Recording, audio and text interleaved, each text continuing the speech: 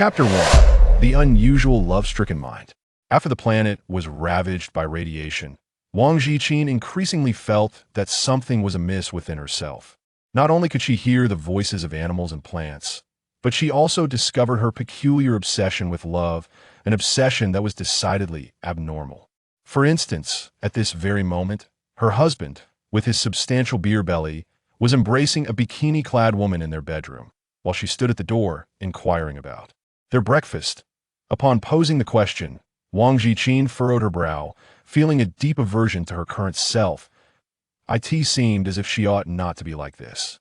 Her husband, Xiao Zhenxiong, had once been a tall and handsome impoverished man in his youth, who, thanks to her wealth, had risen to become a prominent CEO, only to now resemble a gluttonous hog. Xiao Zhenxiong impatiently tightened his grip around the sultry woman, glaring at Wang Ziqin, always asking, every single day, is this just an excuse to catch a glimpse of me? If you can't see me, you act as if the world is ending. If it weren't for your father's disapproval, I would have divorced you, this old, ugly, useless thing, long ago. Wang Ziqin. A familiar phrase lingered in her throat, one she had uttered countless times over the years. Darling, don't be angry. I was wrong. I love you. Without you, I'd be lost. Whatever you desire, I shall give you all of it, even my life. Yet now, she firmly suppressed those words and, with deliberate enunciation, declared then, let's get a divorce. What? Xiao Zhenxiong was utterly astonished. After 20 years of marriage, Wang Ziqin had never uttered the word divorce. It had always been Xiao Zhenxiong who threatened it, leaving her in tears, pleading desperately.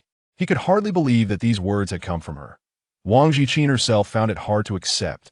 Having uttered the word divorce, cold sweat drenched her temples, which were already suffering from severe hair loss, along with the comfortable yet oversized cotton sleepwear she had finally spoken out loud. God knows how arduous it was to articulate those 4 syllables, as if she were ensnared in a thorny cage. But once she had spoken, a wave of relief washed over her, and she even offered a genuine smile. The company will remain with me, the house and car will be returned, and the children, they will be yours. What? Xiao Zhenxiong was both shocked and furious, shoving aside the woman clinging to him. He leaped up, pointing an accusatory finger at Wang Ziqin. He'll tell you this. If you keep this up, I will truly divorce you. Your father's pleas won't sway me. It's just a measly company. Do you think I care? The divorce agreement has already been signed. It just awaits your signature. Wang Ziqin calmly interrupted him, handing over the freshly signed document. She had prepared the agreement days in advance, but had been unable to sign it until now. Finally breaking free from her shackles, It felt almost miraculous. Had she awakened to some bizarre talent? Could she possibly join the special ability team that the nation was currently recruiting? This planet was undergoing mutations, with animals and plants, including humans, evolving, yet humanity's evolution lagged far behind that of animals and plants. Just outside the window, a pot of small freesia had mentioned that a domesticated dog had morphed into a beast larger than a house, devouring many. Min City was no longer safe. She needed to leave promptly. As Wang Ziqin's thoughts wandered further, Xiao Zhenxiong, after skimming through the divorce agreement, was fuming with rage, his flesh nearly bursting with anger. Wang Ziqin. He furiously threw down his pen and ripped the agreement to shreds, grasping her chin in a vice-like grip. You've gone too far this time. If you pull this stunt again, I will never forgive you. This time I'll let it slide, but hurry up and make me breakfast. I'm starving. In the past, whenever he mentioned hunger or thirst, Wang Ziqin would eagerly attend to his needs, feeling a sense of honor in serving him. Now, however, Wang Ziqin merely frowned in displeasure and retorted, what does your hunger have to do with me? If you refuse to sign the agreement, then we shall resort to legal means. I have ample evidence of your infidelity and domestic violence during our marriage. Xiao Zhenxiong nearly fainted with rage, tightening his grip around her neck. You ugly woman, are you seeking death?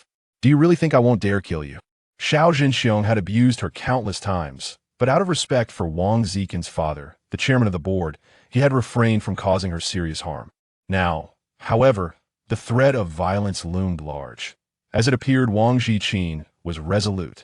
She truly intended to divorce him. Would his wealth slip away? No, absolutely not. Xiao Zhenxiang's mind was in turmoil, teetering on the edge of rage and anxiety, and despite his words, He pleaded, "Wife, stop this. Just admit your mistake, and he'll forgive you. Just admit it." Wang Ziqin, struggling for breath, felt a rush of exhilaration. She was not heartbroken in the slightest, not even a hint of sadness remained. Looking at Xiao Zhenxiong was akin to gazing at a furious, bloated hog. How wonderful this was her rightful state of mind. This was normal. Wang Ziqin smiled, closed her eyes, and silently called for a plump orange cat. When she had adopted the chubby feline, it had been quite emaciated, but now it was as rotund as her husband. Commanding the plump orange cat, she instructed it to kick at Xiao Zhenxiong's eyes, causing him to release his grip on her neck. With newfound freedom, Wang Ziqin scooped up the chubby feline and dashed outside. Xiao Zhenxiong, blinded by his own fury, could not see her and angrily kicked at his mistress for support. The house was in chaos, and after Wang Ziqin bolted outside, she cast a disdainful glance back, stroking the cat's head. "Little orange, do you think I did the right thing?" The plump orange cat licked its paw and meowed twice. Speaking a language she understood, "It was high time you left him. If the neighbor's big black behaved like that towards me, I'd bite him to death. I should have bitten Xiao Zhenxiong earlier. How dare he bully my master? Bite him to death. My master is not a monster. She's a fairy and will never turn into a monster. Master, let me cuddle you." The little orange cat nuzzled against Wang Ziqin's face, causing her to chuckle as she marveled at how well it could cheer her up. Just moments ago, Xiao Zhenxiong had insulted her, calling her old and ugly. At that moment, she suddenly turned her gaze toward a laurel tree she had planted 20 years ago at her doorstep. Its sturdy trunk and lush green leaves nearly concealed a man clad in black who stood leaning against its roots. Had it not been for the laurel tree's reminder, she might not have noticed him. The laurel tree whispered, "Master, he has been watching you for quite some time. Could he be your long-lost eldest son?" Wang Ziqin's eldest son had been stolen away at birth, and she had never ceased her search for him, even enlisting the laurel tree's assistance in keeping an eye out. Upon hearing this, she approached with heightened excitement, gazing intently at the tall man, who stood at least 6 feet 3 inches. He wore a black mask and hood, revealing only his elongated, lazy eyes, which fluttered with thick lashes. As he lifted his eyelid, the cold depths of his black eyes seemed enveloped in icy frost as he stated, "I am not your son, Wang Ziqin." Chapter 2. He might even kill you. After marrying Xiao Zhenxiong, Wang Ziqin was required to become a housewife and seldom ventured outside, but that did not mean she was oblivious to current events. On the contrary, she was particularly attentive, especially to reports of various mutations caused by radiation pollution, because she herself had undergone a transformation. She was aware that many had mutated, some had awakened the ability to breathe fire, while others could effortlessly lift entire buildings. However, Wang Ziqin had yet to witness such abilities within herself, nor did she associate with anyone possessing extraordinary powers. She felt as though she were an anomaly, once believing that her mind might be unhinged, too afraid to confide in anyone. Upon encountering the man, she felt an overwhelming excitement, as if she had come across a kindred spirit, drawing closer to him involuntarily. "Can you also hear the laurel tree speak? My name is Wang Ziqin, and what is yours? Can you share with me?" "I am from Special Operations Team 1. Chun." His deep voice suddenly halted as he pressed the Bluetooth headset in his ear, rising to straighten his slender yet broad shoulders. "Received. I will arrive within 10 minutes. Do your best to hold on, be cautious." In an instant, he was gone, his long legs propelling him away with astonishing speed, vanishing 10 meters in the blink of an eye. Wang Ziqin stood there in awe. Is this the wind-based ability mentioned in reports? But didn't he possess the ability to communicate with flora and fauna, just like her? Does he possess 2 abilities? Special Operations Team 1, renowned as the strongest ability squad. What if she could join the Special Operations Team? Which division would she belong to? "Darling, my eyes are injured. It hurts terribly. Hurry and take me to the hospital. Weren't you the one who professed to love me the most? Didn't you say you would even support me in having a lover, donating blood for a kidney? What madness is this? Wang Ziqin, do you think your father would agree to oust me from the company? Your father may agree, but your stepmother certainly won't. Just wait and see." In the house, Xiao Zhenxiong continued to wail, his cries relentless. It dawned on Wang Ziqin that the man she once adored to the point of sacrificing everything was, in fact, incredibly narcissistic. Who granted him such confidence? Ah, It was indeed her. She carried nothing with her except for a cat. These words had been spoken by Wang Jianfeng to Wang Ziqin countless times, each met with her rebuttal. Now, she felt a profound agreement. She had indeed come perilously close to being harmed by Xiao Zhenxiong. Wang Ziqin was at a loss for words. She had never referred to her stepmother as mom, and her stepmother had once been her classmate and close friend of the same age. Looking at the delicate, snowy hand resting on her own wrinkled one, adorned with expensive pink diamond nail art, it stood in stark contrast to her own. Wang Ziqin was momentarily lost in thought. She had never considered before why she had personally cooked and cleaned for Xiao Zhenxiong. Not only for him, but also for his lover, enduring the humiliation of offering her foolish love, believing that love meant giving everything. What had she sought in return?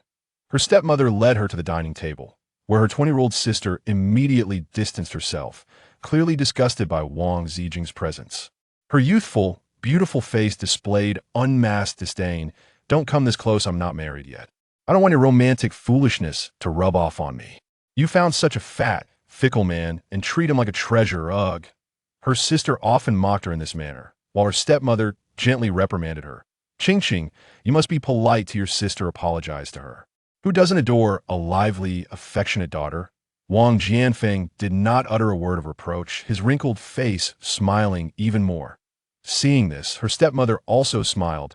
Qingqing has that temperament, Ziqing. Please don't take it to heart. I humbly beg you, all right? Her stepmother often spoke in a subservient tone, yet Wang Ziqing had never uttered a single negative word about Wang Qingqing. Previously, she had paid them little attention, her focus solely on Xiao Zhenxiong. But now she realized her stepmother's words had caused her considerable harm. No wonder her father had grown increasingly distant from her. Her stepmother's expression darkened, her eyes reddening with grievance, glancing at Wang Jianfeng, meekly nodding. All right, what? Your stepmother is not a stranger, you still don't call her mom, and she has never held it against you. Look at yourself. Wang Jianfeng was evidently displeased, slamming his chopsticks down onto the bowl, his temper matching that of Wang Qingqing. This was the true father-granddaughter dynamic. Wang Ziqing sighed inwardly, feeling a chill in her heart as she observed her father's thinning hair and stooped figure, seemingly frilier than before. She glanced around, her eyes landing on the bamboo plant by the wall, and spoke. Father, I wish to divorce. I will leave the necessary procedures to your lawyer. Will you support me? Wang Jianfeng. Really? Are you truly my daughter? Could it be that someone has undergone plastic surgery to impersonate you? Wang Ziqing smiled wryly. Her deep-seated romantic foolishness regarding Xiao Zhenxiong was so ingrained that no one would believe she would contemplate divorce, let alone consider it seriously. Her stepmother was equally shocked. Ziqing, has something happened? Why do you want a divorce? Didn't you say you could never be apart from Zhenxiong and your children? Don't worry your father, and I will ensure Zhenxiong won't dare to divorce you. It is I who wish to divorce. As for the children. Wang Ziqing furrowed her brow, reluctant to mention those two who only acknowledged their father. Yet she insisted, it is because my father manages the company that Xiao Zhenxiong dares not divorce. What does that have to do with you? Her stepmother's eyes reddened once more. Jianfeng, I didn't mean it that way. Wang Jianfeng opened his mouth, but before he could issue a reprimand, Wang Ziqing interjected, let's not waste time, we should leave Min's city right after dinner. Father, I have developed abilities, I should be able to join the special operations team. When that happens, I can take you to the protected area in Central City, where it is safest and has the best doctors. It can surely cure your latest-stage cancer. Chapter 3, Auntie, are you waiting here for death? Wang Jianfeng has been afflicted with a terminal illness for several years. Had it not been for Wang Ziqin's inquiry about the lucky bamboo, he might have remained oblivious to this matter, which his father had skillfully concealed. One might also argue that she had previously shown insufficient concern for her father, allowing her romantic entanglements to overshadow the needs of her single-parent father who had raised her alone. She recalls her childhood when her father lavished affection upon her, much like he did with Wang Qingqing. Had it not been for the incident when she allowed her best friend to spend the night, leading to an entanglement between her inebriated father and her friend, he might never have married her. This unfortunate turn of events transformed her friend into her stepmother. Consequently, the presence of a stepmother and a younger sister diluted her bond with her father, while she increasingly devoted herself to Xiao Zhenxiong. who had fervently pursued her at that time. Wang Ziqin felt an overwhelming sense of regret and guilt, her voice trembling as she uttered, "I am so sorry, father. It is the fault of your daughter." She recognized the gravity of her mistakes. For the sake of a mere Xiao Jinxiong, she had nearly lost her most cherished father. She resolutely vowed to herself that she must not lose her father, and she would undoubtedly join the special operations team. After Wang Jianfeng was taken aback, he fell into silence.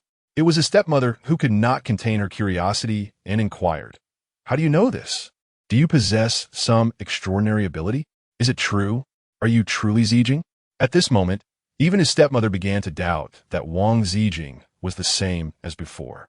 As for his stepmother and younger sister, they remained skeptical of Wang Zijing's words and did not take any action. Instead, they questioned Wang Jianfeng, wondering if Wang Zijing had lost her sanity. Wang Jianfeng remained silent for a considerable time before lifting his trembling hand to grasp the teacup. Exhaling a sigh as he recounted, "When Zijing was born, she nearly departed this world alongside her mother. Yet, unexpectedly, she emanated a radiant glow, a spectrum of colors, and she came back to life. The fortune teller proclaimed that she is a reincarnation of an immortal sent to endure trials in the mortal realm." The stepmother and younger sister were rendered speechless, and even Wang Zijing herself felt a profound sense of disbelief. She had heard her father's tales, yet her upbringing instilled in her a belief in materialism. She did not subscribe to the notions of deities or spirits, despite her ability to hear the voices of plants and animals. That was merely a consequence of the anomalies occurring around them. Under Wang Jianfeng's directive, the family of four boarded a Maybach en route to the airport, with the stepmother and her daughter exhibiting their reluctance. "Jianfeng, are we truly leaving like this? What will become of the company? What about the house? And Zhen, our grandson, are we really not taking them along? What if what?" Interrupted the stepmother.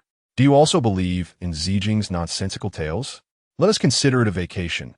Besides, father, you owe me a brand new sports car and a set of pink diamond jewelry. Ha ha. Compensation, my precious daughter. Your father will grant you anything." Wang Jianfeng, flanked by the two, indulged in their playful banter, his face adorned with affection. It was only then that he recalled his eldest daughter seated in front of him. Clearing his throat, he added, "And what about Zijing? What does she desire?" With her gaze cast downward, Wang Zijing fell into a contemplative silence, feeling like an unwelcome interloper. She did not blame her father. It was her own infatuation that had eroded the affection he once bestowed upon her. The reason her father chose to leave with her might stem from his unwavering trust. Or perhaps it was merely out of concern for his new wife and the safety of his beloved daughter, Qingqing. The airport was not far, yet they found themselves ensnared in traffic for an extended period. After what felt like an eternity, they finally received word that a special task force was engaged in neutralizing anomalous entities. The special task force. Wang Ziqin recalled the kindred spirits she had encountered beneath the laurel tree. Was he among them as well? She cast a glance outside. The streets were teeming with vehicles, and in the distance, a faint haze of smoke veiled a vast expanse of the sky. Prince Jean harbored an unsettling premonition. As he stepped out to catch his breath, he inquired of a small bird perched on a nearby tree. The bird had just flown from that direction, or rather, it had come at Prince Jin's silent summons to deliver tidings. "It is far too perilous here. This place is fraught with danger. After the monstrous hound was slain, many trees have begun to devour people once more. Countless lives have been consumed. It is utterly terrifying." Prince Jean furrowed her brow, realizing that, as Little Orange had inquired, many of the flora and fauna were indeed peculiar. Min City was on the brink of collapse. After a moment's contemplation, she cautioned her father to remain in the vehicle and instructed Little Orange to stay behind as she ventured forward alone. If the anomalous entities could not be eradicated, they would be unable to escape Min City, left with no choice but to await their demise. She pedaled the bicycle retrieved from the trunk for quite some time before arriving, breathless from the exertion. This was a large apartment complex near the airport, bustling with a throng of people. Perhaps due to the unforeseen outbreak of widespread anomalies, many lives had been lost, and the scene was awash with blood, staining the collapsed ruins. Wang Ziqin found himself halted before the desolate ruins, and even before stepping inside, he was met with a cacophony of anguished screams and cries for help. The mutated trees were wailing, roaring, and rustling, as if they were engaged in a conversation of their own. Damn humans! They have slain our mother. We shall feast upon them. Avenge our mother. It hurts so much. They set me ablaze. My leg is gone. Cursed humans. I shall devour you. Fury, fury, fury. Delicious. Too little. I crave more. Devour. Wang Ziqin was listening in terror when suddenly a hoarse yet deafening voice erupted beside her in fury. Annie, why are you still here? Are you waiting to die? Get out. You can't go in there. You'll die. The man, brandishing a large white megaphone, had a scruffy beard that obscured his face, but his burly and robust frame exuded mature strength. He appeared slightly younger than her. Wang Ziqin, startled, retreated several steps. Lacking in social experience, she exhibited a hint of social anxiety. After a brief moment of hesitation, she mustered her courage and timidly approached, saying, I can understand them. The man, gripping a headset with one hand, bellowed in a state of exasperation. 3 have already perished. 3. The mutated trees are multiplying. We cannot eradicate them. Your reinforcements are still not here. Just wait for me to collect the bodies. Oh, there will be no need to collect them. I was devoured on the spot. Do you think I am your illustrious squad leader? I cannot wait any longer. Help? Do you believe that rare abilities can be summoned at will? At this juncture, he heard a woman's voice nearby, soft and gentle, yet barely audible. It seemed tinged with fear. Rightly so. Who wouldn't be afraid? He felt fear too. The man, growing impatient, turned sharply and shouted into the loudspeaker. Annie, are you deaf? Can't you understand? Hurry, get out. Prince Jean was pushed by him, and in her weariness and lack of exercise, she stumbled forward and fell. His subsequent words were clearly not directed at Prince Jean, yet he gazed at her in astonishment, exclaiming, What? You expect a woman who appears to be in her 50s and is utterly frail to be my assistant? Chapter 4. Perhaps she should partake in square dancing more often. Wang Ziqin yearned to retort, for she was merely 40 years old this year, with over 2 months remaining until her birthday. Yet, she refrained, continuing to hastily articulate the thoughts she had previously been unable to express. I can comprehend what the anomalous entities are communicating. I can engage with them. Let me in. The bearded man remained incredulous, questioning whether she truly possessed such an extraordinarily rare ability to communicate with flora and fauna. Can you really summon them at will? However, dear lady, it is indeed perilous beyond measure. The likelihood of death is substantial. You can still reconsider. No reconsideration, Wang Ziqin declared resolutely, despite her fear causing her to bite down on her pale lip. The bearded man had already shielded her as they ventured deeper. With each step forward, she began to hear an increasing chorus of anguished cries. This time, it was not solely the sounds of plants and animals. She also discerned human voices. The cries of humanity, so haunting, filled with pain and despair. Wang Ziqin grew increasingly apprehensive. She might very well perish. Yet would abstaining from entering guarantee her survival? Even if by some miracle she escaped death, what of her father's terminal cancer? Wang Ziqin stumbled, yet resolutely kept pace with the strides of the bearded man, simultaneously conveying valuable information as instructed. The bearded man provided a brief explanation, asserting that flora and fauna, much like humans, do not all possess the capacity for mutation, and that the potential for such transformation varies significantly. They categorized the mutated entities into 4 tiers of potency: A, B, C, and D, with D being the most prevalent, easily dealt with by conventional firearms. However, those ranked above D generate a magnetic field that disrupts proximity, rendering even nuclear bombers incapable of approach as all signals become obstructed. Only those awakened to superhuman abilities can traverse into these zones, or alternatively, the mutated beings may permit human entry, accepting them as sustenance. The mutated trees in this vicinity were classified as C-grade, and his current escorting of Wang Ziqin into their realm represented the former scenario. This also confirmed that Wang Ziqin was indeed an individual endowed with extraordinary abilities. Yet, she felt a degree of perplexity. As she did not perceive the magnetic interference the bearded man had spoken of, her auditory senses appeared unimpeded. Throughout her journey, she relayed the sound she discerned to the bearded man until they reached the range of the mutated entity's attack. The words she articulated had the potential to elucidate the origins of the mutated tree. The bearded man was particularly astonished, exclaiming, "No, you are formidable. You surpass those two. But if you dare to spout nonsense and lead me astray, you shall meet a dire fate, my lady." Wang Ziqin bit her lip and shook her head, her gaze still filled with terror as it fell upon the thrashing branches, piercing through the waist of a crew-cut man. The man screamed in agony, his face a ghastly canvas of blood and tears, crying out desperately as he struggled, yet visibly withering away. His flesh and blood were being consumed by the voracious tree.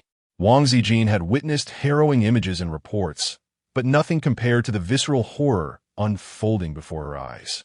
The blood splattered across her face was still warm, heroic blood shed by those who fought mutated abominations to protect humanity. The burly man beside her had already charged forward, joining a braided girl who leapt from a nearby tree. Together, they struggled desperately to rescue their comrade from the jaws of death.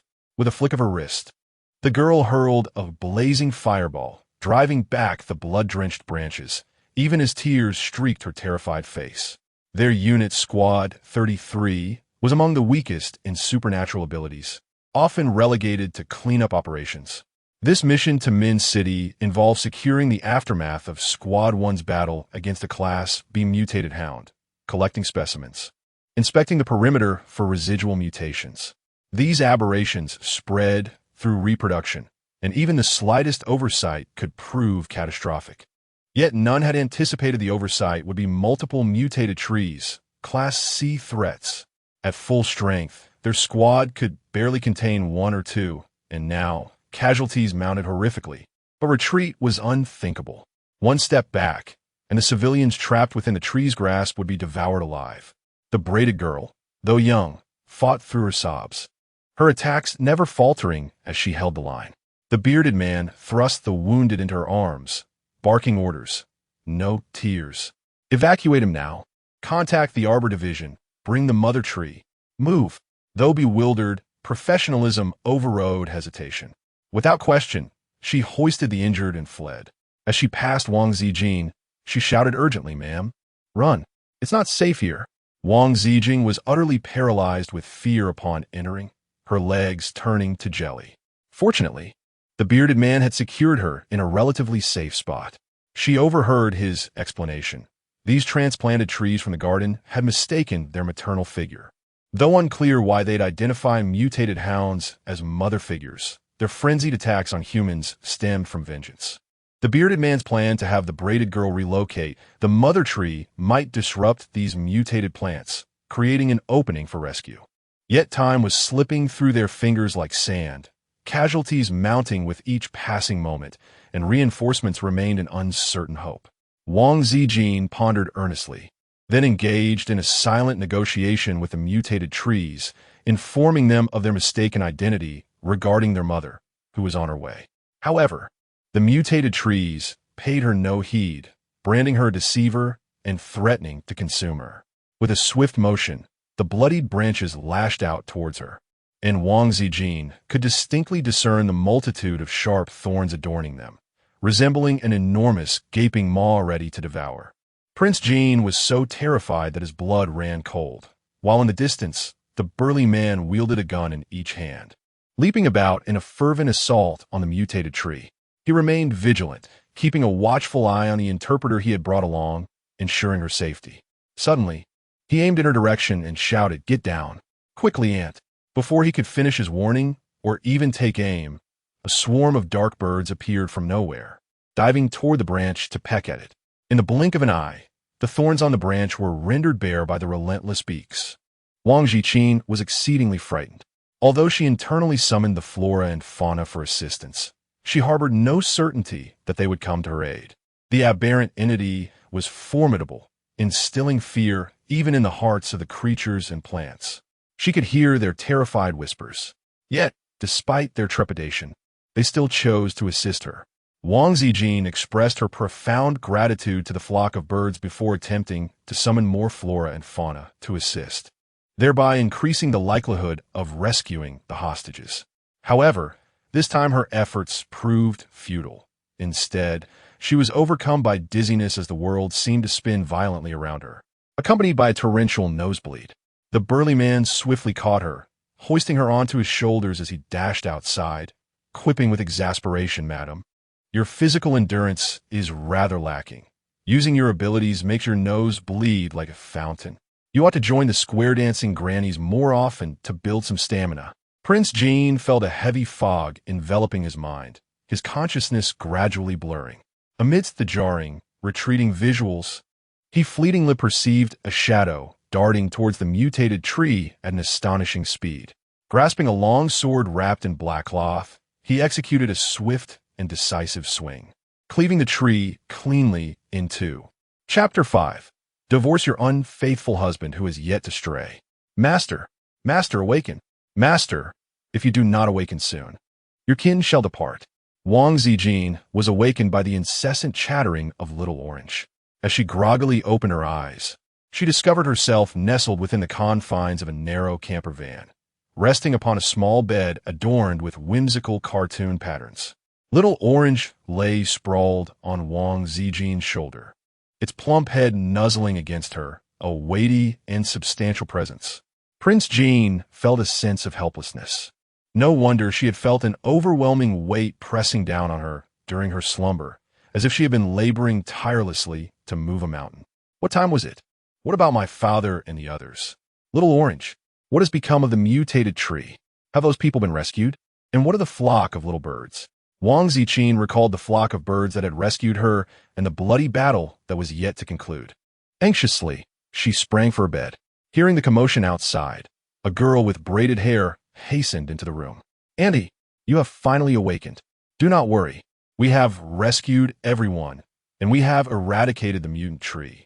Min City is safe." The girl's round face radiated joy as she exclaimed, "Team 1 is truly remarkable.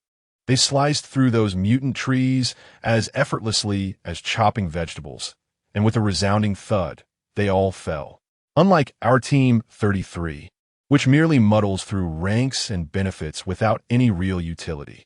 Alas, the girl's mood dimmed again, but before Wang Ziqin could offer her consolation, the girl excitedly embraced her, overflowing with praise.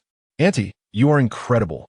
The captain mentioned that you possess the extraordinary ability to communicate with plants and animals. Such a rare and invaluable gift. There are no more than 10 individuals like you on our entire planet, and only 2 in our country. You bring such honor to our nation. You are simply amazing. Wang Ziqin." "Thank you." Wang Ziqin felt a flush of embarrassment from the compliments, even though she herself could not comprehend her own significance. Is it merely because of her rarity that she is deemed precious? Meanwhile, the little orange cat was infuriated, exclaiming, "Ah, a sycophant, encountering a rival from my position. Master, look at me, look at me. Do not pay attention to the flatterer." Prince Jean gently ruffled the little orange's head, feeling a twinge of embarrassment as he confessed, "I haven't been of any assistance and even fainted, causing you trouble." "Ha ha ha. Auntie, your physical condition may indeed be lacking, but your extraordinary abilities are quite formidable," boomed the hearty laughter of the bearded man as he entered from outside. He appeared as scruffy as ever, with unwashed features smeared with blood, yet when he smiled, his teeth gleamed brightly, radiating a refreshing and sunny disposition. "Auntie, you are truly remarkable." He gave a thumbs up, his thick brows and bright eyes sparkling with enthusiasm. The investigation revealed that the reason for the mutation of the trees was due to the buried puppies of a mutated dog beneath them. Those trees had absorbed the genetic material from the puppies, mistakenly identifying the mutated dogs as their mothers. There exists an infection chain among mutated flora and fauna, a phenomenon previously unseen. This represents a significant discovery. Had the first team not arrived so promptly, you would have been awarded a first-class merit. Wang Ziqin. She had never received compliments before, and this time, being praised by 2 individuals simultaneously left her utterly astonished. The bearded man patted her shoulder and earnestly inquired, Auntie, would you like to join my team 33? Not only will you receive a salary, but it will also provide an opportunity for physical exercise. After all, the elderly must engage in more activity. Wang Ziqin, I appreciate your kindness. However, Wang Ziqin's sole purpose is to join the special forces. Thus, under the enthusiastic encouragement of pigtails, she nodded solemnly and said, very well, then. Might I bring my family along? Captain Liu, it's terrible. Qinji's injuries are too severe. The doctor says he might not make it. Qinji insists on seeing you. Someone reported urgently from outside. The bearded man's face darkened instantly as he stormed out in a whirlwind of urgency, while pigtails ran out weeping in distress. Wang Ziqin, cradling the small orange, stood frozen in place, murmuring, Qinji, Chun. Her complexion paled, and she hastily embraced the small orange before pursuing them to another larger mobile home not far away. This vehicle was filled with medical apparatus, and the doctor in a white coat, hand stained with blood, wearily and despairingly declared, I did my utmost. I could not save Qinji, old Liu. The doctor wept, and the bearded man, with reddened eyes, gently patted his shoulder before trudging inside with heavy steps. Prince Jean hurriedly followed, only to be halted by the figure in the white coat. I'm sorry, but unauthorized individuals are not permitted to enter, the white-coated figure said, his voice hoarse yet resolute in upholding his duty. Wang Ziqin parted her lips, intending to offer an explanation, yet found herself at a loss for words. She and her counterpart were scarcely acquainted. Nevertheless, the thought of losing someone of her kind evoked profound sorrow within her, and as she cradled her cat while stepping outside, her eyes were tinged with red. Why are you crying? Suddenly, a young man's voice, both chilling and somewhat familiar, resonated from beside her. Wang Ziqin abruptly lifted her head, only to collide with the profound black eyes of the man beyond his mask, resembling a mysterious abyss that seemed capable of engulfing her, shrouded in an icy chill. Wang Ziqin inexplicably sensed a looming danger, yet this was her kind. Her kind had not perished. They were standing here, alive and well. Prince Jean felt a sense of embarrassment as he rubbed his eyes and whispered, I thought the Qinji inside was you. Aren't you called Qinji? The man scrutinized her intently and replied, I am called Qinji. Wang Ziqin uttered a soft exclamation, genuinely extending a hand. Hello, Qinji. My name is Wang Ziqin, but you may call me Aunt Wang. I excel in cooking and laundry. Wang Ziqin grew even more awkward, as she was truly inept at social interactions. She could only speak honestly. May I befriend you? I have some questions. Might I consult you? Qinji remained expressionless, his arms crossed over the long sword wrapped in black cloth. His pale fingertips traced the ancient, understated patterns on the hilt, offering no reply. Captain? Lu Qingchuan, you joined Squad 33? He inquired. Wang Ziqin then learned that the bearded man was named Lu Qingchuan.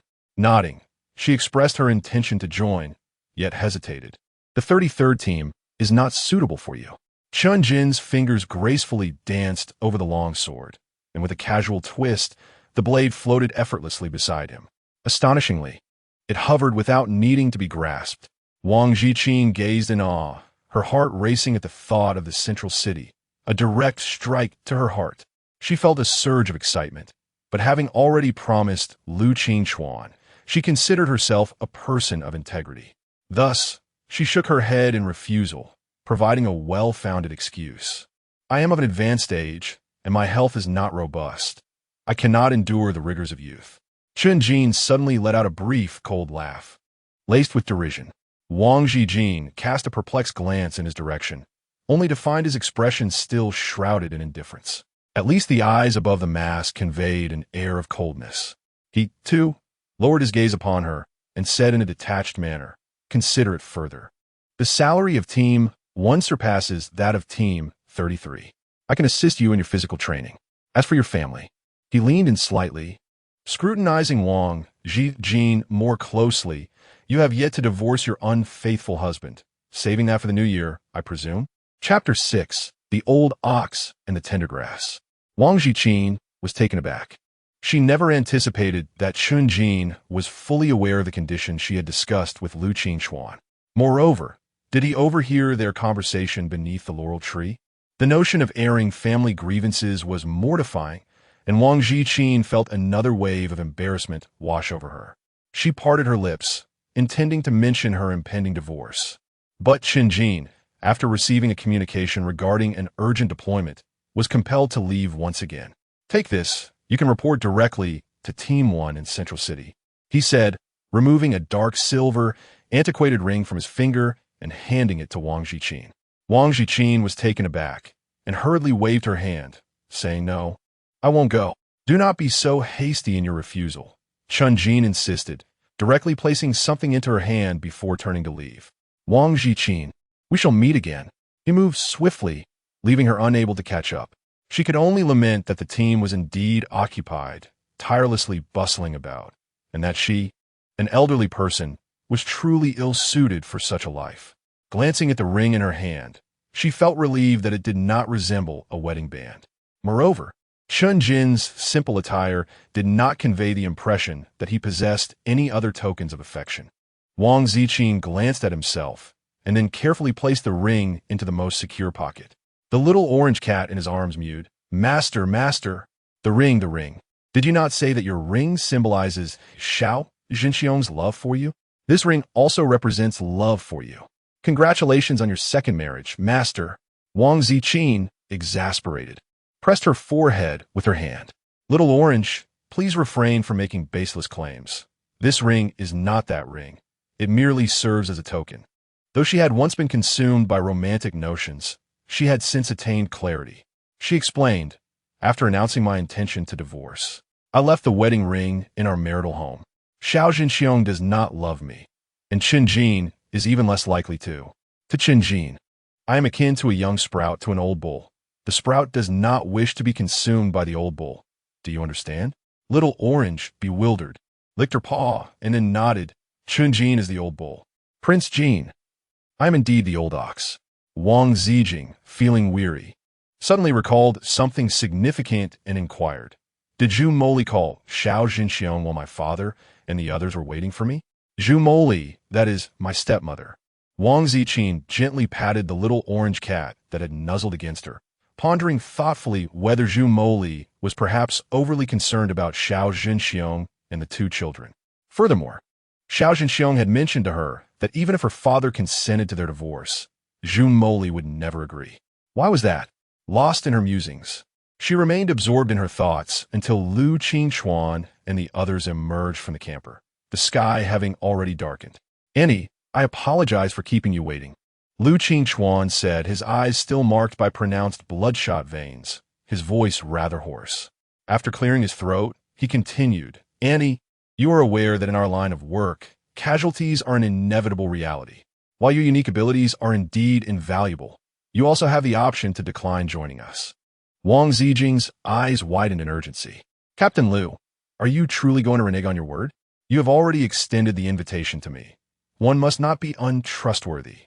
Lu Qingchuan chuckled heartily. The weariness and sorrow that had weighed heavily upon him momentarily lifted as he leaned against the RV, laughing for quite some time. "Very well," he sighed, his tone now noticeably more buoyant. "You are now a new member of Team 33. We shall depart from Min City tonight, so please prepare yourself for our journey together." A weight lifted from Wang Ziqin's heart as she joyfully pushed open the villa's grand door, only to be met with the sight of the last person she wished to encounter. Xiao Jinxiong had arrived. He stood by the fountain, his rotund figure casting a considerable shadow that obscured the surrounding light, revealing a hint of a pink skirt peeking from his embrace. The delicate hue of pink, favored by both Zhu Moli and Wang Qingqing, adorned them today as they wore matching dresses. Wang Ziqin furrowed her brows and spoke to Lu Qingchuan beside her. "Captain Liu, I can retrieve my luggage by myself. You may wait for me outside, if you please." Lu Qingchuan also noticed the couple engaged in a passionate embrace and averted his gaze in polite disregard. "Very well, then." The disdainful and malicious tones of a boy and a girl echoed from the opposite side of the fountain, where a group of uniformed youths were busy gathering flowers to weave into garlands.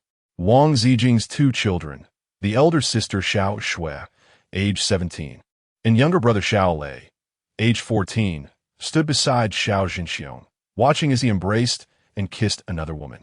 Not only did they refrain from intervening, but they even informed Xiao Zhenxiong of their mother's whereabouts and mocked her, fueling the conflict that led to their father beating their mother. What kind of family was this? It utterly shattered Lu Qingchuan's worldview. With concern, he glanced at Wang Ziqin beside him, only to find that although her smile had faded, she showed no anger. Her face was as calm as stagnant water, bearing the expression of someone long accustomed to such cruelty, her heart already withered in despair. Wang Ziqin said to him, "Captain, I apologize, but you may have to wait a little longer for me. I'll hurry as much as possible and won't delay our schedule." Lu Qingchuan remained silent for a moment before he could respond, only to hear the man her children called Dad erupt into furious curses.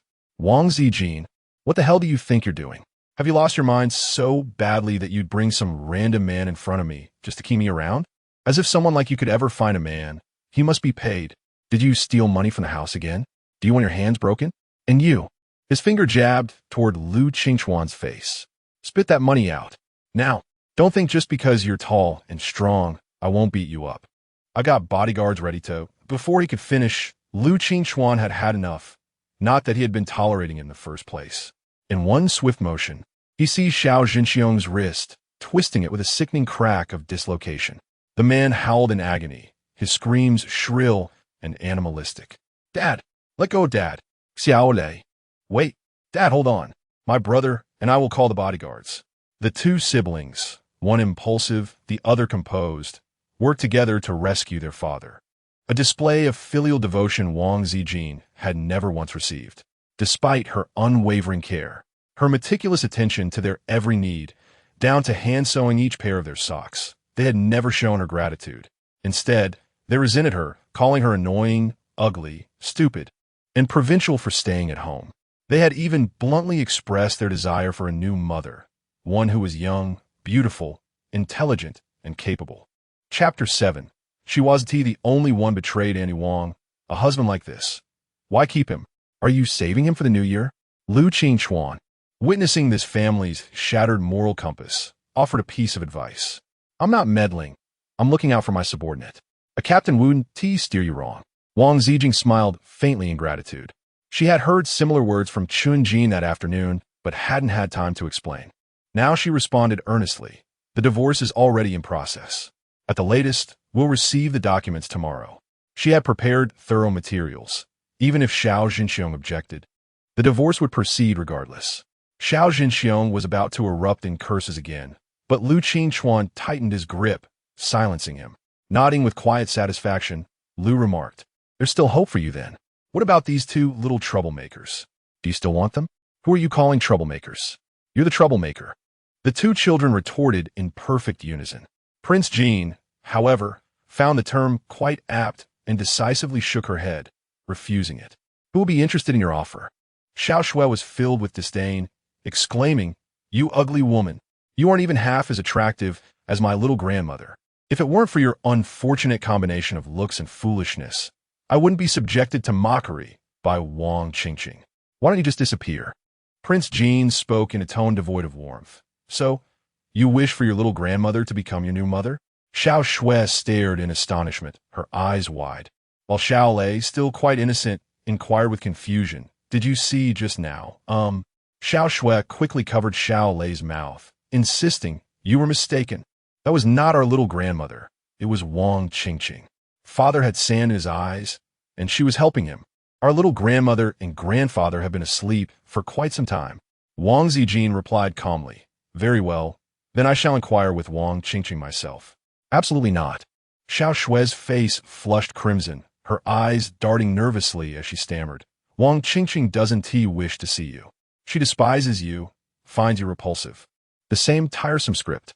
Wang Ziqin had no patience left for the charade. Turning to Xiao Zhenxiong, whose expression mirrored his daughter's unease, he said coldly, "I have urgent matters to attend to. Consider this visit concluded. Take your son and daughter and leave. The Wang family does not welcome you. Do not return." Xiao Zhenxiong, of course, refused to depart. His bloated face darkened with rage, jowls trembling as he bellowed, "Wang Ziqin, how dare you dismiss me? You will regret this." You'll never lay eyes on me again. Little Orange, escort them out, Wang Ziqin commanded indifferently, setting down the cat that had been idly observing the spectacle. With claws unsheathed, Little Orange sprang toward Xiao Zhenxiong, aiming straight for the bandage still plastered over his eye. The man shrieked and fled in panic, curses tumbling from his lips. His two children, equally terrified, bolted after him, outpacing even their corpulent father in their haste to escape. Wang Zhen immediately closed the ornate iron gate, then wearily lifted her pale face and said, "I apologize, Captain, for the embarrassment I caused. I shall promptly awaken my father. It's quite all right." Lu Qingchuan waved his hand dismissively, squinting as he glanced upstairs, softly cautioning, someone was just peeking from that room, donned in a pink dress. Wang Ziqin has already ascertained that the person she encountered earlier is her stepmother, without Lu Qingchuan's reminder. She could easily discern it by inquiring about the plants in the garden. Nevertheless, she expressed her gratitude for Lu Qingchuan's chivalrous assistance. Heaven knows how long it has been since she last felt the warmth of humanity. Her environment has been excessively harsh and unforgiving, to the point where she almost believed her world had succumbed to darkness. It is truly wonderful to experience the sensation of seeing the light again. It is truly delightful. Wang Ziqin ascended directly to the second floor and knocked on her father's bedroom door. The door was opened by Zhu Moli, who appeared disheveled, clad in a pink camisole nightgown. Wang Ziqin cast a cold glance at the petals clinging to Zhu Moli's hair, resembling the pink roses of the garland crafted by Xiao Shui and Xiao Lei. Although she had confirmed Zhu Moli's identity, she still found it somewhat difficult to accept that Zhu Moli was her stepmother. It was not only she who felt betrayed, but also her father. If her father were to find out, it would undoubtedly cause him great sorrow, especially since he was already in the advanced stages of cancer and could not withstand further distress.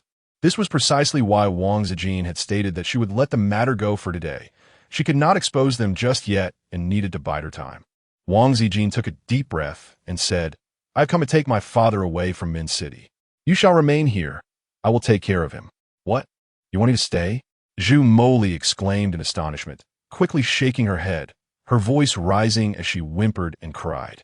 "No, you cannot keep me from being with Jianfeng just because you dislike me. I want to be with Jianfeng, always together, wherever we go. I beg you, Ziqin, please do not separate me from Jianfeng."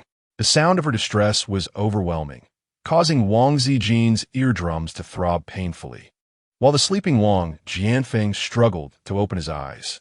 It was indeed a struggle, and Wang Ziqin clearly understood that her father's illness could not be delayed any longer. Thus, when Wang Jianfeng, cradling the sobbing and clinging Zhu Moli, insisted on taking her along, otherwise he would not leave, Wang Ziqin immediately acquiesced. She thought to herself that her romantic inclinations were likely inherited from her father. Both father and daughter were tormented by this affliction of love, suffering greatly from it. Wang Ziqin is a woman of her word. She swiftly led her father, her stepmother, and the disgruntled Wang Qingqing into Lu Qingchuan's vehicle.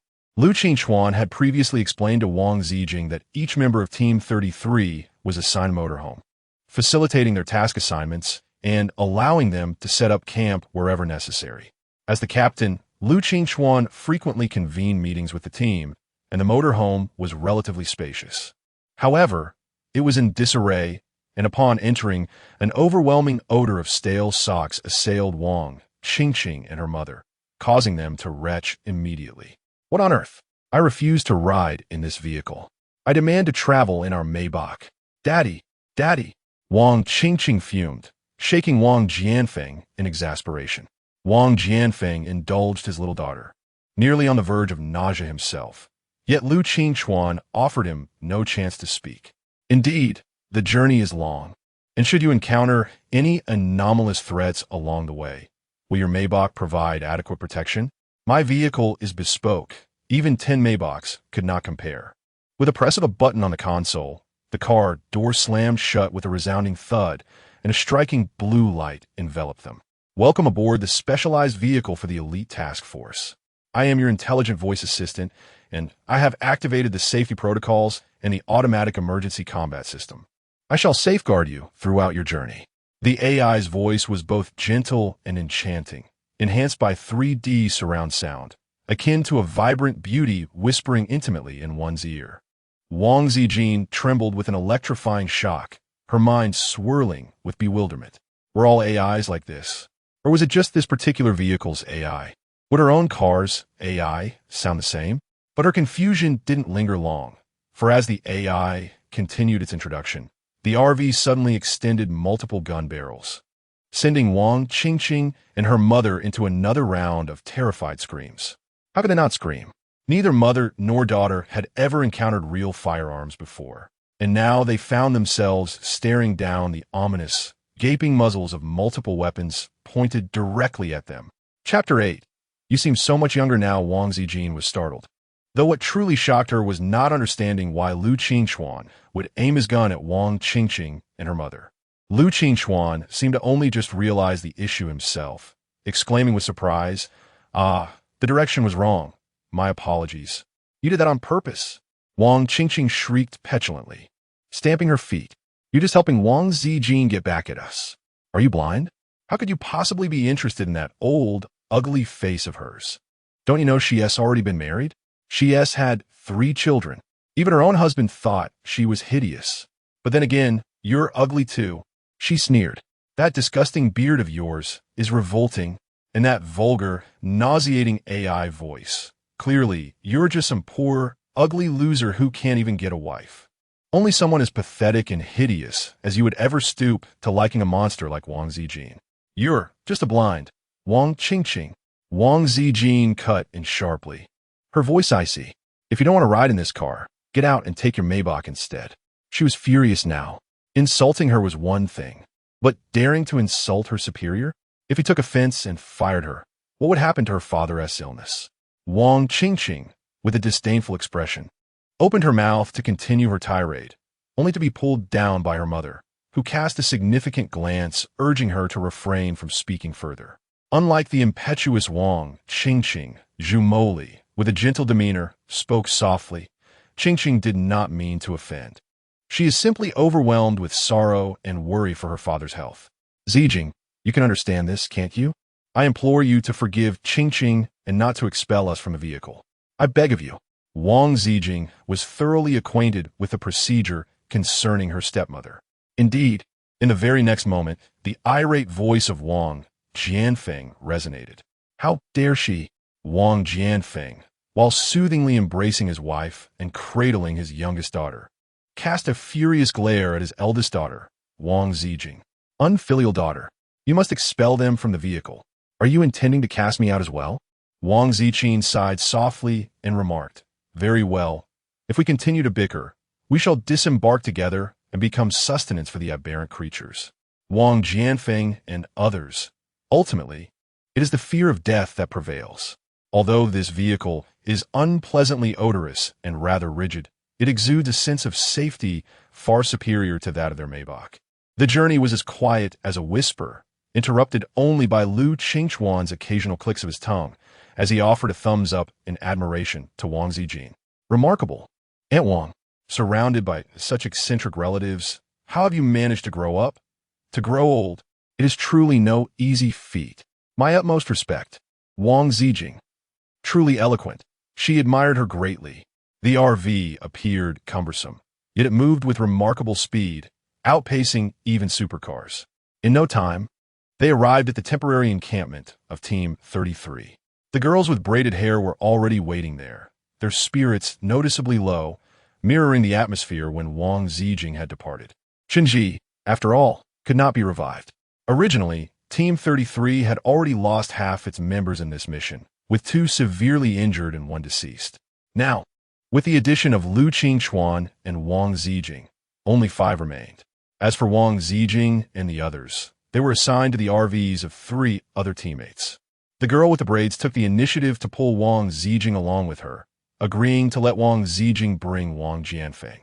However, Wang Jianfeng was reluctant to part from Zhu, and despite Wang Ziqing's attempts to persuade him, she ultimately had to relent. The 4 vehicles then journeyed into the thick Prince Jean cradled the cat, nestled on the bed of the girl with braided hair, indulging in a delightful moment of petting the feline together. The girl with braids introduced herself as Feng Xiaojia, an 18-year-old, and proceeded to introduce several of her teammates, including their captain, Lu Qingxuan. As Feng Xiaojia spoke, fatigue overtook her, causing her head to nod repeatedly. She continued, "The captain is exceptional in every regard, except for his temper. If it weren't for the fallout with Team 1, he wouldn't have lowered himself to join our Team 33. What a pity." Mentioning Team 1 sparked Prince Jin's curiosity about Qinjin. Yet before she could inquire, she heard the soft sound of Feng Xiaojia's gentle snoring.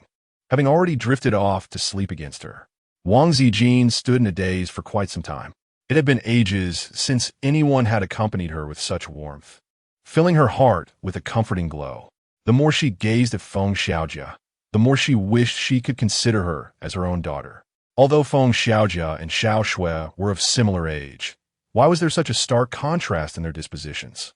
It seemed that not long ago, Xiao Shui and Xiao Lei would affectionately call her mama, but now they had transformed into resentful figures. When did these changes begin? The memories felt faded, as if they had been washed away to a monochrome existence, leaving only the figure of Xiao Zhenxiong to dominate her thoughts. She wished to banish him from her mind, to shield herself from those memories. Instead, she endeavored to focus on other matters, such as her future and her father's illness. As she anxiously yet hopefully contemplated these thoughts, she drifted into a deep slumber. She expected to be plagued by nightmares as in previous years, yet to her surprise, she slept soundly until dawn. It had been so long since she had experienced such a restful and fulfilling sleep. She sensed that the symptoms of her long-standing depression were alleviating with the prospect of divorce. Even her headaches, back pain, and chronic sinus issues had lessened in severity. She could almost visualize her own veins, a tangled web, thick and murky, slowly meandering through her being. It was somewhat unappealing. Wang Ziqin furrowed her brow, attempting several times to ascertain that it was not merely an illusion. Could this be yet another of her peculiar abilities? However, it seemed rather futile. As compared to other individuals with extraordinary powers, it appeared rather superfluous. Wang Ziqin had been groping for 2 consecutive days without uncovering any semblance of offensive capability. However, on that fateful night, they encountered a mutated entity. An alarm emanated from the vehicle. An AI's voice, melodiously normal yet urgent, declared warning. Level D, danger alert. The automatic emergency combat system has been activated. Error alert. Human life signs detected. Combat system has been halted. Please operate manually. Indeed, Level D mutated entities were quite prevalent. On the journey, Wang Ziqin had witnessed 2 instances of automatic combat mode. Yet, this time, the mutated entity had taken a hostage. Wang Ziqin hastily rose to her feet, swiftly donning her clothes and shoes, arriving at the car door even before Feng Xiaojia. Feng Xiaojia unlocked the vehicle with her face recognition and, offering reassurance to Wang Ziqin, said, "Do not be afraid, Aunt Wang. These D-class mutated entities are quite manageable. We shall first rescue the hostages, and you can rest in the car and indulge in some beauty sleep." Suddenly she paused, her astonishment evident as she leaned closer to examine Wang Ziqin's face. "Aunt Wang, I see you every day, yet you have not used any cosmetics or skincare products, and yet you appear remarkably youthful, with far fewer wrinkles." Chapter 9. Have you been wearing makeup?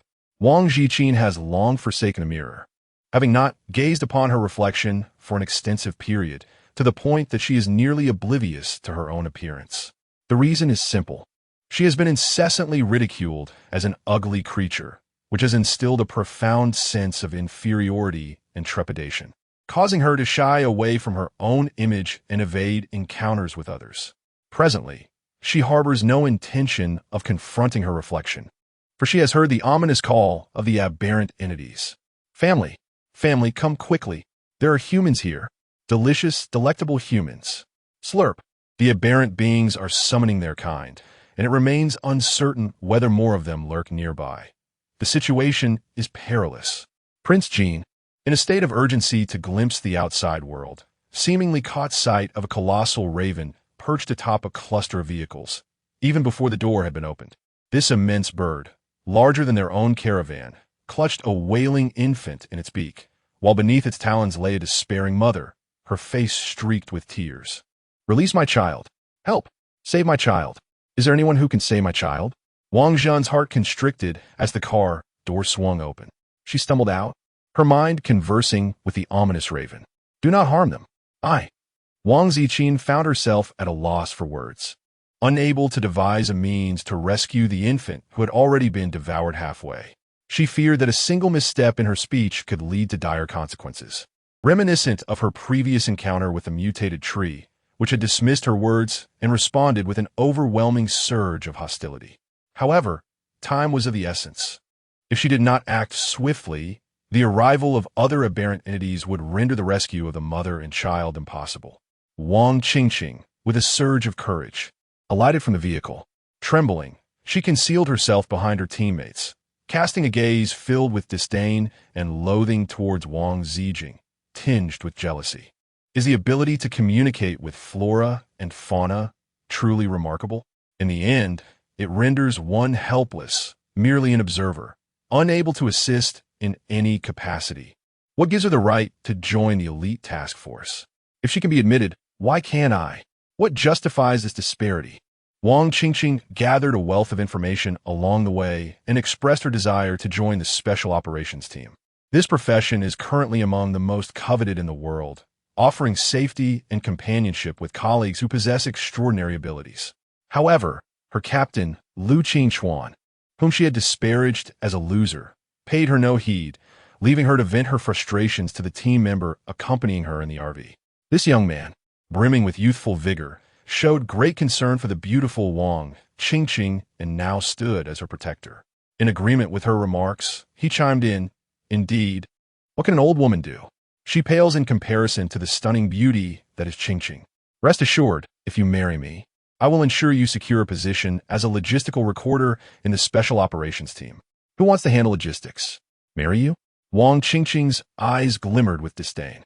Although he was passably attractive, his lowly rank was utterly unworthy of a refined young lady of her stature and beauty. Yet, she acknowledged her dependence on him for protection. Thus, she coyly remarked, I need to assess your character further to see how well you treat me. Do make a good impression. The teammate, buoyed by her words, eagerly rubbed his hands together in excitement, which prompted a stifled retch from Feng Xiaojia, who was beside Wang Ziqin. How revolting! Zhao Yong is truly disgusting. In such dire times, instead of focusing on rescuing people, he is flirting. Yet, the urgency of the situation weighed heavily on Feng Xiaojia as she witnessed the brutal scene unfold. She hesitated to attack, fearful that the mutated crow might inadvertently swallow the infant or trample the mother. Where's the captain? There he is. Let us hurry. Feng Xiaojia urged Wang Ziqin, pulling her toward Lu Qingchuan. Observing the situation, Lu Qingchuan commanded Zhao Yong, utilize your earth-based abilities to approach from below, while I divert the mutated creature's attention. Seize the opportunity to rescue the hostage. Their safety is paramount. Do you understand?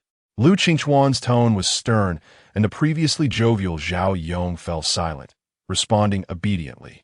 However, behind Zhao Yong, Wang Ziqin was displeased and interjected, Why so fierce? What's so great about being a captain? You're ugly and poor. Lu Qingchuan interrupted her directly. Zhao Yong, go now. With the command given, Zhao Yong's body instantly transformed into a fibrous state, softening like a mound of sand. As he burrowed into the ground, even brushing against Wang Ziqin's ankle in the process. Wang Ziqin, both startled and embarrassed, exclaimed loudly while stomping her high heels. Zhao Yong, you filthy rogue. Her tone was playful yet scornful, and as she cast a disdainful glance at Lu Qingchuan, she continued, What a bunch of despicable people you have in your team, each one more repugnant than the last. No wonder you would associate with someone as loathsome as Wang Ziqin. Before Wang Ziqin could finish her words, she suddenly fell silent, for Feng Xiaojia had pulled Wang Ziqin before her. The headlights of several RVs shone brightly, illuminating the surroundings as if it were daylight. She distinctly noticed that Wang Ziqin had undergone a subtle transformation. You, Wang Ziqin inquired perplexed Wang Ziqin. Have you adorned yourself? It struck her as odd, for she had never seen her wear makeup before. Didn't you mention that your husband disapproves of you wearing makeup, which is why you refrain from it? Upon uttering these words, Her expression shifted as if a thought had crossed her mind. She cast a mocking glance at Lu Qingchuan. "Oh, are you flirting with a man from the wild? Even without makeup, you are hardly pleasing to the eye. Nevertheless, no matter how you adorn yourself, the outcome remains unappealing." Wang Ziqin lowered her gaze, ignoring Wang Qingqing, while Feng Xiaojia, filled with righteous indignation, stepped protectively in front of Wang Ziqin. "Why do you speak so harshly? How can you say Aunt Wang is ugly? And what do you mean by calling the captain a wild man? You have no manners at all. Are you truly Aunt Wang's sister? What kind of sister insults her elder like that?" In the past few days, through the internal group of Team 33, Feng Xiaojia had learned about Wang Ziqin's peculiar relatives from the captain, and indeed, they were utterly eccentric. Even an outsider like her could not bear to witness such behavior. Who are you trying to intimidate? Just because you say it exists doesn't make it real. What are you trying to show off? Ignorance, Wang Qingqing retorted. Indeed, there were military patrols monitoring various locations, and if any anomalies were discovered, special task forces would be contacted to handle them. This included aerial surveillance, with drones and patrol aircraft on watch. However, unexpected events can always occur, as evidenced by the mutated trees in Min City, and avian species are particularly challenging to monitor comprehensively. The priority must be to rescue the hostages. Lu Qingchuan was taken aback. "You can summon? Wait, those birds from last time, are they summoned by you? You're bleeding from your nose again. Every time you use that summoning ability, you end up with a nosebleed."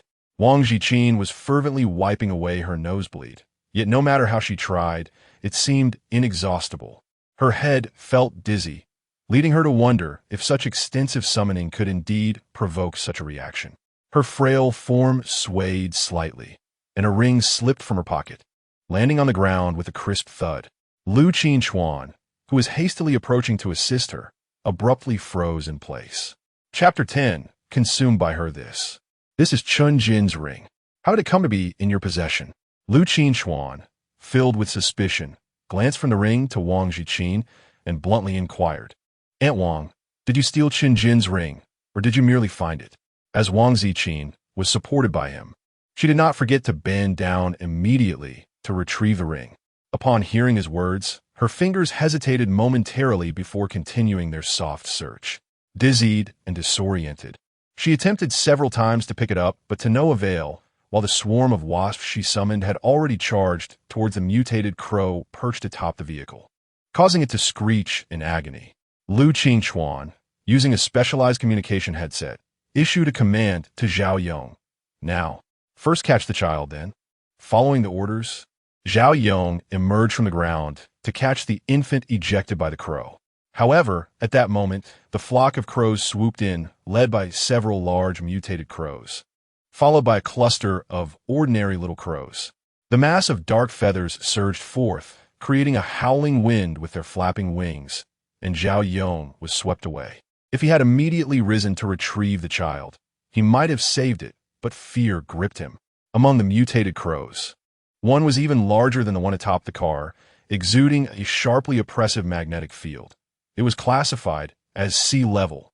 Terrified, Zhao Yong quickly utilized his earth-based powers to burrow underground and escape, just like during the incident with the mutated trees in Min City. Had it not been for his exceptionally life-preserving abilities, he would have perished long ago. As Zhao Yong fled, he watched helplessly as the infant was about to plummet to the ground.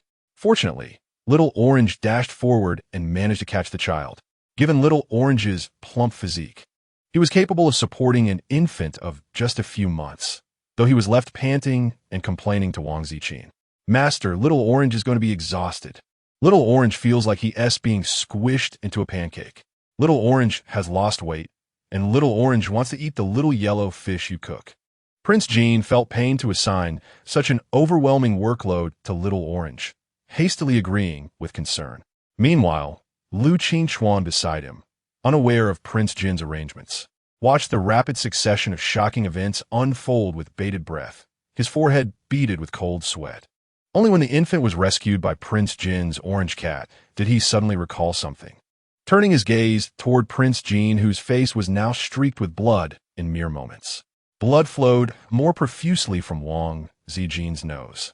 Yet this time, she did not lose consciousness. Instead, she mustered her strength to urge Xiao Juzi to bring the infant over to their side. Although their position was not entirely secure, as firearms proved utterly ineffective against Class C mutated entities, their defensive capabilities remained formidable. Those mutated crows effortlessly tore apart the surrounding vehicles, yet they could not damage their specialized team vehicle. Lu Qingchuan pulled Wang Ziqin behind the protective barrier of the vehicle, his expression a mask of distress, as he simultaneously used their specially designed internal communication device to contact for rescue while attempting to push Wang Ziqin inside the vehicle.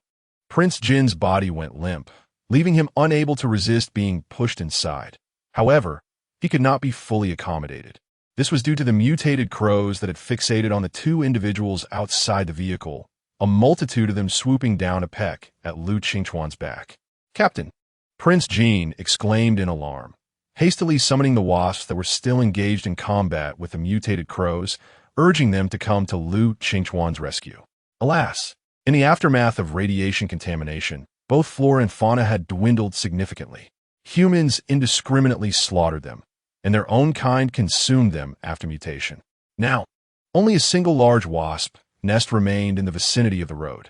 Yet, the wasps could not reach them in time, as they too were being pursued by the crows, preoccupied with their own survival.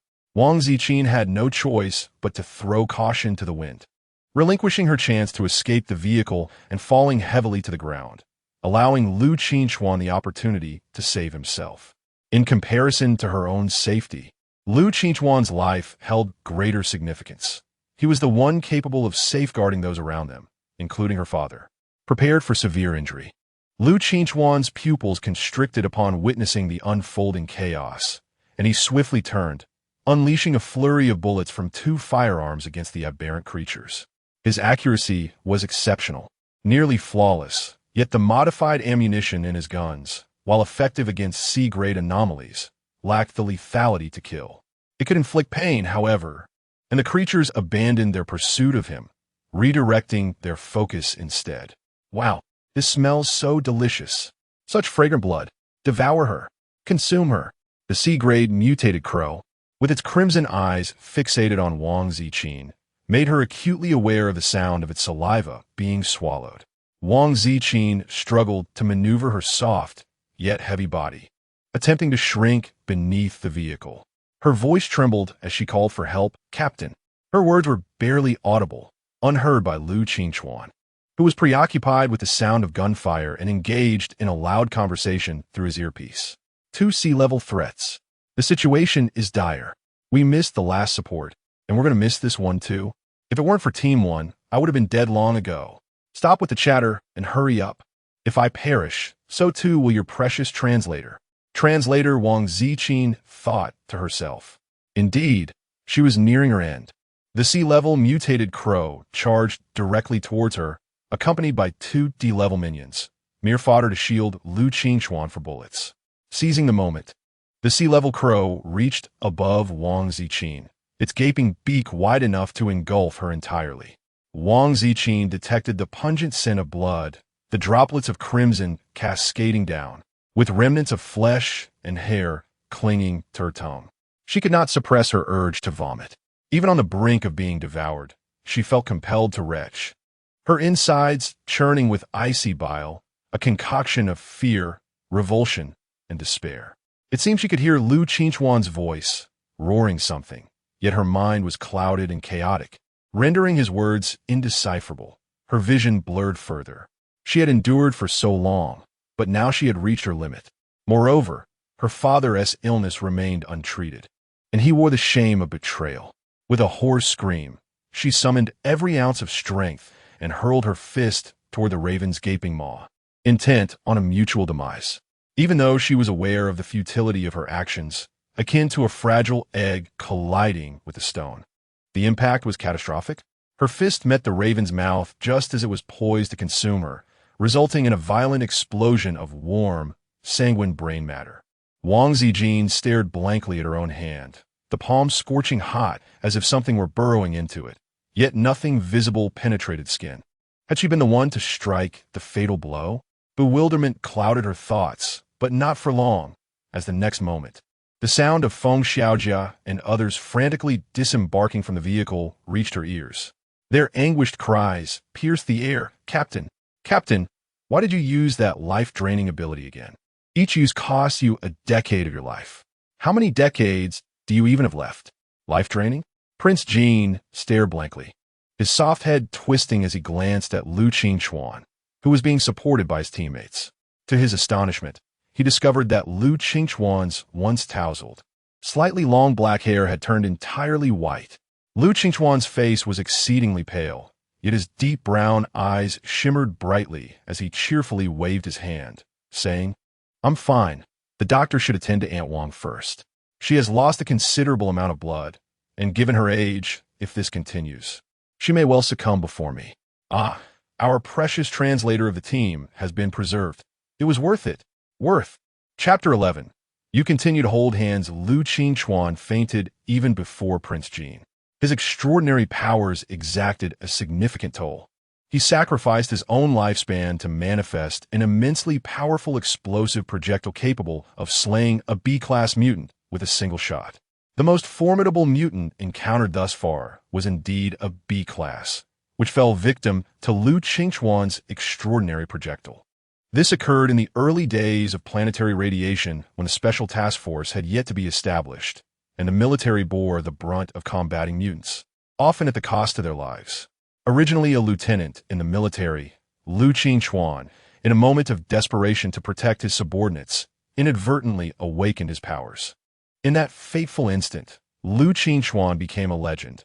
He vanquished a B-class mutant, saving his comrades, his nation, and indeed, the entire planet. He was the savior. The savior's reputation spread far and wide, rallying countless individuals to his cause. Lu Qingchuan assembled gifted individuals from various regions and personally founded a specialized task force dedicated to combating mutants, assuming the role of captain of Team 1. The current captain, Chen Jin, was one he had recruited. However, due to the nature of his powers, the government strictly forbade him from utilizing them without authorization. Yet now, he employed them to rescue Prince Jean.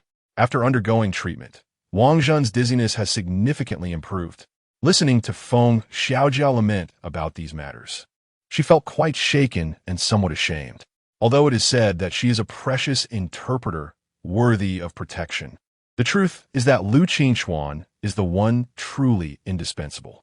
If Lu Qingchuan were to perish because of her, no amount of suffering on her part could ever atone for such a sin. As Feng Xiaojia gently wiped her hands with warm water, she curiously remarked, "Aunt Wang, why can't the palms of your hands be cleaned?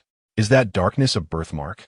The warmth in Wang Ziqin's palm lingered, though it was no longer as intense as before. The sensation of something intruding had also dissipated. She was uncertain about its nature, but it was not a birthmark. Rather, it was something within the crow's brain that she had shattered. She acutely sensed that she had broken something fragile, which resulted in her palm becoming feverish and, simultaneously, the crow's head had exploded. This was why she had previously harbored the illusion that she had fractured the crow's skull. The attending physician examined her and found no issues. Without any other discomfort, she chose to dismiss the matter. Currently, she was quite concerned about Lu Qingchuan. Although Feng Xiaojia reassured her that the captain would recover after a good sleep, claiming that aside from losing 10 years of his life, nothing else would change. Finally, Feng Xiaojia mentioned, "Captain Chun from Team 1 has arrived. He is still in the captain's vehicle and hasn't come down yet. If you wish to visit the captain, you will need to wait." Wang Ji paused for a moment, suddenly recalling something as she touched the emptiness of her pockets. Feng Xiaojia continued, "Captain Chun is truly wonderful. A great person indeed. He is nothing like they say about him being aloof and unfeeling. He is so kind. Moreover, he is handsome. He has come to our rescue twice now, Aunt Wang." She suddenly became bashful and asked in a hushed tone, "Aunt Wang, do you think Captain Chun likes me? I am the only girl in our team." "No, I'm the only young girl. Aunt Wang, what do you think?" Wang Ziqin was already getting out of bed and putting on her shoes.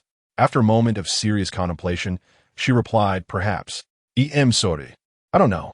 Having stumbled significantly in matters of love herself, Marrying a husband she now regretted, she felt utterly unqualified to offer anyone advice on romantic experiences. Although she found Feng Xiaojia to be innocent and endearing, deserving of love, Qinjin was not Xiao Jinxiong. She could not assume the role of a love expert. Instead, she disembarked alone to search for the lost ring, only to realize that the vehicle had already traveled a considerable distance. She attempted to communicate with the surrounding flora and fauna, inquiring if they could assist her in locating the ring, asking if they had seen it. After a prolonged search, she garnered no useful information, but it was then that Qinjin approached, having heard the commotion. "Are you searching for it?" he inquired, his slender fingers tossing a dark silver ancient ring, his icy gaze fixed upon Wang Ziqin. Was it too late to remember now? Wang Ziqin beheld the ring, a blend of astonishment and embarrassment washing over her. In that moment of peril, she had indeed forgotten to retrieve it. Who could possibly think of picking up object from the ground when faced with life and death? Her mind was clouded, and the sound around her were muffled as she was lethargically lifted into the vehicle by Feng Xiaojia and her companions. She yearned to offer an explanation, yet Qinjin required no such justification, merely tossing the ring back to her.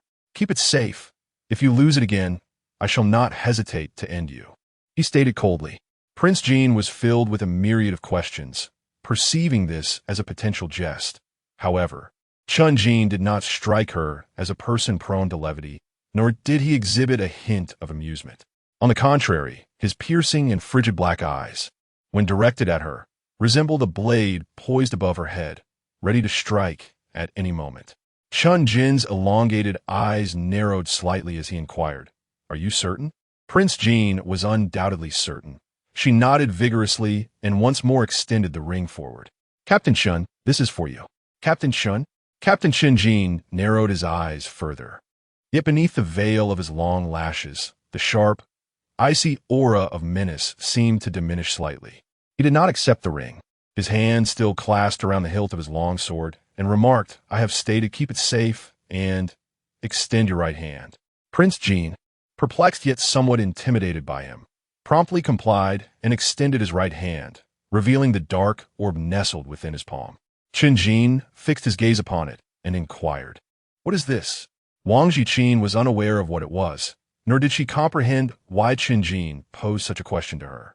Nevertheless, she candidly recounted the matter in broad strokes. Qinjin remained silent, his gaze lowered as he extended a finger to lightly touch the dark mass. The cool, jade-like sensation was akin to a feather's gentle caress, causing Wang Ziqin to shiver uncomfortably. Wang Ziqin wore a perplexed expression as she suddenly caught sight of Feng Xiaojia, who was about to emerge from the car, her mouth agape in astonishment at the scene before her. With her hands covering her eyes, Feng Xiaojia shook her head vigorously like a rattle drum, exclaiming, "I saw nothing. You may continue holding hands. I have seen nothing." With that, she turned on her heel and fled, leaving Wang Ziqin even more bewildered. Holding hands? Had Feng Xiaojia misunderstood something? After all, she was merely an older woman.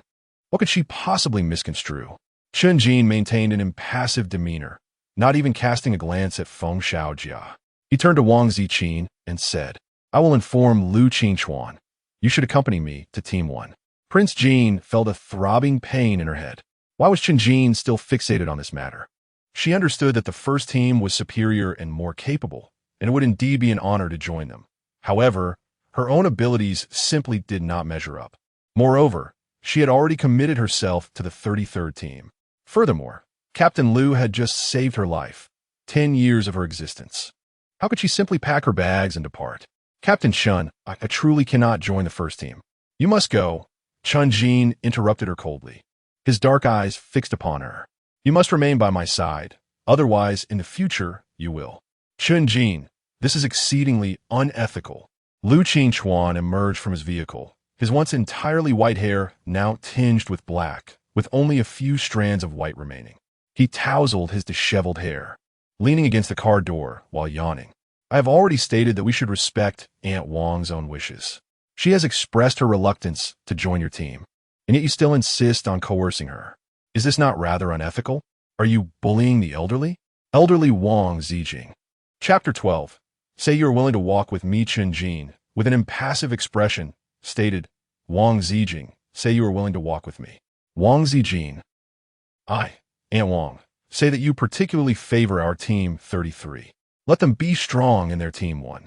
It has nothing to do with our elderly care team. Wang Ziqin. Indeed, she did not come merely to enjoy her twilight years.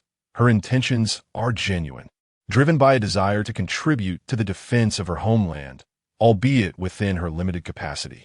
However, those two did not afford her the opportunity to express herself. Following their menacing gazes, Lu Qingchuan burst into laughter. Ah, Jean, do you not possess the ability to communicate with flora and fauna? Even if resources are scarce, does Team 2 not have someone with such abilities?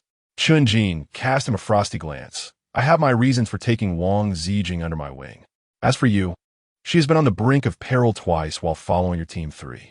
How many times can you truly rely on your powers to save her? Lu Qingchuan chuckled. Those were mere accidents. Such occurrences are not frequent. Are you suggesting that we have Aunt Wang, an elderly woman, darting about with your Team 1? Is that not a greater peril?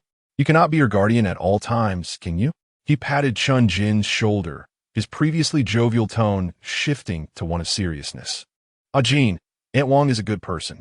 Remaining with the retirement team would allow her to enjoy her later years in peace. Prince Jean. Very well. Though the words may be coarse, the reasoning holds true. Captain Liu acts with her best interests at heart. Moreover, it was Captain Liu who saved her life, granting her an additional decade to cherish.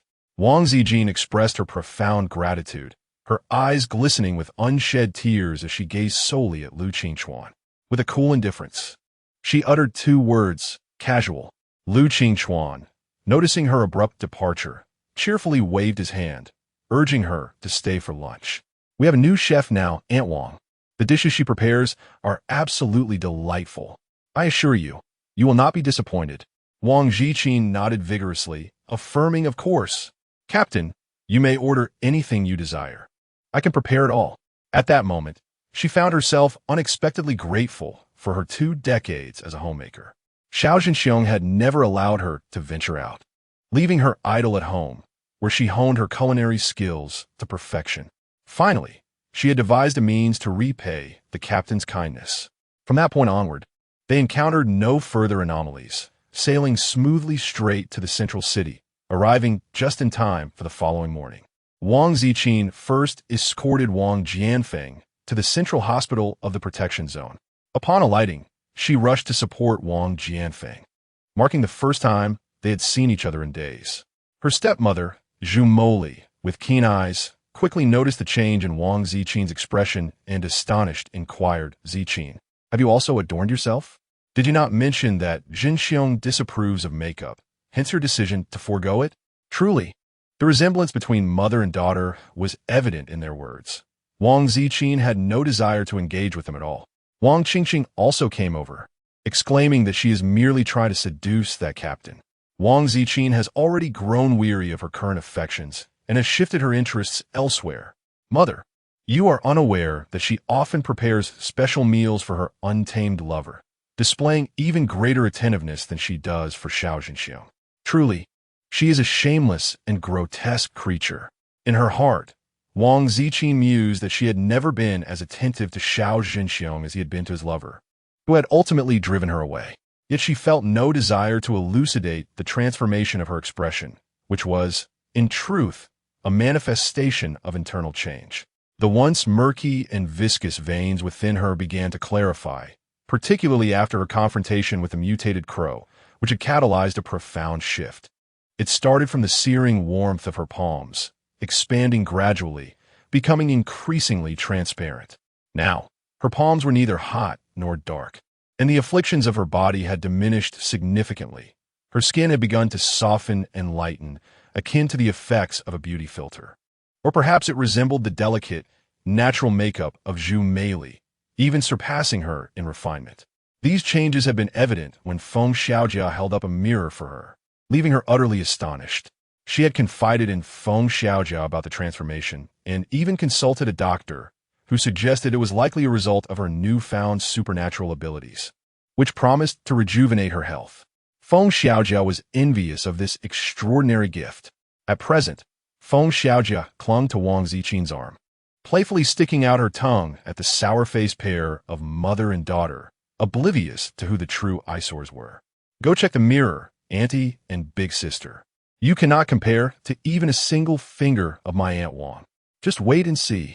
Who are you calling Big Sister? How dare you address me that way? Wang Qingqing was furious, ready to tear Feng Xiaojia apart. However, Feng Xiaojia, a fire element practitioner, conjured a flame that sent Wang Qingqing screaming in terror, retreating to Zhao Yong for protection. Meanwhile, Zhu Meili took refuge in Wang Jianfeng's embrace, weeping like a rain-soaked pear blossom. Jianfeng, please make Ziqin stop. Don't let her harm Qingqing. Qingqing is her sister. She cannot be so ruthless. Wang Jianfeng once again scolded Wang Ziqin, who promptly supported him as they moved inside. You go ahead first, she said. I still need to report for duty at the team later to earn your medical benefits. Wang Jianfeng. Ziqin, you must exercise caution and prioritize your safety. At my age, there is no need for you to risk your life in exchange for anything. You are my precious daughter, so intelligent and well-behaved in your childhood. Sigh. Wang Ziqin felt a profound sense of melancholy. Despite her father's evident favoritism towards her stepmother and younger sister, he remained the best to her in his own way. After bidding farewell to Wang Jianfeng, Wang Ziqin proceeded to the office of Team 33, where Wang Qingqing also made her appearance. Wang Qingqing, brought by Zhao Yong, could only commence her journey from the logistics department, and her countenance was exceedingly grim. Wang Ziqin was accompanied by Feng Xiaojia as they ascended from the subterranean fifth level of the garage via elevator to the first floor, which served as the operational headquarters for Team 33. The configuration of the special forces was inversely arranged. The higher the team number, the lower the floor. Thus, Team 1 was stationed on the 34th floor. Each unit typically comprised around 10 members, but Team 33 had suffered severe casualties. Consequently, 5 new recruits from the reserve squad on the basement level had been reassigned to replenish their ranks. They were all gathered in Lu Qingchuan's office, waiting. When Wang Qingqing and Wang Ziqin entered, every gaze in the room turned toward them. Wang Qingqing, youthful and beautiful, habitually walked ahead of Wang Ziqin, resembling an imperious princess accompanied by a maid. Among the new recruits, a golden-haired youth eagerly approached, and under Wang Qingqing's disdainful yet proud gaze, he made his way to her rear. Hello, Aunt Wang. You must be the Aunt Wang that Xiaojia spoke of, right? The rare and formidable communicator with flora and fauna. We shall rely on you for our safety in the future. The golden-haired youth delivered his flattery with ease, and the other new team members chimed in. There was also a man in a crisp white shirt, appearing refined and handsome, who remarked, Aunt Wang is younger and more beautiful than I imagined. Indeed, the team members quickly echoed, their compliments flowing freely. Just by looking at Aunt Wang, one can tell she possesses extraordinary charm. She must have been a stunning beauty in her youth. Her husband must surely be remarkable as well.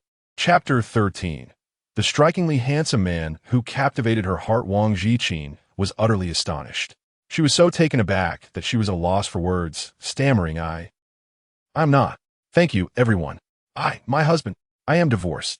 Wang Ziqin, are you so desperate for others to know about your divorce? Do you fear that these men will not pursue you? Wang Qing glared at Wang Ziqin furiously. Her meticulously adorned visage contorted with rage as she exclaimed, You blind fools. What makes Wang Ziqin beautiful? She is utterly hideous. She has borne 3 children. I am the true beauty. Can't you see? The new teammates erupted in laughter, with a blonde individual boldly declaring, So what if you are beautiful? Can beauty sustain you? What kind of society are we living in? This is the apocalypse. What we need are abilities. What abilities do you possess, beautiful one? Wang Qing, devoid of any abilities, retorted silently.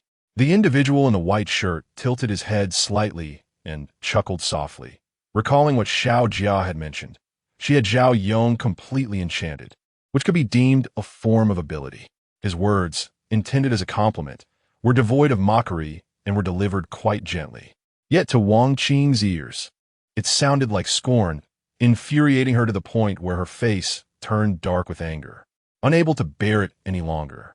She covered her face and wept as she rushed out of the office, roughly bumping into Wang Ziqin in the process. The delicate Prince Jean was jostled so violently that his shoulder ached terribly, his slender frame staggering backward until suddenly a powerful hand steadied him against the small of his back. Behind Shinjin stood another figure, a towering, broad-shouldered man clad in formal black military attire, his chest and shoulders adorned with resplendent golden insignia that glittered dazzlingly. Wang Ziqin felt a sense of familiarity, yet remained uncertain, until the new teammates uniformly stood to salute the two newcomers. "Greetings, Captain Chun. Greetings, Captain Liu," they exclaimed in unison. Prince Jin's conjecture was confirmed, yet she still cast a skeptical glance at the so-called Captain Liu. This impeccably handsome face, with its smooth, fair complexion and neatly combed hair, could it truly belong to Liu Qingchuan? If it weren't for Liu Qingchuan's robust physique, deep brown eyes, and the radiant charm that accompanied his smile, she would hardly dare to believe it. Not only she, but Wang Qingqing was also so astonished that her mouth could accommodate a duck egg. Initially intending to leave, she found herself rooted to the spot upon the entrance of these two men. Captain Chun, obscured by a mask, offered little in the way of discernible features. But the moment Captain Liu stepped in, he dazzled her with a brilliance that nearly blinded her. Adorned in resplendent military attire and possessing a striking appearance, he surpassed even the campus heartthrobs she had once admired. Yet, why was this strikingly handsome figure, who had pierced her heart so directly, the very same person she had scorned as a poor and unattractive loser? Wang Qingqing was seething with rage, her resentment towards Wang Ziqin intensifying. How could that hideous creature attract such a desirable suitor? Fueled by jealousy, she rushed ahead of Wang Ziqin and approached Liu Qingchuan, playfully tossing her hair and casting flirtatious glances. Her voice took on a coy tone, laced with a hint of sweetness. "Captain Liu," she cooed, "I have come to report for duty. Where might my workstation be? Could you kindly escort me there?" Wang Qingqing appeared to have completely forgotten her previous disdainful attitude towards Liu Qingchuan, her audacity leaving the onlooker Wang Ziqin utterly astonished. It is no wonder that Xiao Zhanxiong had always expressed his disdain for her, likening her to a lifeless fish, ugly, foolish, and devoid of charm, urging her to learn from Wang Qingqing and her mother. Now, she finally comprehended what Xiao Zhanxiong had meant for her to emulate. Yet, regrettably, she found herself incapable of such imitation and had no desire to attempt it. Indeed, she no longer needed to learn. The office's occupants were all engrossed in the unfolding spectacle, speculating whether Liu Qingchuan could withstand the allure of a beautiful woman's coquetry, including Wang Ziqin, who watched with keen curiosity. Liu Qingchuan, his gaze fixed on Wang Qingqing, who seemed to be nearly nestled in his embrace, clicked his tongue and bellowed toward the outside. "Zhao Yong, remove your family member. Do you not understand this is a place of work? Who permitted you to bring family here?" Zhao Yong rushed in, only to witness this scene, his eyes blazing with fury as they fell upon the reluctant Wang Qingqing, still leaning against Liu Qingchuan. "All right, Captain. I shall take Wang Qingqing away this instant," he growled, forcefully attempting to pull her away. Wang Qingqing was treated roughly, crying out in pain as she kicked Zhao Yong with her high heels. "Let go. What nonsense are you spouting? Who said I'm your family? Let go." Their voices quickly faded into the distance. The office crowd had seen enough of the drama, all lowering their eyes in awkward silence, none daring to speak first. Only Chun-Jin, lounging lazily on the sofa with his long legs crossed, tapped his pale fingers coldly against the black cloth-wrapped sword and spoke icily. "Hurry up and hand it over. I don't have time to watch this farce here."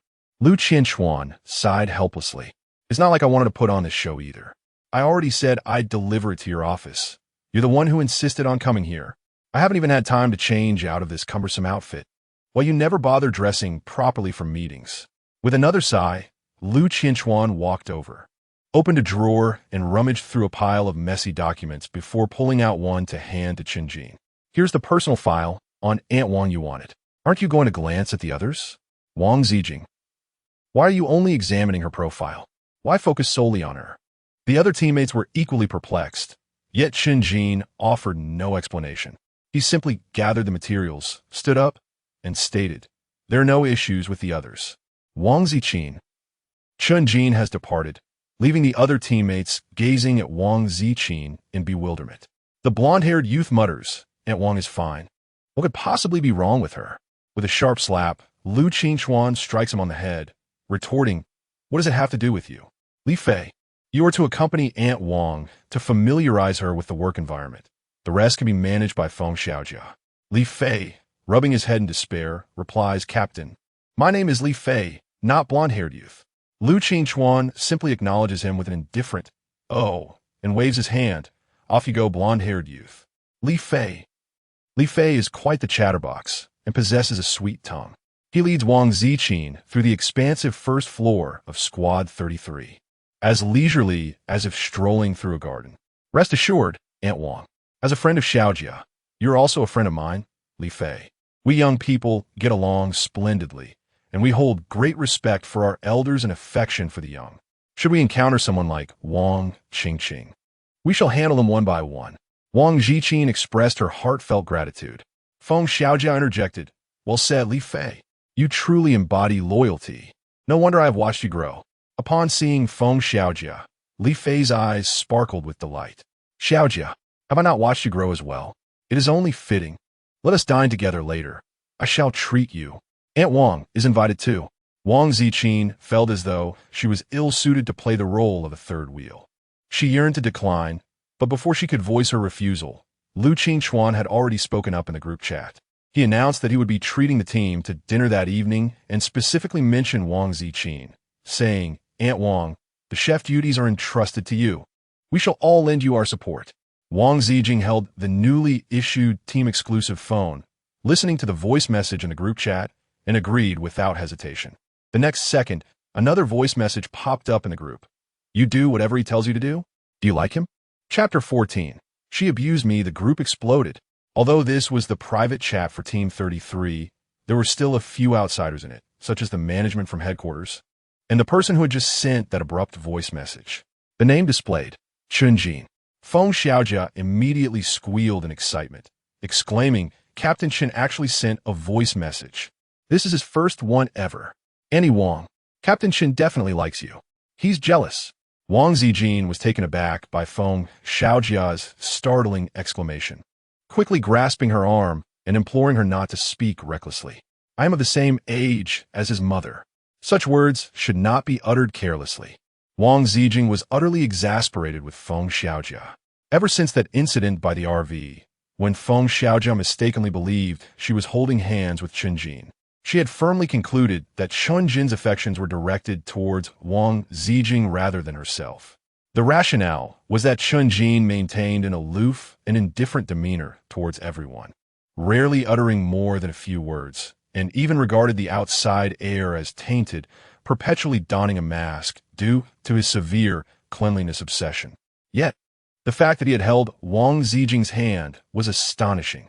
Although Wang Ziqin repeatedly clarified that it was not a hand-holding situation, merely an observation of the dark object on her hand, this explanation had only quieted Feng Xiaojia for a brief 2 days.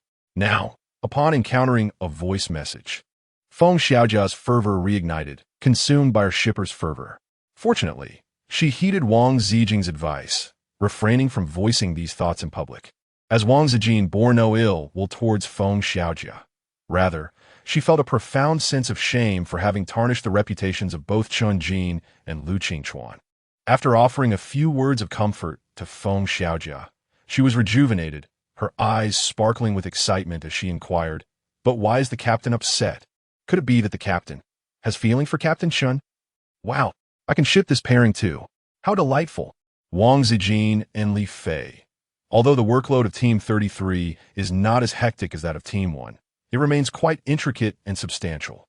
Aside from the time spent on assignments, the only respite comes on the day following the completion of tasks, when they convene in the office area to summarize their efforts and hold a meeting. This singular day serves as their unofficial holiday. However, with the recent overhaul of Team 33, the members are still relatively unfamiliar with one another, prompting Lu Qingchuan to organize a gathering. Wang Ziqin intended to visit Wang Jianfeng after work, followed by a trip to Luqingchuan. However, upon arriving at the hospital, she unexpectedly encountered Xiao Zhenxiong. He was stationed outside Wang Jianfeng's ward, evidently waiting for her arrival. As soon as he spotted Wang Ziqin, he approached her with a torrent of vitriol. "Wang Ziqin, have you resolutely decided on divorce? If so, go ahead. Who cares about you, that ugly woman? Since you no longer want me, you might as well abandon your son and daughter too. If Xiao Lei dies, it's well-deserved. He deserves to have such a heartless mother." Wang Ziqin was on the verge of disregarding him and entering the hospital room when she abruptly froze, raising her gaze to meet his. "What did you say? What happened to Xiao Lei?" Upon witnessing her concern for Xiao Lei, Xiao Zhenxiong couldn't help but let out a derisive laugh. "What happened to Xiao Lei? He's dying. All because of you, the mother who eloped with that wild man. Our plane was attacked. Xiao Lei's legs were devoured by mutated creatures." What? Wang Ziqin momentarily froze, her eyes trembling violently, yet she pressed her pale lips together and coldly replied, "It has nothing to do with me." Having already abandoned her 2 children, their misfortunes were no longer her concern. It was they who had chosen to forsake her, even wishing for her demise. Had she been the one to encounter such misfortune, her children would surely have rejoiced. It reminded her of a time when she nearly perished from carbon monoxide poisoning, believing it to be merely an accident. However, after awakening her ability to communicate with plants and animals, she learned from Xiao Juzi that it had been a conspiracy orchestrated by her 2 children, a treacherous act they had devised. Wang Ziqin thought of her 2 demonic children, both trembling with a chill in their hearts. Yet, Xiao Zhenxiong merely perceived it as her stubbornness. After all, Wang Ziqin was a woman of exceptional tenderness, deeply loving him and their children. Xiao Zhenxiong pinched her chin, mocking her with a blend of pride and malice. "Wang Ziqin, if you still acknowledge Lei Lei as your child and me as your husband, then come with me to remarry at once. Return my company and my wealth, and I shall take you to see your barely living son." What Xiao Zhenxiong desired was nothing short of opulence, all of which Wang Ziqin had claimed for herself following their divorce. Wang Ziqin fixed a cold stare upon him, enunciating each word with deliberate clarity. "I have stated that it has nothing to do with me." Xiao Zhenxiong was immediately engulfed in fury, raising his hand as if to strike Wang Ziqin as he had done on countless occasions before, only to be forcefully shoved aside by Wang Ziqin in a decisive manner. In recent days, Wang Ziqin's physical condition has improved somewhat, and her strength has noticeably increased. In contrast, Xiao Zhenxiong has become somewhat portly, exhibiting a rather feeble sort of bulk, which led to him being unceremoniously pushed to the ground. With a cry of pain, he realized he could not rise immediately, his frustration boiling over. "Wang Ziqin, you heartless woman, you neglect your own child in their time of peril. Is there anyone in this world who has a mother like you? Father-in-law, mother-in-law, please come and adjudicate this matter for your son-in-law. Wang Ziqin struck me. She is abusing me. Oh dear." Wang Ziqin was acutely aware that Xiao Zhenxiong was causing a commotion here solely to provoke Wang Jianfeng. Thus, she had no desire to engage with him and intended to proceed directly into the hospital room. However, Xiao Zhenxiong brought forth the distressing news of Xiao Lei's tragic accident. As a mother who had nurtured Xiao Lei for 10 long months, it was impossible for her not to feel a twinge of emotion. Yet, that sentiment was fleeting. The bond of maternal love she once held for her children had long since withered, extinguished by the horrifying truth of their intent to take her life. Had it not been for her extraordinary luck on that fateful day, she would have already succumbed to the hands of her own offspring. Reflecting upon it, one cannot help but feel a deep sense of sorrow, mingled with a touch of irony. What a tragic failure it is for a mother to be targeted for death by her own children. Wang Ziqin coldly brushed past him and approached the hospital room door, calmly gazing at Wang Jianfeng, who lay on the bed, his face ashen as he coughed and cursed at her. Meanwhile, Zhu Moli had collapsed by the door, kneeling pitifully on the ground, grasping at Wang Ziqin's loose cotton trousers, weeping inconsolably as she implored her. "Ziqin, you cannot be so heartless. Lei is your own son. How can you abandon him just because of a quarrel with Zhenxiong? Please, I beg you, save Lei. Remarry Zhenxiong." Only then will he allow us to see Lei Lei. I am pleading with you, Ziqin, please. Zhu Moli's words further painted Wang Ziqin as a cruel mother who had forsaken her family. Those in the hospital, drawn by the commotion, began to cast judgment upon Wang Ziqin, some even throwing refuse in her direction. Seizing the moment, Zhu Moli urged, Ziqin, quickly apologize, quickly admit your mistake. Otherwise, not only will we be unable to see Lei Lei, but your father will also be expelled from the hospital. Do not bring harm upon Jianfeng. He is your father. You cannot be so ruthless. Wang Jianfeng's face turned pale with rage, breathless and gasping. Wang Ziqin, you unfilial daughter. Wang Ziqin calmly interrupted him. Despite the egg yolk still dripping from her head, she fixed her gaze upon him, unwavering. Father, I acknowledge that I have erred in many ways, leading to your disappointment and causing me to no longer be your most cherished daughter. Yet, Father, do you not believe in your daughter's integrity at all? Can you not trust that it was Xiao Zhenxiong who coerced me, that it was Zhu Moli who maligned me? She articulated these words with an unsettling calmness, awaiting her father's response. She sought to discern whether she had been entirely overshadowed in her father's heart by Zhu Moli's accusations, whether her romantic entanglements had led her to an irretrievable state. This was crucial for what she was about to express. Wang Jianfeng had already berated her to the point of breathlessness. Upon hearing her words, he was momentarily taken aback, rendered speechless. Zhu Moli sensed trouble. Her grip on Wang Ziqin's trousers tightened, and with indignation, she lifted her gaze to meet Wang Ziqin's cold stare. A shiver coursed through her. It seemed that Wang Ziqin had undergone a transformation, not merely in appearance, but within her very essence, a significant change indeed. Zhu Moli felt as though her soul was laid bare, and gritting her teeth, she turned and lunged once more at Wang Jianfeng, weeping more pitifully than before. Jianfeng, are you all right? Please don't be angry. I am here. Little Moli will always be by your side, and I will take care of you on behalf of the disobedient Ziqin. Ziqin, I implore you, please do not anger your father any further. I beg you. Your father is nearly at his wit's end, and yet you continue to morally bind him. How excessive is that? Zhu Moli's talent for theatrics was indeed remarkable, and her eloquence was truly unparalleled. Yet, Wang Ziqin remained unfazed, calmly stating, I possess evidence proving that you had an affair with my ex-husband, Xiao Zhenxiong, during your marriage. Furthermore, you coveted my family's wealth while in school, intentionally befriending me as my confidant, and even orchestrated for your boyfriend, Xiao Zhenxiong, to seduce me. You both conspired to usurp everything belonging to the Wang family. On that day, despite being aware of the situation, Wang Xin did not confront Wang Jianfeng. Her hesitation stemmed from a concern that Wang Jianfeng's condition might deteriorate, coupled with the absence of concrete evidence. She considered that Wang Jianfeng might not believe her and could easily be swayed by Zhu Moli's subtle insinuations, leading him to refuse treatment here. The circumstances have since changed. This is the nation's finest hospital, and his father is currently undergoing treatment. Furthermore, she now possesses evidence. Retrieving a document from her handbag, she handed it directly to Wang Jianfeng. Within that document was a recorded phone conversation between Zhu Moli and Xiao Zhenxiong. Zhu Moli recounted their youthful aspirations, urging Xiao Zhenxiong to pursue their plans at any cost.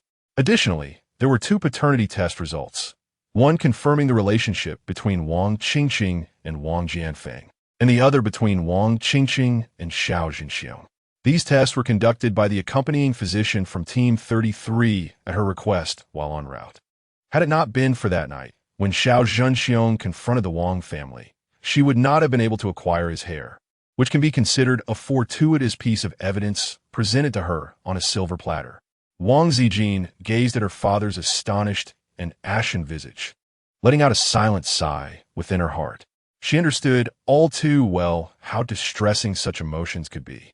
However, she could not allow her father to remain blissfully ignorant for the entirety of his life, nor permit the villains to continue their ruthless exploitation of him. She had instructed the doctor to monitor her father's health closely before directing her attention to Zhu Moli and Xiao Zhenxiong, who had been incessantly barking accusations ever since she presented the evidence.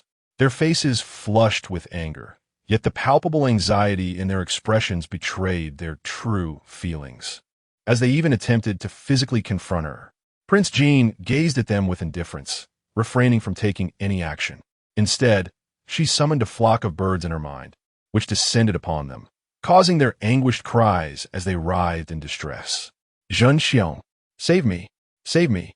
Oh, my face! Zhen Xiong, shield me! Did you not profess your everlasting love for me? If it hurts this much, come and help. Protect me from these accursed birds. Have they gone mad? Why do they only peck at us two? In the face of impending doom, the two could no longer maintain their facade. The onlookers, captivated by the unfolding drama, were bewildered by this unexpected turn of events. Ashamed of their prior insults directed at Prince Jean, they redirected their scorn towards the treacherous couple, pelting them with refuse. Even the birds cannot bear to witness this. Peck them, end this wretched pair. However, Prince Jean had no intention of allowing the birds to bring about their demise. She was a law-abiding citizen who would not resort to murder. Her actions were merely a form of self-defense, utilizing the birds to mitigate the risk of being struck, ensuring they could no longer rise to assail her. Thus, she swiftly commanded the birds to withdraw. The two individuals, now bloodied from the relentless pecking, engaged in a most undignified struggle, each grasping the other's throat. This is all your fault. Your foolish idea led us here. I have lost my fortune and now face death by bird. Zhen Xiong bellowed. Zhu Moli retorted. Isn't it your ineptitude? You, a penniless wretch, have no ambition. If I hadn't suggested this course of action, when would we ever become wealthy? Prince Jean is nothing but a naive romantic. You couldn't even contain her, allowing her to escape from our grasp. You are utterly useless. Chapter 16. Are you concerned for me? Convinced they were doomed, the two resorted to a fierce and desperate exchange, their animosity intensifying in the final moments. The audience, enthralled by the spectacle, grew increasingly fervent in their jeers, compelling the couple to flee in utter disgrace. Wang Ziqin then turned to her father, Wang Jianfeng, who was nearly fainting with anger, and said apologetically, I am truly sorry. Father, it was my folly to misjudge my friends. She is merely a romantic at heart. Even before marriage, she has always been captivated by love, or rather, she has been this way since childhood. To put it simply, she has an ardent desire for romance. Anyone who shows her a modicum of kindness easily wins her affection. It was precisely this vulnerability that Zhu Moli discerned and exploited to draw closer to her, subsequently introducing her boyfriend, Xiao Jinxiong, to Wang Ziqin, thus leading her to fall in love with him. Wang Ziqin, inherently captivated by the whims of love, found herself utterly defenseless against the deliberate seduction, especially in the face of the tall and handsome Xiao Jinxiong, who presented himself as a warm-hearted gentleman. Enchanted to the point of losing her identity, she complied with every whim, even contemplating the clandestine act of stealing the household registration book to obtain a marriage certificate. Wang Jianfeng, who had consistently opposed a relationship with Xiao Jinxiong, erupted in fury, confining her and delivering a severe reprimand to Xiao Jinxiong. Failing in his scheme of seduction, Xiao Jinxiong was subsequently outmaneuvered by Zhu Moli, who, under the guise of visiting Wang Ziqin, claimed it was her birthday and sought to celebrate together, all the while intoxicating Wang Jianfeng. Thus, the following morning revealed Wang Jianfeng embracing the bear Zhu Moli, who, in tears and desperation, compelled him into a second marriage certificate. For the past 2 decades, her mind had been consumed by thoughts of Xiao Jinxiong, overshadowing all else, rendering everything insignificant in comparison to him. She was indeed profoundly infatuated, displaying a remarkable degree of folly. Yet, there was an undeniable peculiarity to her situation. What rational individual would exhibit such an aberrant fixation on love as she did? Now, upon her awakening, does she return in normalcy?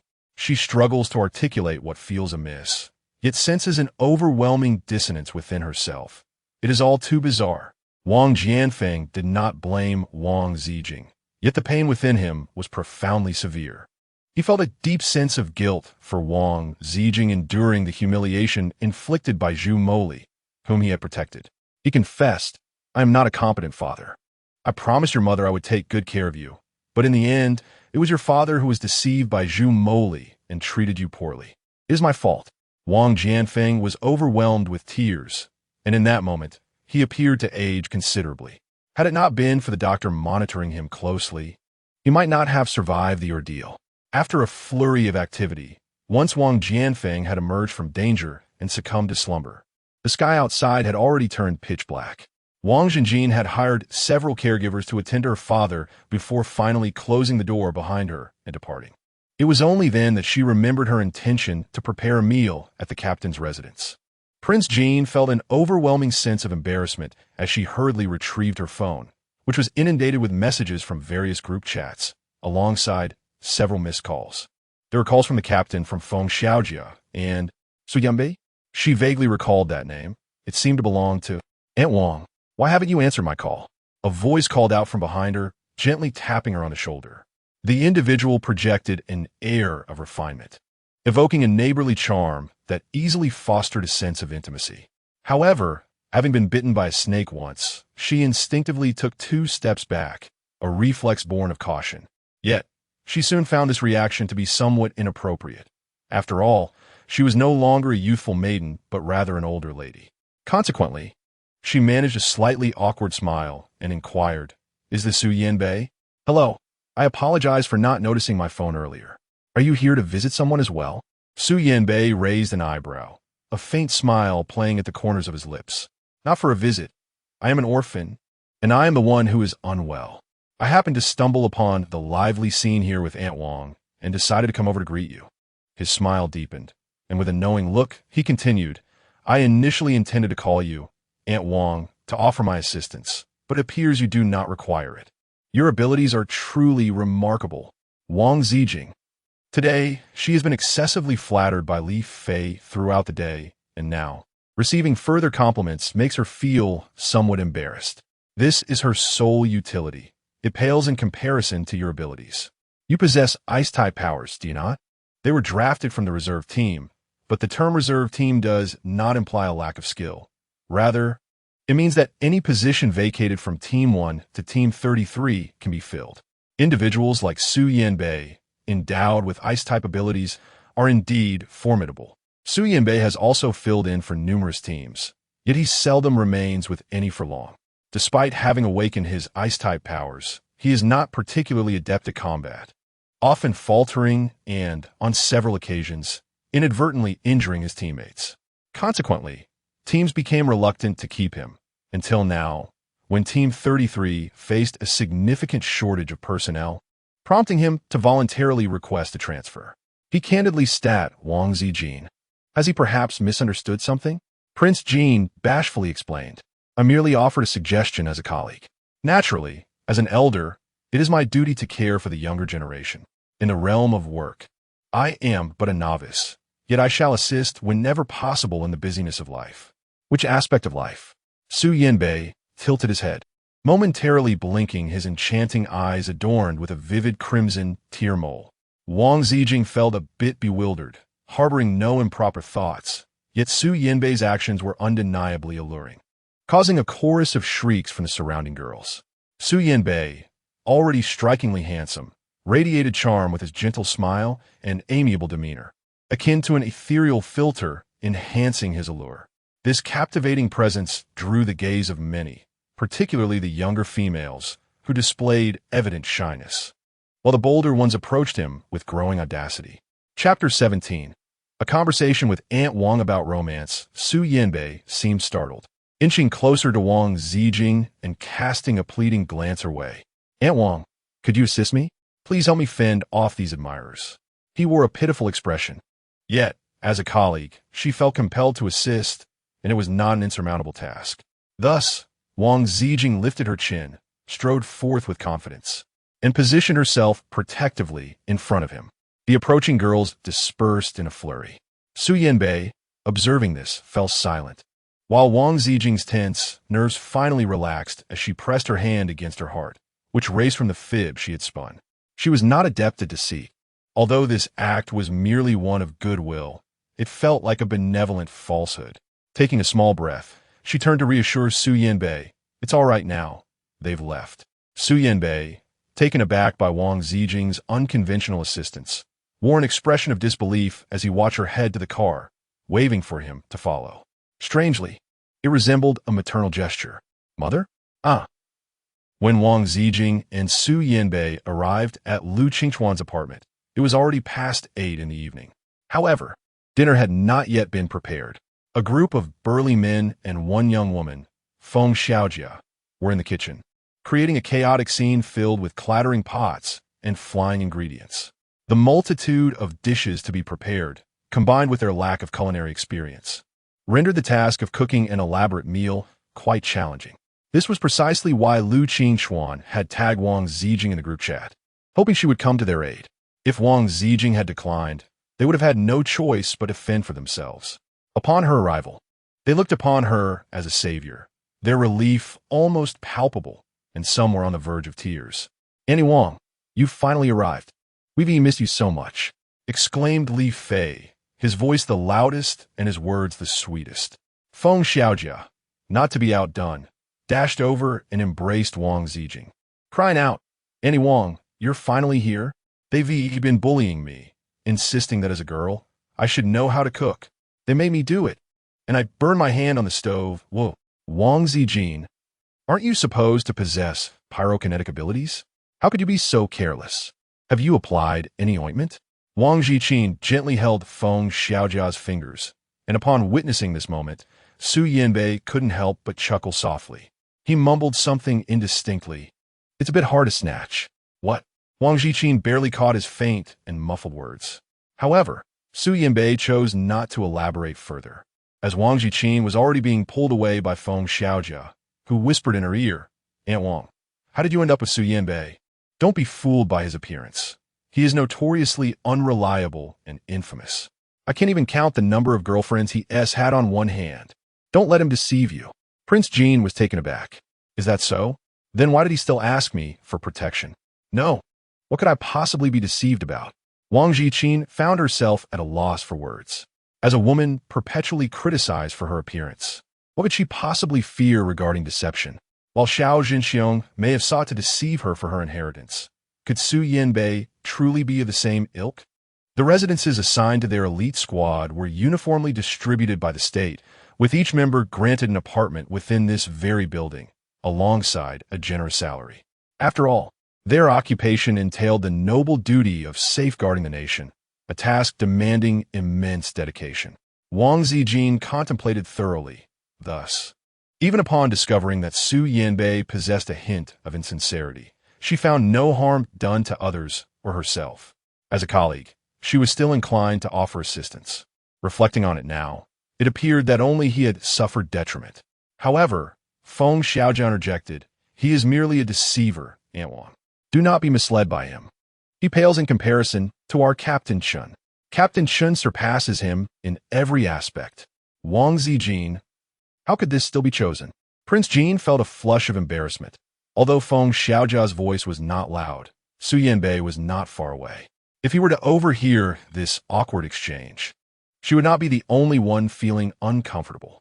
Wang Ziqin swiftly shifted the topic, inquiring about which dishes remained to be prepared. "Let me see, Captain. That hairtail fish merely requires pan frying. There is no need for deep frying. Allow me to take care of it." Prince Jean rescued them all, skillfully preparing exquisite dishes that none of their group could replicate, in stark contrast to the few charred and unidentifiable meals they had managed to produce. His culinary creations were nothing short of divine. As his teammates savored the food, they lavished praise upon Prince Jin's exceptional cooking skills, proclaiming that their team, the 33rd, would be fortunate in the future, relying on Aunt Wang for all their culinary endeavors. Wang Ziqin harbored no aversion to preparing meals for them. Indeed, it brought her far greater joy than cooking for Xiao Jinxiong, and it seemed that this was the only way she could contribute to Team 33. At that moment, Su Yanbei suddenly remarked, "In the future, whoever marries Aunt Wang will be immensely fortunate." After expressing this sentiment, he turned to Wang Ziqin and winked, saying, "Aunt Wang, do you see me? Do I stand a chance?" The news of Wang Ziqin's divorce is well known, and her current single status is equally acknowledged. However, given her age, Many perceive Su Yanbei's remarks as mere jest. Li Fei joined in the playful banter, exclaiming, "Aunt Wang, look at me. Do I stand a chance? Aunt Wang, spare a glance my way." The child dreams of savoring Aunt Wang's culinary delights every day. As the teasing escalated, Lu Qingchuan interjected with a playful reprimand. "Silence, everyone. Such irreverence. Our team is fortunate to have Aunt Wang, who excels in the kitchen. If you frighten her away, see how you fare with your meals in the future." Laughter erupted among the crowd, followed by a flurry of apologies directed at Wang Ziqin, assuring her that it was all in good fun. Wang Ziqin's lips twitched awkwardly. She was not fond of jokes. On the contrary, her social anxiety made her wish she could simply disappear into a hole in the ground. Fortunately, the captain intervened to halt the farce. Otherwise, she would have genuinely fled. However, tranquility lasted barely a second before Su Yanbei sighed. "What are you all making a fuss about? I'm being serious. Aunt Wang, could you please consider my proposal?" The crowd fell silent, regarding Su Yanbei as if he were an oddity, including Wang Ziqin herself. Feng Xiaojia abruptly stood in indignation, exclaiming, "I knew it. Su Yanbei, you are coveting Aunt Wang. The way you look at her is akin to a glutton eyeing a sumptuous feast. But don't even think about it. You change girlfriends as swiftly as you change clothes. Don't you dare disturb our Aunt Wang. You are utterly unworthy of her." The audience remained speechless. Li Fei tugged at Feng Xiaojia's arm. "This is ridiculous. Anyone can see that Aunt Wang is the one who has elevated herself by associating with Su Yanbei. Yet, is it true that a young person is pursuing Aunt Wang?" Li Fei recalled the absurd vow he had made about defecating upside down, his expression darkening as he muttered, "This must be fake. It has to be a fabrication. That rascal Su Yanbei just enjoys playing around. And now he has escalated it to Aunt Wang. How grotesque." Chapter 18.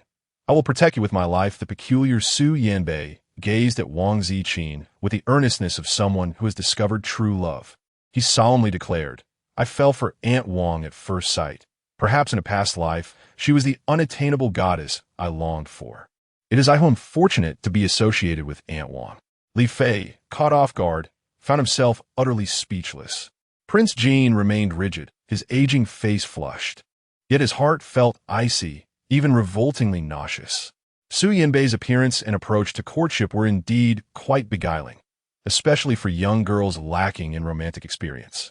Wang Ziqin contemplated that had she encountered Su Yanbei before meeting Xiao Zhenxiong, she would undoubtedly have succumbed to his charms far more swiftly than she did with Xiao. This is a predicament most ordinary young women would find utterly unresisting. However, she is no ordinary woman. She is a seasoned individual who has long since abandoned the folly of infatuation and is acutely aware that Su Yanbei could never experience instant attraction toward her. It is entirely reminiscent of Xiao Zhenxiong's declarations of love, which bore an uncanny resemblance to Su Yanbei's intentions. Yet, what could Su Yanbei possibly seek from her? Prince Jean was enveloped in confusion when a sharp, spiteful mockery echoed from outside the door. "Impressive, Prince Jean. You've already entangled yourself with a second and third wild man so swiftly. Do these wild men of yours not realize you have abandoned your husband and child, neglecting your ailing son?" Entering through the wide-open door was Wang Qingqing, accompanied by Zhao Yong. Although Zhao Yong had initially been invited, Lu Dingchuan had explicitly stated that no family members were allowed, implying Wang Qingqing should not accompany him. However, after receiving a call from her mother, Wang Qingqing was incensed and insisted on following him to confront Prince Jean. She declared that if he brought her along, she would marry him. This prospect was a dream come true for Zhao Yong, who reluctantly acquiesced. Aware that the team was inclined to support Prince Jean and anticipating reprimands, Zhao Yong was taken aback to discover that there were suitors vying for Prince Jin's affection within the group. Stunned by the revelations eavesdropped from outside, he harbored serious doubts regarding Su Yanbei's peculiar proclivities. Yet, with Su Yanbei openly pursuing Prince Jin, Zhao Yong knew that bringing Wang Qingqing into the fray would undoubtedly lead to conflict with Su Yanbei. Although Su Yanbei's abilities fluctuated, his charm was undeniable, particularly among women. Zhao Yong attempted to lead Wang Qingqing away, but she, overheated by the eavesdropping, charged straight into the room. Wang Qingqing's exquisitely adorned visage was marred by a pallor of distress as she fixed a seething gaze upon Wang Ziqin. Wang Ziqin, your son is on the brink of death, yet you persist in your pursuit of illicit affairs. Do you possess any compassion? You are nothing but a heartless old crone. Father is gravely ill, and you still seek to slander my mother and me. Seizing the opportunity while he lies incapacitated, you aim to banish my mother and deny me the chance to see him. By what right do you bar my access? By what authority do you employ your fabricated DNA report to malign both me and my mother? I am indeed my father's daughter, his true offspring. I am not the progeny of your grotesque, portly husband. It is your envy that drives you, the jealousy of my father's affection for me. Your sole desire is to expel my mother and me. You are nothing but an unattractive old hag. Allow me to see my father. By what right do you deny me that? Wang Qingqing, in a fit of madness, hurled insults before rushing forward to seize Wang Ziqing's hair. Brandishing a fruit knife that had evidently been premeditated, Wang Zin was taken aback and was about to evade, when a slender figure swiftly interposed before her. With a sharp sound, Wang Qingqing's fruit knife sliced across the face of the person in front, leaving a deep crimson mark that instantly obscured half of their visage. Wang Ziqin's heart lurched violently in shock, utterly unprepared for Su Yanbei to step forward and shield her from the blow. Truth be told, she had already evaded it completely and was mentally preparing to summon something once more to counter Wang Qingqing's attack. Yet Su Yanbei had interposed himself, sustaining no minor injury in the process. In Wang Ziqin's mind, a similar scene resurfaced, recalling a moment when Xiao Zhenxiong had bravely shielded her from the blade of a robber in his quest to win her heart more swiftly. Whether that assailant was indeed a genuine criminal remained an unanswered question for Wang Ziqin, as she deemed it unnecessary to investigate further. However, it was evident that Wang Qingqing was not orchestrated by Su Yanbei. Prince Jean felt increasingly perplexed. She could not fathom Su Yanbei's intentions, as he seemed willing to sacrifice so much, almost as if he were truly infatuated with her. Resolving to cease her futile musings, she reached out and pulled Su Yanbei, who stood foolishly in harm's way, behind her, preventing him from continuing to endure the blows. Clearly, he possessed the ability to resist or even evade that strike. Aunt Wang, with blood streaming down his face, spoke softly yet resolutely. Do not fear. I will protect you, even at the cost of my own life. Wang Zin pursed her lips and said softly, there is no need for that. You need not intentionally put yourself in harm's way to assist me. Aunt Wang, how could you think of me in such a manner? Su Yanbei wore a sorrowful expression, looking pitiful. I worry about you. Am I in the wrong? All I desire is to protect the woman I cherish dearly. Have I erred in that? Prince Jean. Wang Ziqin was at a loss for words.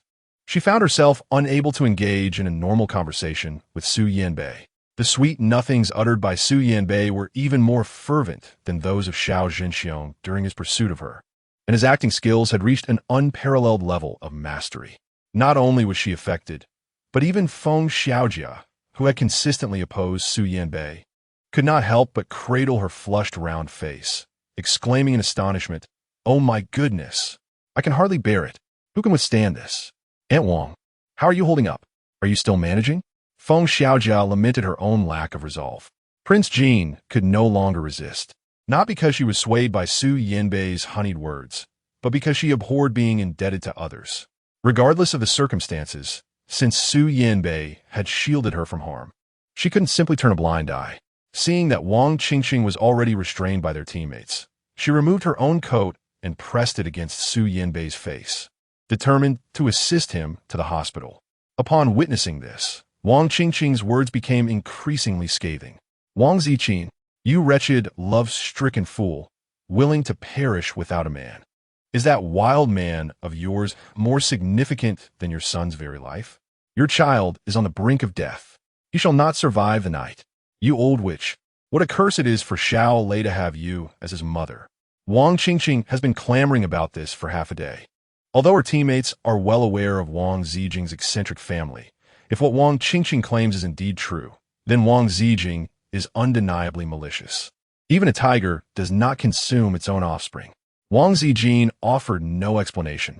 Yet Feng Xiaojia stood firmly by her side, despite her lack of clarity regarding the Wang family affair. She trusted Wang Ziqin implicitly, dismissing Wang Qingqing's words as sheer nonsense. Lu Qingchuan also voiced his stance. I met those two children of Aunt Wang's, utterly devoid of morality and respect for their elders. Were I in her position, I wouldn't want them either. Moreover, Aunt Wang is a member of my 33rd squad. Any faults of hers fall under my jurisdiction, certainly not yours to meddle with. Blondie, get out. Li Fei cracked his knuckles eagerly. As you command, Wang Qingqing. You blind fools, shielding that old witch, Wang Ziqin. You're all accomplices. Wang Ziqin, the one you desire, I have brought to you. Chapter 19. It is better to raise a dog than to raise him. Wang Ziqin was particularly taken aback. While she was in the hospital, she had instructed the flock of birds assisting her to search for a 14-year-old boy whose legs had been devoured by a mutated creature. The avian network was extensive. If what Xiao Zhenxiong claimed was indeed true, they would surely locate Xiao Lei in the vicinity. The bird she had dispatched had yet to provide her with any updates, but instead, she was greeted by Chunjin. Chunjin brought Xiao Lei along, presenting him directly before her. Wang Ji was utterly astonished. She was aware that Chunjin possessed the extraordinary ability to communicate with flora and fauna, a fact she had gleaned from the birds. However, the revelation that Chunjin had come to her aid, and personally no less, was astonishing. Was he not supposed to be on a mission outside? Prince Jin, overwhelmed with gratitude, cast a fleeting glance at the figure of Xiao Lei, who had plummeted to the ground, ensnared by a tempest. The sight was harrowing. His legs were indeed severed, the empty pant legs soaked in blood. A grotesque testament to the lack of any medical attention, swollen and festering. He had almost succumbed to unconsciousness, yet the impact of his fall jolted him awake, and he weakly cried out, "Ugly woman?" he instinctively uttered, his voice frail, yet laced with a perverse pride and disdain. Xiao Lei's venomous words left his comrades, who had harbored doubts about Prince Jin, in a state of shock and humiliation. Li Fei murmured, as the captain had predicted, "If that were my child, I would forsake him. Ugh, raising a dog would be far preferable." Indeed, indeed. Feng Xiaojia nodded vigorously, her sympathy palpable. Aunt Wang is so unfortunate. How could such a wonderful woman bear such a venomous son? It defies logic. What is so one Wang Qingqing? May you perish. Even with a broken leg, you remain unharmed. How is it that your life is so resilient? May you meet your end. Wang Qingqing was furious, ready to confront Xiao Lei, but was restrained by her teammates who were utterly shocked by the situation. If Xiao Lei were to be struck again, it could lead to dire consequences. His complexion was alarmingly pale, on the brink of unconsciousness, and he had nearly lost the strength to speak. Yet his eyes glared fiercely at Wang Ziqin, filled with resentment. "It's all your fault. If it weren't for you, my sister and I wouldn't have been looked down upon, ridiculed, or bullied by them. It's all you're doing." He coughed painfully, his face glistening with cold sweat. However, Wang Ziqin viewed his suffering with an unsettling calmness, devoid of the concern she once had for them. Wang Ziqin recollected a time when Xiao Lei, at the tender age of 6 or 7, was stricken with a high fever in the middle of the night, while Xiao Zhenxiong remained in the adjacent room, cradling his lover and neglecting his parental duties. It was Wang Ziqin who bore the burden of carrying Xiao Lei to the hospital alone. Such instances were plentiful, yet Xiao Lei seemed oblivious to them, only aware of the disgrace she had brought upon them, believing she deserved death for it. She yearned for a broader perspective, but Xiao Zhenxiong forbade her from venturing outside, from adorning herself, from learning to drive, and from attending parent-teacher meetings at school. She found it incomprehensible how her life, confined in such a manner, could be deemed shameful by Xiao Shui and Xiao Lei, to the point of warranting such extreme measures. Thus, even when Xiao Lei hurled the most venomous insults, she pressed her trembling, pale lips together and posed a singular question. "How have I brought shame upon you, to the extent that you would resort to gaslighting me?" Xiao Lei was taken aback, stammering, "How do you know? Am I not aware of the shameful things I've done?" Wang Qingqing interjected swiftly. "With your romantic notions, the entire school is aware."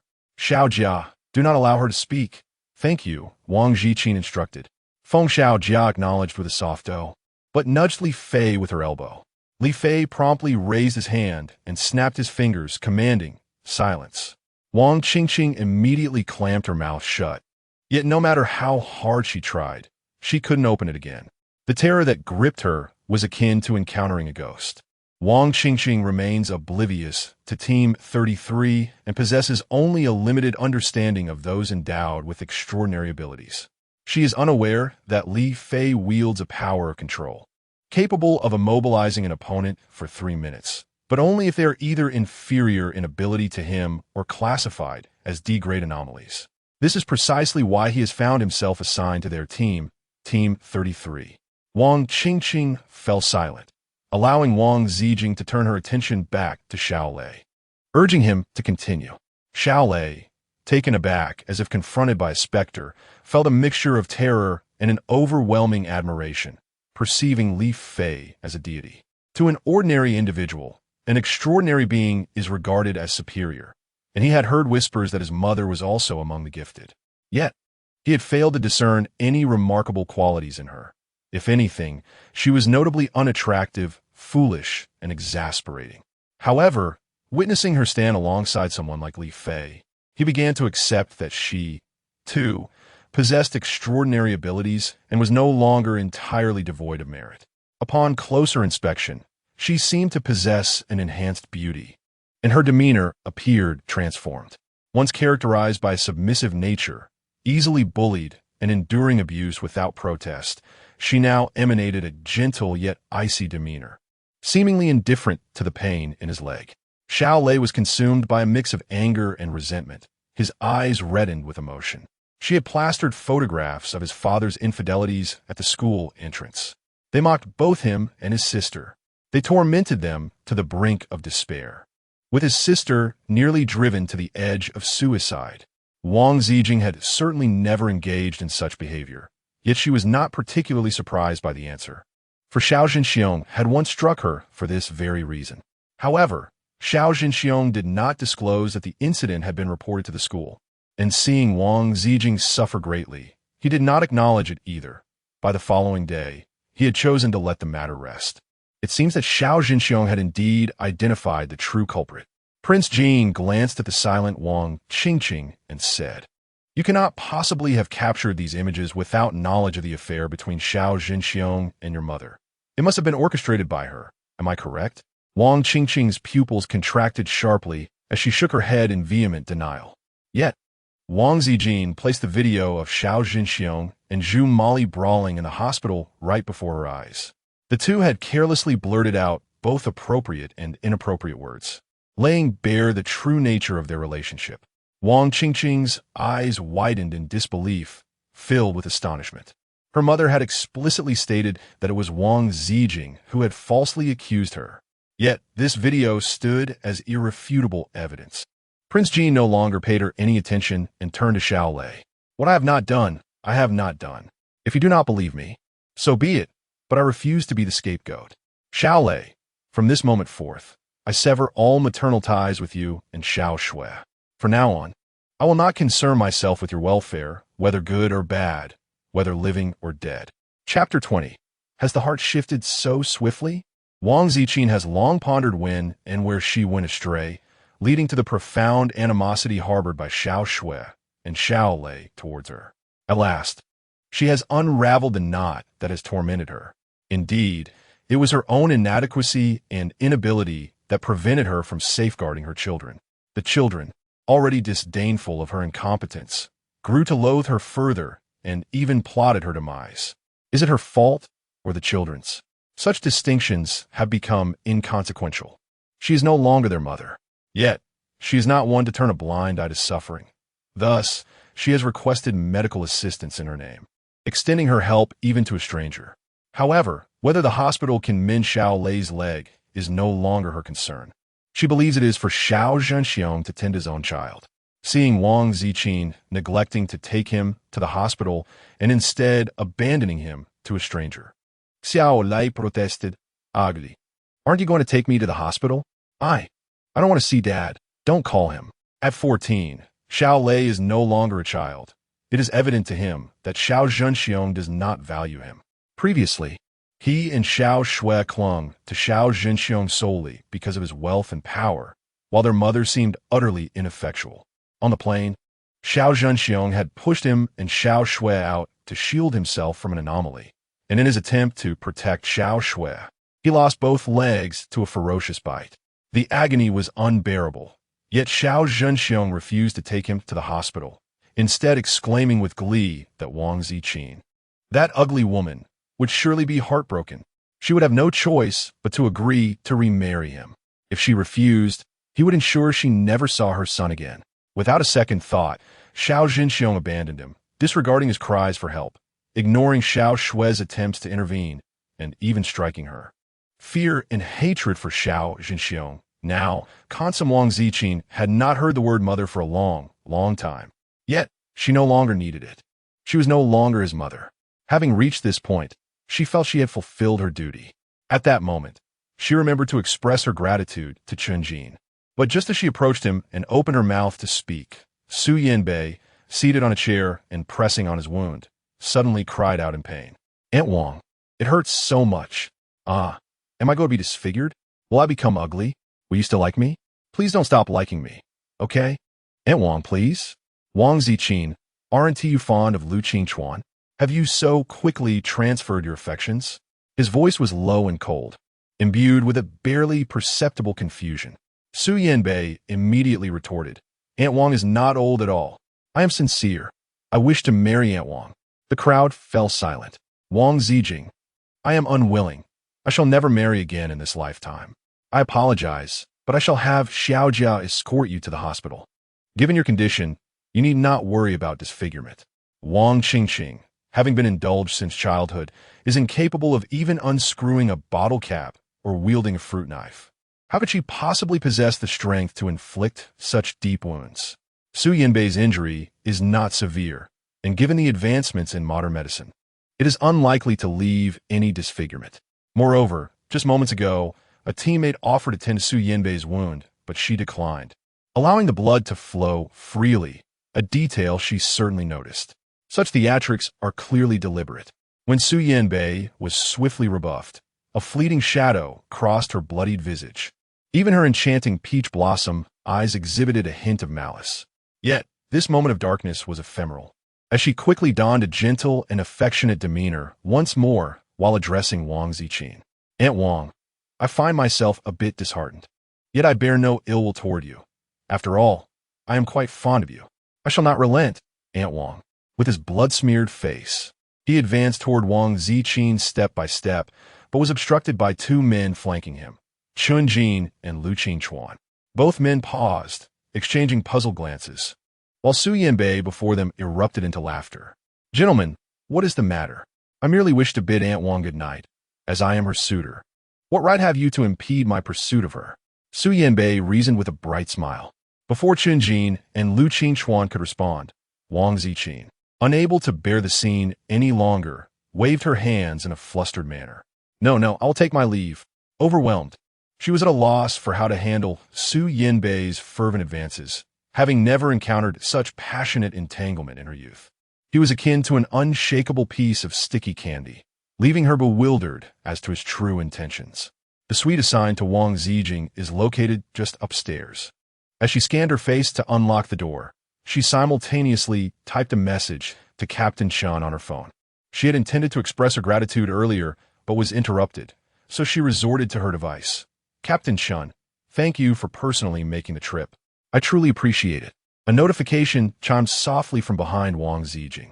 Wang Ziqin understood the situation, but as they had already reached the door, she politely invited him. Would you like to come in for a drink of water? I haven't tidied up yet, so it might be a bit messy. No need. Chunjin replied curtly as he walked directly to the adjacent apartment, swiping his face to unlock the door, his tone indifferent. I have no shortage of water.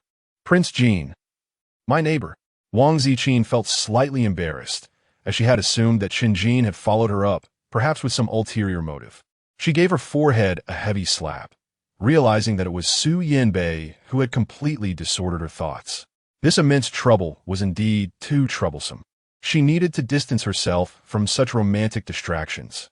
This apartment, which she had only visited briefly during the allocation, now welcomed her with an enthusiastic embrace from Little Orange as soon as she stepped inside. Today, Wang Ziqin felt utterly exhausted, yet she tenderly lifted the little orange cat, nuzzling its fluffy face affectionately. The home was tidy, with furniture arranged comfortably. A mere dusting was all that was required. As she toiled, she recounted the events of the day to the little orange cat, which, in response, expressed its vexation with a series of agitated meows. Paws scratching at the sofa in frustration. Wang Ziqin gazed in disbelief at the newly unwrapped luxurious beige sofa, which had instantly transformed into a scratching post for her cat. With a mixture of resignation and exasperation, she gently rubbed the cat's head. "You really must temper that fiery temper of yours. Today, I heard Li Fei mention that this world is increasingly filled with anomalous entities. It is not merely a matter of reproduction. Emotions may also play a significant role, much like the peculiar trees in Min City." Wang Ziqin shared numerous thoughts with Little Orange, and perhaps influenced by her daytime musings. She dreamt at night of Little Orange transforming into an enormous cat, bearing sharp fangs, and gazing at her with blood-red eyes, drooling. Her neck felt damp, and upon startling awake, she was confronted by a pair of blood-red orbs. Chapter 21. Weren't you just brimming with courage, Little Orange? Wang Ziqin, still shaken and trembling, felt a chilling sensation rise to her throat, her voice rendered hoarse with fear. She was terrified of the mutated being, but what frightened her even more was the transformation of Little Orange into a monstrous entity. The entire cat had swelled to an enormous size, nearly as large as her bed, which measured 1.80 meters, and it continued to grow. There it crouched at the edge of the bed in a predatory manner, its large feline head dripping with saliva as it fixated hungrily on Wang Ziqin, drool cascading from its fangs in a disconcerting manner. Prince Jean instinctively pressed against her damp neck, her eyes filled with vigilance, fear, and confusion as she gazed at Little Orange. She trembled, parting her parched lips slightly. "Little Orange, I am your master. Do you not recognize me?" Prince Jean rasped. She could distinctly hear Little Orange's voice, repeating, "So fragrant, intoxicating. Why is it so aromatic? I want to eat. I desire to eat." Little Orange recited this phrase over and over, as if consumed by a singular thought to devour Prince Jean. Yet, Little Orange remained motionless, yearning to indulge, but unwilling to do so. "No, I cannot. It is my master. I must not eat my master. Woe is me. E los encontro. Sobi. Little Orange, a large cat, cried sorrowfully, tears and drool flowing in unison, undeniably unable to restrain itself any longer. Prince Jean endeavored to soothe the Little Orange, conversing softly while his mind raced with frantic thoughts, contemplating the course of action to take. The mutation level of the Little Orange was not particularly high. Their team's specialized device indicated a classification of D on the mobile application designed for detecting anomalies. Upon the emergence of such anomalies, any nearby device equipped with this functionality would sound an automatic alarm. This was the residence of the elite special forces, and within 3 minutes, they would all converge upon the scene, leaving no chance of survival for the Little Orange. This simply cannot be allowed. Prince Jean felt a tumult of anxiety and confusion, unable to restrain her tears alongside the Little Orange. "Little Orange, you are all I have left. You cannot come to harm. I will save you. I must save you." She extended her hand, once capable of shattering the bizarre objects conjured by the aberrant crows. The strange mass of darkness had vanished, consumed gradually over the days. Indeed, consumed. She could distinctly sense that she had been absorbing something these past few days, right from the center of her palm, as that dark mass dissipated little by little. Consequently, her body was undergoing a transformation day by day, her abilities subtly intensifying. This was Little Orange. She could not act recklessly. Uncertain of safety, she hesitated to take action. However, Little Orange, unable to contain herself, acted impulsively. She cried out incessantly, "So fragrant, so hungry, I want to eat," and lunged toward Prince Jean with her large mouth. Yet, clinging to the last, our Wang Ziqin's mind was in a tumult. As she threw everything she could muster to fend off her assailant, only to find herself cornered by the little orange at the edge of the floor-to-ceiling window. There was no possibility of escaping through the window. A leap would mean certain death, and she could not bear the thought of abandoning her little orange. As the little orange lunged once more, she clenched her teeth and instinctively formed a fist, yet at the last moment, she transformed it into an open palm, pressing it against the brow of the feline. She was utterly gambling everything. The fear of accidentally shattering the creature's head was more terrifying than the prospect of being devoured by it. The little orange was her pillar of strength, accompanying her through years of darkness and despair, enveloping her in warmth. Wang Ziqin placed all her hopes in the palm of her hand, so tense that she stifled her own breath, awaiting either hope or demise.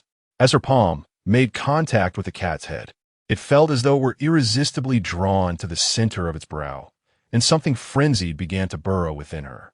However, this time, the sensation was not as searing as before, and the entity that penetrated her seemed less fierce. She paid little heed to these details, her gaze fixated on the small orange that gradually slumped under her touch, resembling a deflated ball, despite having swollen to a size that could nearly fill her entire bedroom.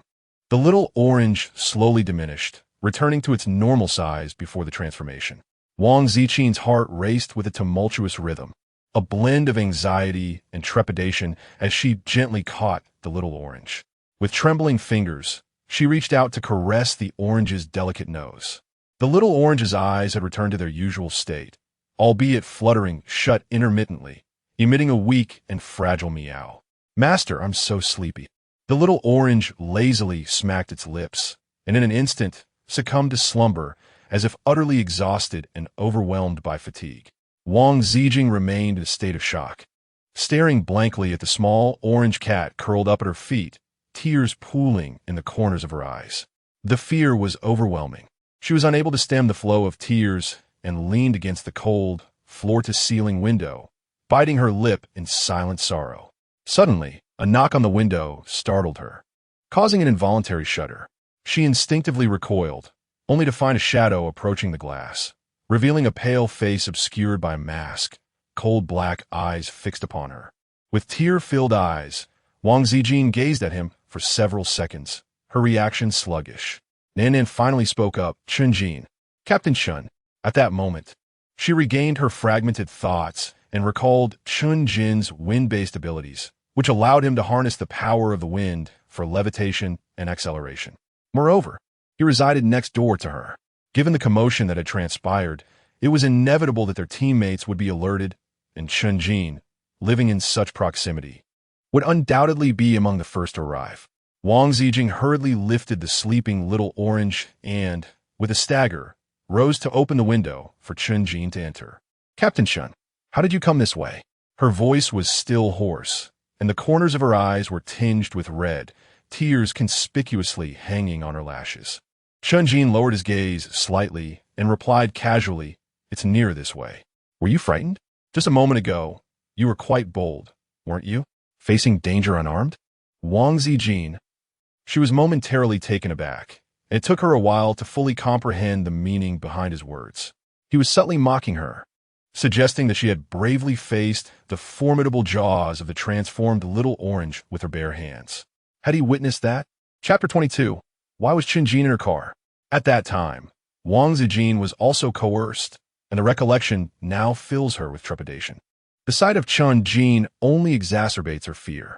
Clutching the small orange tightly, she candidly admits, "Well, the little orange underwent a transformation just now, but it has returned to normal. It is perfectly fine now, as it was absorbed by my newfound abilities." A sense of urgency arises within her, as she fears that Chun-Jin might eradicate any trace of the anomaly. Hastily, she opens her palm to reveal the vibrant orange mark. "Do you recall that C-grade mutated crow?" My palm darkened, and I sensed that I had absorbed its mutation, transforming it into my own power, thereby enhancing my abilities. I absorbed it without succumbing to mutation myself, allowing me to assimilate more anomalies without endangering their lives, thus empowering myself further. Wang Ziqin articulated her thoughts to Chun-Jin, and the more she analyzed, the more elated she became. Excitedly, she exclaimed, It appears that my extraordinary ability is truly remarkable. Captain Chun, I can assist you in dealing with the mutated entities. Her laughter was filled with joy as she envisioned resolving conflicts without bloodshed, which was far preferable to the current brutal and bloody battles. However, she noticed that Chun Jin seemed far from pleased. His dark, brooding eyes were icy, and they appeared to narrow slightly, a hint of dangerous intent gathering within. Wang Ziqin was all too familiar with his demeanor and instinctively recoiled in fear. Captain Chun, I didn't lose the ring. To prove her words, she nervously retrieved the tarnished silver ring dangling from a red cord around her neck, alongside an antique emerald jade thumb ring.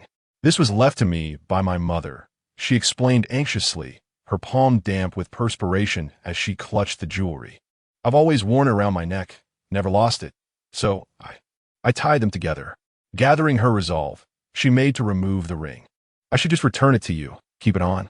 Chun Jin finally spoke, his stern gaze lingering on her timid, pitiable form. The murderous glint in his eyes softened slightly. And never use that ability of yours again. Understood? His tone remained icy, though the warning carried an unspoken weight. In a state of nervous trepidation, Wang Ziqin was momentarily taken aback by the inquiry, utterly perplexed. Why? Chun Jin furrowed his brow, yet before he could utter a word, a fervent knocking resonated from outside. It was Lu Qingchuan. Aunt Wang, are you all right? I noticed the location of the anomalous object's red dot and rushed over, only to find it vanished. Have you eliminated the anomaly? Aunt Wang, open the door. After knocking persistently, Lu Qingchuan, perhaps fearing for Wang Ziqin's safety, resorted to a forceful assault on the door. The violent thuds echoed, causing the furniture within to tremble. Had it not been for the sturdy quality of the door, it would have been breached long ago.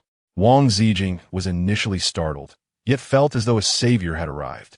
Heaven knows how terrifying Chun Jin had been just moments ago, far more so than the mutated little orange. She nearly sprinted to the door, breathlessly exclaiming, I'm fine. I eliminated the mutated creature. Behind her, Chun Jin slowly emerged from the shadowy corner, interrupting Wang Ziqin's words. Wang Xin was momentarily taken aback, gazing at Chun Jin with a perplexed expression, unable to comprehend why he would resort to deceit. He did not strike her as a person prone to lying. Rather, he seemed above such trivialities, his prowess rendering dishonesty unnecessary. Yet, why would he express such sentiments? And why harbor intentions to harm her? Perhaps it was merely a fleeting illusion, but Chun Jin truly exuded an air of peculiarity. Without a shadow of a doubt, the words spoken by Chun Jin would evoke no skepticism. Both Lu Qingchuan and their teammates arriving from outside exhaled in relief. Fortunately, Captain Chun was present. Otherwise, Aunt Wang would have been in peril. Aunt Wang had yet to undergo training and was unarmed, and D-class anomalous entities posed a significant threat. Indeed, gratitude was owed to Captain Chun for safeguarding Aunt Wang from their team. Otherwise, they would find themselves devoid of sustenance in the future. Eat, eat, eat. That's all you think about. One teammate jested, though he too could not resist the allure of Aunt Wang's culinary creations, chuckling as he spoke. Amidst the light-hearted banter, Lu Qingchuan finally inquired, what about the anomalous entities? I still need to draft a report. This is exhausting. Wang Ziqin tightened his embrace around the plump orange cat nestled in his arms, instinctively glancing towards Chun Jin. Akat. Lu Qingchuan observed the sleeping feline in Wang Ziqin's hold, harboring no doubts that the recent anomaly was indeed this very creature. He nodded slightly, a smile breaking across his face. Are you worried about Aunt Wang getting hurt, which is why you transformed the anomaly into ashes? You usually handle Class C anomalies with far less effort. Are you particularly anxious about Aunt Wang? Prince Jean blushed in embarrassment. Captain, you just wanted to eat Aunt Wang's cooking too, didn't you? I knew it. Even the spicy trotters I was saving for a midnight snack. You finished them all. Lu Qingchuan continued indignantly. Wang Ziqin. Chun Jin's cold gaze momentarily faltered, before he spoke with an impassive demeanor. I did not indulge in infidelity. I merely ate in your presence.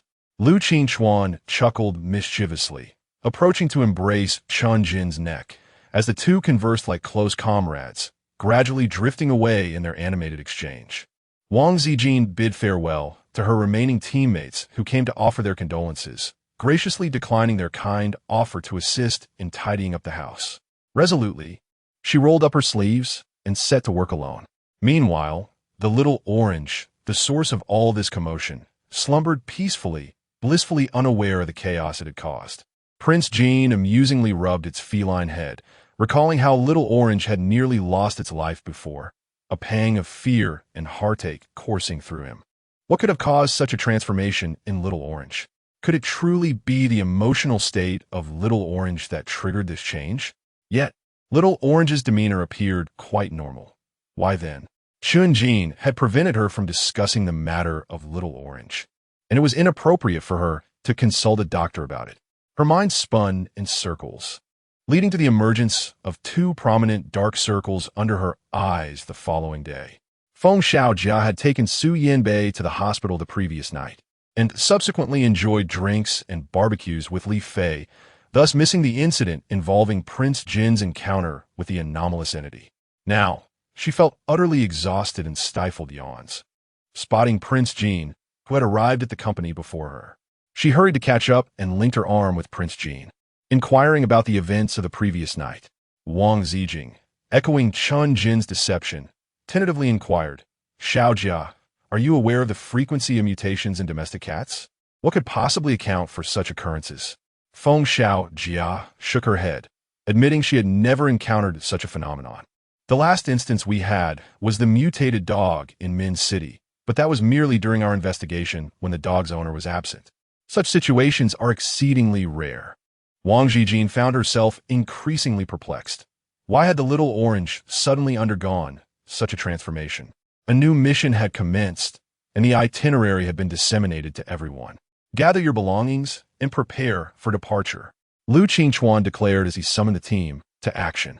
He specifically called out to Wang Ziqin, Aunt Wang, your vehicle has arrived.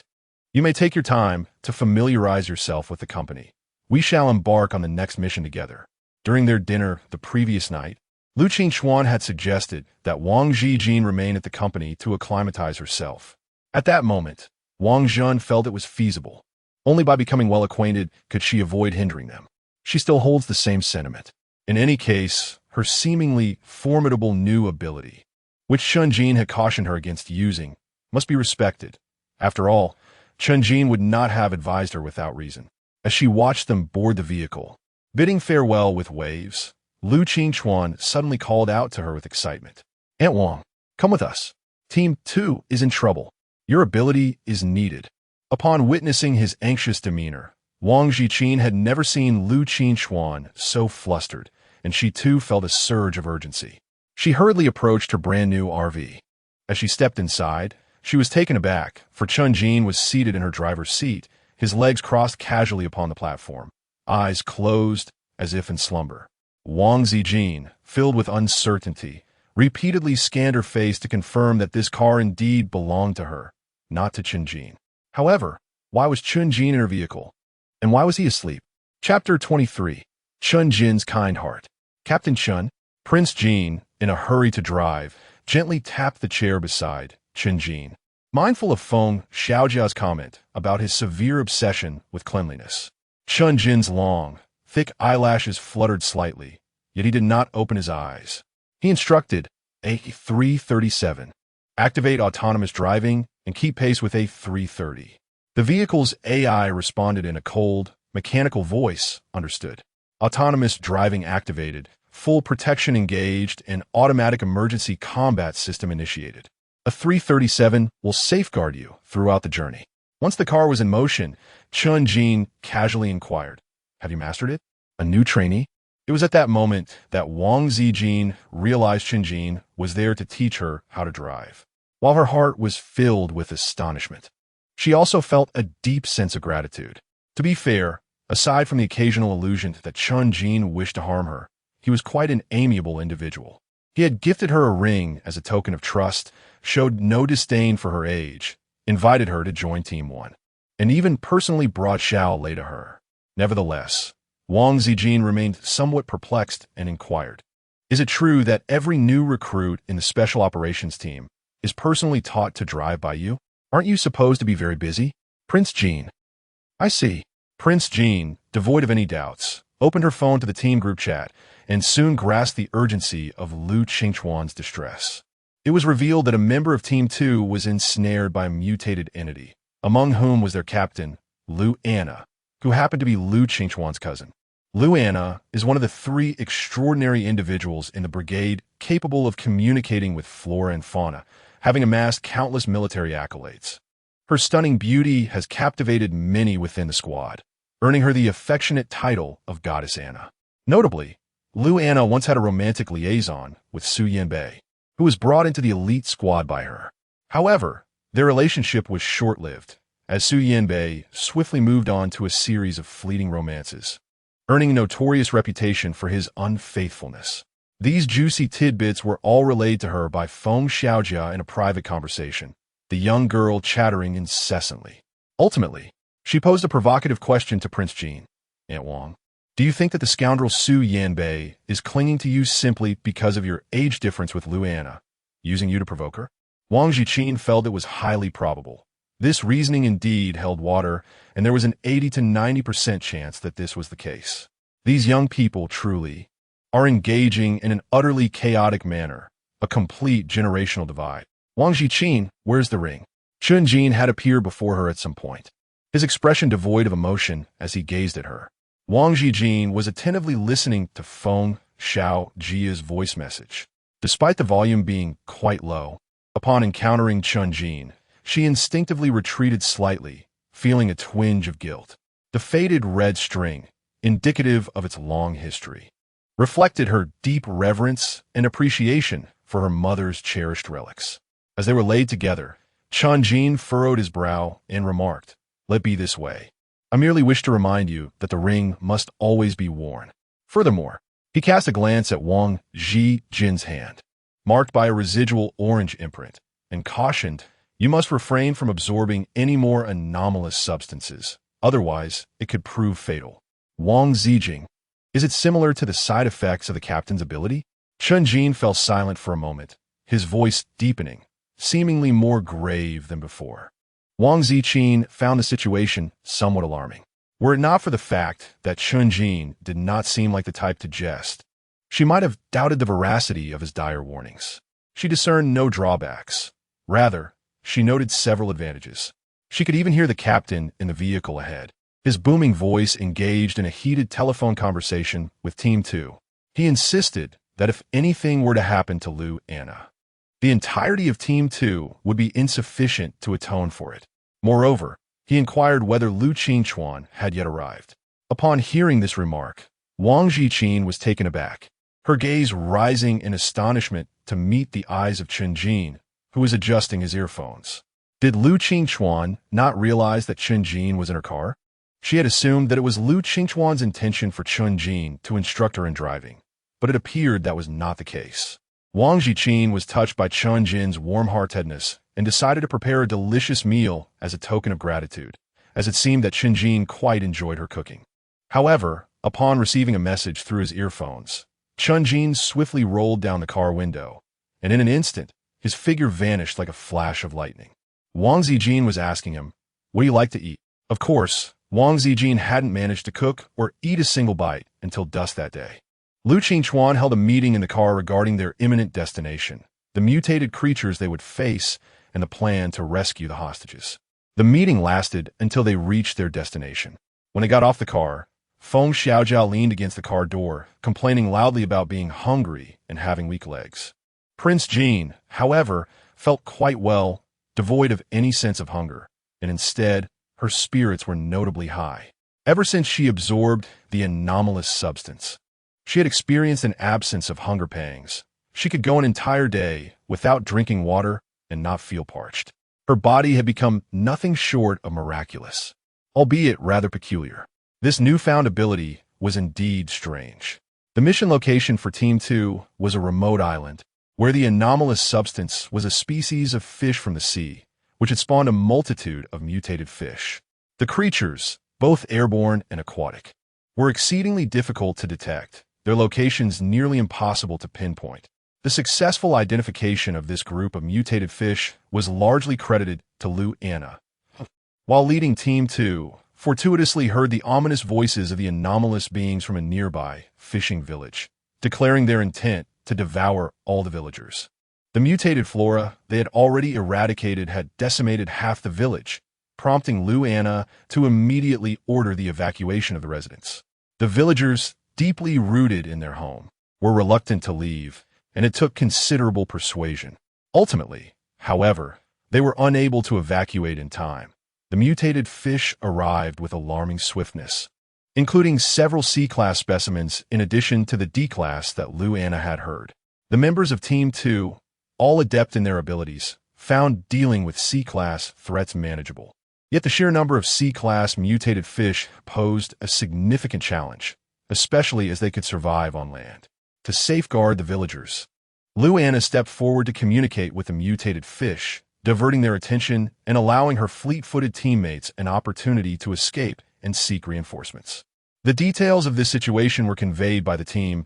Two members who had ventured out for help, a young man with reddened eyes, expressed his deep concern, yet maintained a glimmer of hope. Captain Chun had been inside for quite some time. With him present, Captain Anna would undoubtedly be rescued. If something were to happen to someone as kind-hearted and beautiful as Captain Anna, I would rather die alongside her, the young man proclaimed passionately. Lu Qingchuan slapped him lightly and retorted, "Shut up. Do not curse Anna. She will be just fine." Although Team 2 had reported that Chunjin had already entered, Lu Qingchuan did not allow himself a moment's rest and urged the members of Team 33 to accompany him inside. As he strode forward, he called back to Prince Jin, who was struggling to keep pace. "Aunt Wang, just relay the messages for me. We've coordinated before. Huang Mao, you stay with Aunt Wang. Protect her." Li Fei, with relatively weaker abilities, managed to sulkily come alongside Prince Jin, grumbling if it weren't for Su Gu still being hospitalized. The duty of protecting Aunt Wang would probably fall to someone else. I feel so useless and embarrassed. Chapter 24.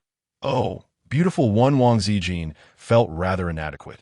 Lu Anna, possessing the same extraordinary ability to communicate with flora and fauna, was capable of leading the team with distinction and achieving remarkable feats.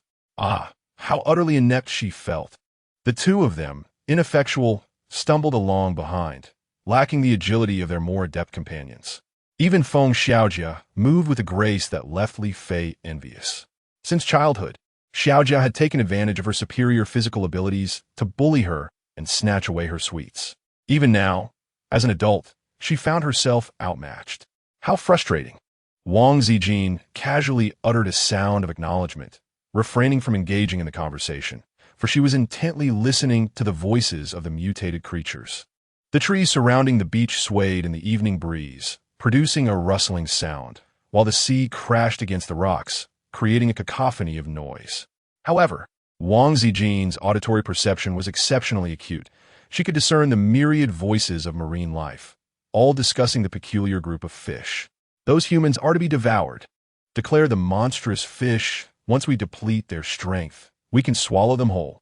Are humans delectable? They have always feasted upon us. At last, we can feast upon them. I wish to transform into a monstrous fish. We should flee. Once the monstrous fish has consumed those humans, it will come for us next.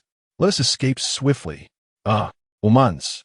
Wang Ziqin inquired about the peculiar transformations of the mutated fish, their fears, and requested their assistance in confronting the aberrant creatures. However, they refused, exclaiming, "You humans are far too feeble. The individual who previously questioned us is already encircled by the monstrous fish and is on the brink of being devoured." Wang Ziqin discerned that they were likely referring to Lu Anna. It seemed that Lu Anna had indeed posed similar inquiries. Her line of questioning was not misguided. Yet these fish could not provide the means to unravel the mystery. Thus, with a boldness that belied her embarrassment, Wang Ziqin declared, "I am formidable. Trust in me. For your only alternative is to depart from this place." The fish, reluctant to leave, understood that Wang Ziqin merely requested them to gather intelligence, not to engage in battle with monstrous creatures. The formidable entities lurking here were far more terrifying, as a figure clad in black was nearly devoured by one of them. Truly a horrifying sight. The news from the fish astonished Wang Ziqin. Could the figure in black be Qinjin? Wang Ziqin pondered for a moment before relaying all the gathered intelligence through his earpiece to Lu Jingchuan, who had already charged ahead. Lu Jingchuan had arrived at the scene, witnessing the besieged members of Team 2, the trapped villagers, and Lu Anna, all encircled by mutated fish. Desperate to rescue his cousin, he hastily instructed Wang Ziqin to continue gathering information before drawing his twin golden revolvers and plunging into the fray. The hostages' situation was dire. They had been trapped for far too long. No matter how formidable Team 2's members were, they couldn't fend off an entire swarm of C-class mutated fish. Moreover, burdened with protecting the villagers, many had sustained injuries, and Lu Anna was tirelessly tending to them one by one. Though lacking combat prowess, possessing only the ability to communicate with flora and fauna, Lu Anna had originally trained as a physician. Thus, in the absence of a dedicated medic, she filled the role while serving as the team's resident healer. Her combat suit was drenched, her chestnut curls clinging to her pallid face. The stark contrast of bloodstains all the more pronounced. The sight wrenched Lu Jingchuan's heart, and he bellowed, "Qinjin, where the hell are you? Eaten by those damn fish?" Even without the earpiece, she could hear Lu Jingchuan's roar clearly, alongside a weary yet composed feminine voice murmuring, "Brother, you finally came. I thought I'd never see you again. Are you speaking to Captain Chun? Has he arrived as well?" Prince Jean listened intently to the cacophony around her, her keen vision discerning through the haze a dense swarm of mutated fish. They roared ferociously, assaulted by various supernatural abilities and weapons, yet retaliated by spewing globs of viridian mucus that caused festering wounds upon contact. The battlefield raged with relentless intensity, fueling Prince Jin's growing anxiety. These were C-class mutated fish. Had Qinjin been present, the odds would have tilted more favorably, but Qinjin, she knew her own combat prowess paled in comparison to his. Her assistance would be far less effective than his, assuming, of course, that Qinjin hadn't already been devoured by the creatures. The fish murmured that the threat lay just ahead, and soon enough, she spotted what appeared to be an island undulating upon the ocean's surface. No, not an island, a monstrous fish, a gargantuan leviathan. The fish hastily corrected. Wang Ziqin discerned that it was not an island, but a living creature, its immense maw agape, splashing seawater 3 feet high with a single bite. It appeared to possess a formidable magnetic field, causing the surrounding waters to churn violently, with fish trembling in fear at the thought of approaching, whispering that to draw near would mean certain death. Li Fei, overwhelmed by despair, crouched on the ground, clutching his head and murmuring in anguish, "I should die. I am so worthless. Living is merely a waste of sustenance. I should die, I should die." As he uttered these words, he grasped his own throat tightly, rolling on the ground and dramatically rolling his eyes in torment. Wang Ziqin was utterly startled and immediately grabbed his hands, exclaiming urgently, "Li Fei, Li Fei, what's wrong with you? You're not useless at all. You're far better than me." Li Fei, having never undergone physical training, her strength was still lacking, and she couldn't pry open Li Fei's hands as he tried to strangle himself. Yet, strangely, she felt an inexplicable suction in her palm, subtle but undeniable. The moment she pressed it against Li Fei's forehead, he snapped back to consciousness. Gasping in shock, his face pale and drenched in cold sweat, he scrambled backward, his voice hoarse as he cried out, "A mental attack." It was a mental attack. This is a Class B anomaly. He immediately tried to contact Lu Jingchuan and the others via phone, but the overwhelming magnetic interference from the Class B entity rendered the signal useless, filling the air with static. Defeated, he lowered the phone and clutched his face in despair, muttering, "Aunt Wang, it's over. We're finished. There's no escape. We're doomed. I don't want to die. I haven't even fallen in love yet. Haven't married Xiaojia. Haven't even confessed to her." The grown man wept bitterly, tears and snot streaming down his face, while Wang Ziqin remained fixated on her palm. What had she just absorbed? Li Fei wasn't an anomaly. So why could she draw energy from him? No, not energy. Suddenly, Wang Ziqin was struck by a thought, yet she had no opportunity to ponder it further, as a B-class mutated creature, resembling a massive island, lunged toward them like a famished tiger, pouncing on its prey. Waves crashed and splashed, while the mutated fish shrieked frantically, "Aroma! How delectable! Oh, beauty! Truly fitting for the propagation of my royal lineage." Chapter 25 will reduce her to ashes. Wang Ziqin, terrified, instinctively retreated, entirely oblivious to the fact that the mutated fish's words were directed at her. Firstly, she considered herself to be lacking in beauty. Secondly, she was human. How could she possibly procreate with a fish? Thus, Wang Ziqin assumed that there must be another fish nearby, attracting the mutated creature. Yet, why did it lunge directly towards her? Li Fei was already drawing closer to the mutated fish, blood streaming from his ears, eyes, mouth, and nose, while Wang Ziqin, aside from her fear and anxiety, felt no discomfort whatsoever. Wang Ji touched her nose, relieved to find that the bleeding had ceased. She promptly helped Li Fei to his feet. Even though she was aware that escape was futile, she felt compelled to run. At the same time, she clenched her fists tightly, preparing to strike should they be cornered. Although Qinjin had warned that utilizing this extraordinary ability could lead to death, she realized that abstaining would result in demise as well, and perhaps even more swiftly. To her astonishment, just as she perceived the imminent danger and raised her fist to strike, a long sword, shrouded in black cloth, pierced directly through the forehead of the mutated fish. Prince Jin was splattered with blood from the mutated fish, and only then did he notice a tall man clad in black combat attire and a black mask standing atop the massive head of the creature.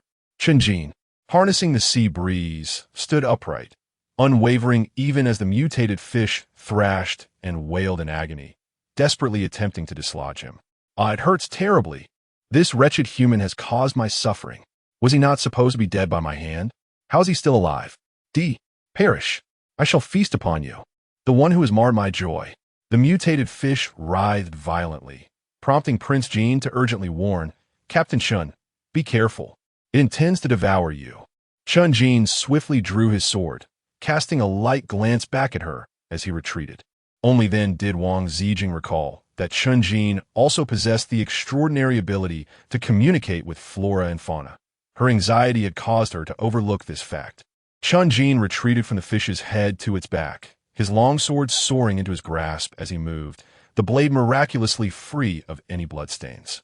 His slender fingers gripped the hilt as he soared backward once more, while the mutated fish, like a dragon flicking its tail, relentlessly pursued him. "Devour him. That accursed human has fled. He is afraid. Consume him. Consume him." The frenzied cries of the mutated fish reached Wang Ziqin's ears, intensifying her concern for Qinjin. The creature had nearly struck him down. If it caught up, the consequences could indeed be fatal. Wang Ziqin hurriedly pursued, yet her ankle was firmly grasped by Li Fei. "Aunt Wang, please don't go. You will perish. Even Captain Chun cannot withstand it. Your presence would be futile." Li Fei remained steadfast in his duty to protect Wang Ziqin. Wang Zin was about to urge him to release his grip when, suddenly, he caught sight of another wave of mutated fish emerging from the opposite side, mutated fish of Great Sea. Chun Jin's position would soon be besieged for both sides, significantly increasing the likelihood of his demise. Wang Ziqin was unable to provide an explanation. Instead, she directly employed her supernatural ability, exclaiming, "Let go! Retreat!" Li Fei, of course, was unwilling to release his grip or retreat, yet he found himself inexplicably powerless, instantly loosening his hold and taking several steps back. In his astonishment, he sensed a strange familiarity. Wasn't this the very essence of his own control-based ability? How could Aunt Wang possess such a power as well? And to command him so effortlessly? Was his ability inferior to that of Aunt Wang? Li Fei was beset by a myriad of questions. But Wang Ziqin had no answers to offer. She herself was quite taken aback. She could only speculate that perhaps by absorbing the mutated entities, one could acquire their powers. And the same logic applied to ability users. She had contemplated this before, but never had the opportunity to experiment. Now, by chance, she had seized an opportunity. Though time was of the essence, and she could not, as Prince Jin's heartbeat surged to her throat, she swiftly leapt up, her feet suddenly feeling weightless, and behind her unfurled two ebony wings. A blend of fear and relief coursed through her. Indeed, she had acquired the swift flight of the aberrant raven. However, her wings were feeble, and she felt herself teetering precariously. Terrified of heights, she shut her eyes tight and propelled herself forward with tremendous force, mirroring the agility of a small orange, landing a precise slap on the forehead of the B-class aberrant fish. She was uncertain whether her extraordinary ability would have any effect on the B-class creature. Earlier, she had employed leaf phase puppet control ability in her pursuit, yet it had failed to halt the B-class fish's onslaught, leaving her with little confidence in this attempt. Nonetheless, it mattered not. Although she feared death, she feared even more the thought of those who had shown her kindness being slain before her, while she remained powerless to intervene. Throughout her life, she had existed in a frigid darkness, subjected to indifference and humiliation, when she encountered those who treated her with even a modicum of kindness. It felt as if she had stumbled upon a ray of sunlight. Each beam of light brought her warmth, inspiring her to repay even the smallest act of kindness with boundless gratitude. Prince Jean tightly closed her fearful eyes, her palms searing as if plunged in boiling water. The scalding sensation surged into her hand, rendering her face pale as she gasped in agony. The pain was excruciating, overwhelming her to the brink of unconsciousness. Yet, in that fleeting moment before darkness enveloped her, she opened her eyes and witnessed the B-class mutated fish deflating, collapsing backward with a thunderous crash. She too was falling, her body feeling as though it were filled with scalding water, heavy and painful, yet she succumbed to the faintness. Below her lay a filthy, muddy shore, and she feared she would sink into it, but in that instant of descent, a shadowy figure darted forward, catching her with lightning speed. Prince Jean. Chun Jin's voice was laced with barely concealed fury, his dark eyes beneath the mask glinting ominously, cold as if infused with murderous intent. The long sword floating at his side was poised menacingly at her head, a mere fraction away from obliterating her entirely. Chapter 26. She felt utterly comfortable. The earpiece crackled with Lu Qingchuan's incessant roar, a heart-wrenching plea for Chun Jin to hurry, exclaiming he was on the verge of death. Time seemed to stand still. The waves on the magnetic, undisturbed sea twisted, droplets suspended in midair like a curtain of pearls, utterly motionless.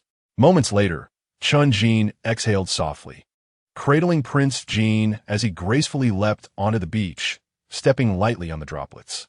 The filthy, swamp-like shore felt as solid as ground beneath him, free from any trace of dirt.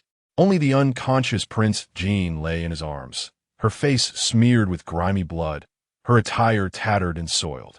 Chun Jin frowned, shedding his outer coat to wrap her, then continued onward, supporting her with one hand. The stagnant atmosphere seemed to regain its flow.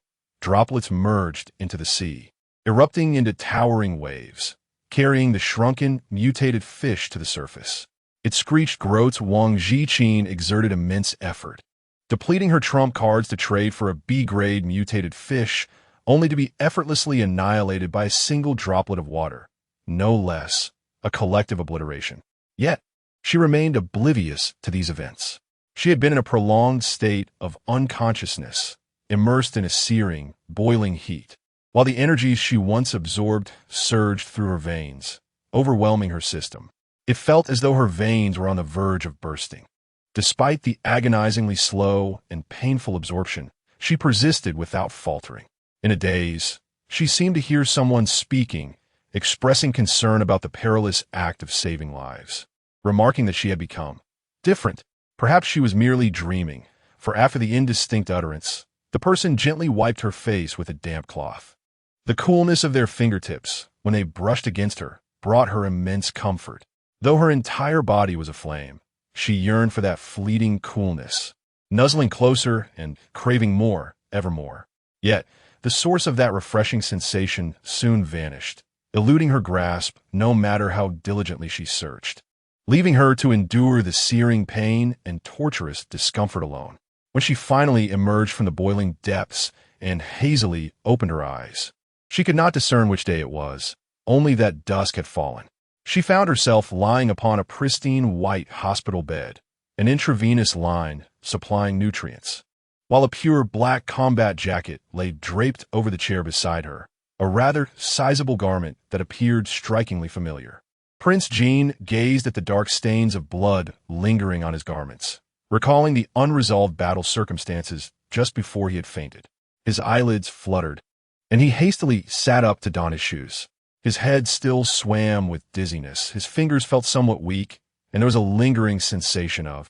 Wang Ziqin gazed at her own fair and slender fingers, their tips tinged with a delicate peach hue, momentarily failing to recognize them as her own. She stood frozen for several seconds before the thought to touch her face even occurred to her. Yet the raucous clamor outside, that all too familiar and loathsome din, was simply too overwhelming. Here we go again. Wang Ziqin took a deep breath, unsteadily making his way to the hospital room door, where he encountered the heartbroken Zhu Moli, who was weeping inconsolably, and the agitated Xiao Zhenxiong, who was arguing vehemently. The last time Zhu Moli and Xiao Zhenxiong had been attacked by birds, they were now both swathed in bandages, their faces similarly wrapped, resembling mummies. Prince Jean could recognize them without seeing their faces, not merely because she was intimately familiar with their voices, but because it seemed she could perceive their bloodied and mangled visages through the veil. It was both repulsive and shocking. Prince Jean rubbed his eyes in astonishment, suddenly witnessing Xiao Zhenxiong attempting to charge toward Wang Jianfeng in his wheelchair at an almost imperceptible speed, only to be blocked by Feng Xiaojia's flames. With merely a flick of her wrist, Feng Xiaojia conjured a blazing inferno, her movements swift and precise. She had indeed grown stronger, significantly so. She could feel the meridians within her body, now crystalline and pure, shimmering with a delicate iridescent glow, breathtakingly beautiful. Compared to the murky, grotesque sight when she first glimpsed them, the difference was like night and day. Help! The Special Forces superhumans are killing people. Someone, judge for us. What wrong have I done? Injured as I am, just to visit my gravely ill husband? Wah! Zhu Moli wailed hysterically, rolling on the ground in a tantrum. Unable to earn Wang Jianfeng's forgiveness or affection, she abandoned all dignity, lunging repeatedly to cling to his leg. Jianfeng, Jianfeng, you can't be this cruel. I was truly forced. I brought Xiao Zhenxiong here to make him apologize to you. Forgive me. Didn't you always say I was young and deserved to be pampered? Uncle Wang. Wow. In her desperation, Zhu Moli even reverted to calling him Uncle Wang, a term of respect from her days as Prince Jin's close friend, which later became a whisper between their sheets. Wang Jianfeng's face darkened, swiftly turning a shade reminiscent of liver, as he engaged in a fit of urgent coughing. Close your mouth, he exclaimed. However, Zhu Moli was not inclined to heed his words. Seizing the moment, she passionately declared, Uncle Wang, I love you. I cannot bear to be apart from you. Please do not let me leave your side. Will you? I implore you, Jianfeng. Even Qingqing no longer acknowledges me. Little Moli has only you left. Sobi, Sobi. In times past, such a display would have tugged at Wang Jianfeng's heartstrings. For Zhu Moli had never before wept in such a manner, so humbly and openly professing her affection. Wang Zhen gazed anxiously at Wang Jianfeng, reflecting on how, in her previous infatuation, she would have never allowed Xiao Zhenxiong to suffer such indignity. She would have instinctively felt compassion first. Yet, Wang Jianfeng did not share this sentiment. He showed no pity for Zhu Moli and resolutely commanded Li Fei and the others to expel the two individuals. Wang Ziqin secretly sighed in relief, fortunate that her father did not possess the same peculiar obsession with love as she did. Otherwise, wait. Suddenly, she noticed someone bursting forth from her father's hospital room, brandishing a glinting fruit knife, aiming it menacingly at her father's back. The attention of the others was fixated on the tumultuous commotion caused by Zhu Moli and Xiao Zhenxiong, including Wang Ziqin herself. Had it not been for her sudden enhancement of retinal acuity, she would have remained oblivious to this alarming scene. Wang Ziqin was utterly terrified and immediately sprinted in that direction.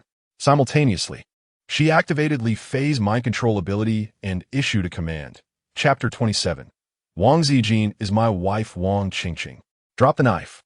Prince Jean emitted a sound, prompting the onlookers to follow the noise and discover the swiftly emerging figure of Prince Jean. At present, Wang Ziqin's appearance is rather unremarkable, clad in a standard hospital gown, her long black hair cascading down to her waist in a somewhat disheveled manner. However, as she dashed out, the rays of the setting sun enveloped her, illuminating her porcelain-like face with a luminous purity, while her amber eyes sparkled with clarity. One might envision a divine maiden sprinting through the meadows, exuding an ethereal, breathtaking beauty that is simply ineffable. The onlookers were left in awe, including Feng Xiaojia, who was known to Wang Ziqin, her mouth agape in astonishment. "My dear Aunt Wang." "No, my sister, you are simply exquisite. Sister Ziqin is so beautiful," she exclaimed, her excitement rendering her speechless. Feng Xiaojia defiantly countered, "What do you mean, perhaps? My sister Ziqin is undeniably a goddess, the most divine of all goddesses. Though I admire Goddess Anna, I adore Sister Ziqin even more. Hence, I choose Sister Ziqin. Li fei interjecta. Are you choosing a consort here?"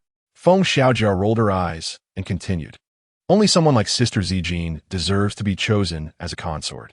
Just pick me instead. I possess discerning taste. I recognized Sister Ziqin's beauty long ago, yet you scoundrel, did not believe me. Li fei raturta. How am I a scoundrel? I don't even have a girlfriend, let alone have held a girl's hand." While Li Fei and Feng Xiaojia bickered, Wang Ziqin had already sprinted to Wang Jianfeng's side, maneuvering his wheelchair to a safe location. Despite Xiao Shui being under her control, having dropped her knife, she stared at Wang Ziqin with a mixture of shock and disgust. Xiao Shui had overheard the others referring to Wang Ziqin as Aunt Wang and Sister Ziqin, and could hardly believe that this young and stunning woman, who appeared to be of similar age to her, was indeed her mother. Xiao Shui was filled with disbelief and resentment toward Wang Ziqin, and in her fury, she immediately bent down to RETR Wang Ziqin. A cacophony of chaotic noises filled the air, overwhelming Wang Ziqin's mind. Yet she had already noticed Xiao Shui's subtle movements. Without waiting for others to intervene, she activated her supernatural ability and commanded, "Kneel." Xiao Shui immediately dropped to her knees with a thud, her face a mask of shock and terror. Though she had encountered individuals with supernatural powers before, this command had come from Wang Ziqin. How could she possibly obey her? No, this couldn't be Wang Ziqin. This stunning, formidable young woman was nothing like her mother, that old, ugly, foolish, wretched waste of space. Gritting her teeth, Xiao Shui glared at Wang Ziqin and spat. "Who are you? How dare you order me to kneel? Cease." "She is Mom." Xiao Lei, cupping his hands around his mouth like a megaphone, called out as he hurried over on his still unsteady prosthetic legs. "Sis, didn't you promise me you wouldn't hurt Grandpa? Why are you going back on your word? You said you believed me." Xiao Shui scoffed. "If I hadn't pretended to believe you, you wouldn't have even let me see Grandpa. You're something else, Xiao Lei, helping that ugly woman's people against Dad. Have you forgotten who gave us money to spend, who bribed our classmates to stop bullying us?" Her voice trembled with fury and resentment. "Of course, you wouldn't understand. You're younger, a boy. How could you know the bullying I endured? It ruined my life. I'm only 17. Tears of rage spilled down her cheeks as she glared at Wang Ziqin. "It's all your fault. You vicious, stupid, hideous. My wife is breathtaking. Where is she ugly?" Su Yanbei emerged from seemingly nowhere, positioning himself beside Wang Ziqin with a tender, adoring smile. "Annie Wang, my face was disfigured protecting you. Do you despise me now? You won't abandon me, will you? I can help discipline our unruly daughter. I'm quite the devoted homemaker." His face was half covered in bandages, his pallor making him appear fragile. In a feeble voice, he added, "While you were unconscious these past few days, I've been taking care of our son and our father." Su Yanbei fell silent, but the others erupted. Her father nodded approvingly. "Young Su is a good boy, filial and considerate. Most importantly, he swore to me days ago that he would marry you. Back then, you didn't look like this." At that time, Wang Ziqin hadn't undergone her transformation. She had still been old and plain. Wang Jianfeng had taken Su Yanbei's sincerity to heart. "Xiao Lei Kaimding. I accept him as my stepdad too. He might not be the most capable, but he is handsome, treats me well, buys me snacks and clothes.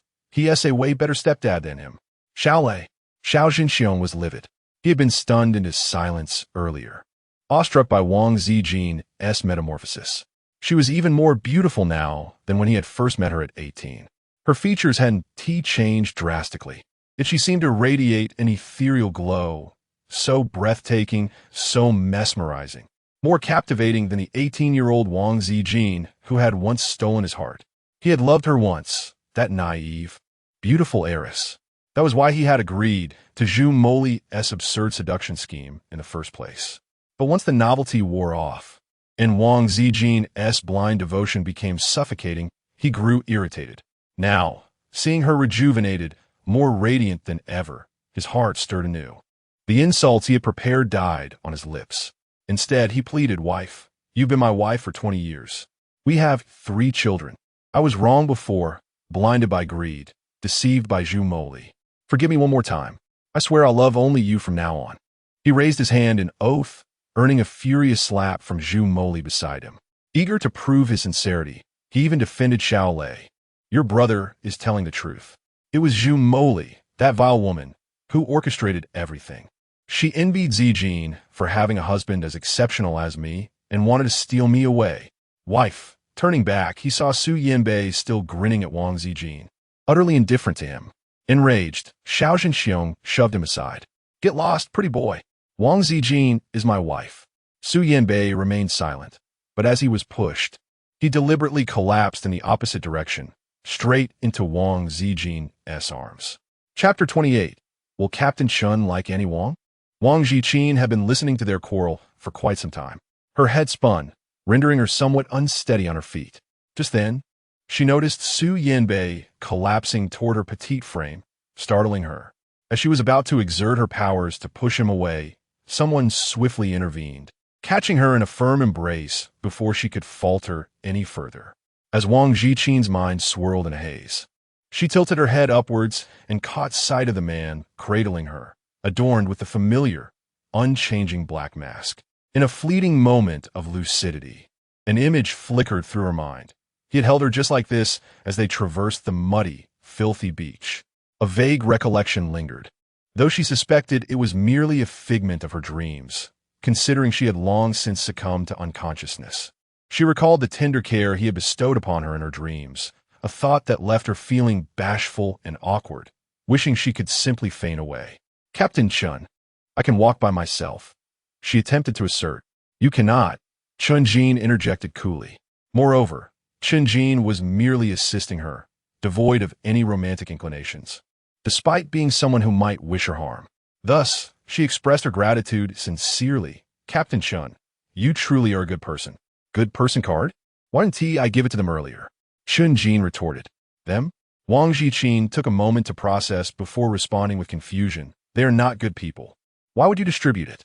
Chun Jin arched his thick brows, his dark pupils mirroring the pale, yet beautiful visage of the woman in his arms, like a white lotus slowly awakening in a pool of blood. Contemplating something unknown, he lowered his raised brow and gently laid her upon the hospital bed, stating coldly, "Do not run around again. This time, you are fortunate to awaken. Consider it a stroke of luck. There must not be a next time. Do you understand?" Prince Jin's body felt languid, as if beset by a severe fever akin to a heavy cold, a manifestation of the incomplete absorption of her abilities. This power of absorption was indeed terrifying, threatening her very existence. Who would willingly embrace death? She had no desire to perish unless absolutely necessary. She had a father to care for and a nation to protect. During her recent days of unconsciousness, she had been fiercely battling against the affliction, teetering on the brink of defeat, a perilous situation indeed. She no longer regarded Chun Jin as a mere source of danger. Nodding obediently, "All right, I will do my best." Chun Jin furrowed his brow, clearly dissatisfied with her response. Yet he refrained from further comment as Feng Xiaojia and Li Fei burst into the ward. "Sister Ziqin, am I interrupting you?" Feng Xiaojia inquired, though her eyes darted eagerly between the two, brimming with curiosity, despite the clear absence of ambiguity in the distance between Chun Jin and Wang Ziqin.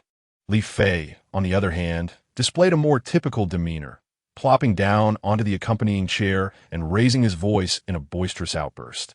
Captain Chun, however, showed no reaction to this flattery, turning on his heel to leave, taking with him the black coat that had been draped over the chair. Wang Ziqin instinctively exclaimed, "Captain Chun, I wash your clothes and will return them to you." Li Fei sighed and replied, "Aunt Wang, there is no need for you to wash Captain Chen's clothes. He likely discards any soiled garments and purchases new ones. Every time I see his attire, it is impeccably clean, devoid of even the slightest odor. Such is the privilege of those with military merit." Wang Ziqin let out a soft exclamation, finding herself in agreement. This indeed aligned with Chun Jin's character, who was plagued by severe obsessive-compulsive tendencies. Had he not just indulged in a princess Carrie moments ago, she might have questioned whether she had chosen the wrong pairing. Let's not dwell on that. I was mistaken, I admit. Feng Xiaojia, aware of Wang Ziqin's aversion to such matters, hurried over to clasp her arm, discussing the disturbances outside and the events of the past few days. Wang Ziqin was finally aware that she had been in a deep slumber for 5 days, and the doctors had declared that merely surviving this ordeal was a medical miracle. Yet, Wang Ziqin had indeed endured, prompting Feng Xiaojia to praise her resilience and recount the visitors who had come to see her. Among them were Wang Jianfeng, Xiao Lei, and several teammates, including Su Yanbei. However, Feng Xiaojia disapproved of Su Yanbei staying by Wang Ziqin's side, even shooing him away with a broom, as Li Fei had mentioned. With unwavering conviction, Feng Xiaojia asserted, "What is wrong with driving him away? He is nothing but a scoundrel." Not only did he visit Sister Ziqin, but he also went to see Goddess Anna. Lu Anna was also hospitalized, having sustained severe injuries during an incident by the seaside, and she had yet to be discharged, with Lu Qingchuan constantly by her side. As Feng Xiaojia continued her gossip, she whispered, "I've heard that Goddess Anna is the adopted daughter of the Lu family, not a biological child. I can see the captain is quite flustered. He must secretly harbor feelings for her. A forbidden romance. How thrilling." Li Fei immediately ruffled her braided hair, exclaiming, "You need to clear your head. It's all nonsense. Isn't it better to study astronomy or geography rather than indulge in your romantic novels? Get lost. You can insult me, but not my beloved romance novels." Feng Xiaojia retorted, and the two began to bicker animatedly, making it impossible for Wang Ziqin to find peace and rest. Thus, she decided to explore the apparent enhancement of her unusual abilities. First, she noticed her eyesight had improved, as had her hearing. She could overhear the heated exchange between Xiao Jinxiong and Zhu Moli outside, their arguments punctuated by Xiao Shue's mocking laughter. "Dogs biting dogs. No wonder you become the underdog. You deserve it for all the mischief you've caused, and you've even dragged me into your mess. I detest you both. Sister, where are you going? Wait for me. Don't leave. Go apologize to Mom," came Xiao Lei's voice. She was no longer interested in listening to them, so she chose to ignore their pleas and instead focused on a somewhat familiar, icy voice. "Brother, you really don't need to stay with me anymore. I'm nearly recovered, and besides, I have my teammates from Team 2 keeping me company."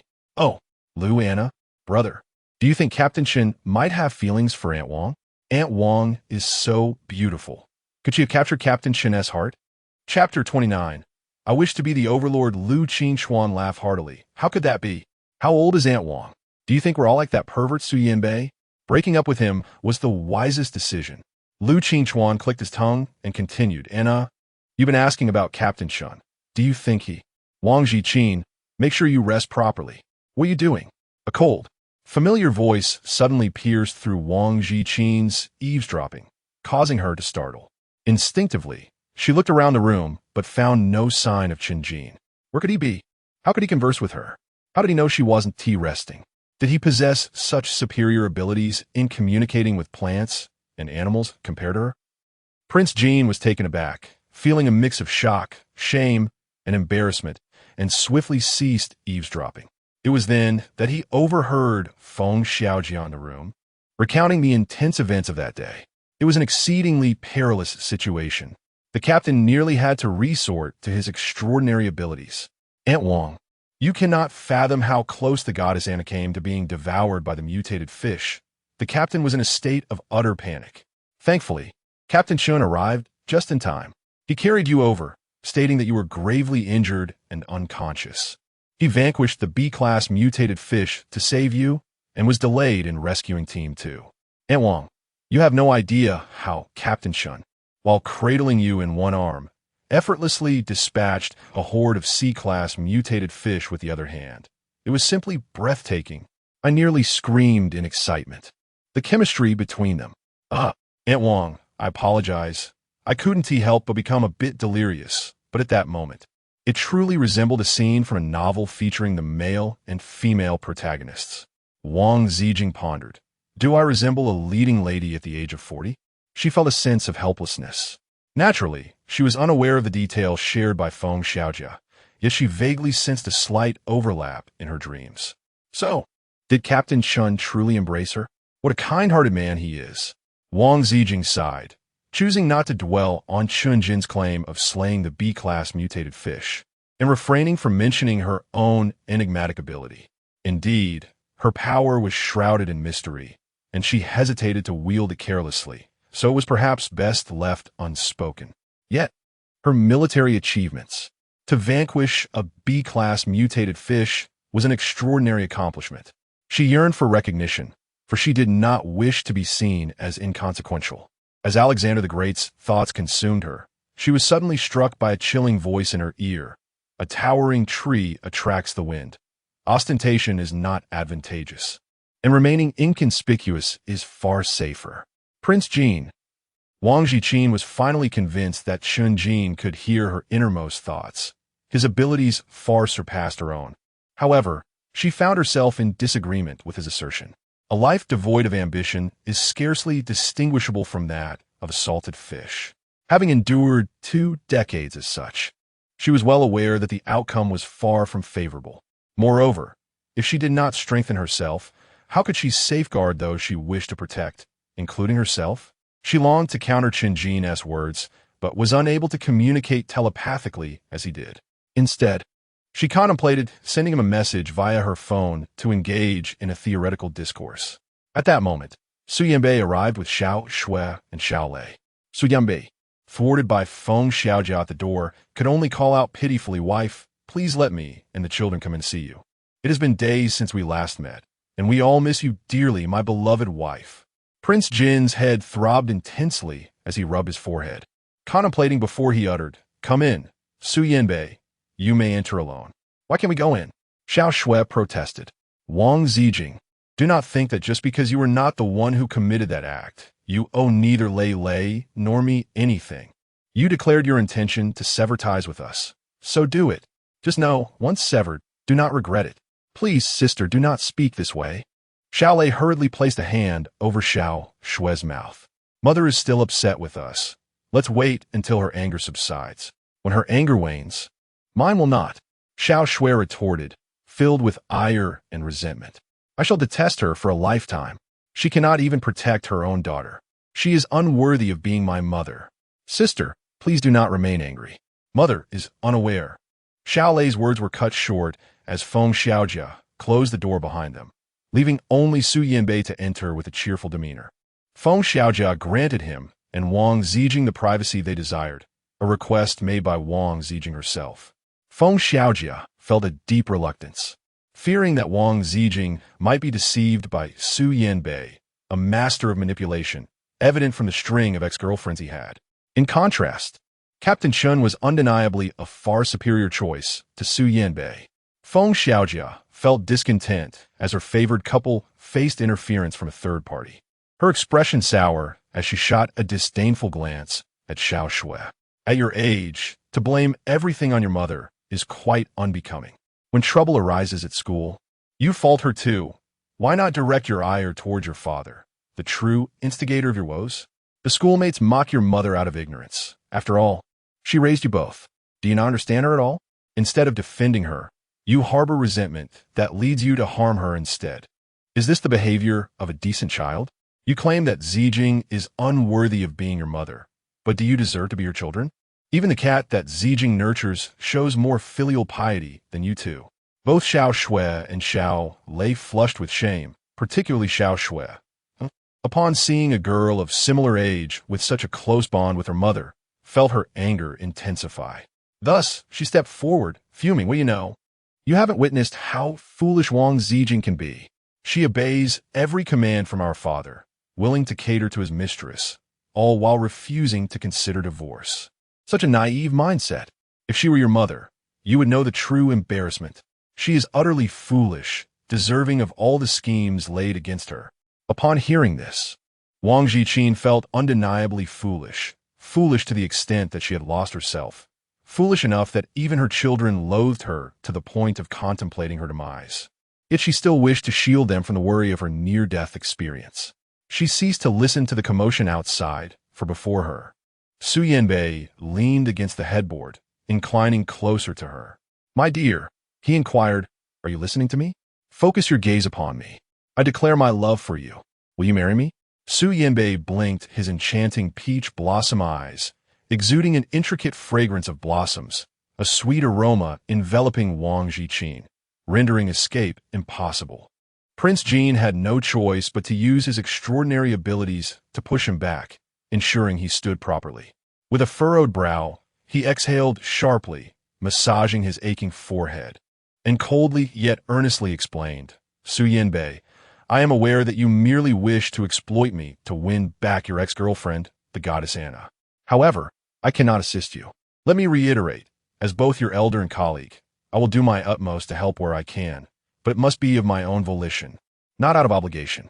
Should you persist in your reckless words, disregarding our camaraderie, then I shall no longer consider you a colleague, nor will I offer you any assistance." Upon finishing her words, Wang Ziqin released Su Yanbei from his silence-inducing ability, saying, "You may speak now, little Su." "Little Su?" Su Yanbei chuckled softly, for he had been harboring an inexplicable smile all along. His captivating eyes remained fixed on Wang Ziqin, brimming with affection yet exuding an air of determination. "Wife." Prince Jin furrowed his brow, her expression icy as she prepared to speak. However, Su Yanbei interrupted, "R.I. Jin, sister, is this acceptable? Where did you hear that I wish to woo the goddess Anna? I have spent time with Anna, but have you not been married as well? We are even, are we not?" He suddenly stepped forward, causing Prince Jin's pupils to constrict in alarm. She had not lifted the restrictions on his actions. The time was not yet ripe. Yet Su Yanbei dashed forward, eliciting an instinctive response from her to use her powers. Yet Su Yanbei knelt down with a soft thud, adopting a gentlemanly yet pitiable tone. "Sister Jin, grant me a chance, will you? If you believe my efforts have been insufficient, I shall strive harder." As he spoke, he feigned wiping away non-existent tears and brushed against the heavy bandage still affixed to the left side of his face. This bandage concealed the wound he had sustained while protecting Prince Jin, and he pointedly reminded her, his tone weak, "Sister, dear sister, please give me a chance." Su Yanbei's tone was almost childlike, yet Prince Jin felt an unsettling tightness in her chest, a sense of nausea creeping in. She mused that perhaps she was not in her right mind. Su Yanbei was not unattractive, and his acting was commendable. Who could remain unscathed by those reddened eyes? Yet, she felt queasy and could not suppress a dry heave.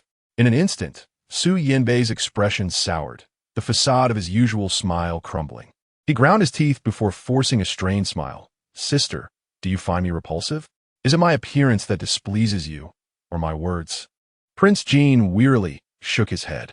"Your performance is simply too convincing. I have no desire to engage in futile conversation with you. I am at a loss as to what your true intentions are, but..." Wang Ziqin gazed at him earnestly and said, "I am grateful for your care of my father these past few days. However, I must implore you to maintain your distance from him.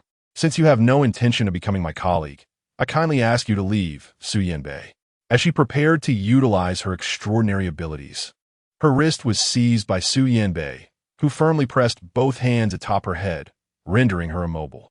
Prince Jin was greatly frightened. She was now certain that Su Yanbei was not under her supernatural control, as Su Yanbei's ability level surpassed her own. How then? Had she managed to control Su Yanbei before? Was it possible that Su Yanbei had been feigning, deliberately deceiving her? Wang Ziqin was paralyzed with fear. This peculiar ability was ineffective. She swiftly resorted to her power of communicating with flora and fauna, hoping to summon small creatures for assistance. However, Su Yanbei seemed to see right through her intentions, chuckling softly. My ice-based powers, though they often falter, can still unleash formidable strength when successfully executed. Are you certain you wish to summon those little beings to their demise? Wang Ziqin, release me, just because you tell me to let go. Do you think you are my wife? Su Yanbei shot her a sideways glance, infused with a fervent wickedness, and inquired, I shall ask you once more, will you be my wife? Wang Ziqin resolutely shook her head, yearning to speak, yet was silenced by Su Yanbei, who pressed a finger firmly against her lips. Wang Ziqin tasted the metallic tang of blood on her lips and tongue, yearning to wield her other abilities, yet the searing pain in her head rendered her utterly powerless. The aftermath of her ordeal was exceedingly severe. It was no wonder Qinjin urged her to rest properly, lest she succumb to her condition. What to do? I am quite intrigued. As Su Yanbei's fingers caressed her lips with a teasing nonchalance, he remarked, Is your infatuation with your ex-husband not a result of his tender and considerate nature that moved you? Have your tastes changed?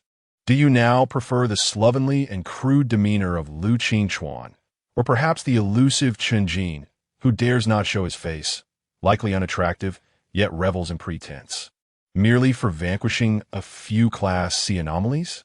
His derisive laughter echoed, laced with disdain, as he regarded Wang Ziqin with an air of superiority, embodying arrogance. Inquiring about your preferences is a mere waste of time. I'm unaware of what pleases you, but as for me, I yearn to be the conqueror, to seize with unyielding force.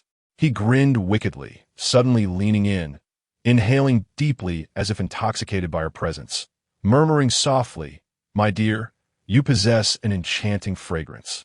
As Wang Ziqin observed him drawing ever closer, his fingers began to methodically undo the buttons of her hospital gown. Her complexion turned an ashen pale, and beads of cold sweat broke out upon her brow. Yet she found herself immobilized, her wide, terrified eyes fixed upon him, unblinking. Su Yanbei reveled in her state, remarking, Had I known you preferred the hard approach to the soft, I would not have squandered so much time. I would have taken you long ago. He licked his slightly pointed canine teeth and, with a sudden motion, lunged toward Wang Ziqin's lips. In response, she ground her teeth together, ready to retaliate. Bite me? Come on, let us see who can outlast the other. She was prepared to inflict a fatal bite, but just as their lips were about to meet, he abruptly recoiled, as if repelled by an unseen force, and was violently hurled away. With a resounding crash, he collided with the wall, doubling over to expel a copious amount of blood. Wang Ziqin was taken aback, and so was Su Yanbei. Both gazed at each other in terror, and ultimately, Wang Ziqin followed his line of sight to her neck. Su Yanbei's tone was laced with anger, yet he uttered but a single word, transforming back into his former gentle and smiling self, embodying the warmth akin to a gentle spring rain. Sister Ziqin, I was merely teasing you for a while just now. I trust your spirits have lifted? Please do not hold onto your anger any longer. I promise not to call you my wife frivolously again. Will you forgive me? Prince Jin. Wang Ziqin was utterly bewildered, unable to comprehend what had sent Su Yanbei flying or why he had resumed his theatrical performance. However, Su Yanbei seemed genuinely repentant this time, scrambling to his feet and hastily departing through the door without so much as a backward glance at Wang Ziqin. Wang Ziqin finally relaxed her tense body, gasping for breath as if she had narrowly escaped a calamity, softly fastening her clothing with trembling fingers. She had been quite frightened. Su Yanbei had appeared like a devil, intent on devouring her. It was utterly terrifying, reminiscent of the horrors posed by those aberrant beings that had once sought her demise. Wang Ziqin, what just happened? Chapter 30, Visiting You, Elder Ziqing's sister. The hospital room door swung open once more, revealing the anxious Feng Xiaojia, who exclaimed in a flurry, Are you all right, Ziqing's sister? I noticed Su Yanbei's foul demeanor when he left, and there was blood on his face. Did you strike him? What transpired? Wang Ziqin had no choice but to cease communication with Qinjin, perplexed as to why he did not inquire whether it was he who had struck her. Feng Xiaojia resolutely shook her head, for Su Yanbei was renowned for his chivalrous nature. Despite having numerous girlfriends, he treated each of his former partners with utmost kindness, earning an impeccable reputation. It was said that he had never even uttered a harsh word to a woman, let alone resorted to violence. Wang Ziqin was incredulous. Did Su Yanbei's earlier words not constitute harsh criticism? Though she had not been struck, she had come perilously close to being devoured. Wang Ziqin also found herself in a somewhat absurd situation. How could Su Yanbei possibly consume her? Cannibalism? Captain Shun, I'm quite all right now. Is there something you wish to discuss with me? She inquired. Wang Ziqin, bewildered, contemplated inquiring about his endeavors. However, he was occupied with a mission, and it was evident he would eventually seek her out for something. Consequently, she refrained from pressing the matter further, as she was indeed beset by a throbbing headache, and soon succumbed to slumber. Upon awakening once more, it was the gentle call of Feng Xiaojia urging her to partake in breakfast, a delightful bowl of shredded chicken congee lovingly prepared by Feng herself. Alas, Feng Xiaojia's culinary skills left much to be desired, rendering the taste rather difficult to articulate. Wang Ziqin, enduring the salty flavor, graciously consumed a considerable amount of food. After satisfying his hunger and enjoying a restful slumber, he felt significantly rejuvenated, his headache having subsided. Feng Xiaojia continued to inform Wang Ziqin about the happenings outside, mentioning that Xiao Lei and Xiao Shui were with Wang Jianfeng, who was reluctant to send them to Xiao Zhenxiong. Wang Ziqin felt that Xiao Zhenxiong was indeed a nefarious character, and with Zhu Moli by his side, it was undeniably a den of peril. Although she had severed ties with the two children, there was no need to push them into the abyss. If they chose to leap into it themselves, she would not intervene. After all, she had warned them that it was a pit of flames. Feng Xiaojia then exclaimed, Sister Ziqin, the doctor said you could be discharged today. Goddess Anna is also being released today. We must outshine her and ensure that Li Fei concedes wholeheartedly. What? Wang Ziqin was momentarily taken aback and quickly shook her head. No, I cannot. Xiaojia, spare me. I'm leaving the hospital now. I must go to the training ground immediately. She had long desired to train herself at the training ground. Without strengthening her physique, she felt she was merely a hindrance. Moreover, the attack from Su Yanbei had solidified her resolve to become stronger. She was simply too weak. Initially, she had intended to use the ability to siphon Li Fei's powers against Su Yanbei, but when the moment to act arrived, he retreated, leaving her uncertain of its efficacy. She also hesitated to employ it on Feng Xiaojia, fearing it might endanger her life, which would be a grave mistake. Wang Ziqin decided to leave at a moment's notice. Yet Feng Xiaojia interjected, pleading, Sister Ziqin, I implore you, I have wagered a year's worth of foul socks with Li Fei and lost. I refuse to wash those stinky socks. Wang Ziqin was at a loss for words and simply said, I need to wash up. I'm truly in a hurry. May I come in? Is Aunt Wang available? I am Lu Anna, here to visit you with my brother. Upon hearing this, Feng Xiaojia could not help but feel amused and irked at the same time. Who was she calling an old person? She exclaimed, her displeasure evident. Without hesitation, she rolled up her sleeves, ready to confront them. But Wang Ziqin quickly intervened and said, Stay put. I will handle this myself. With a resigned sigh, she calmed her down and personally opened the door. Standing outside was a tall, striking beauty with chestnut wavy hair, towering over Wang Ziqin, who was already more than 7 meters tall, thanks to her silver stilettos. Lu Anna was clearly well prepared, donning a white trench coat and flowing silk trousers, her lips adorned with a bold, vibrant shade of lipstick, exuding both beauty and confidence. In stark contrast, Wang Ziqin was clad in a hospital gown, her hair in disarray, and remnants of porridge lingering at the corner of her mouth. The disparity was rather stark. Even Feng Xiaojia in the hospital room had covered her eyes, unable to bear the sight. Wang Ziqin, however, wore an air of indifference, her polite and graceful smile accompanying a nod as she greeted, Hello, Captain Anna. Thank you for visiting me. Please come in. After a moment of mild surprise, Lu Anna smiled and replied, Aunt Wang, you are even more youthful and beautiful than the rumor suggested. It is a pleasure to meet you. My brother has spoken of you frequently these past few days. He has long wished to visit, but was delayed by his obligation to care for me. I sincerely apologize for that. Perhaps influenced by Feng Xiaojia's constant remarks regarding the ambiguous relationship between the captain and Lu Anna, her thoughts began to wander, and she felt a twinge of unease. unable to meet her captain's gaze directly. "Thank you, Captain," she politely expressed her gratitude. In that moment, Lu Qingchuan remained silent, for he was captivated by the sight of Wang Ziqin, his eyes fixated upon her. This was the first occasion he had encountered the remarkably youthful Wang Ziqin, and for the first time, this straightforward man could discern the transformation in her. Yet he incredulously questioned, "Young lady, are you truly Aunt Wang?" "Wang Ziqin." "Yes, Captain, I am indeed Wang Ziqin." Wang Ziqin, feeling an overwhelming sense of helplessness, led them inside and proceeded to wash her hands in order to prepare some fruit for them. "Make yourselves at home. It may be a bit disorganized, but please don't mind. I am in the midst of tidying up as I will soon be discharged from the hospital," she said with a warm invitation. Unfortunately, she would not be able to linger, as she had already made arrangements with the training base, and upon her release, she would have to head there without knowing how long the training would last. Feng Xiaojia had informed her that the training ground operated in a challenge mode, progressing layer by layer from basic to advanced levels. She had resolved that she would not emerge until she had adequately prepared herself. Once she did, she would accompany her teammates on missions. Upon hearing this, Lu Anna's expression transformed into one of deep admiration.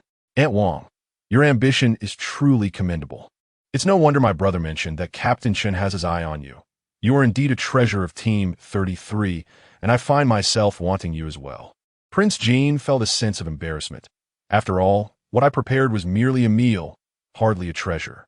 It is rather shameful to admit that, like the person before me, Lu Anna, my unique ability manifests solely in the culinary arts. Truly, the comparison is disheartening. Yet, Lu Qingchuan, with a mouthful of rabbit apples, mumbled indistinctly, "Our Team 33 is essentially a retirement squad.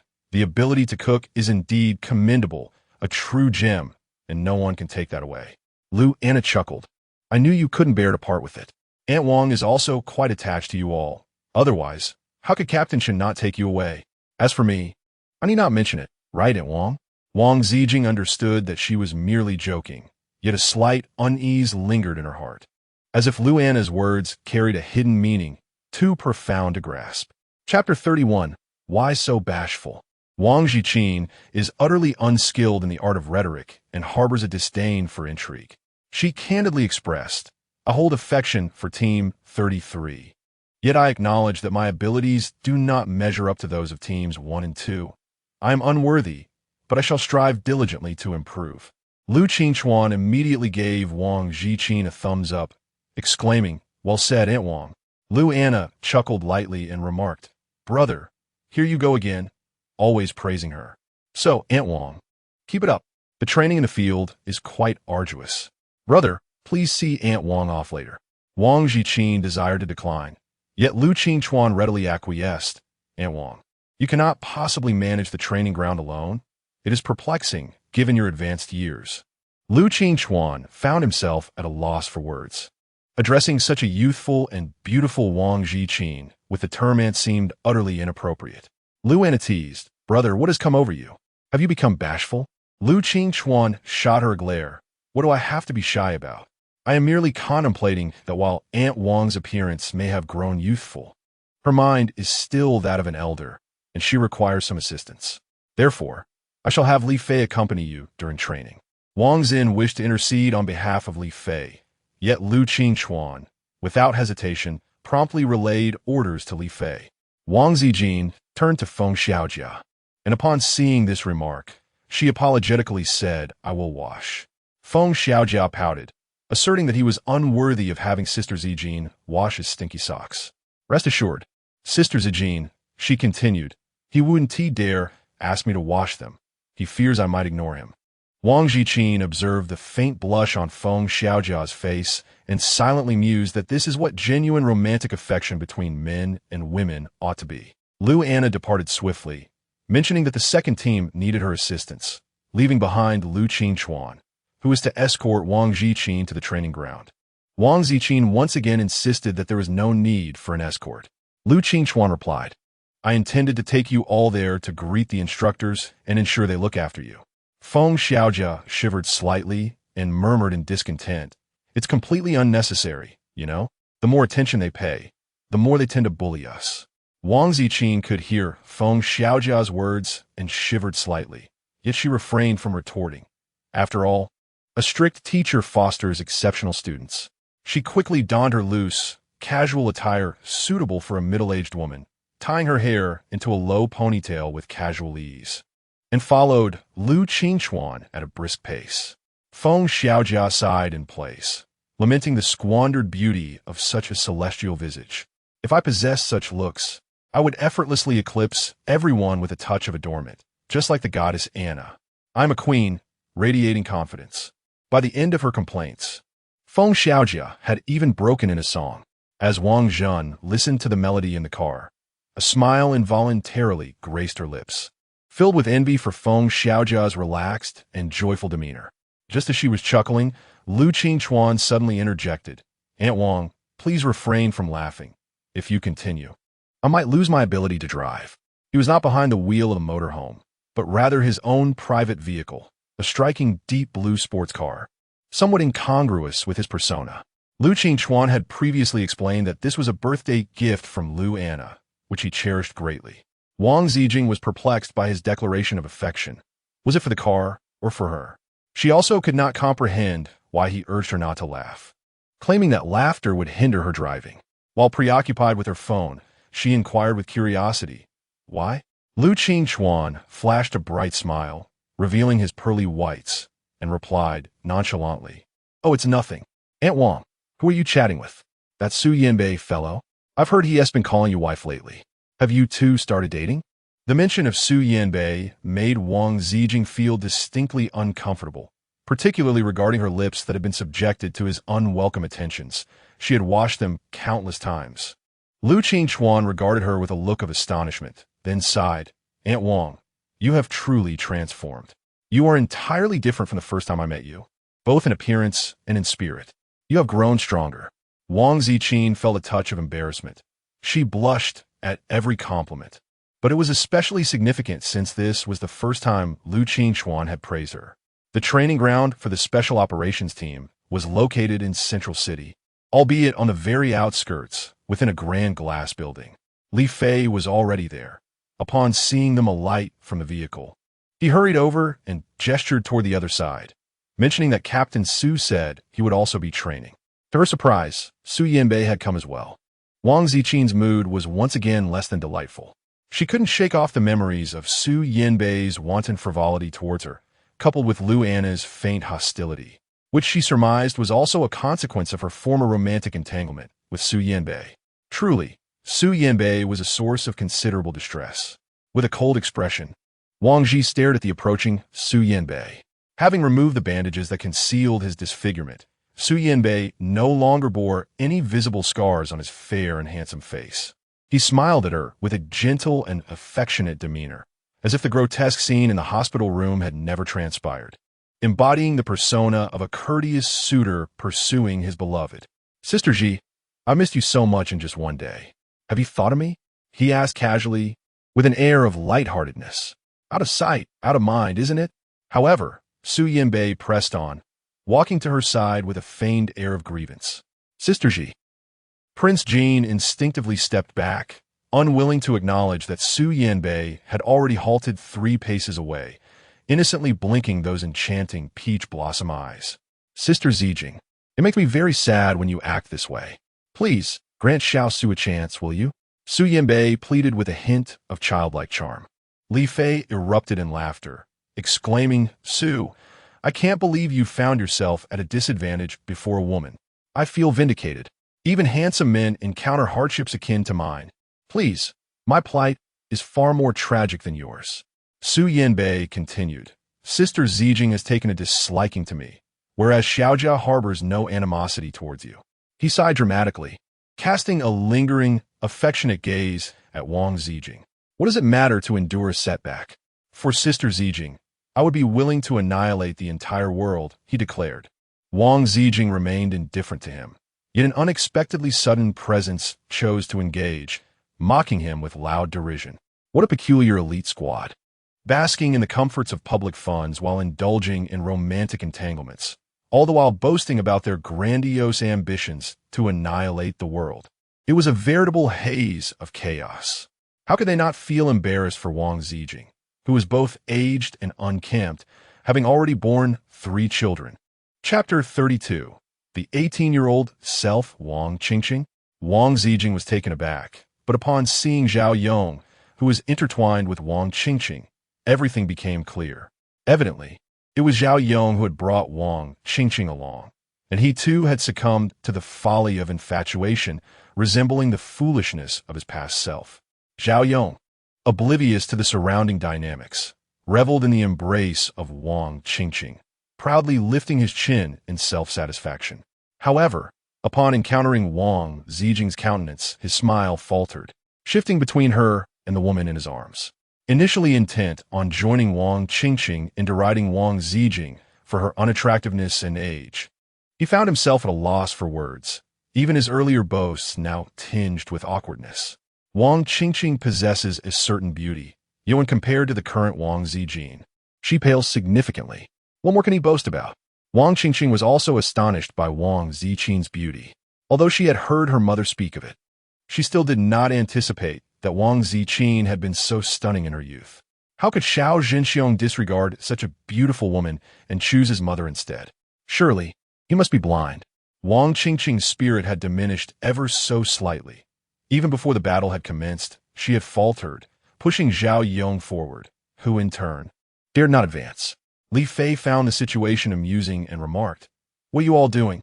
Zhao Yong, you claimed you were to marry Wang Qingqing and invited us to celebrate your nuptials. What brings you here now?" Zhao Yong was equally exasperated. He had no desire to be present. For the past few days had seen Wang Qingqing cause him considerable distress and embarrassment. Yet, Wang Qingqing had insisted that if he brought her along, he would have to marry her immediately. Thus, Zhao Yong had dutifully acquiesced and brought her along. Now, however, regret washed over him. Yet, having arrived and already boasted, how could he possibly depart? Wang Qingqing, mustering her courage, stepped forward and said, "The decision to marry has not yet been made. I am currently undergoing training for newcomers. If Wang Ziqin, at the age of 40, can endure this training, how can I, at merely 20, be any less capable? This age difference is the only advantage I possess that can overshadow Wang Ziqin." Wang Ziqin, indifferent as always, chose to ignore Wang Qingqing just as she did with Su Yanbei, while Li Fei occasionally exchanged barbs with them. Lu Qingchuan had gone to register and had yet to return to fetch them. Bored, Su Yanbei yawned and remarked, "What is wrong with being 40? At least being 40 is far more appealing than you, an empty vase devoid of any abilities. After all, you've already given birth to 3 children. Isn't that wonderful? If you can bear children, why not grant me one as well?" Su Yanbei turned her head to glance at Wang Ziqin, her expression brimming with affection. "Sister Ziqin, would you be willing?" Wang Ziqin felt a tumultuous churn in her stomach, not even wishing to glance at him, her hands protesting as they covered her ears. However, Su Yanbei, with a cheerful demeanor, remarked, "Sister Ziqin is truly adorable. My affection for you only grows." Ziqin, go away. Fortunately, Lu Qingchuan has arrived. Upon seeing Zhao Yong and the others, he reprimanded them briefly and permitted their entry. Team 33 is indeed in dire need of personnel, and Zhao Yong, being an ability user, proves to be quite valuable in their endeavors. Along their journey, they encountered throngs of onlookers, each one gasping in astonishment and incessantly pointing and whispering. Wang Qingqing instinctively lifted her chin and straightened her posture, wearing an expression that proclaimed her arrival like a princess. Meanwhile, Wang Ziqin remained blissfully unaware, behaving as she always did. In her youth, Wang Ziqin too was often pursued by such gazes and had long since grown accustomed to it. As long as it was not someone like Su Yanbei, who clung to her in an unbearable manner, making it impossible to shake off, she would not feel vexed. In fact, she found Su Yanbei exceedingly annoying. How could someone like Su Yanbei even exist in this world? Fortunately, during her own youth, she had never encountered Su Yanbei or else. Wang Ziqin shivered slightly, clutching the combat uniform handed to them by the instructor, and made her way to the women's changing room to change. As for her phone, she placed it in a locker, as it would be inconvenient to carry during the training session. Thus, she remained blissfully unaware of the messages being exchanged in her group chat. where Feng Xiaojia was venting her frustrations about being added by numerous strangers who insisted she play matchmaker for Wang Ziqin. Feng Xiaojia exclaimed within the group, "My sister Ziqin is simply too charming." Li Fei, can you still deny that Sister Ziqin is the supreme goddess? Just admit it. By the way, have you taken that absurd oath about doing handstands while? Wang Ziqin was oblivious to the chatter, her focus solely on her reflection in the dressing mirror. This was her first time donning a combat uniform, and since her first encounter with Chun Jin, she had pondered how she would appear in such attire. The uniform was tailored for combat efficiency, designed to fit snugly. Yet while Chun Jin wore it with a perfect physique, it felt a tad tight on her. Specifically, it hugged her chest and hips, while the waist was somewhat loose. She adjusted the waistband with a button, and as she admired her curvaceous figure in the mirror, she momentarily felt as if she were gazing at her 20-year-old self. Before marrying Xiao Jinxiong, she rarely wore loose, comfortable loungewear and instead confidently showcased her well-proportioned figure. Now, not only had her appearance remained youthful, but her figure was reminiscent of when she was 18. At that time, she had not yet begun her relationship with Xiao Jinxiong and was a truly innocent girl pursued by many suitors. Indeed, she was infatuated, often believing someone had feelings for her, yet she hadn't truly fallen for any man until her 18th birthday. Her father organized a grand birthday celebration, renting a large villa and inviting numerous guests. The atmosphere was vibrant, and it was the first time she had tasted alcohol, leaving her slightly dizzy, prompting her to step outside for fresh air. Seeking solitude away from the persistent suitors, she wandered to a tranquil pond, where she unexpectedly slipped and fell into the water. Although not a poor swimmer, she felt immobilized as if something were holding her down. In her panic, she noticed a struggling kitten ensnared in the water plants, appearing to be on the verge of drowning. Without a second thought, she swam beneath the surface to rescue the kitten, finally managing to surface with it in her arms. As she emerged, she anxiously pressed on the kitten's chest, relieved when it opened its eyes and began to meow. Just then, she noticed a large cat leaping down from the wall, and her gaze shifted to a shadowy figure standing atop the wall. Although she could not discern the person's features clearly, she recognized a tall, striking silhouette illuminated by the moonlight. A breathtaking sight indeed. In that fleeting moment, her heart raced inexplicably, as if it might leap from her throat. Chapter 33. The Feeling of Infatuation. She did not comprehend that this was the sensation of infatuation. She stood there, entranced in the water, watching him gracefully descend from the wall and vanish from her sight. From that day forward, the figure haunted her dreams, and every man she encountered bore a faint resemblance to him, especially Xiao Jinxiong, who had been fervently pursuing her at the time, still slim and tall. This was why she succumbed so swiftly to Xiao Jinxiong's charms and why, despite his protests, she insisted on adopting an injured stray orange cat. She was captivated by that moment, feeling a profound connection to both Xiao Jinxiong and the kitten. Alas, she lamented her romantic inclinations, recognizing the painful price of her infatuation. Hastily exiting the changing room, she was abruptly halted by Wang Ziqin. "Wang Ziqin, you must let me see my daddy. I refuse to acknowledge Xiao Zhenxiong as my father. My father is Wang Jianfeng. I have only one father, Wang Jianfeng. Surely he longs to see me too. On what grounds do you deny me this reunion?" Wang Qingqing's eyes were tinged with red, and her attachment to Wang Jianfeng was something Wang Ziqin could comprehend.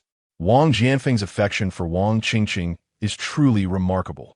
So much so that even Wang Ziqin feels envious, unable to intrude upon their bond as father and daughter. Although they're not biologically related, Wang Qingqing finds it difficult to let go, much like her father, who often gazes at the family portrait of his trio, secretly reminiscing. Wang Zhen has encountered this situation numerous times, yet she has never taken the initiative to express her thoughts. Likewise, Wang Jianfeng has refrained from mentioning Zhu Moli or Wang Qingqing in her presence. However, Wang Jianfeng did inquire extensively with Xiao Shui and Xiao Lei about matters concerning Zhu Moli and her daughter. Although their knowledge was limited, Wang Jianfeng was eager to listen, for they had shared 2 decades of life as a family of 3. Wang Ziqing's throat tightened with emotion as she spoke, I did not obstruct you. It is father who does not wish to see you. She had merely instructed the caregivers to tend to Wang Jianfeng, advising them to consult his wishes should visitors arrive. She harbored no desire for control, nor did she dictate her father's actions, yet she remained ever prepared to mend any ensuing chaos. She had even taken the precaution of whispering to the nearby birds, beseeching them to alert her should any misfortune befall Wang Jianfeng. Yet Wang Qingqing refused to believe her words, her voice dripping with icy disdain. How could this be? How could Daddy possibly refuse to see me? It is you who cannot bear to let him meet me. You are consumed by envy of the affection he showers upon me. Her words turned venomous. You wicked, wretched woman, have you not tormented mother in me enough? You and Xiao Jinxiong were meant to be shackled together. Why must you drag my mother into this? You have shattered my happiness. You have destroyed my joy. May you perish. Wang Qingqing resorted to her old tricks, concealing a fruit knife once more. Intent on stabbing Wang Ziqin. With a sinister sneer, she taunted, "This time, there are no blind men to shield you. Let us see who will protect you from my blade. You ugly woman, how dare you be more beautiful than I? I shall mar your face." Wang Qingqing wielded the blade with slightly more familiarity than before, nearly grazing Wang Ziqin's face. Fortunately, Ziqin's diverse abilities allowed her to swiftly evade using Xiao Ju's agility. Immediately after, she employed Li Fei's control power, freezing Qingqing in place with the knife, rendering her utterly immobile. "I have no desire to enlighten you," Ziqin remarked coolly, lifting her eyelids indifferently as she strode past Qingqing. Her voice was icy as she continued, "You're not foolish, Wang Qingqing, so why do you persist in such reckless actions? Kill me, and do you truly believe you'd escape unscathed? As a member of the Special Forces, my death would condemn you to execution. You'd never lay eyes on father again." Her tone softened marginally, though no warmth touched her words.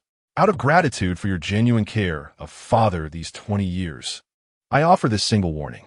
Should there be a next time, I will ensure you face imprisonment." After speaking calmly, Wang Ziqin departed, leaving Wang Qingqing frozen in place. Two unstoppable streams of tears flowing down her rigid face. Choking back sobs, she uttered, "Had you not divorced Xiao Jinxiong, how could things have come to this? It's all your fault that mother and I are suffering so miserably. Oof, how utterly pitiful." As she wept bitterly, a voice suddenly pierced the silence. Startled, Wang Qingqing glanced around frantically. Who's speaking? Is there a ghost? Her mouth seemed to be muffled, rendering her incapable of uttering another word. Only then did she hear the voice drawl leisurely. "If you seek vengeance, obey me quietly. Understood?" Wang Qingqing. Wang Ziqin exited the changing room, intending to head straight to the training ground, but was halted by Lu Qingchuan. Clutching the car keys, Lu Qingchuan anxiously glanced at his phone, evidently eager to depart. Wang Ziqin recalled Lu Anna mentioning a dinner gathering at the captain's house that evening and quickly approached, inquiring, "Captain, do you have any instructions for me?" Lu Qingchuan intended to offer her a few words of advice, but upon seeing Wang Ziqing's attire, he found himself momentarily captivated. It must be said that Wang Ziqing was truly astonishing, whether one admired her beauty, her figure, or her gentle demeanor. She embodied the quintessential woman suitable for both home and heart, an ideal partner that men often dream of. Yet, she was also a woman in her 40s, leaving Lu Qingchuan feeling as though his mind was fractured, consumed by a whirlwind of chaotic thoughts. Clearing his throat, he said, Wang, I must take my leave. If you need anything, please contact Li Fei or Su." The thought of Su Yinbei, who openly expressed his affection for Wang Ziqing, made Lu Qingchuan's brows furrow tightly. He waved his hand dismissively. "Never mind, just call or text me directly. I must be going." He hurriedly turned on his heel, dragging Su Yinbei along with him. "Su Yinbei, come with me." Su Yinbei could only wink at Wang Ziqing and say, "Sister Ziqing, you focus on training. I'll catch up with you shortly." His words carried an air of flirtation, which Wang Ziqing chose to ignore. However, Lu Qingchuan, still gripping Su Yinbei's arm, was displeased. He tightened his hold, causing Su Yinbei to wince in pain. "Captain, that hurts. Have you eaten explosives? You're being quite fierce. Girls don't appreciate that." Su Yanbei remarked playfully, although his gaze was fixed on Lu Qingchuan's slightly reddened ears, which betrayed a hint of embarrassment. When Lu Qingchuan spoke to Wang Ziqin, Su Yanbei had already noticed the telltale blush on his captain's ears, and a sinister glint flickered in his eyes. Yet, when Lu Qingchuan released his grip and turned to him, Su Yanbei seamlessly adopted a gentle and innocent demeanor, leaving Lu Qingchuan oblivious to his darker side. As was the case with all of Su Yanbei's former girlfriends, their shared sentiment echoed. He did nothing wrong. It was I who failed him. He is wonderful. I simply was not enough. This phrase had once been uttered by Lu Anna to Lu Qingchuan. Gazing at the seemingly affable Su Yanbei, Lu Qingchuan stated earnestly, I reiterate, pursuing anyone is your prerogative, but should you dare to harm her, I will not hesitate to deal with you. Su Yanbei feigned surprise, Captain. When you used to say this, it was in defense of Anna. So now, who are you referring to? Could it be the Aunt Wang you speak of? Do you hold such affection for her? Su Yanbei's barrage of questions struck Lu Qingchuan like thunder, rendering him rigid and agitated, even a bit guilty. He quickly retorted, how could I possibly like Aunt Wang? No matter how youthful she may appear, she is still a woman in her 40s, a respected elder. We must show her the utmost respect, especially you. No more inappropriate jokes about Aunt Wang. Su Yanbei shrugged. I am quite serious. I genuinely admire Aunt Wang. I respect her immensely, and if she were to decline my advances, I would not dare to impose. I swear. Seeing Su Yanbei raise his hand in a mock oath, Lu Qingchuan could only reluctantly feel reassured. However, witnessing the other trainees flocking around Wang Ziqin, each asking for contact information, Lu Qingchuan's agitation resurfaced. He pulled out his phone and sent a voice message in a group chat. Disseminate Aunt Wang's information. These youngsters are behaving as though they've never encountered a woman before. As Lu Qingchuan continued to voice his frustrations in the chat, he exited the training facility, while Su Yanbei wore a wicked grin, muttering to himself, my little treasure, you are far too alluring. I must secure you before someone else does. Wang Ziqin's smile had become rigid. One after another, individuals approached her, extending greetings and inquiring for her contact information. She politely declined each request, but the relentless barrage seemed never-ending. Seizing an opportunity, she finally managed to squeeze her way out and promptly sought out her instructor to commence training. The instructor on the first level was a mature woman with a short, full head of hair, seated among a group of trainees engaged in push-ups, her gaze scrutinizing Wang from all angles. Prince Jean was gazed at with a perplexed expression, involuntarily glancing at his own chest. Fortunately, it was not as pronounced as the instructor's grand stature, thus not overly conspicuous. He then inspected his trousers and noted, indeed, that the zipper was securely fastened. What then? Was the instructor truly observing? Wang Ziqin looked at the instructor in confusion, who then spoke, Are you the recently renowned Wang Ziqin? Indeed, you possess extraordinary beauty. Even Anna has praised you as a celestial being. It is quite understandable that Su Yanbei has taken an interest in you. Prince Jean? Prince Jean was utterly bewildered when the beautiful instructor pointed outside and commanded, First, run 10 laps. Only after completing this can you proceed to the next task. Wang Ziqin gazed at the outer playground indicated by the instructor, feeling a twinge of apprehension, yet solemnly nodded and promptly sprinted towards the designated area. Several individuals were already running laps, among them Li Fei, who was waving energetically. Aunt Wang, hurry up. I've just begun, and I'm waiting for you. Wang Ziqin hurriedly kept pace, but after merely completing half a lap, she was panting heavily, drenched in perspiration. Exhaustion enveloped her. Indeed, she was utterly fatigued, for her physical constitution was quite poor. Li Fei, who also possessed a rather lackluster stamina, managed to catch up with Wang Ziqin during the second lap, and, with concern, inquired, Aunt Wang, are you all right? If you're not, you should take a break. I'm fine. Wang Ziqin gritted her teeth, gasping for breath.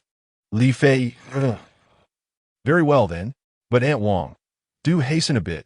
Soon, Su Ge will catch up with you. And aren't you averse to him? Hurry, don't let him overtake you. Wang Ziqin.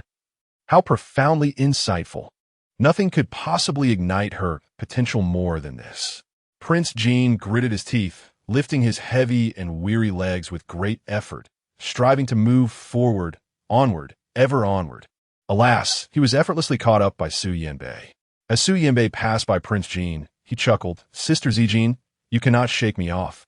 Would you like me to help you run? Shall I take your hand and guide you along?" Wang Ziqin, reluctant to engage, recalled the words of her instructor and thus, with a touch of curiosity, inquired, "Do you know the instructor?"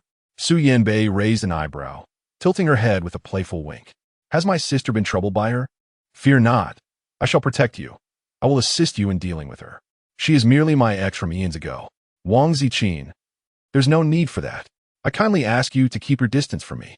Wang Ziqin was utterly exasperated. She had come to training in good spirits, only to find that her instructor had transformed into a rival in love. No wonder his words were laced with sarcasm. Yet, she was not even in competition with him for affection. Wang Ziqin exerted herself to escape from Su Yanbei, yearning to distance herself. Yet she soon succumbed to the constraints of the 1-hour time limit. 10 laps in an hour, and she had managed merely 2. Observing her sprawled on the ground, utterly exhausted as if she were lifeless, Su Yanbei reclined beside her, chuckling. "I offered to take you along, but you refused. Li Fei has already progressed to the second event. It seems I am left to accompany you, Sister Ziqin. I treat you so well. Why not marry me?" Prince Jin. Wang Ziqin was utterly exasperated with Su Yanbei. He clearly had the ability to outrun her, yet he deliberately slowed down during the final lap. A blatant affront to her dignity. Prince Jin felt both annoyed and fearful of him.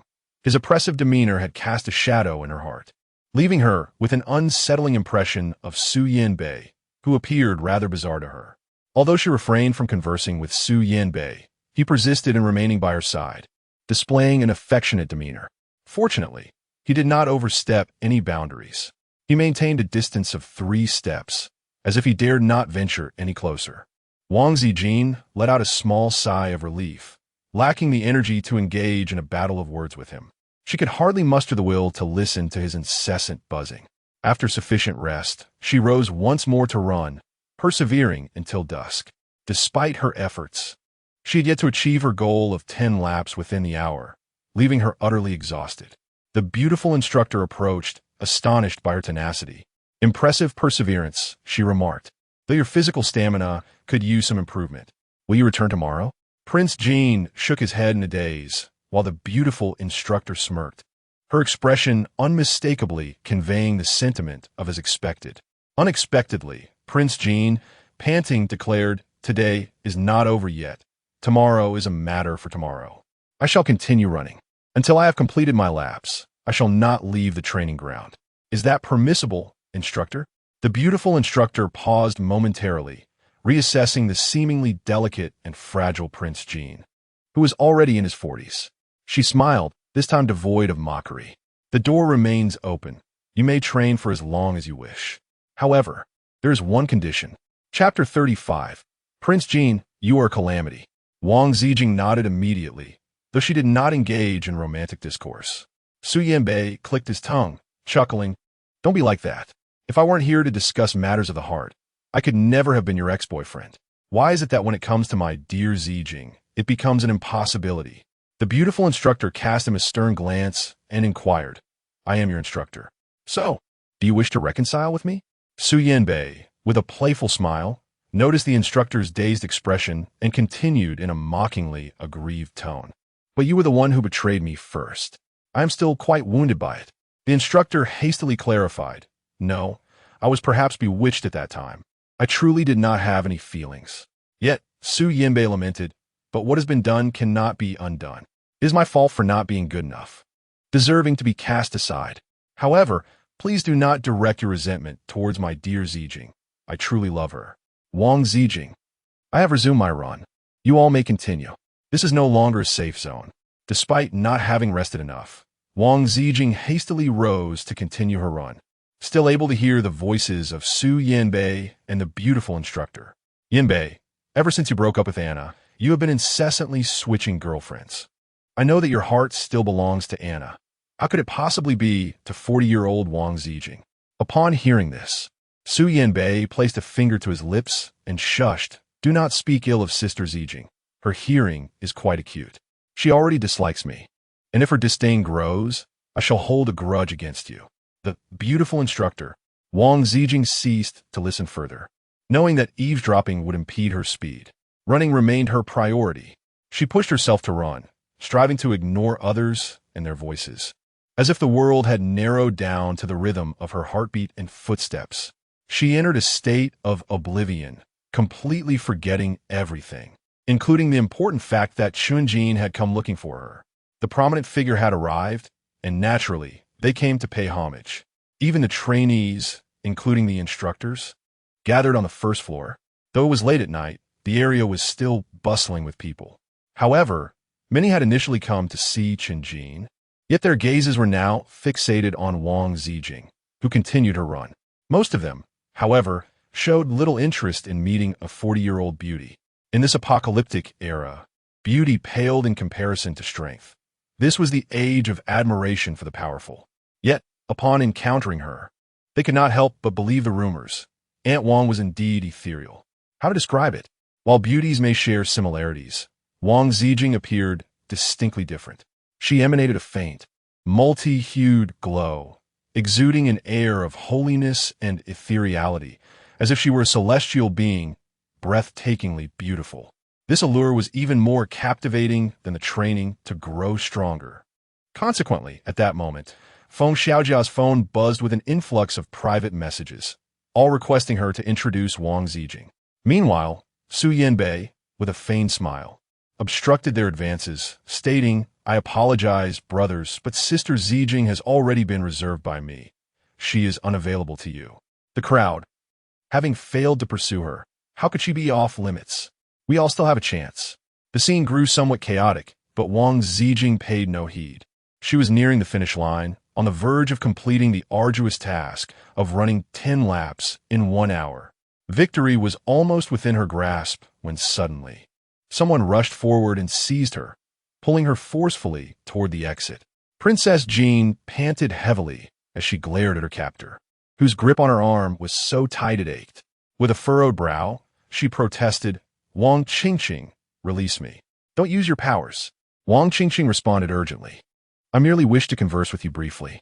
Once we've spoken, I shall depart and never lay eyes on father again." Wang Ziqin, filled with confusion, questioned, "How could you possibly not wish to see your father?" Wang Qingqing glared at her with resentment, wanting to say something, yet she merely pulled her along swiftly, vaguely stating, "Once you hear me out, you'll understand." Wang Ziqin possessed little curiosity and harbored no intent to obstruct Wang Qingqing from meeting Wang Jianfeng. For Wang Jianfeng held a genuine affection for her. After a brief struggle, she relinquished her hold, stating, "I must continue my training." Wang Qingqing, unable to grasp her, anxiously scanned the surroundings. Upon realizing they had reached a secluded corner, she finally exhaled in relief. She then removed a blue diamond necklace from around her neck and said, "This was purchased by my father. Originally, we were each to have one. However, I feigned the loss of my pink diamond, persuading him to give me this one instead. Now, I return it to you. With this gesture, I owe you nothing and can commence my new life. For returning, it allows me to put my obsession to rest." Wang Qingqing is unlike Zhu Moli. She is not adept at deceit. However, the necklace she possesses was indeed a gift from Wang Jianfeng. In truth, every year on her birthday, Wang Jianfeng would present her with a gift, and he would also procure one for Wang Qingqing, much like this necklace. At that time, her only concern was for Xiao Jinxiang. Wang Qingqing could not suppress a cold laugh. "You wish to have me meet my father?" She suddenly halted, her anger simmering as she gritted her teeth. "You must let me adorn you with this, or I cannot leave in peace. I refuse to owe you anything." She stepped forward, grasping the necklace and moving behind Wang Ziqin, intent on placing it around her neck. Wang Ziqin felt an unsettling sensation in her heart, constantly believing that Wang Qingqing was merely using an excuse to suffocate her, thus remaining on guard and ready to halt at any moment. However, Wang Qingqing did not act on her suspicions. Instead, as she adorned her with a necklace, she abruptly removed the red string that held the jade ring of verdant green and the dark silver band. Wang Ziqin's expression turned icy as she extended her hand, demanding, "Return it to me. That is a keepsake left to me by my mother." Wang Qingqing concealed the red string behind her back and arrogantly declared, "I present you with a gift, and you return the favor. Is that not customary? Do not be so miserly. Furthermore, your mother perished during childbirth because of you. How can you bear to wear her relic? Father still speaks of you as a reincarnation of a celestial being. Absurd. You are nothing but a harbinger of misfortune. Wang Ziqin, you are a calamity. You caused your mother's demise, and now you threaten both me and my mother. You truly deserve condemnation." Chapter 36. Must you need me to recall my existence? Wang Qingqing cursed bitterly, then forcefully flung the crimson cord out the window behind her. Wang Ziqin's entire body tensed, her eyes glistening with a crimson hue. Upon witnessing the scene, she immediately dashed forward to seize the crimson thread, and in an instant, two vast, obsidian wings resembling those of a raven unfurled from her back. She soared into the air. Wang Qingqing was utterly astonished, gazing in disbelief at Prince Jin, who had sprouted wings, oblivious to the dark shadow that swiftly darted past her. The night sky was shrouded in darkness, devoid of any starlight or illumination. Yet Prince Jin adeptly pursued the direction indicated by the red thread. She could perceive everything in the obscurity of night and distinctly hear the rushing wind as she descended. However, her time with wings was drawing to a close. Suddenly, an unexpectedly robust vine emerged, rapidly ensnaring her ankle and forcefully dragging her in an entirely different direction with astonishing strength. Wang Ziqin was utterly powerless to resist, as though some unseen hand had seized the nape of her destiny, rendering her limbs limp and immobile. This sensation filled her with terror, yet carried an unsettling familiarity. "I'm here." The man spoke only 2 words, yet they sent a jolt through Wang Ziqin's entire being. "Chun." Before she could clearly discern the shadowy figure darting toward her, the vines coiled around her ankles abruptly loosened their grip. Freed from restraint, she plummeted downward. Her body remained weak, her wings unresponsive, her abilities beyond reach. Certain she would crash to the ground in an undignified heap, she was instead caught mid-fall, a strong arm encircling her waist. Wang Ziqin instinctively wrapped her arms around the man's neck. Watching as the vines vanished into thin air, as though they had been nothing but an illusion. Trembling with shock and bewilderment, she murmured, "Was that wood elemental supernatural power? Who wants me dead?" "It's a mutated plant," the man holding her replied impassively. "Artificial, designed to defend the training base against intruders." Wang Ziqin had just arrived at the training base and had not yet familiarized herself with the intricate rules. In her haste, she plunged into the training mode without hesitation. Consequently, she remained oblivious to the existence of the artificially mutated plants, though she had indeed trespassed into a strictly forbidden area. Was it not meant to be lethal? Yet, an unsettling feeling lingered within her weight. The red string. My mother's jade ring and the ring, your ring.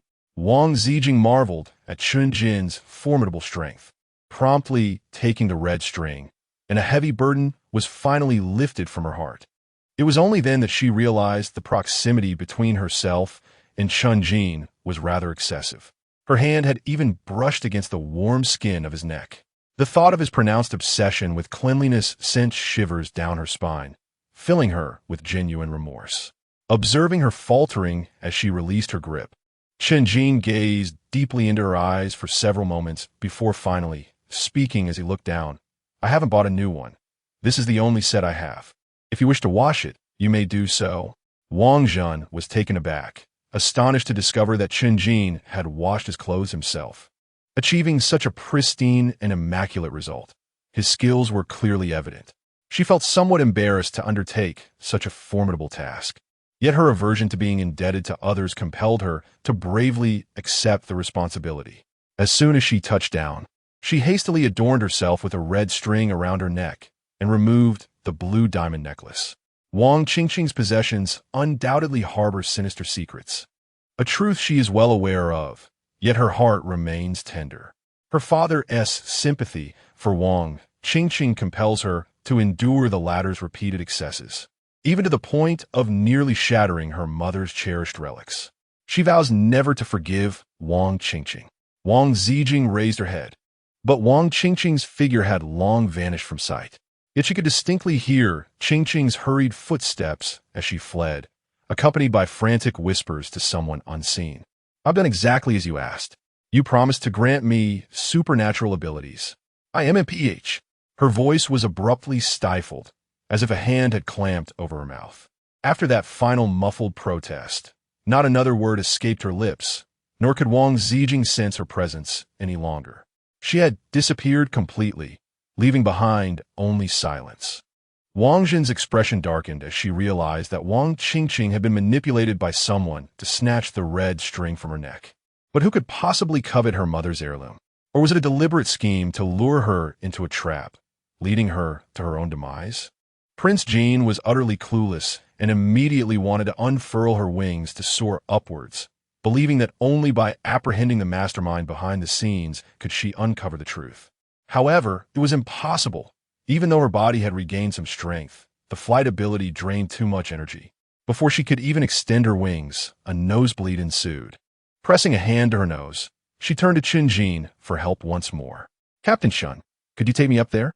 This was the wasteland behind the training base, beyond which loomed the towering protective walls of Central City. To detour and enter through the main gate would consume precious time. Time they couldn't afford if they hoped to find Wang Qingqing and the others before they vanished completely. Qin Jin remained silent in the darkness, his thoughts inscrutable.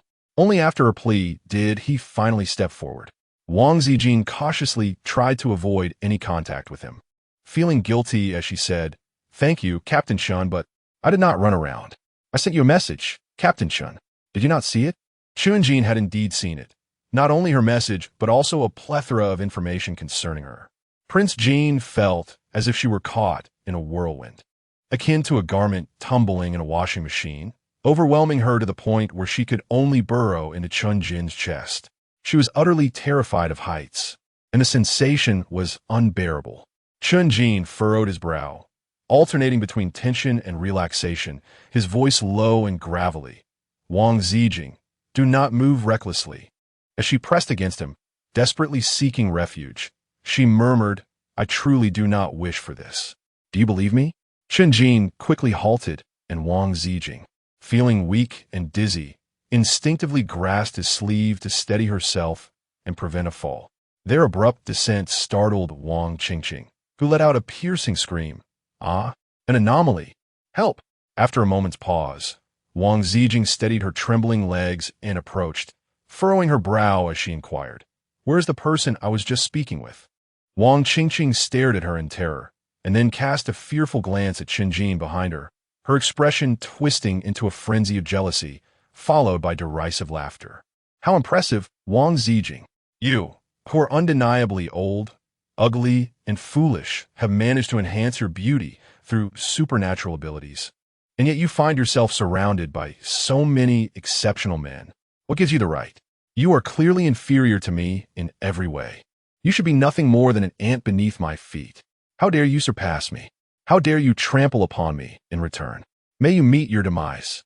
Wang Qingqing was like a woman possessed, wielding her fruit knife, once more to slash at Wang Ziqin's face.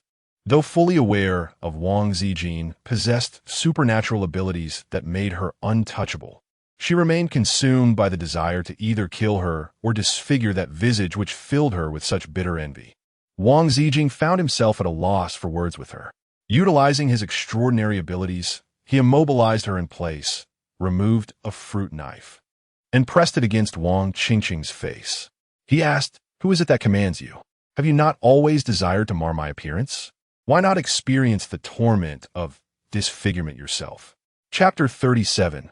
Wang Ziqin, you are not tainted in the slightest. Wang Ziqin's character is gentle yet timid, often perceived as a soft persimmon easily manipulated by others, consistently subjected to humiliation and trampled upon. However, in this moment of assertiveness, Wang Ziqin astonished Wang Qingqing. Wang Qingqing utterly disbelieved that Wang Ziqin would dare to harm her, her pride and sarcasm evident as she held her head high. Yet, in the next moment, a wave of excruciating pain coursed through her face. Wang Ziqin not only slashed her face, but the force was so great that the blade cut deep, exposing the bone beneath. Wang Ziqin, in a state of both anguish and fury, let out a piercing wail. Wang Ziqin, dare you mar my face? I shall inform father. I demand that father avenge me. Woe is me. Wang Ziqin, lacking in patience, exclaimed, Are you not going to speak? Then let us proceed. She raised her wrist, her expression icy, prepared to deliver a second strike with decisive swiftness. Wang Ziqin, terrified, hastily intervened. I will tell you. I don't even know who it is. I didn't see anyone. He promised me special abilities, yet he did not deliver, and I cannot find him. I have said it all. Wang Ziqin, please release me. I must go to the hospital. If I am disfigured, I will certainly inform my father. Woe is me. Wang Ziqin, you mad woman. Woe is me. Wang Ziqin was filled with a blend of anger, grievance, and fear, weeping loudly. However, the desolation of the surroundings rendered it impossible to attract any outsiders. Wang Ziqin allowed her to continue wailing, furrowing her brows as she pondered all she had witnessed. Indeed, there was no trace of that person to be found. She had no intention of killing Wang Ziqin, yet even the ruthless threat of disfigurement made her fingers tremble slightly. Nevertheless, she harbored not an ounce of regret. This was what Wang Ziqin deserved. What she had done to Wang Ziqin paled in comparison to the atrocities Wang Ziqin had inflicted upon her. Wang Ziqin let Wang Ziqin leave, her fingers tightening around the trembling fruit knife. The glaring blood made her stomach churn with nausea, and she turned her head aside to retch dryly. Yet, mindful of the fastidious man beside her, she forced herself not to vomit. Covering her mouth, she murmured indistinctly, Sorry, Captain Chun, you should go first. I'm filthy now. I'm disgusting too. Chun Jin approached slowly, gazing down at Wang Ziqin, whose eyes were reddened and shimmering with unshed tears. He exhaled softly. Wang Ziqin, you're not filthy at all. His hand reached out, the cool pads of his fingers gently wiping away the splattered blood from her face. Wang Ziqin was utterly astonished. Chun Jin, who suffered from such severe mysophobia that even the air seemed contaminated to him, had actually used his bare hands to wipe the blood from her face, and claimed she wasn't dirty in the slightest. Wang Ziqin was utterly perplexed. How could she possibly be clean? She had been running all day, her entire body sticky with sweat, and now her hands and face were smeared with blood. Every inch of her felt filthy. She even despised her current state, terrified of contaminating Chun Jin. An inexplicable flutter in her chest startled her, prompting her to shut her eyes tightly and press a hand over her heart, willing the erratic beats to cease. Having suffered heartbreak before, she swore that if she ever succumbed to foolish infatuation again, she might as well perish.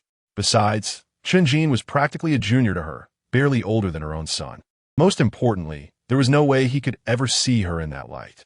It was all her own doing, shamelessly taking liberties with him.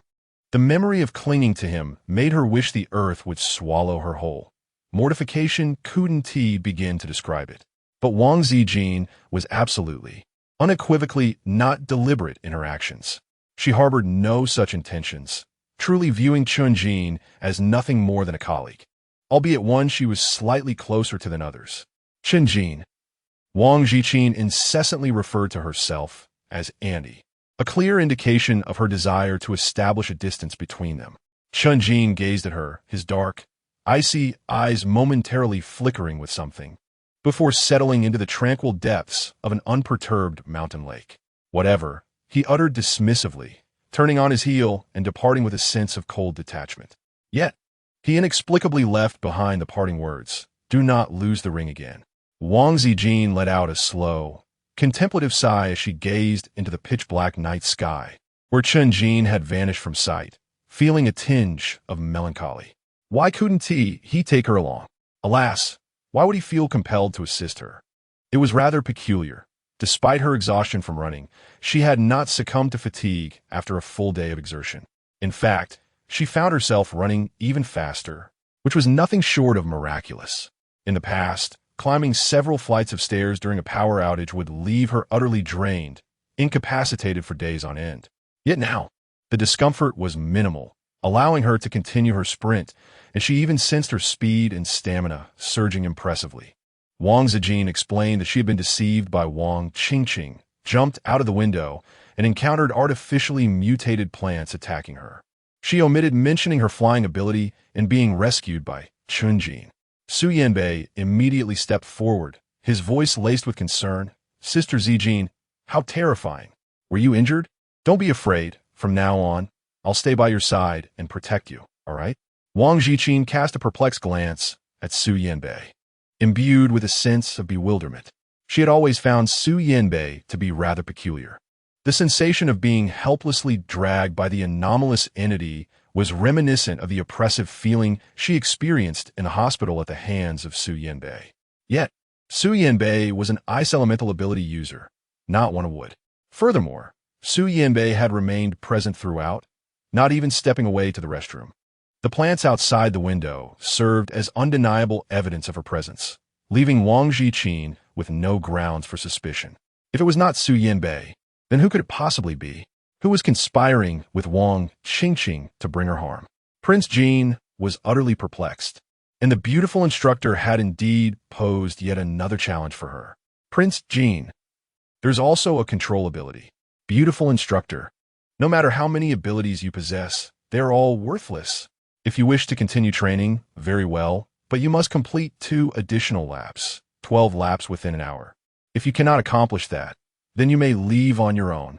Wang Ziqin felt speechless, silently mourning for herself in her heart. She nodded solemnly, affirming, "I can accomplish this." Wang Ziqin immediately immersed herself in running without a moment's delay.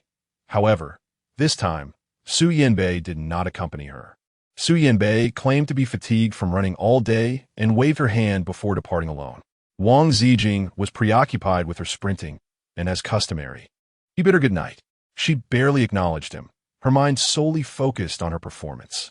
Ultimately, she accomplished her objective, finishing 2 seconds ahead of schedule, which prompted the beautiful instructor to reveal a look of admiration. "Impressive, Wang Ziqin. I concede you as my rival. Let us engage in fair competition and see whom Su Yanbei will ultimately choose," the beautiful instructor declared with a grave demeanor. Wang Ziqin wore an expression of exasperation. She had no desire to compete with the enchanting instructor for Su Yanbei's attention, yet the captivating instructor remained unconvinced. Initially, her intention was to remain at the training base to continue her subsequent training projects, with a plan to perfect her skills before departing. "Sister Ziqin, don the battle attire I prepared for you. Tonight, you must outshine Goddess Anna. Otherwise, Captain Chen may find himself ensnared by her charms." Chapter 38. The old cow kills the cat. What? No, this has nothing to do with me. I am here to cook. Steal Captain Chen away? Captain Chen and Lu Anna? Is it not Lu Qingxuan and Lu Anna? In a fleeting moment of doubt, Wang Ziqin dismissed the notion of gossiping, recognizing that the youthful social gatherings held no relevance for someone of her age. She contemplated leaving, but the pitiful tears in Feng Xiaojia's eyes compelled her to linger. "Sister Ziqin, just wear it for a moment, please. I only wish to capture a single photograph. I have chosen this battle attire with great care," she implored, her voice tinged with sorrow. Wang Ziqin, "All right, I shall wear it. Please, do not cry any longer." Prince Jin truly finds himself at a loss with Feng Xiaojia. It is not that she resists adorning herself. In her youth, she too donned such vibrant, youthful dresses. As Lu Qingchuan remarked, regardless of how her appearance may change, her mentality remains perpetually at 40, aging incrementally with each passing year. Competing in beauty with a group of youngsters feels rather unbecoming, somewhat shameless, and undeniably awkward. However, if Feng Xiaojia wishes to see her in a dress, she might as well oblige. Little did she anticipate that this particular dress would not only boast a delicate hue, but also an alluring design.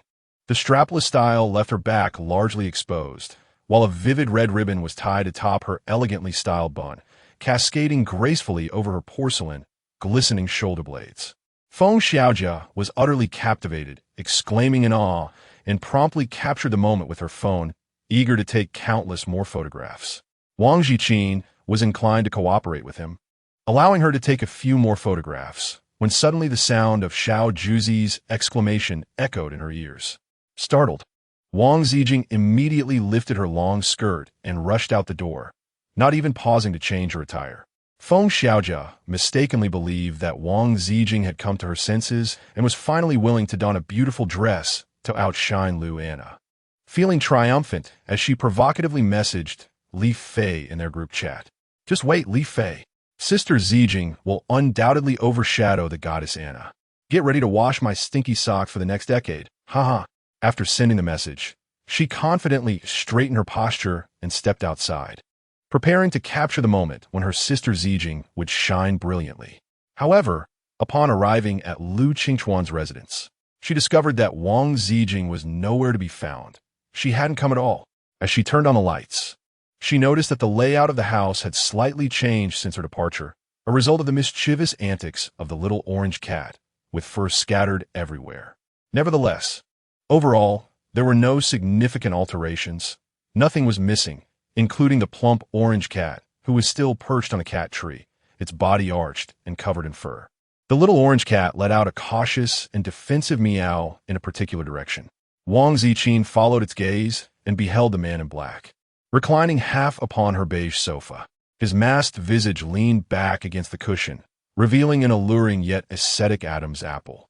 Prince Jean was taken aback for several moments, opening his mouth yet failing to rouse the seemingly slumbering Chen Jin.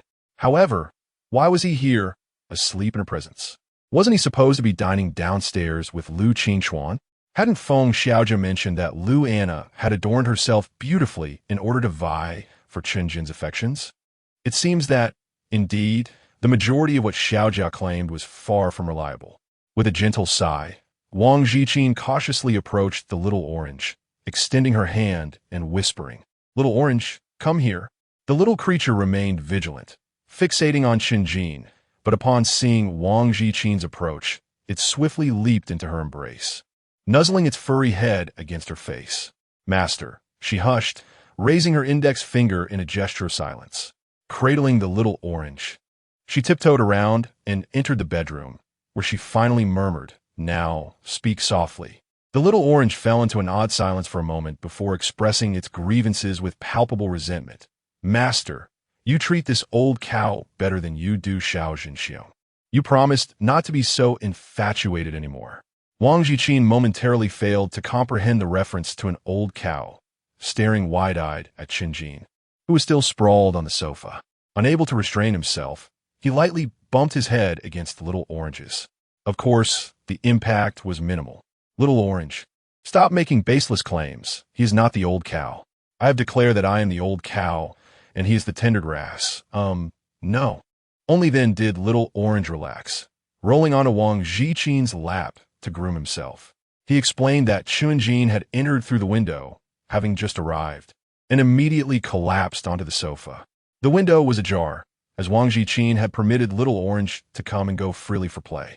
Little Orange expressed his concern that Chen Jin had intruded without invitation, fearing that he might be a burglar, and was anxious he would be kidnapped, which prompted him to seek Wang Ziqin's assistance. After Chen Jin entered, he merely cast a glance at Little Orange.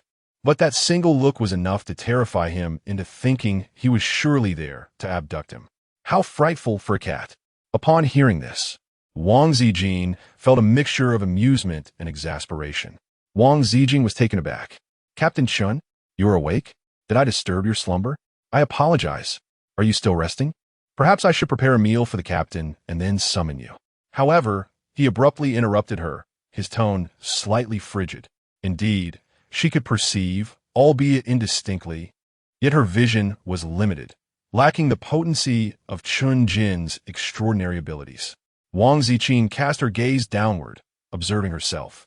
At the age of 40, burdened by 20 years of social anxiety, her thoughts leaned towards the conservative, and she felt her ears flush with embarrassment. I shall change into something else." With that, she promptly closed the bedroom door, oblivious to the sight of the man's dry, rolling Adam's apple on the sofa outside. Chen Jin furrowed his brow, fixated on the closed door for a moment, when suddenly it swung open again and Little Orange was unceremoniously tossed out by Wang Ziqin. With a sigh, Little Orange lamented, "My master's truly stingy. I am but a mere kitten." Yet, in the next instant, It was met with the man's cold and perilous gaze from the sofa, causing its fur to stand on end in fright. With a swift leap, it ascended the cat tree, distancing itself from the sofa. "What is the matter? Why do you regard me with such murderous eyes? I am a most cherished little kitten of my master. To offend me is to offend my master. One must consider the master before striking a cat." Chen Jin's already furrowed brow tightened further. He pinched the bridge of his nose, seemingly mulling over something for a few seconds, before gently beckoning. Little Orange was lifted as if enveloped by an unseen force, floating weightlessly onto his lap. Little Orange. The kitten's eyes widened in terror as it stared at Chen Jin, whose cold, dark gaze remained fixed upon it. After a few moments of frozen panic, it opened its mouth to emit a series of frantic cries. "Meow, meow, meow, meow, meow. Master, help. The old cow is attacking the cat." Chapter 39. She is consumed by jealousy. Prince Jean felt utterly despondent. Little Orange, with her incessant calling of old cow, had prompted Prince Jean to implore her to cease such appellations, for Chen Jin could hear her voice and comprehend her reference to him as old cow. After donning loose-fitting athletic attire, she found herself hesitant to meet Chen Jin's gaze, her heart laden with guilt as she stammered, "Little Orange is merely a cat. She doesn't understand. I shall head downstairs now. Is it permissible to cook here?" Chen Jin, with fingers stiffened in an awkward gesture towards the rigid feline, replied monotonously, "I am weary. I do not wish to go downstairs." Wang Ziqin stared rigidly at the two of them, one person and one cat, their movements equally stiff. With a forced nod, she replied, "All right then, ahem." Clearing her throat, she resumed in a more composed manner, "Captain Chun, what do you like to eat? My fridge only has eggs, beef dumplings, and cod." "Anything," Chen Jin responded, his demeanor less tense, his dark eyes fixed intently upon her. "Whatever you prepare, I shall eat." In the past, he would never have embraced her. Even the slightest touch would have felt like an encounter with filth. He would never have looked at her with anything other than his chilling aura of menace. Now, it seemed that the intimidation had dissipated entirely, leaving only a void where it once resided, prompting her to indulge in unwarranted speculations.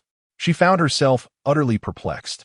Wang Ziqin, feeling dejected, tapped her forehead while cooking in the kitchen, pondering the peculiarities of her own mind, which at times seemed beyond her control. Outside on the sofa, Chen Jin observed her with a furrowed brow, his dark eyes deepening in thought, his expression far from pleasant. The little orange cat resting on his lap had lost its temper and was about to drift into slumber when it suddenly heard Chen Jin utter a question. Has she endured a difficult and painful life these past years? Without hesitation, he effortlessly cradled the plump orange cat in one hand and approached the kitchen, rolling up his sleeves. "I'll take care of your cat. You focus on your cooking." Wang Ziqin was taken aback by his suddenness, reluctantly accepting the small orange, yet she had no desire to let Chen Jin cook. He exuded an air of someone untouched by the mundane world, suggesting that culinary skills were not within his repertoire. Moreover, it was she who had initially proposed to prepare a grand feast for him. However, Chen Jin unceremoniously ushered her out, coldly threatening, "It's my first time cooking. Will you grant me the favor?" Prince Jin. As expected, Wang Ziqin had steeled himself for a heroic sacrifice, prepared to endure cuisine even more unpalatable than Feng Xiaojiao's culinary disasters. Trembling with apprehension, he clutched his chopsticks at the dining table. To his surprise, Chen Jin swiftly emerged bearing 2 bowls of noodles, simple egg noodles, yet exuding a delicate fragrance. Wang Ziqin took the dish and found her appetite unexpectedly stimulated. She involuntarily swallowed, exclaiming, "It looks absolutely delicious. Is this really your first time cooking, Captain Chun?" Chen Jin raised an eyebrow, leaning languidly against his chair, and replied, "Yes. If you enjoy it, feel free to come to me whenever you wish to indulge." Wang Ziqin was taken aback by the unexpected favor, intending to decline. Yet upon taking a bite, she discovered it was truly delectable. Once she started, she found herself unable to stop. Surprised, she glanced at Chen Jin, who was still watching her indulge, and inquired with curiosity, "Captain Chun, aren't you going to eat? I've activated the air purifier. It shouldn't be too unclean." Wang Ziqin appeared increasingly peculiar. She pondered why he. She wished to inquire why. If he was not a germaphobe, he would not remove his mask. However, she recalled Su Yanbei's previous assessment of Chen Jin, stating that he was so ashamed of his appearance that he dared not reveal his face, perhaps fearing he was quite unattractive. Nevertheless, Chen Jin continued to gaze at her, waiting for her to finish her meal before he spoke. Tidy up tomorrow morning. Accompany me to report to Team 1. Here is your transfer order. He retrieved an envelope from his pocket and handed it to Wang Ziqin, which contained the official approval for her transfer from headquarters. Prince Jean stared at the transfer letter for quite some time, her emotions swirling in complexity. She had not anticipated that Chen Jin had not given up on bringing her into the first team. Wang Ziqin found herself at a crossroads of emotions, uncertain whether to feel touched, retreat, or grapple with an elusive sense of disappointment. She pressed her lips together, falling into silence for a brief moment before raising her gaze to Chen Jin with a serious demeanor. Very well, she replied, but please wait until my training is complete. Chen Jin furrowed his brow, deeming it unnecessary, asserting, I will personally instruct you. Wang Ziqin's lips twitched stiffly for a moment. Captain Chen was preoccupied with his tasks, and I did not wish to hinder his progress. I understood that Captain Chen had his reasons for choosing me, yet I believe my abilities could align with Team 1. Chen Jin. The formal and courteous exchanges suddenly made Wang Ziqin seem a touch more estranged from him, leaving Chen Jin somewhat perplexed as he narrowed his eyes slightly. However, he found no answers, for Feng Xiaojia and Li Fei arrived, brandishing ingredients and clamoring for Wang Ziqin to prepare a delicious meal for them. Prince Jean was exceedingly busy, yet she did not forget to call out to Chen Jin, who was leaving her home with a bowl of noodles. Captain Chen, remember to change your clothes. I won't have time to wash them before training tomorrow. Jin Jia. No wonder you didn't attend the captain's gathering. It turns out you were having a private dinner with Captain Chen, a candlelit affair, and even doing his laundry. This is something I cannot overlook. Jin Jia. You are unaware that Goddess Anna looked exceptionally beautiful tonight. However, Captain Chen never showed up, and she didn't smile all evening. She must have feelings for Captain Chen. Li Fei immediately countered. Enough of your fanciful thinking. Do you not understand that you are spreading rumors? Goddess Anna has never expressed any affection for Captain Chen. I believe she is more fond of Su Ge. Preferring Su Yanbei over our captain is simply absurd. Feng Xiaojia retorted. Li Fei laughed even more heartily. Have you been kicked in the head by a donkey? Although Goddess Anna and the captain may not be siblings, they share a close bond. Otherwise, how could the captain remain single and unmarried at 30? Isn't it because Goddess Anna likes Captain Chen? Feng Xiaojia insisted. I can see it clearly. 8 out of 10 things she says are related to Captain Chen, and she even asked how he met Jin Jia. She's undoubtedly jealous. Li Fei continued to argue, claiming that Goddess Anna was merely curious, and thus they exchanged heated words back and forth. Wang Ziqin casually listened, allowing the words to flow in one ear and out the other, thinking it was of no concern to her. However, a chilling voice from another person pierced through her thoughts. Wang Ziqin, I'm not well acquainted with Luana. Chapter 40. My heart aches as I observe. The training base operates incessantly, day and night, with every level bustling with dedicated trainees. Before dawn, Wang Ziqin hurriedly arrived and was taken aback to find the beautiful instructor already instructing the team members. She even cast a cold smile in his direction. Wasn't it said that they wouldn't leave until training was complete? Has she already reached her limit in just one day? If she is so afraid of exhaustion, it would be best for her to depart early. After all, the elderly are indeed just that, elderly. Wang Ziqin, without unnecessary words, demonstrated through her actions the perseverance and effort of the elderly, astonishingly surpassing the first level before dusk. The beautiful instructor expressed her astonishment, remarking, Wang Ziqin, your stamina has improved significantly. It seems you can continue to break through without limits. Wang Ziqin had long realized that her potential was remarkably formidable. Even when utterly exhausted, with a bit more effort, she could still find room for improvement. Moreover, each time she pushed past her limits slightly, she felt lighter and more energetic, not experiencing the slightest hunger, even without eating. However, Chun-Jin had cautioned her to keep this ability low-key and not to publicize it, so she couldn't reveal the truth to the beautiful instructor. From their initial confrontations, they had now progressed to sitting face-to-face, sharing a drink.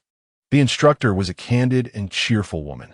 Gazing at Wang Ziqin with envy, she sighed, "You're truly beautiful. How wonderful. Yanbei adores beautiful women. Without even competing, I've already lost." Wang Ziqin sighed wearily, expressing her disdain for Su Yanbei. Instructor, being infatuated is not beneficial.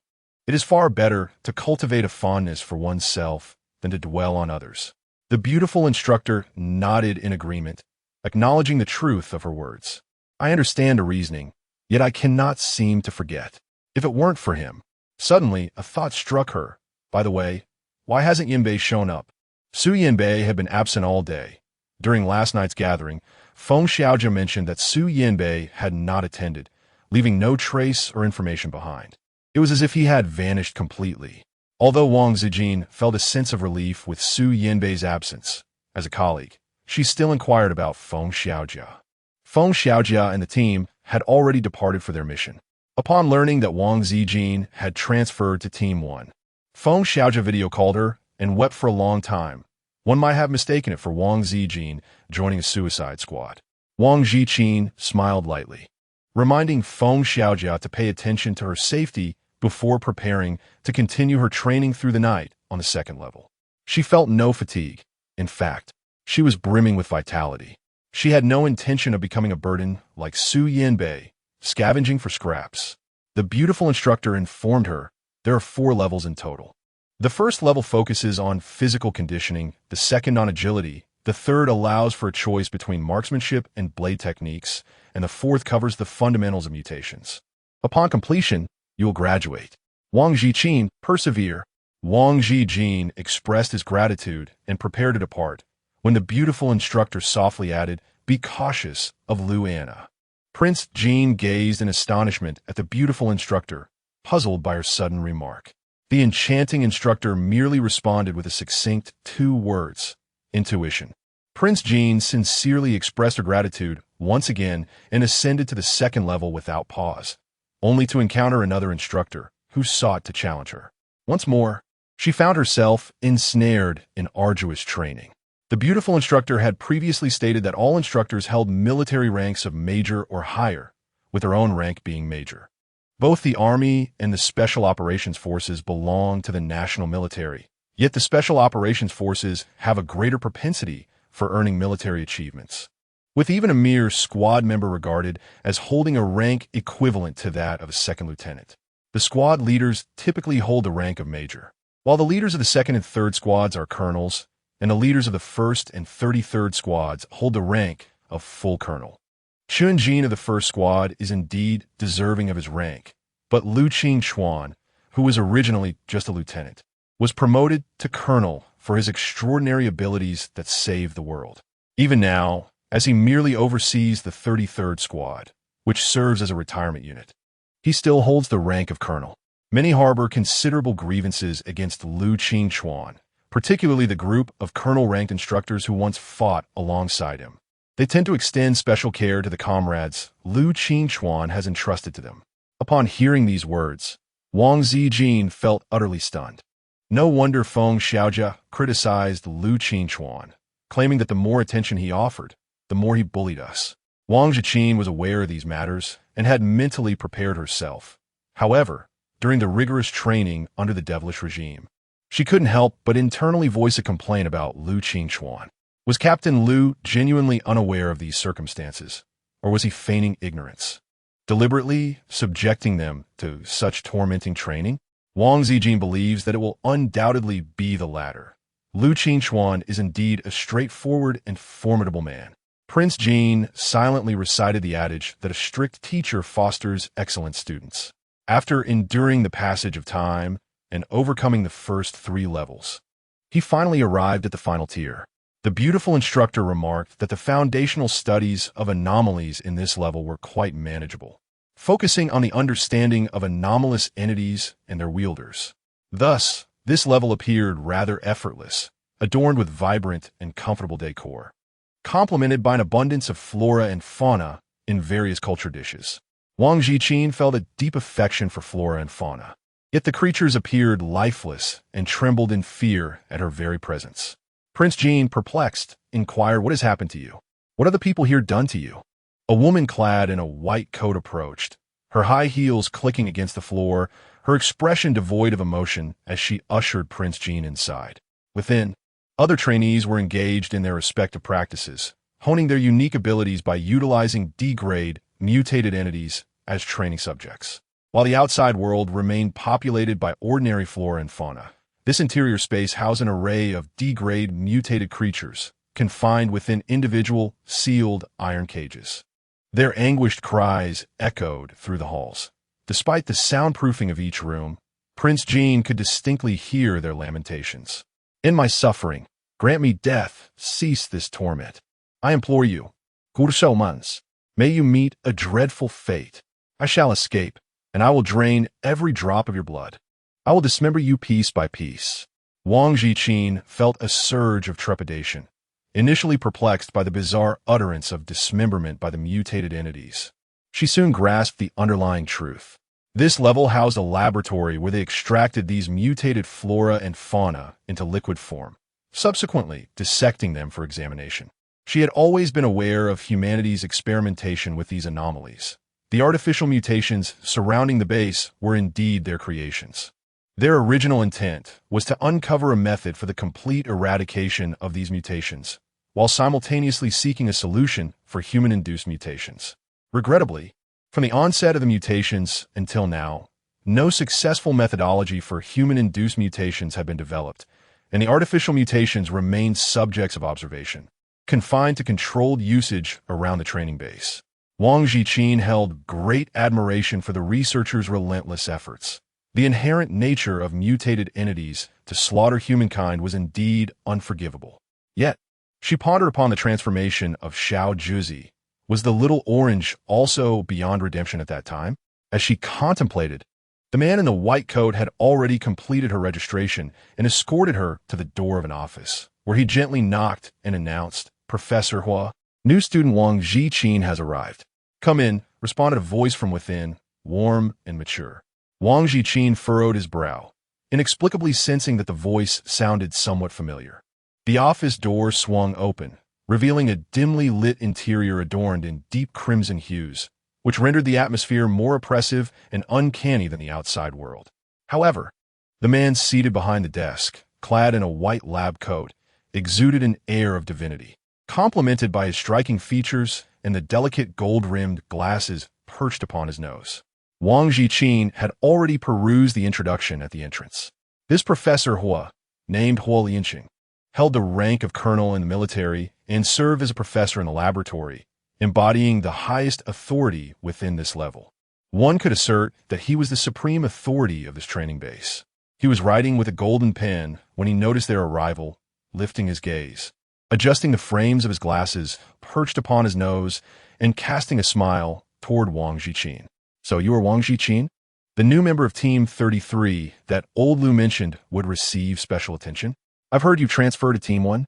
Quite sought after, it seems," he remarked, holding the pen while gazing at Wang Ziqin, offering an enigmatic chuckle that sent a shiver down her spine. Wang Ziqin was certain that she had never encountered this blue-eyed, slightly curly-haired, mixed-blood individual, Hua Lianqing, yet his tone felt strikingly familiar. Additionally, Hua Lianqing's voice resonated with a sense of recognition, as if she had heard it somewhere before. Lost in her thoughts, Hua Lianqing beckoned her with a subtle curl of his finger, urging her to approach.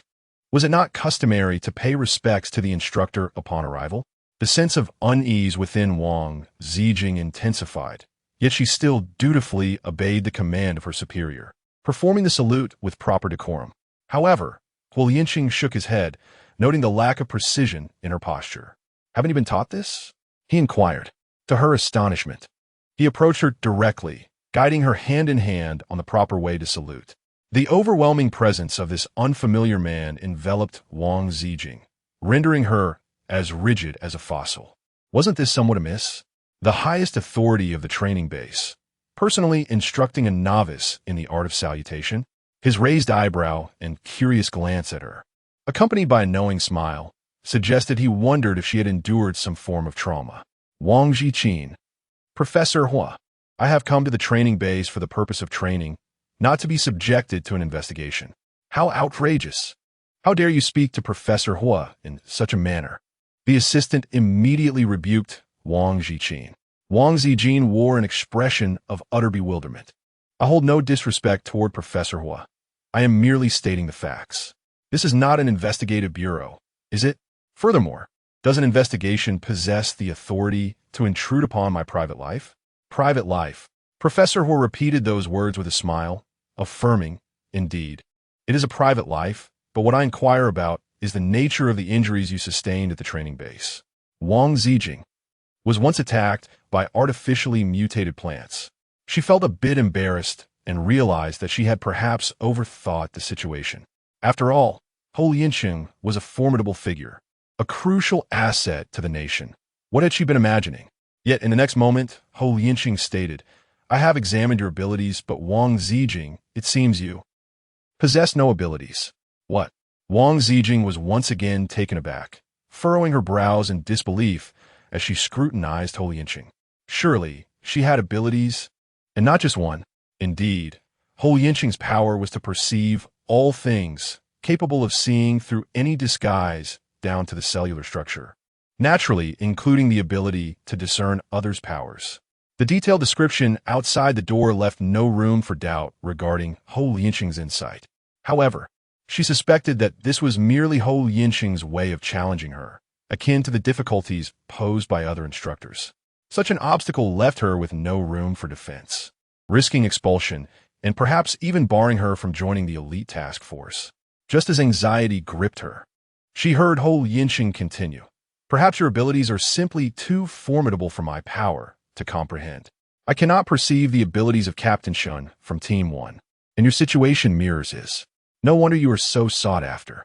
Wang Ziqin. Phew, it was merely a false alarm. However, is it true that her extraordinary abilities are formidable? Could it be due to her peculiar power of absorption? Wang Ziqin found it inconvenient to disclose her extraordinary ability. Fortunately, Hou Yinxing did not press for details. He instructed his assistant to take Wang Ziqin to the training room outside, allowing her to practice her powers. The assistant provided her with a common purslin, a man-made D-grade mutated specimen, confined within a locked cage, rendering it incapable of launching an attack. Its leaves hung limply, swollen and gray, exuding an aura of lifelessness, akin to a pitiful creature cowering in a corner, covering its head. This exemplifies the distinction between artificial mutations and their natural counterparts. The former resemble a once mighty beast, now shackled and tamed, reduced to mere livestock. Wang Ziqin crouched before the peculiar purslin, eager to inquire about something, yet the white-coated assistant guarding her coldly warned her. Please complete your training promptly. The time limit is 5 minutes. Failure to meet this deadline will result in consequences you must bear. Wang Ziqin. The artificial mutated organisms rely on the injection of genes from naturally mutated organisms to undergo transformation. However, to prevent exceeding controllable limits, the quantity injected is minimal, and there is a time constraint involved. This is also a measure to ensure the safety of the participants. Wang Ziqin possesses the innate ability to communicate with plants and animals, allowing her to swiftly connect with a mutated purslin in her mind without uttering a sound. The assistant, unable to comprehend the language of the purslin, observed the silent exchange between the girl and the plant, continuously reminding her, 2 minutes left, 1 minute, half a minute. Wang Ziqin sighed deeply, ultimately rising to her feet in the final moments. With her control-based abilities, she deftly manipulated the mutated purslin, successfully completing the preliminary assessment in one swift motion. The assistant remarked, your performance is satisfactory. The next step involves a classroom lecture, culminating in the final comprehensive evaluation. The assistant guided her to the lecture hall, where several trainees were already seated. The sight of Wang Ziqin filled them with excitement, particularly among the male participants. One male trainee attempted to change his seat to sit beside her, but was halted by Professor Hua, who entered the hall just in time. Prince Jean quietly exhaled. reflecting that Huo Lianqing had finally accomplished something commendable. She was not inclined to squander time with polite refusals, especially considering her social anxiety. Observing the students, who appeared rather intimidated by Huo Lianqing, she was surprised to discover that his teaching style was not as rigid as she had anticipated. Huo Lianqing embodied a persona that was both gentle and refined, yet infused with wit, engaging with the students, albeit they responded with a certain trepidation and stammering. The experiments on this floor posed no issues, and Huo Lianqing himself seemed untroubled, having not developed any substances capable of inducing mutations in humans. The latter was of paramount importance to her, the concern she held most dearly. She harbored suspicions that the individual conspiring with Wang Ziqin might belong to this very floor. Yet she could not unearth any substantial clues. No anomalies were detected, save for the fact that the artificially induced mutations were subjected to forced injection experiments, compelling the students to endure such practices, which she found rather cruel. Wang Ziqin clutched the pen between her fingers, contemplating how to rescue these pitiful flora and fauna, when suddenly Huo Lianqing called her name. Wang Ziqin, Miss Wang, come up here and explain. What are the mutated parts of this decomposed porcelain, and how should we eradicate it completely? Porcelain? Wang Ziqin was taken aback. She vividly recalled her last encounter with a mutated porcelain. Despite its ailing condition and lackluster spirit, it had spoken to her with a glimmer of hope for the future, yearning for her to rescue it. It had once been merely an ordinary, unremarkable weed. Yet now, that humble plant lay dismembered in several pieces, still clinging to life due to the factors of mutation. Confined within a cage and brought forth by an assistant clad in a white coat, it was displayed upon the podium. As the window was opened, the plaintive cries of the porcelain filled the air, laced with curses. Cursed humans, you are merciless. You all deserve to perish. I crave mutation. I shall consume you. It lamented. Oh, it hurts so much. I am in agony. Please save me. I do not wish to mutate. I am but a small weed. Please save me. The breath of Wang Ziqin halted, her complexion paling as she rushed forward, eager to touch the cage, only to be pricked by a slender tendril of porcelain. The sharp and delicate thorn caused her snow-white finger to bleed profusely, alarming her fellow students who hurriedly rushed to her aid, concerned for her well-being. Who wouldn't wish to protect a figure of fairy tale elegance? However, Huo Lianqing was quicker, seizing the moment to draw Wang Ziqin into his embrace, grasping her hand tenderly, gently blowing on her wound. Does it hurt? It pains me to see this, Huo Lianqing expressed with genuine concern. Wang Ziqin recoiled as if struck by lightning, her eyes wide with terror as she stared at Huo Lianqing, a name nearly escaping her lips. Chapter 41. Wang Ziqin, why are you afraid of me? Yet, Wang Ziqin found it implausible. How could that be? They were clearly two distinct individuals, entirely different from one another, save for this peculiar sense of familiarity. It appeared that classmate Wang was quite shaken. Huo Lianqing adjusted his golden-rimmed glasses, his enigmatic blue eyes fixed intently on Wang Ziqin, pondering that her psychological fortitude required considerable strengthening. Otherwise, survival on the battlefield would prove challenging. The other students echoed their agreement, laughing and remarking on Wang Ziqin's cowardice, deeming her merely an aging lady who relied on her mediocre abilities and beauty to ascend in the ranks. Wang Ziqin offered no explanation, merely retreating cautiously from Huo Lianqing while pressing her faded lips together to indicate the various alterations in the porcelain. In its unaltered state, the critical point resided at the root. However, once it underwent mutation, it would detach from the roots. Fire elemental practitioners could incinerate it directly, and those with formidable abilities could easily eradicate it as well. Otherwise, one would be forced to sever each stem meticulously. Mutated entities are classified into grades A, B, C, and D, and we practitioners are similarly categorized into novice, intermediate, and advanced levels. This type D porcelain can be eliminated by novice practitioners, yet for grade C porcelain, we novices must employ more refined techniques to sever its vascular connections, thereby preventing regeneration. Wang Ziqin's voice, though somewhat ethereal, conveyed a complete and detailed account, clearly demonstrating that she had been attentively listening. Huo Lianqing initiated the applause, acknowledging her earnest study. With a smile dancing in his eyes behind his glasses, he graciously gestured for Wang to take the stage and illustrate how to eradicate it through practical demonstration. Wang Ziqin. Once again, he is both answering questions and engaging in practical exercises. If it is not Professor Hua specifically targeting her, then he must be particularly valuing her, nurturing her with great care. However, Wang Ziqin is not surprised by his words. She cast him a cold glance and walked towards the porcelain. The porcelain cursed in a most unpleasant manner. You are also a villain. You deceive me. You deserve to perish. You are more deserving of doom than they are. I shall consume you, devour you. Its cries grew increasingly frantic, uttering indistinct phrases fragrant, so fragrant. Eat, no, like, oh, how I like. Wang Ziqin increasingly found herself perplexed by the meaning of porcelain. As she approached, her assistant handed her a dagger and a firearm. She hesitated momentarily, touching the gun and then the dagger, contemplating her choice. When her assistant, growing impatient, glanced at Huo Lianxing for guidance, she swiftly seized the dagger. Without further hesitation, she gripped it tightly and, with remarkable speed, slashed at the stem of the porcelain, causing it to scream and curse while attempting to retaliate against her. Everyone watched intently, including Huo Lianxing, who tilted his head, his azure eyes sparkling with a bemused expression as he observed Wang Ziqin's actions. Unexpectedly, she pivoted the dagger, and with a resounding clang, it lodged itself into the chains of the cage, forcefully slicing through them. The chains were the key to the anomalous creature's confinement. Without them, the creature would escape, leaving the crowd in a state of bewilderment. Had her hand slipped? Some questioned. Yet, Huo Lianxing's smile deepened, indicating rebellion. The crowd was stunned. Had she lost her sanity? Was she truly reaching in to feed the creature with her own flesh?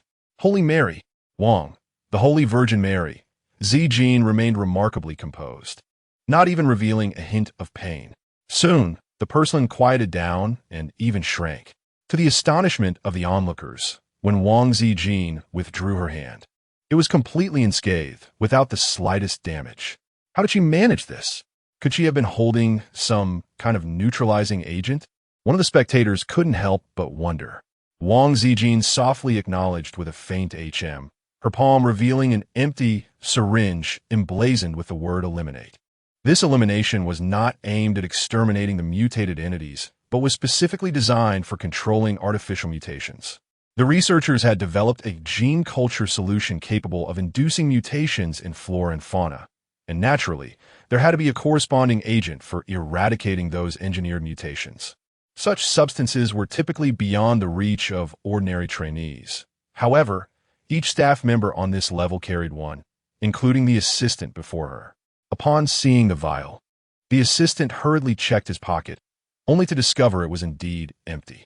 It had been taken by Wang Ziqin during a moment of apparent hesitation, as she deftly seized the opportunity while the assistant was distracted. Her skills had not been honed in vain. She had undergone rigorous training, and the assistant had underestimated her, failing to consider that she might pilfer the elimination agent under the watchful eyes of others. In truth, she had no real need for it. Her abilities allowed her to absorb the mutation factors from porcelain, yet she refrained from revealing this. After all, she had promised Qinjin to refrain from using such powers, vowing to uphold her commitment.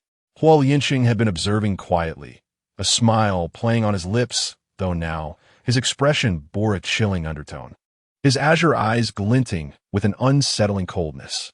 Very clever, he remarked, his tone laced with admiration. You have accomplished the task I set, while simultaneously saving that little creature you wish to protect. How splendidly you have managed both. Wang Ziqin felt a shiver run down her spine at his words, instinctively retreating a step while clutching the cage. Her gaze fixed on Huo Lianxing with a mixture of wariness and fear. Huo Lianxing raised an eyebrow and stepped closer, prompting her to back away once more. Wang, he said, his lips curving into a playful smirk. As for the artificial mutations, can you truly save them for a fleeting moment, let alone for eternity? And what about the mutated beings affected by nature's radiation? If fate intends to obliterate this planet, can you preserve those entities? Mutated beings consume humans, and humans eliminate mutated beings. Will you choose to save the mutants, or will you preserve humanity? Prince Jean had been driven into a corner with no means of retreat. Her entire being trembled as if struck by lightning, and she instinctively raised her hand to shield herself from him. You are you. Her voice quivered slightly, the three words nearly escaping her lips. What is it? Hualianqing did not move in too closely. He pinched the crimson teaching rod aside, displacing Prince Jin's hand that shielded his chest, while his other hand lifted the cage she clutched tightly against her. It is commendable to possess compassion, but harboring sympathy for aberrant entities is indeed a grave error. Do you comprehend, classmate Wang? He continued, this porcelain is an internal resource of the training base. Should you wish to take it, a trade must be negotiated. Nothing is given freely. Are you still reluctant to let go? Wang Ziqin could only stand there, momentarily releasing her grip, her gaze fixed on Hualianqing as he turned away, carrying the porcelain without casting another glance in her direction. Resuming his lecture with an air of composure, he retained that refined and graceful demeanor of a distinguished professor, devoid of any hint of frivolity or ambiguity. It was as though he had transformed entirely. Perhaps it was merely her illusion, a product of her own wandering thoughts. Yet, could it truly be mere fanciful thinking? Regardless, Hualianqing's words were undeniably profound in their educational merit. Indeed, her heart brimmed with empathy. However, is it not a grave concern to witness humanity extinguishing all flora and fauna, or the latter annihilating humankind? That, in truth, would herald the genuine destruction of our planet.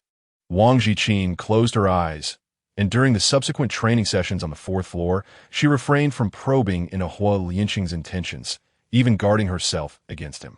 Whenever possible, she avoided him, and when avoidance was futile, she maintained her composure, ensuring no indiscretions arose. Hualianqing was far too perilous. It was imperative to depart from this place swiftly. It was not until the day of the final assessment that she found herself compelled to confront him once more. However, she did not anticipate the presence of a young woman accompanying Hualianqing, shrouded in a pale pink veil, adorned in a pink lace short dress, and teetering on high heels. The candidates for the assessment gazed at the woman in astonishment, and Wang Ziqin's surprise was palpable as she exclaimed, Wang Qingqing. It was a statement, not a question. Even if her eyesight was not particularly exceptional, she could unmistakably identify Wang Qingqing. This was indeed Wang Qingqing. Yet she appeared markedly different. Not only were her eyes fixed on Wang Ziqin with a blend of gloom, animosity, and triumph, but an ominous black mist also enveloped the normal veins throughout Wang Qingqing's body, darkening her blood. Prince Jean furrowed his brow as he listened to Wang Qingqing's proud self-introduction. Hello, dear brothers and sisters, I am your new teammate. My name is Wang Qingqing, a novice in the wood element abilities. As she spoke, she flipped her palm, and to his astonishment, slender vines began to emerge from her fingertips, extending infinitely, all surging towards Prince Jean's direction. Wang Ziqin gazed at the dark, tangled vines, a wave of discomfort washing over her, fully aware that Wang Qingqing would undoubtedly take action against her. Wang Qingqing's aura of menace was exceedingly intense. As she directly advanced towards Wang Ziqing's face, Wang Ziqing could not comprehend why Wang Qingqing consistently targeted her visage. Being on guard, she promptly employed her ability to manipulate energies to obstruct Wang Qingqing's vines. Though both were of the same rudimentary level, there remained a degree of suppression, and Wang Ziqing remained unperturbed. However, before the vines could make contact with her, they were effortlessly severed by Hualianqing's whip, producing a sharp crack as they shattered into ashes. Wang Qingqing's expression darkened instantly, but she quickly turned her head and lowered it in contrition. Professor Hua, my ability went out of control. It was not intentional. Is that so? Hualianqing's blue eyes narrowed behind his glasses, followed by a gentle smile. Be more careful in the future. If it happens again, my whip may also go awry.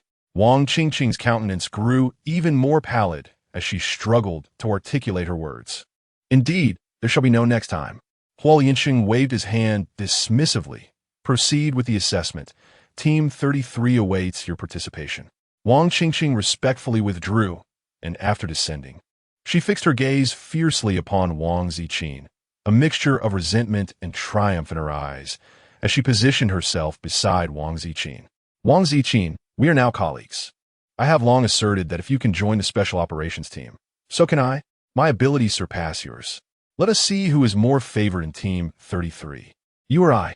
Prince Jean furrowed his brow intensely. How did you acquire your extraordinary abilities? Who was the one that bestowed such powers upon you? Wang Ziqin beheld the traces concealed beneath Wang Qingqing's veil, a deeply unsightly scar, more profound than the wound she had inflicted upon Wang Qingqing herself. Given the current advancements in medical science, it was inconceivable that such a scar, even if not entirely healed, could have become so pronounced. How could it have deteriorated to this extent? Prince Jean coldly remarked, as you wish. It is not I who will be used as a pawn, bearing the scars of a tormented face. Furthermore, I have already joined the first team. Wang Qingqing. Wang Ziqin. By what right do you enter the first team? Your pathetic ability. It must be because of Captain Shun. You shameless wretch. Relying on your beauty to gain favors. How utterly disgraceful. Wang Ziqin refrained from engaging in unnecessary explanations, which only intensified Wang Qingqing's anger and jealousy, fueling her desire to eliminate Wang Ziqin immediately.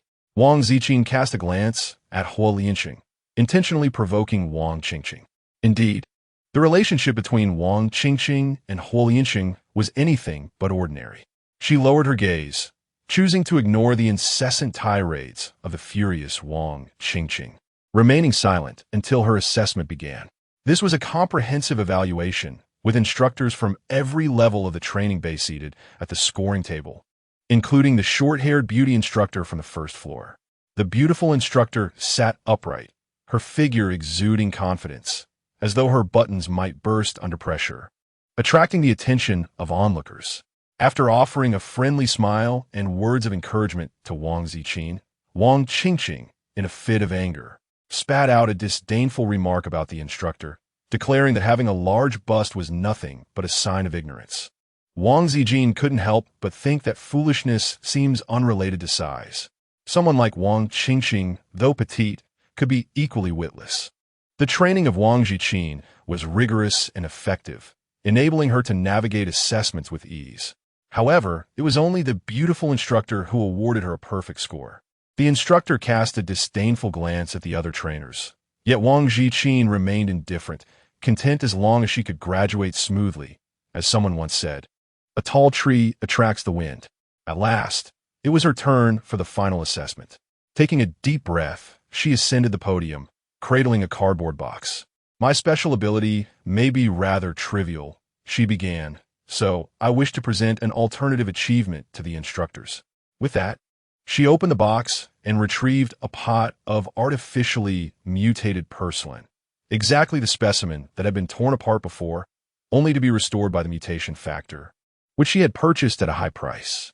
With unwavering focus, she gazed ahead at Huo Lianqing, who was watching her with a half-smile in his striking blue eyes. First and foremost, I would like to express my gratitude to Professor Hua. What I am about to present is inspired by him. Professor Hua is truly dedicated to the advancement of humanity. He is indeed a remarkably good person. Huo Lianqing. Wang Ziqin first lavished praise upon Huo Lianqing, extolling him as a paragon of virtue, thereby elevating him to an esteemed position and creating an illusion that he was her protector. The instructors, indeed, cast frequent glances in her direction, no longer daring to underestimate or challenge Wang Ziqin. Huo Lianqing, the unwitting pawn, offered a sardonic smile and remarked, "Go on. Speak your mind. Tarnishing my reputation will incur severe consequences." Prince Jean nodded at him and calmly remarked, "A great teacher cultivates outstanding disciples, under Professor Hua's guidance. How could there be mediocrity?" Huo Lianqing responded with a sardonic tone, "Sharp-tongued, aren't you?" Wang Ziqin disregarded his sardonic laughter and earnestly stated, "Humanity requires artificially mutated organisms as experimental subjects and resources for special training squads. However, the current mutation duration is excessively brief, rendering it laborious and time-consuming. Inspired by Professor Hua, I propose to utilize the branching structure of common porcelain and inject it with a long-lasting mutation fusion agent. This approach could yield effects comparable to those of D-grade, mutated porcelain, while enabling control of the branches through the main stem. The branches would facilitate human experimentation and training, while the main stem in the petri dish would allow for observation and regulation. As the main stem grows, the branches may also potentially surpass the D-grade classification, thus providing a broader research horizon for humanity. These are the research proposals set forth by the professors, and I intend to revive the abandoned project. With successful cases involving porcelain, do you, esteemed instructors, endorse this proposal? Prince Jean gazed steadily at the instructors seated above, including Huo Lianqing, who was still fixated on her. Huo Lianqing's cold smirk had transformed into one of keen interest as he softly murmured, "Indeed, she is the savior, but alas." Wang Ziqin's acute hearing allowed her to catch his murmured words, though their meaning eluded her. Savior? Who could he possibly be referring to? Surely not praising her? No, impossible. She knew her capabilities all too well. Her advantage lay solely in her supernatural ability to communicate with these captive flora and fauna, extracting valuable intelligence from them. The professors could have conceived this approach themselves, yet refrained from implementation, undoubtedly due to cowardice. But she dared, unfazed by the prospect of mutated creatures spiraling out of control. She remained confident in her capacity to restrain them even if they escalated from D-class to C or B-class threats. Her present contribution merely alleviated the suffering of artificially mutated organisms, mitigated their injuries, and soothed their simmering resentment. Human experimentation would continue unabated, even gaining expanded research parameters while team members enjoyed extended training periods. This mutually beneficial arrangement left the instructors no grounds for objection. On the contrary, they had every reason to commend Wang Ziqin. Huo Lianqing awarded her full marks without hesitation, bestowing unreserved praise devoid of any semblance of obstruction. Wang Ziqin was taken aback, while Wang Qingqing was even more astonished, gazing incredulously at Huo Lianqing, then casting a resentful and jealous glare towards Wang Ziqin. Wang Ziqin could hardly be bothered to glance at her. Clutching a handful of porcelain, she descended the stage when, all of a sudden, she heard Huo Lianqing calling out to her. "Why haven't you come? Are you afraid the professor will devour you?" Prince Jean. A sense of alarm surged within Wang Ziqin, as she was reluctant to accompany Huo Lianqing. However, under the scrutinizing gaze of the public, the proposal had been presented on her behalf. If she were to refuse, would not the proposal itself be rendered void?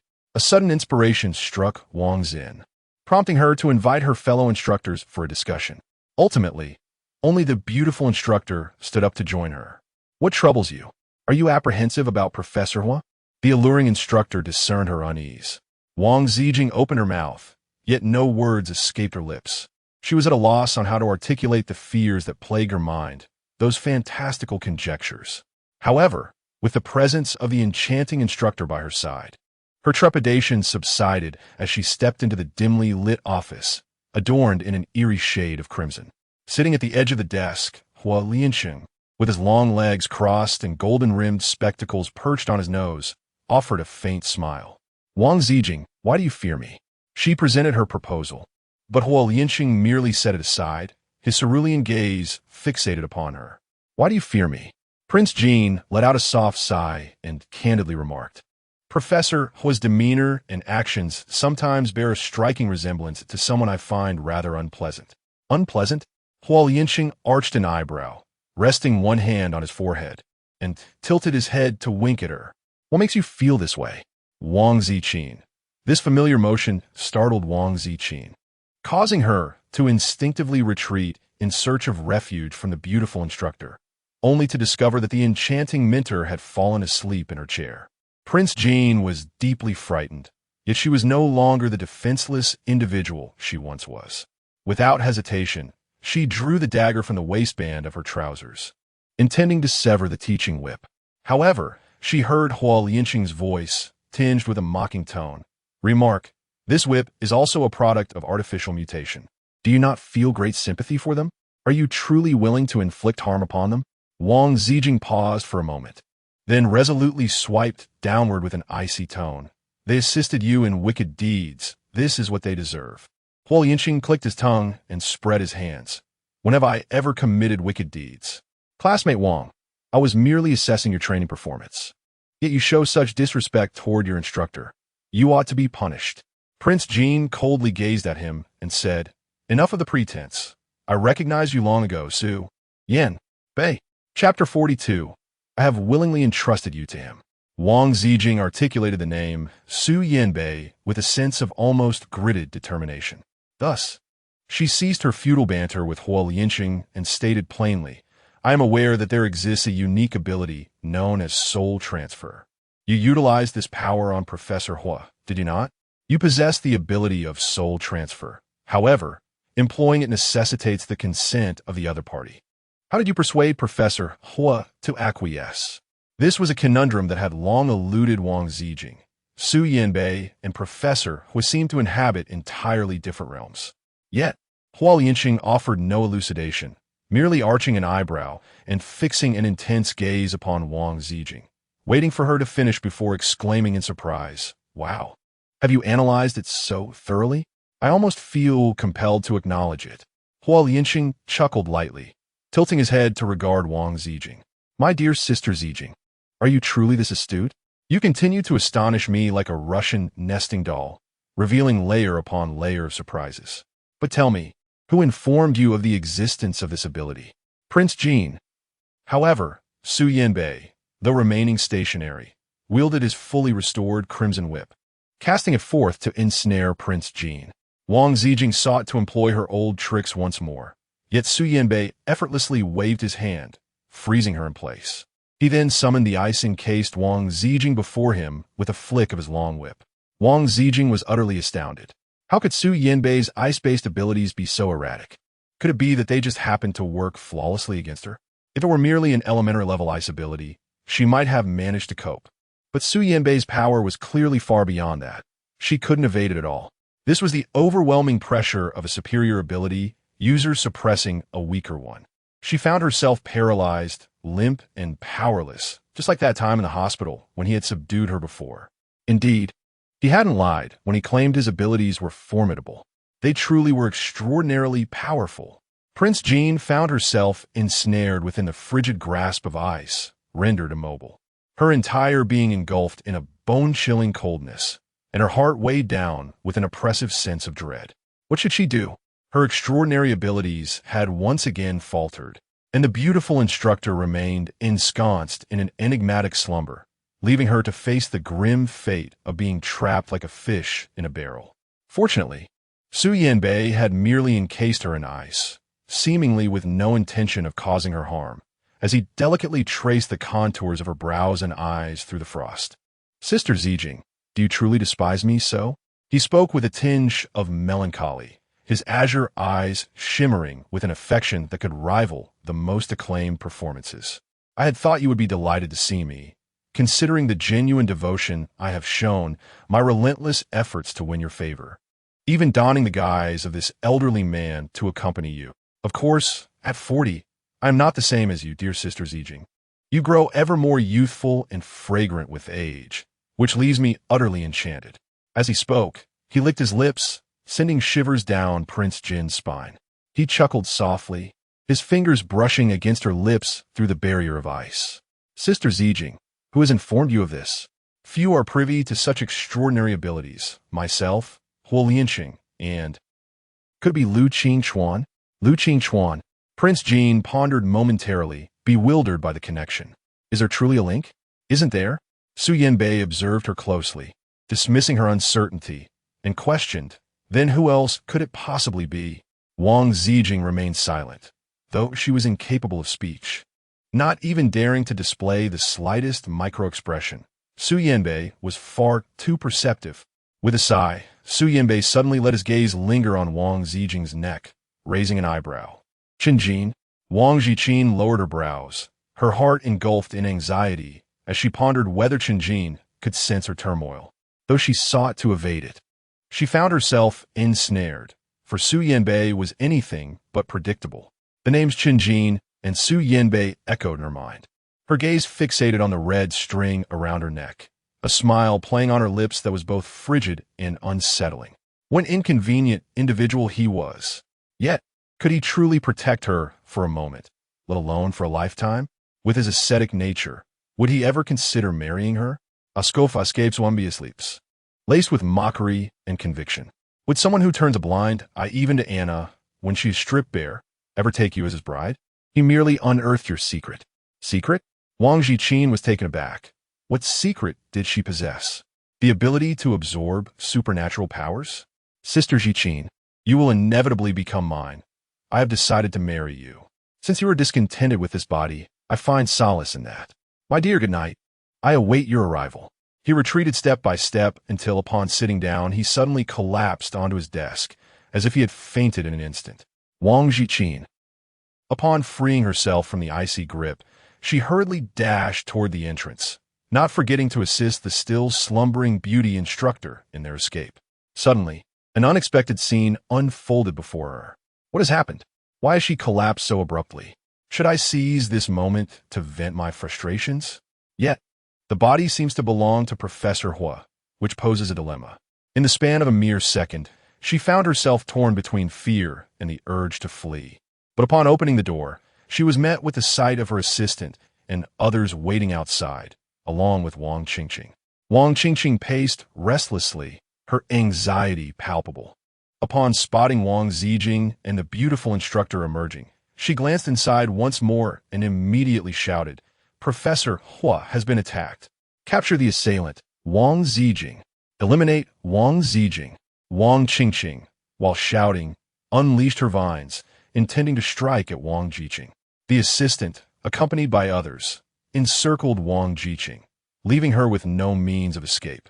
Prince Jin's body still felt weak and limp as he barely managed to evade Qingqing's attack. Just as he was about to offer an explanation, a deep, weary male voice resonated from within the chamber. I wasn't assassinated. The man adjusted his slipping glasses on the bridge of his tall, straight nose, his azure eyes narrowing slightly as he surveyed the scene outside. Finally, his gaze settled upon Prince Jin, who was staring back at him with wary apprehension. His pupils contracted briefly, his voice stiffening slightly. I'm unharmed. All of you withdraw. You, Prince Jin, step inside for a moment. Prince Jin was certainly reluctant to enter, yet Huo Lianqing assured him, rest assured, I am no longer. I am aware of the whereabouts of your eldest son. Wang Ziqin trembled slightly, abruptly turning her gaze towards Huo Lianqing. After a moment of hesitation, she entrusted the beautiful instructor to her assistant and re-entered the office. Although she still harbored doubts about whether Huo Lianqing was indeed the true Huo Lianqing.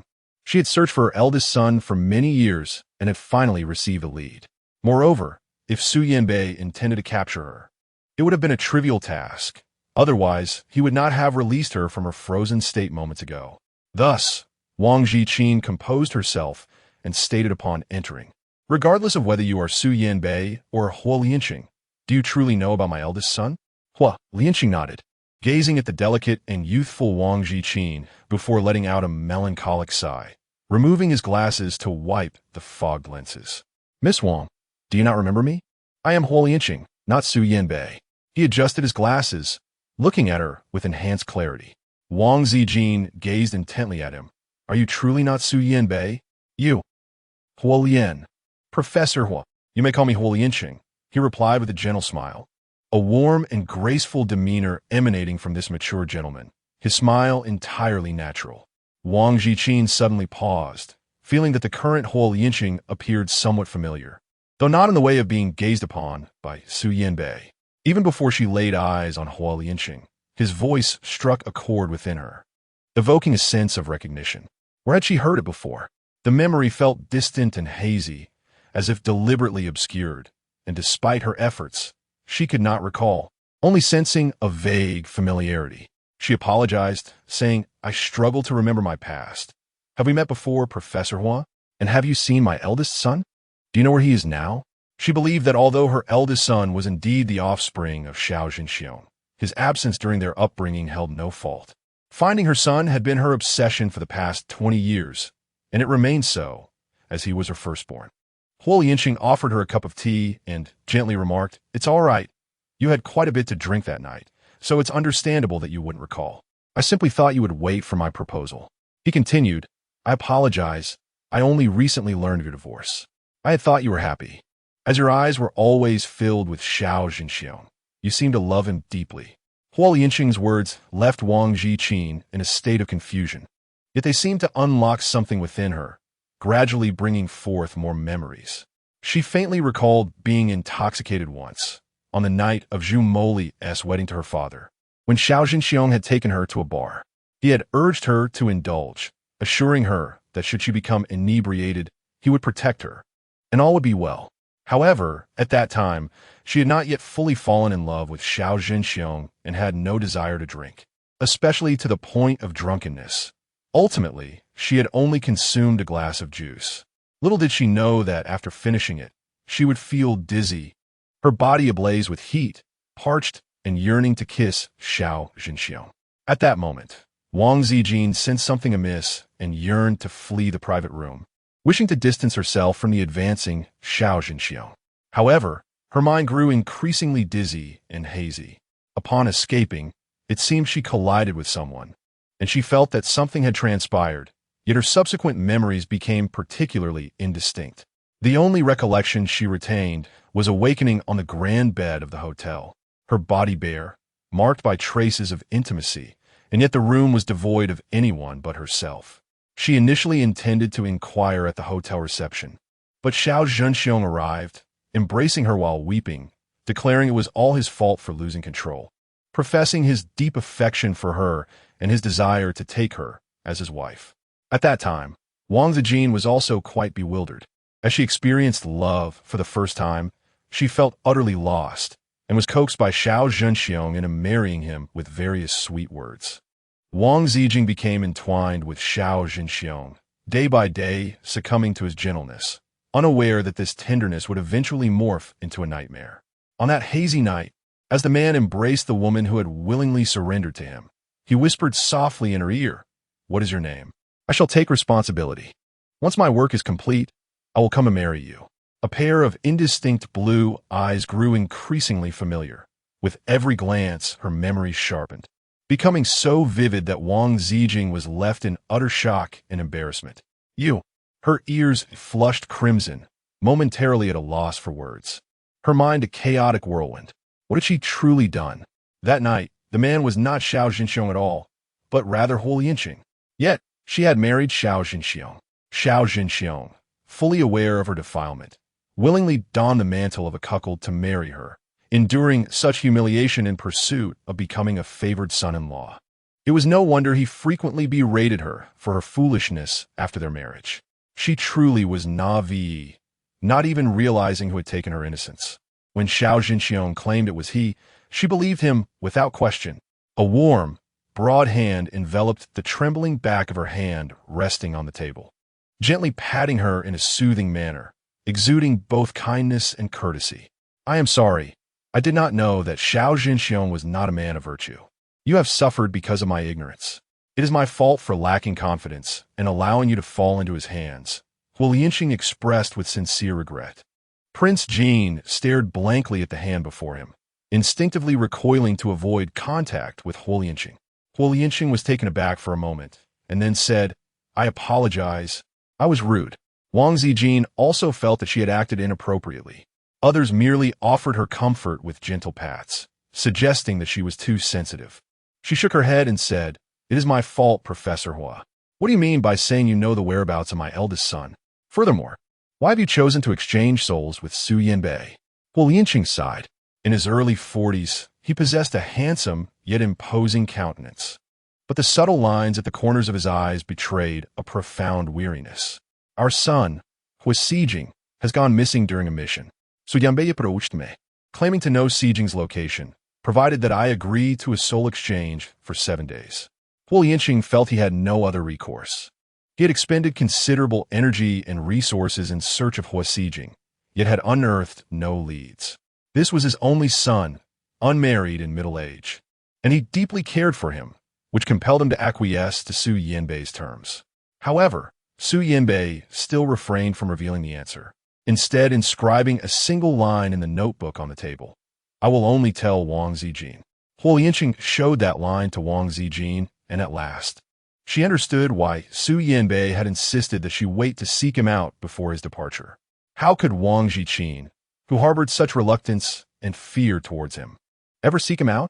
Yet, for the sake of her eldest son, she found no justification to dissuade herself from doing so. She would brave any peril, be it a mountain of knives or a sea of flames. However, Wang Ziqin was unprepared for the revelation that her firstborn was, in fact, the offspring of Huo Lianqing, not the flesh and blood of Xiao Jinxiang. Huo Lianqing informed her that their son had inherited his mixed heritage, manifesting in striking blue eyes. Fearing exposure, Xiao Jinxiang never allowed Wang Ziqin to lay eyes on the child and clandestinely sold him off to a remote area. Had it not been for Huo Lianqing's lingering affection for Wang Ziqin and his desire to witness her true happiness, he might never have discovered that the child was indeed his, now lost to the world. Huo Lianqing had resolved to keep this secret from Wang Ziqin for a lifetime, never intending to see her again. Yet the wheels of fate had derailed. On the very first day, Wang Ziqin entered the training base. He received the news of her divorce and her enlistment in a special operations team. He yearned to reunite with her, to confess the sentiments he had harbored for 2 decades, even if they could not be together. However, when Huo Sijing's mission went awry and he went missing, Huo Lianqing became engrossed in these pressing matters, only now finally encountering Wang Ziqin. What was meant to be a heartfelt declaration transformed into a frantic quest for their son. Now, securing Huo Sijing's safety took precedence. Yet, the thought of sending Wang Ziqin to find Su Yanbei stirred a sense of unease within Huo Lianqing, prompting him to rise and declare, "I shall accompany you. I am also Sijing's father. When a child is in trouble, it is the duty of both parents to shoulder the burden together." Wang Ziqin opened her mouth, unable to find any excuse to refuse. But parents? She still struggled to reconcile that she and Huo Lianqing, the supreme authority of his training base, were the father and mother of this child, having engaged in that kind of. Wang Ziqin felt utterly mortified, particularly under the weight of Huo Lianqing's gaze upon her, which intensified her embarrassment and social anxiety to the point where she longed to flee. "Must you address me as Professor Huo?" Huo Lianqing sighed in resignation, then gently reassured her, "There is no need for such formality, Ziqin. Allow me to escort you. The longer we linger, the greater the peril for Sijing." Wang Ziqin.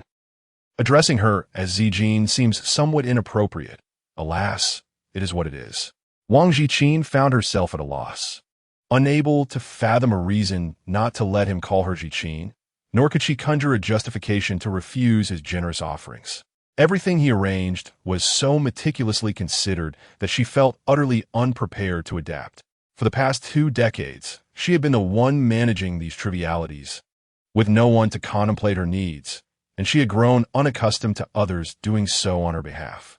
It must be said Professor Huo was indeed a commendable man, a wonderful husband. Alas, as they stepped outside, Huo Lianqing even opened the door for Wang Ziqin, allowing her to exit first, embodying a gentle and considerate demeanor. However, this was merely her perspective. To the onlookers, it appeared rather peculiar, particularly to Wang Ziqin, who, with a menacing glare, seemed ready to strike at any moment, and to the bewildered beauty instructor who had just regained consciousness. "Professor Huo, Wang Ziqin harbors ulterior motives. You just fainted." Before Wang Ziqin could finish her words, Huo Lianqing furrowed his brows and inquired, "Who are you?" It is inconceivable for a newcomer to reach the 4th level so swiftly. "Who permitted your presence here? Kindly escort her away." Wang Ziqin wore an expression of astonishment, exclaiming, "I am the one you personally brought here, and it was you who bestowed upon me my extraordinary abilities, Professor Huo. You once promised that if I assisted you in disposing of Wang Ziqin's red thread, you would lend me your aid." As the assistant was leading individuals to escort Wang Ziqin away, Huo Lianqing momentarily hesitated, intending to call out to her, but noticed Wang Ziqin shaking her head in response. Wang Ziqin stood beside him, her toes slightly raised as she whispered, "It is Su Yanbei. He seems to possess artificial abilities." The more Wang Ziqin learned about Su Yanbei, the more she felt a sense of dread. Who exactly was Su Yanbei? What did he desire from her? Moreover, what are the secrets he had alluded to? Wang Ziqin, what secretive conversation are you having with Professor Hua? The beautiful instructor inquired, regarding Wang Ziqin with curiosity as she gently pulled her aside. Aren't you supposed to be with Su Yinbei? You seem rather close to Professor Hua, don't you? I thought you were afraid of him.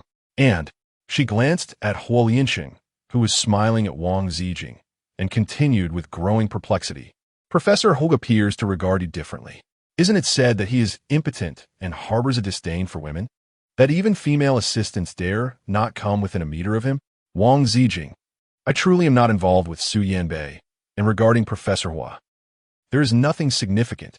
Alas, I must take my leave due to pressing matters. She attempted to escape, yet Huo Lianxing swiftly followed, gently and considerately saying, Ziqin, do not hurry so. The floor has just been mopped. Be cautious not to slip. Wait for me. Chapter 43. You men all adore Aunt Wang Ziqin. The beautiful instructor, Huo Lianxing, truly a formidable figure within the military hierarchy, escorted Wang Ziqin on a helicopter towards the mission site of Team 33. Accompanied by a formidable entourage of fighter jets, Wang Ziqin originally intended to take her dedicated vehicle 337, yet its speed undeniably paled in comparison to that of a helicopter. With a sense of urgency to save others, she harbored no objections whatsoever. On the helicopter, Huo Lianxing thoughtfully offered her a cup of warm herbal tea and draped his military jacket over her shoulders, exuding an unmistakable aura of a devoted husband. In a moment of daze, Wang Ziqin fancifully believed that she and he were akin to an elderly couple. However, if her husband were Huo Lianxing instead of Xiao Zhenxiong, would the circumstances not be vastly different? Would she still be ensnared in the throes of infatuation? Wang Ziqin found herself at a loss for thoughts and decided to refrain from contemplating the hypothetical matters, deeming them a mere waste of time. She offered a faint smile and sincerely expressed her gratitude. Thank you, Professor Hua. I have made numerous mistakes and even lost my eldest son. I truly appreciate your kindness. Her life was in utter disarray. Not marrying Huo Lianxing was a misfortune, while marrying Xiao Zhenxiong was a choice she made herself. Huo Lianxing had raised the child she lost, which, to her, served as a significant patch for her tattered existence, and for that, she was genuinely grateful. However, Huo Lianxing responded with a bittersweet smile. You need not call me Professor Hua. Ziqin, do you have someone you cherish? Wang Ziqin paused for a moment, and suddenly, the shadowy figure cloaked in black atop the high wall emerged vividly in her mind, its indistinct profile becoming increasingly nebulous. In an instant, that indistinct face donned a mask, and the pitch-black eyes fixed upon her with unwavering intensity, declaring, Wang Ziqin, you are not dirty in the slightest. Wang Ziqin. What on earth? What is she thinking? In the past, she mistook Xiao Zhenxiong for that figure, and now she is not even sparing Captain Chun. Wang Ziqin lightly struck her own head, but her wrist was firmly grasped by Huo Lianxing, preventing her from inflicting self-punishment. He gazed at her in astonishment. What is it? Are you experiencing a headache? Shall I give you a massage? Huo Lianxing rolled up the sleeves of his white shirt, ready to assist. Wang Ziqin hastily shook her head. No, it's not necessary. I would like to rest for a while. Please inform Professor Hua when he arrives. Thank you. Huo Lianxing, repeatedly addressed as Professor Hua, remained silent. The task location for Team 33 was in a remote town, where resources were scarce and mountains loomed. Helicopters descended from the sky, startling the local residents who gathered to watch with curiosity, reveling in the rare excitement after the elimination of the mutated entities. The mutated creatures here were a few C-grade mountain eagles, dealt with by Team 2, who were still celebrating with Team 33 over a feast. They were unaware of Wang Ziqin's impending arrival. Feng Xiaojia, still holding a bowl of food, could hardly swallow, her thoughts consumed by Wang Ziqin. If only Sister Ziqin were here. The dishes she makes are delicious. But she's gone to Team 1, and I can't have her food anymore. I'm so unhappy. Lu Qingchuan, choking on a mouthful of soup, frowned and reprimanded. Stop talking nonsense. How old is Aunt Wang? You all are spreading rumors about her. Haven't I disciplined you enough? Are you still facing salary deductions? In a corner, Su Yanbei, leisurely eating, chuckled softly and whispered a bunch of foolish teammates. His voice was too soft amidst the louder conversations, failing to catch anyone's attention. However, Lu Anna, sitting beside Lu Qingchuan, brushed back her loose curls and asked Feng Xiaojia, "Is Captain Shen particularly nice to Aunt Wang? I've never seen him care for anyone like this. I'm quite curious." Feng Xiaojia, usually bold enough to retort, hesitated to challenge Lu Anna, who had been her idol before Wang Ziqin. Now that her admiration had shifted, she awkwardly replied, "Well, it's good, I suppose. But it might just be a teammate relationship. I think they look quite compatible." This reasoning elicited laughter from those present. Fortunately, Captain Shun remained indifferent to such rumors. Otherwise, he would have dealt with you, Feng Xiaojia. Li Fei defended. Xiaojia just enjoys making up these stories. Don't take her seriously. She even ships Captain Lu and Aunt Wang. Stop talking nonsense, you little brat. Lu Qingchuan shot back. Li Fei grinned mischievously. Xiaojia is also shipping you and Goddess Anna. Is that nonsense too? Lu Qingchuan grabbed a handful of sunflower seeds and tossed them at him. Get lost. I see you're asking for trouble. Laughter erupted among the group, with Lu Anna chuckling slightly, though her expression darkened as she observed Lu Qingchuan's nonchalant demeanor. She smiled and said, "How you choose to ship is your business. But you mustn't disrupt the amicable relationship between my brother and me. He's shy and ignoring me. I want you all to pay for that." The teammates laughed. How could Captain Lu possibly ignore Captain Anna? Even if he were to ignore everyone else, he would never ignore Captain Anna. Captain Lu would risk his life for her. Last time in the fishing village, Lu Qingchuan nearly used his life-shortening ability to save Lu Anna, as everyone had witnessed. Amidst the teasing, Lu Anna lightly scolded them. Her cheeks slightly flushed. "Brother, look what you've done." Lu Qingchuan chuckled. "How is that a bad thing? Shouldn't I save you? You're my cousin, equivalent to my sister." Lu Anna's smile faltered, her mood dimming as she replied, "But I'm not your biological sister. I'm merely the adopted daughter of the Lu family. If you don't save me, it's to be expected. Stop saying such things." Lu Qingchuan lightly tapped her head. "You are my sister, now and forever." Su Yanbei found amusement in their exchange, his laughter drawing Lu Anna's slightly resentful gaze. "Yanbei," Lu Anna resumed her cool and gentle smile. "After we broke up, you dated quite a few girlfriends. Are you serious about Aunt Wang? Please do not toy with her feelings. She is old enough to be your mother and deserves our respect." The others nodded in agreement, affirming, "Exactly, Su Yanbei, don't tease Aunt Wang. She has always treated us well." Su Yanbei merely smiled in response, while Lu Qingchuan could not share in the laughter. The term elder felt like a thorn piercing him. Indulging in their jests, Su Yanbei lazily released his chin from his hand, stretched, and reclined on the grass, nonchalantly stating, "You all don't understand my feelings for Sister Ziqin. Soon enough, I will invite you to celebrate my marriage with her." The group fell silent, then chuckled. "Well, congratulations in advance." Feng Xiaojia was the sole dissenting voice. "What a dream. You'd better prop up your pillow." Lu Qingchuan frowned, maintaining a serious tone after a few SEC, as Lu Anna reminisced about those days. It was true that Lu Qingchuan had intended to visit Wang Ziqin. Yet, each time he considered going, unforeseen circumstances arose. Although he had not harbored such feelings for Wang Ziqin at that time, her selfless act of saving him had already made him regard her with great significance. This was why he contended with Chun Jin for her presence. He professed that it was Wang Ziqin's desire to remain with Team 33 that motivated him, but in truth, he was reluctant to see her depart from the team.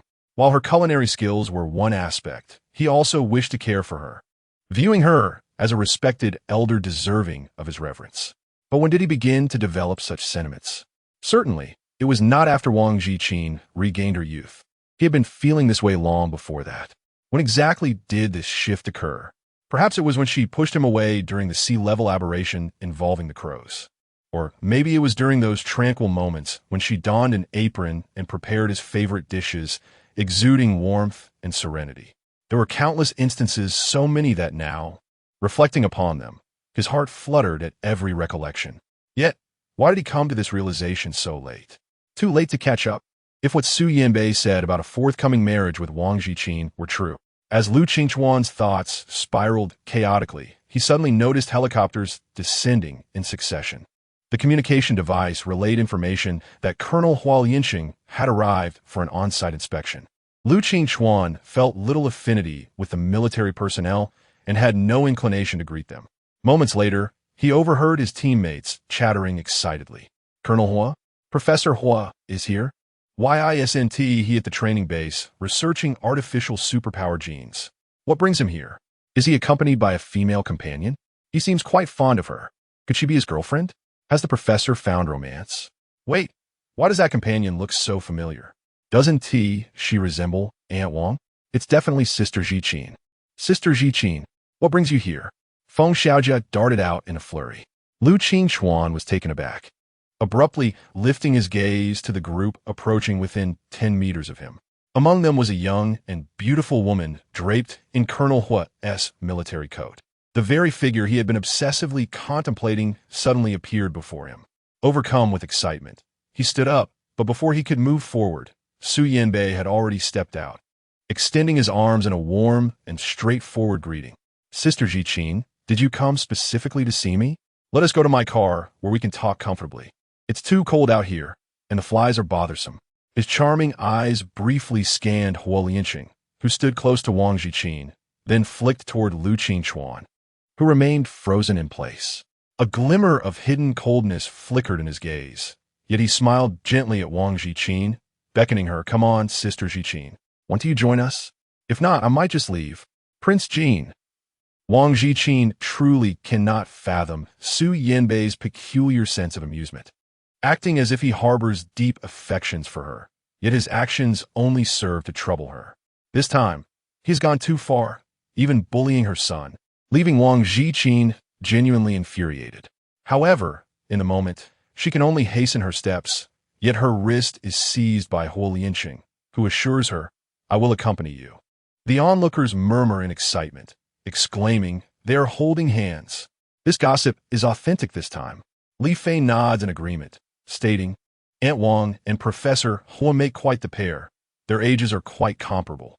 I support this match. The teammates chuckle, teasing, birds of a feather flock together. Have you been influenced by Feng Xiaojia? Be careful, or she might beat you up for disrupting her ship. While the teammates laugh, Lu Qingchuan cannot share in their mirth. Sitting rigidly, unable to move any closer, Lu Anna observes his demeanor, and a flicker of something passes through her light brown eyes as she suddenly grasps Lu Qingchuan's hand. Brother, if you wish to win over Aunt Wang, you must put in more effort. My brother is just as remarkable as Professor Hua and Yanbei. You are the best. Lu Anna gently reassures him. Of course, I am remarkable, but I am not a scoundrel who covets another's affection. Besides, Aunt Wang's preferences are hers to choose. You shouldn't speak so recklessly. Lu Anna blinks in confusion, wondering if her brother has given up on Aunt Wang. I thought all men were fond of Aunt Wang, like Captain Chun, who treats her quite specially, even more so than me.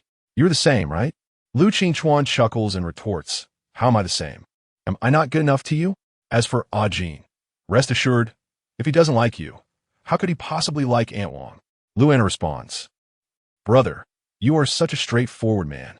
No wonder I still have no sister-in-law. As the pseudo-siblings jest and frolic, Wang Ziqin remains entangled in her psychological torment of fear and submission.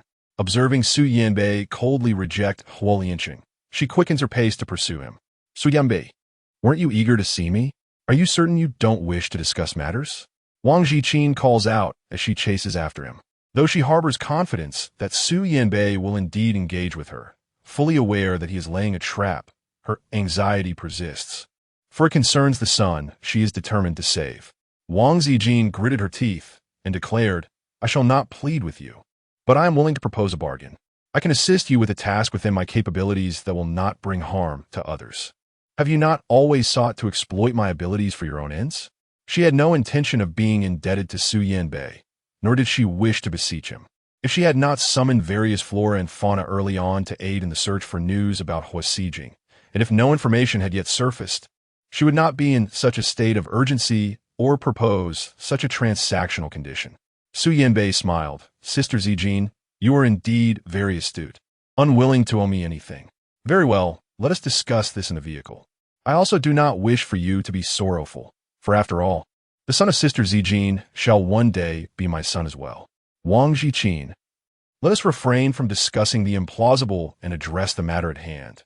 There is no need to board the vehicle. Su Yanbei clicked his tongue, tilting his head to scrutinize Wang Ziqin. Are you truly so fearful of me? Rest assured, I shall not lay a finger on you. However, if you do not enter the car, be wary of certain entities eavesdropping. You may find yourself unable to locate your son. Wang Ziqin furrowed her brows, no longer hesitating as she swiftly entered the vehicle, her tone icy as she remarked, "It is not that I cannot be touched. Rather, you are incapable of touching me." She was not a fool. Having witnessed Su Yanbei being flung away by some unseen force in hospital, she understood that Su Yanbei dared not approach her again. However, the precise nature of what Su Yanbei feared eluded her, though it was undoubtedly linked to something she possessed. With a sigh, Su Yanbei followed suit, shaking his head repeatedly. Sister Ziqin, do not be overly clever. I fear our child may grow too intelligent and turn the tables on us, the both of us. Wang Ziqin, rest assured, we shall not have any children. Speak quickly. If anything were to happen to my son, the deal would be void. Su Yanbei. Chapter 44. My divine maiden, is there truly an A-class, anomalous object upon this mountain? Beneath the vast snowy peaks. Hua Yinxing rubbed his numbed hands together and glanced at Wang Ziqin, who was warming her crimson fingers with her breath, feeling an urge to offer her warmth. Unfortunately, Wang Ziqin would not consent, and she seemed somewhat averse to his proximity. Hua Yinxing sighed and averted his gaze, saying, "Apologies, my abilities cannot discern such things." Su Yanbei mentioned he had seen one before, but the military has been conducting patrols, and apart from him, no one else has discovered any A-class anomalous objects. Su Yanbei informed Wang Ziqin that there was indeed an A-class anomalous object on this snow-capped mountain. He had caught a distant glimpse of it once, though he could not ascertain the specifics of the anomaly. Hua Yinxing harbored doubts about this claim, and Wang Ziqin too was skeptical, yet she felt compelled to believe, leading her to undertake this journey personally. This snow-capped mountain was in proximity to the location of Hua Yinxing's mission, where their entire team had vanished without a trace. Drones soared overhead, yet not a whisper of information emerged. Such a scenario could not be orchestrated even by a B-class anomalous object. Only an unknown A-class anomaly could elude detection to such an extent. Alternatively, it was conceivable that Hua Yinxing's entire team had traversed into another dimension. Compared to the latter, Wang Ziqin was far more inclined to trust the former. She meticulously checked all her weaponry before fixing a serious gaze upon Hua Yinxing. "Professor Hua, I shall ask you once more. Do you truly wish to ascend with me? If so, ensure your rescue apparatus is in order. Otherwise, who shall rescue Hua Yinxing if we both perish up there?" Hua Yinxing, a distinguished colonel accustomed to commanding others, found himself being methodically admonished by Wang Ziqin. He chuckled softly, "Ziqin, do not underestimate me. Though I may be a bit older, my years of service are relatively extensive. I once commanded the team of Lu Qingchuan." Wang Ziqin had heard of Hua Yinxing's exploits. Indeed, he was once an elite member of a special operations unit, endowed with remarkable auxiliary abilities. Confronting a Class C threat might pose little difficulty, yet a Class B challenge would be a different matter altogether, not to mention the legendary Class A. In this area, machines could not conduct thorough investigations. Individuals who entered seemed to vanish one by one, leaving headquarters hesitant to deploy special task forces under such uncertain circumstances, fearing it would be an unwise expenditure of time. The individuals Hua Yinxing had brought along had already ascended the mountain to conduct their reconnaissance, but no news had yet emerged, and they could not afford to wait indefinitely. Wang Ziqin resolved to embark on the mission alone, yet Hua Yinxing insisted on accompanying her, claiming his role as a father compelled him to rescue his son, while simultaneously forbidding her from ascending due to concerns for her safety. Wang Ziqin had no alternative but to compromise, taking a step back alongside him. She advanced ahead, donned in her combat attire and boots, with only a padded coat wrapped around her, a gift from Feng Xiaojia. Originally, Feng Xiaojia and the others had intended to join, but Wang Ziqin dissuaded them. If there were indeed an A-level anomaly, Squad 33 would be ill-equipped to handle it. Moreover, The special operations teams were exceedingly occupied, and Squad 33 was no exception, inundated with tasks that precluded any personal engagements. Prince Jean exhaled a puff of white mist, her steps faltering as she waded through the depths of snow, each movement a strenuous endeavor. She silently rejoiced in her newfound youth and enhanced vigor.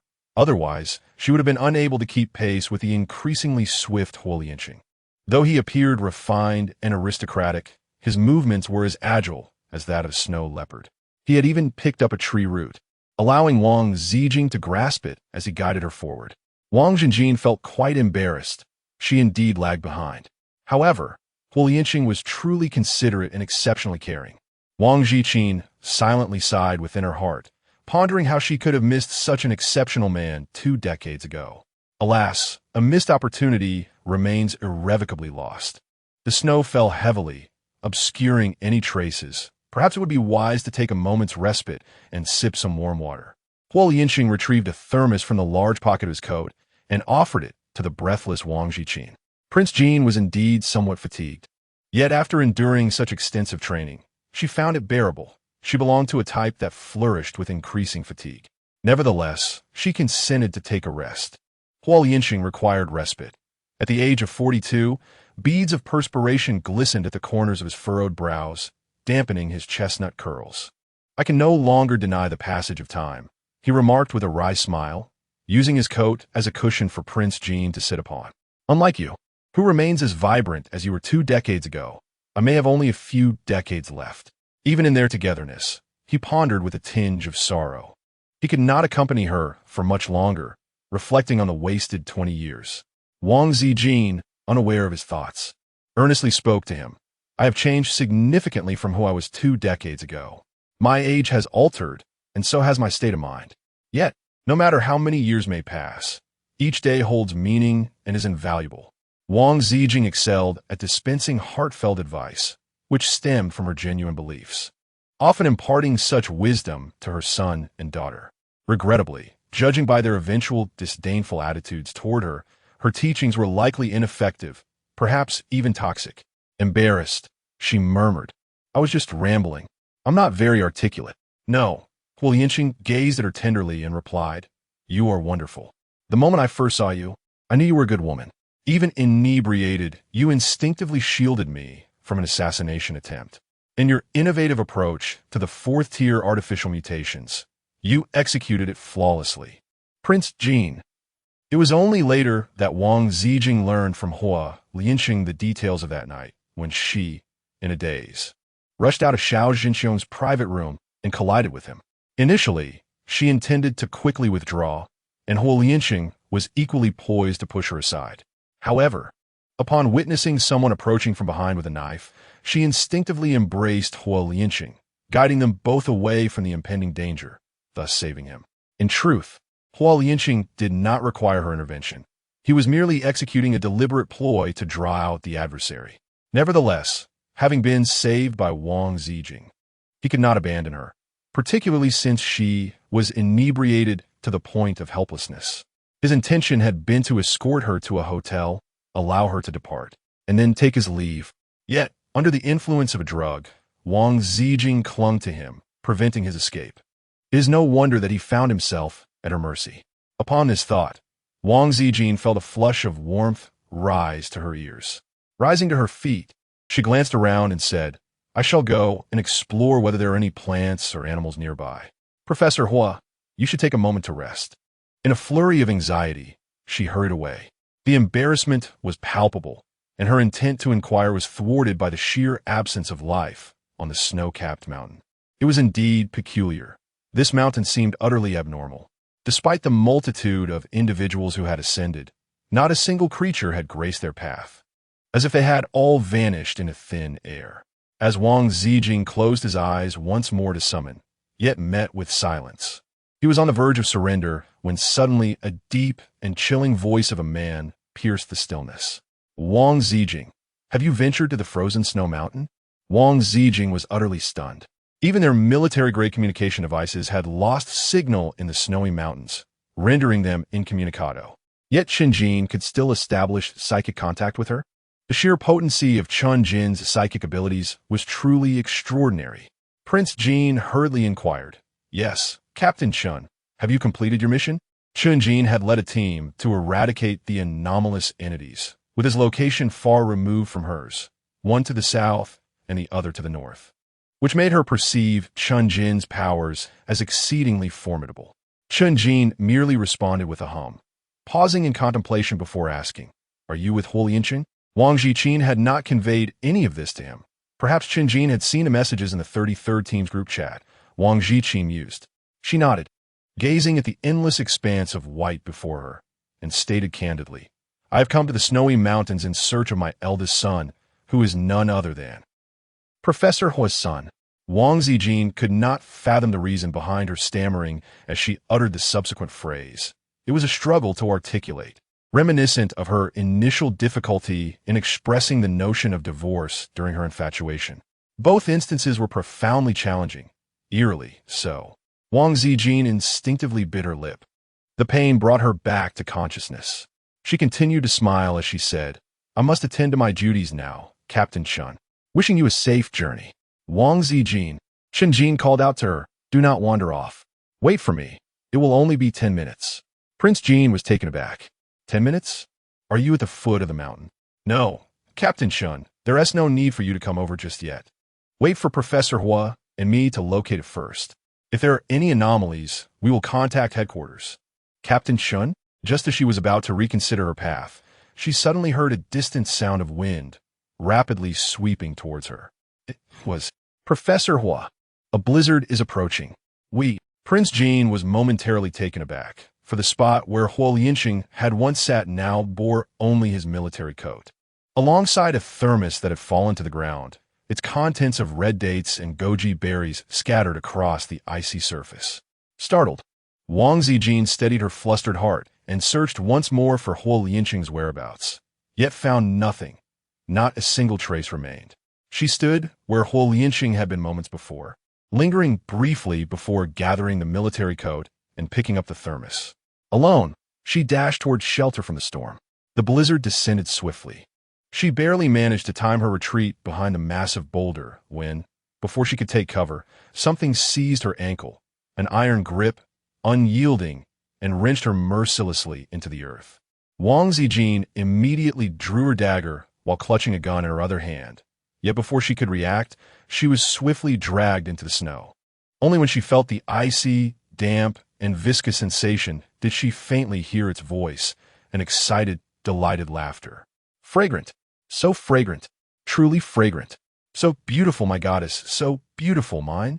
The thing coiled around Wang Ziqin's ankle rapidly expanded and spread, ensnaring her entire leg before pulling her deeper into the pitch-black earth with terrifying speed. Prince Jin was on the verge of succumbing to her claustrophobia, enveloped by a damp, suffocating atmosphere that felt akin to being thrust into a foul-smelling refrigerator. She couldn't suppress a dry heave, her hands continuing to strike at the relentless entity that clung to her, yet all her efforts seemed futile. This aberration was formidable. Her ability to manipulate her powers allowed her to vaguely control entities of C rank, but this was an entirely different matter. It was not merely B rank. It was a rank, an existence of terrifying A rank. Thus far, the headquarters had yet to encounter any A ranks, and no one had the means to confront them. It was uncertain whether Lu Qingchuan's abilities could contend with an A rank, and Chun Jin would likely find it quite challenging as well. He struggled even with a B rank. Wang Ziqin pressed her palm, attempting to reach out to Captain Chun. "Captain Chun, are you there?" "Aye." Suddenly, the anomaly dragged her deeper and deeper, ultimately halting and ensnaring her within a more viscous and foul-smelling abyss. Prince Jin could only rely on her extraordinary vision to discern this cavern, where densely packed, sharp, soft spines, thicker than her arms, writhed ominously. This is not a cave. Wang Ziqin's breath hitched in terror. Had she not encountered numerous mutated creatures before, even narrowly escaping their maws on several occasions? The shock alone might have killed her, for she suddenly realized with dreadful clarity she stood within the gaping jaws of an abomination, its ghastly fangs towering like twin mountain peaks. Once more, she was about to be devoured by this monstrous entity. Wang Ziqin was utterly exasperated, unable to comprehend why aberrations always seemed so intent on devouring her, incessantly exclaiming how fragrant she was. Where exactly was this supposed fragrance emanating from? She never even wore perfume. What could possibly be so aromatic about her? Wang Zhun clenched his fists tightly, exerting all his strength to pry open the increasingly closing maw of the aberrant creature. In a chilling tone, he demanded, "Where's Professor Hua? Where's my eldest son? Have you consumed them all? Spit them out." Wang Ziqin plunged the dagger fiercely into the mouth of the aberrant creature, causing its massive jaw to tremble violently as if shaken by an earthquake. Wang Ziqin gripped its teeth tightly, refusing to falter. She would not succumb. She could not allow the aberrant creature to devour her. She intended to eviscerate the creature and rescue those who had been consumed. Wang Ziqin allowed the mutated creature to wail in agony. Utilizing the extraordinary abilities of the small orange, she nimbly leapt out of the gaping maw of the creature, scaling the bridge of its nose. This aberration was surprisingly devoid of fur. Its texture was sticky and slick, reminiscent of an enormous reptile, profoundly repulsive. She heard utter, "Pain! Damn it! Pain! I shall consume you. No, I cannot eat you. I need you to propagate my lineage. You are a revered goddess. The goddess has descended. Bestow upon me your blessings." The creature recited a plethora of disjointed lines, yet Wang Ziqin could hardly comprehend them. What was this about a goddess and propagation? How could it be about propagation again? She recalled the B-grade mutated fish that had also insisted on her propagating. It had not even believed it was conversing with her. And now what had changed? As Wang Ziqin's scalp tingled, she felt an overwhelming wave of nausea, yet she continued to ascend more swiftly, striving to reach the center of the anomalous entity. The suction from her palm guided her, reminiscent of a parched traveler yearning for a sweet spring, eager to consume, to devour. If the anomalous beings were once drawn to Wang Ziqin, now she found herself equally captivated by them, her thirst insatiable. However, it was not so simple to touch that which she desired. The entity, sensing the impending threat, violently shook its head in an attempt to cast her off. Wang Ziqin firmly grasped onto whatever she could find atop the altered being, leveraging her strength to propel herself upwards, akin to soaring over towering mountains. She calculated the limitations of her wings, but failed to anticipate the creature's limbs reaching out to seize her, forcing her to take cover in haste. Such a waste of time. Each moment squandered increased the peril for those who might fall victim to the aberration. She unstrapped the rifle from her back and unleashed a barrage of shots towards the creature's limbs. Although the bullets could not pierce its hide, they would certainly inflict discomfort and annoyance. The creature evaded the onslaught, providing Wang Ziqin with an opportunity to plunge her dagger into its visage, using it as leverage to spring upwards with renewed vigor. Almost there, just a step away suddenly, a bullet whizzed past her from behind. Fortunately, Wang Ziqin's keen hearing and swift reflexes allowed her to deftly roll aside in time. Wang Ziqin could only continue to evade, grasping the pivot of the dagger, precariously suspended and swaying, making her dodging exceedingly arduous. Moreover, the aberrant entities had spewed forth several individuals, all executing the same motion, rigid and numbly mechanized, directing their firearms or blades towards her in unison.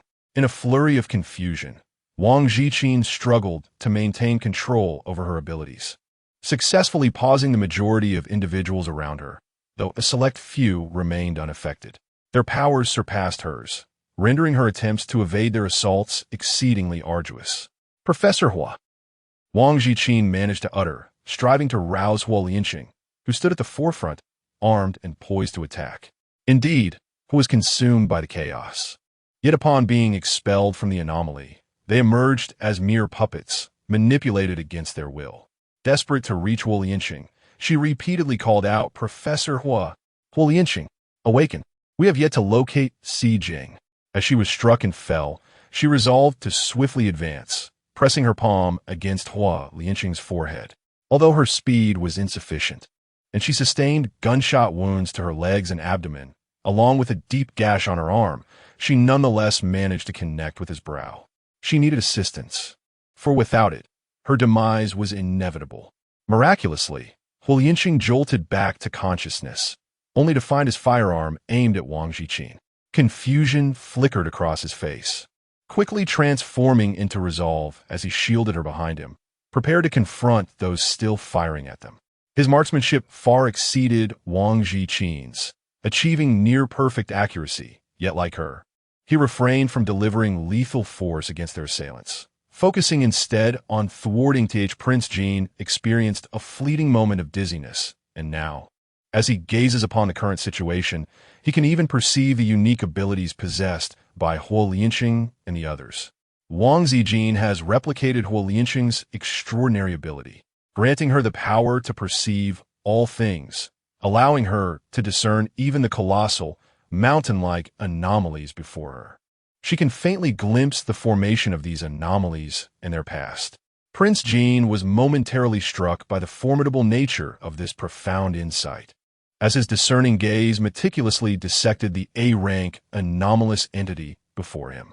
It was a colossal worm, slumbering beneath the icy peaks, which had grown to an immense size, nearly rivaling the very mountains themselves, having devoured half of their mass.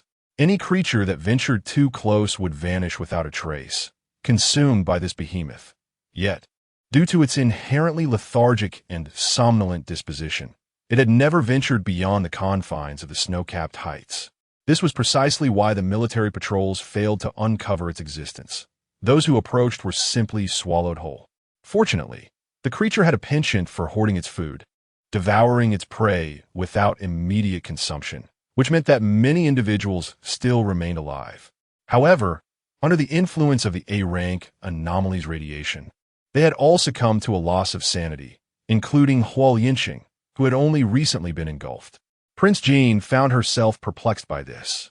Why had she not felt even a semblance of a loss of rationality? Moreover, Huolianqing had awakened, lamenting a crushing headache that felt as if his head might explode. Yet she felt none of that affliction. Wang Ziqin swiftly approached, seizing the trembling arm of Huolianqing, and with a forceful push, declared coldly, "I will handle this." She had already confirmed that her ability to absorb human powers would not cause them harm, so she proceeded to touch each person's forehead, liberating them all. The individuals stood in stunned silence, unable to comprehend the situation before them, when they witnessed Wang Ziqin dragging her bloodied leg, once again employing her flight ability. Perhaps due to the considerable number of power she had absorbed in one breath, her flight ability was notably enhanced. Not only could she take off again, but her flight was no longer as fleeting as before. Under the astonished gazes of the crowd, she approached the forehead of the mutated creature. Her palm poised to make contact. The A-level mutated being was indeed formidable, possessing a keen intellect and seemingly prepared for Wang Ziqin's maneuver, retaliating fiercely with a thunderous roar.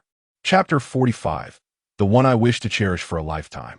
The mutated creature uttered incomprehensible words to Wang Ziqin, appearing to be in a frenzied state. Lost in mad ravings, she did not withdraw her hand, yet the mutated creature countered, opening its mouth to expel a thick, foul-smelling web of sticky insect silk, ensnaring Wang Ziqin's wings as she attempted to ascend.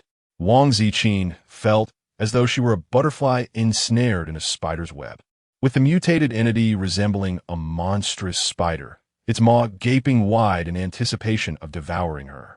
The creature roared, "I do not wish to die. You want me to perish. Why must I meet my end? I refuse to die. You shall die. You are not a goddess at all. You are but an imposter. An imposter deserves to die." The entity, consumed by madness, spewed forth saliva that splattered above Wang Ziqin, a single drop drenching her as if caught in a torrential downpour. It stench thick and foul.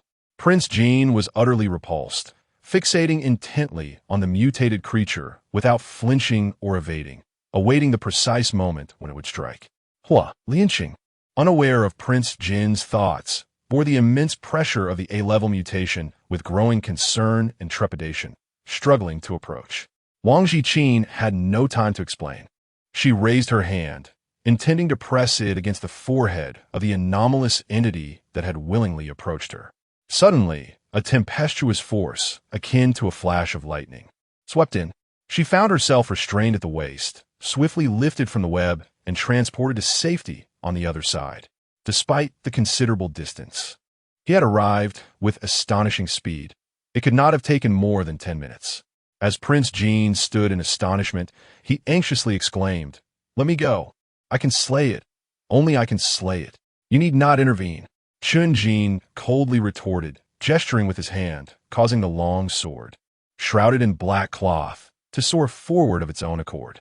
The aberrant creature, initially intent on pursuing Prince Jean to deliver a bite, was taken by surprise when that seemingly diminutive flying sword descended upon it, severing a substantial chunk of flesh in an instant. What manner of sword is this? Who are you? Impossible. Absolutely impossible. No, please do not kill me. The goddess will not spare you. The creature's frantic cries echoed as the black-cloaked sword unleashed a chaotic flurry of strikes, methodically dismembering the aberration into countless fragments. This was an A-grade aberration, its defensive capabilities far surpassing those of its B-grade counterparts, yet it was systematically reduced to nothingness, each piece turning to ash before their Wang Ziqin's eyes sparkled with excitement, her eagerness to grow stronger nearly palpable. She yearned to immediately seek the secrets of empowerment, for she desperately needed to become stronger. Meanwhile, the survivors, after their initial shock, erupted into awestruck exclamations of admiration. "Wow, Captain Chun has slain an A-level aberration. Captain Chun is incredible. Absolutely extraordinary. With Captain Chun here, salvation is within our grasp." Indeed, Chun Jin's feat elevated him further to the stature of savior. Previously, after claiming to have eliminated a B-level aberration, he had already stood shoulder to shoulder with Lu Qingxuan as a savior plus. Now, he had indisputably become the foremost figure among them. Yet Chun Jin remained indifferent, even frowning slightly. Grasping Wang Ziqin's wrist, he led her away without hesitation. "Come with me." Wang Ziqin, perplexed, followed him a few steps in a daze, yet her other hand was seized by the approaching Huolianqing. Ziqin, Huolianqing, covered in disheveled blood, gripped Wang Ziqin's wrist tightly, casting a wary glance at Chun Jin. "Colonel Chun, where do you intend to take Ziqin? It seems rather inappropriate to hold her hand like this." Huolianqing posed a pointed inquiry. Chun Jin narrowed his slanted black eyes and coldly regarded him. "You are aware, yet you refuse to let go?"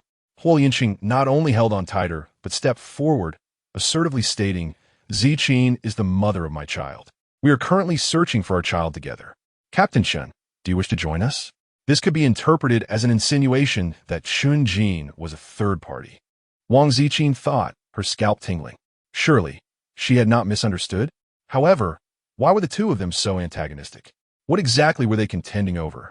Surely, it could not be her at the center of this conflict. Wang Ziqin was utterly bewildered, and the others were equally perplexed, astonished by the astonishing spectacle before them. What kind of chaotic scene was unfolding? Professor Hua and Captain Chun, two men known for their ascetic lifestyles and indifference to women, were each vying for the attention of a single woman. While it was no surprise that the object of their contention was exceptionally beautiful, the fact that it was these two particular men competing made the situation all the more curious. Could you please let go of me? This feels rather strange," Wang Ziqin implored, feeling increasingly uncomfortable under the scrutinizing gazes of those around her. Clearly, the relationship among the three of them was entirely innocent. Even if there had been some ambiguity in the past that was long gone, they were now utterly innocent. Huolianqing, a man of considerable respect for Wang Ziqin, noticed her distress and, unwilling to cause her further discomfort, promptly released his grip. However, the individual opposite him, without regard for decorum, yanked Wang Ziqin toward him, declaring, "If you wish to find your eldest son, follow me." Initially inclined to resist the pull on her arm, Wang Ziqin found herself asking, "Captain Chun, do you know where Huolianqing is?" Despite feeling a surge of frustration, she wore a hopeful expression, looking to Chun Jin as her savior. Huolianqing, sharing her concern, quickly added, "Colonel Chun, please inform us." Chun Jin remained silent, his sharp gaze falling upon Wang Ziqin, who was limping and visibly injured, his brow furrowed in concern. Without a moment's hesitation, he swept Wang Ziqin into his arms and, like a gust of wind, whisked her away in an instant. Huolianqing, still rooted in place and contemplating reprimanding Chun Jin for his actions, found that the words had yet to escape his lips. Wang Ziqin also felt that such a princess carry was rather inappropriate, as it seemed to be a gesture reserved for young couples. It did not seem fitting for her and Chun Jin. However, it appeared that she had indeed been held in this manner by Chun Jin on several occasions. Wang Ziqin's heart was in turmoil, her body equally unsettled. The rapid ascent through the skies left her clinging desperately to Chun Jin's sleeve, burying her head like an ostrich in the sand. Never mind. Let's settle this after we land, she thought to herself. The place Chun Jin brought her wasn't actually far, just the summit of a snow-capped mountain. While climbing would have taken days, their journey lasted mere seconds. Wang Ziqin stated that she had come to search for her son. Thus she refrained from engaging in idle chatter and immediately began to scan her surroundings. She now possessed the extraordinary ability to perceive the essence of all things, enabling her to discern the minuscule particles in the air, including the duration of the ongoing snowfall. Furthermore, she noticed, beneath the heavy blanket of snow, the faint life sign of a being, its breath exceedingly fragile. Wang Ziqin immediately rushed over, her legs and body smeared with blood, trudging laboriously through the thick snow. Behind her came the man's deep sigh as he seized her once more, lifting her into his arms. His gaze was both icy and resigned as he looked at her. "Why won't you ask for my help?" he murmured with a trace of bewilderment, his brow slightly furrowed. "Ziqin," he said earnestly, "if you speak, I will aid you.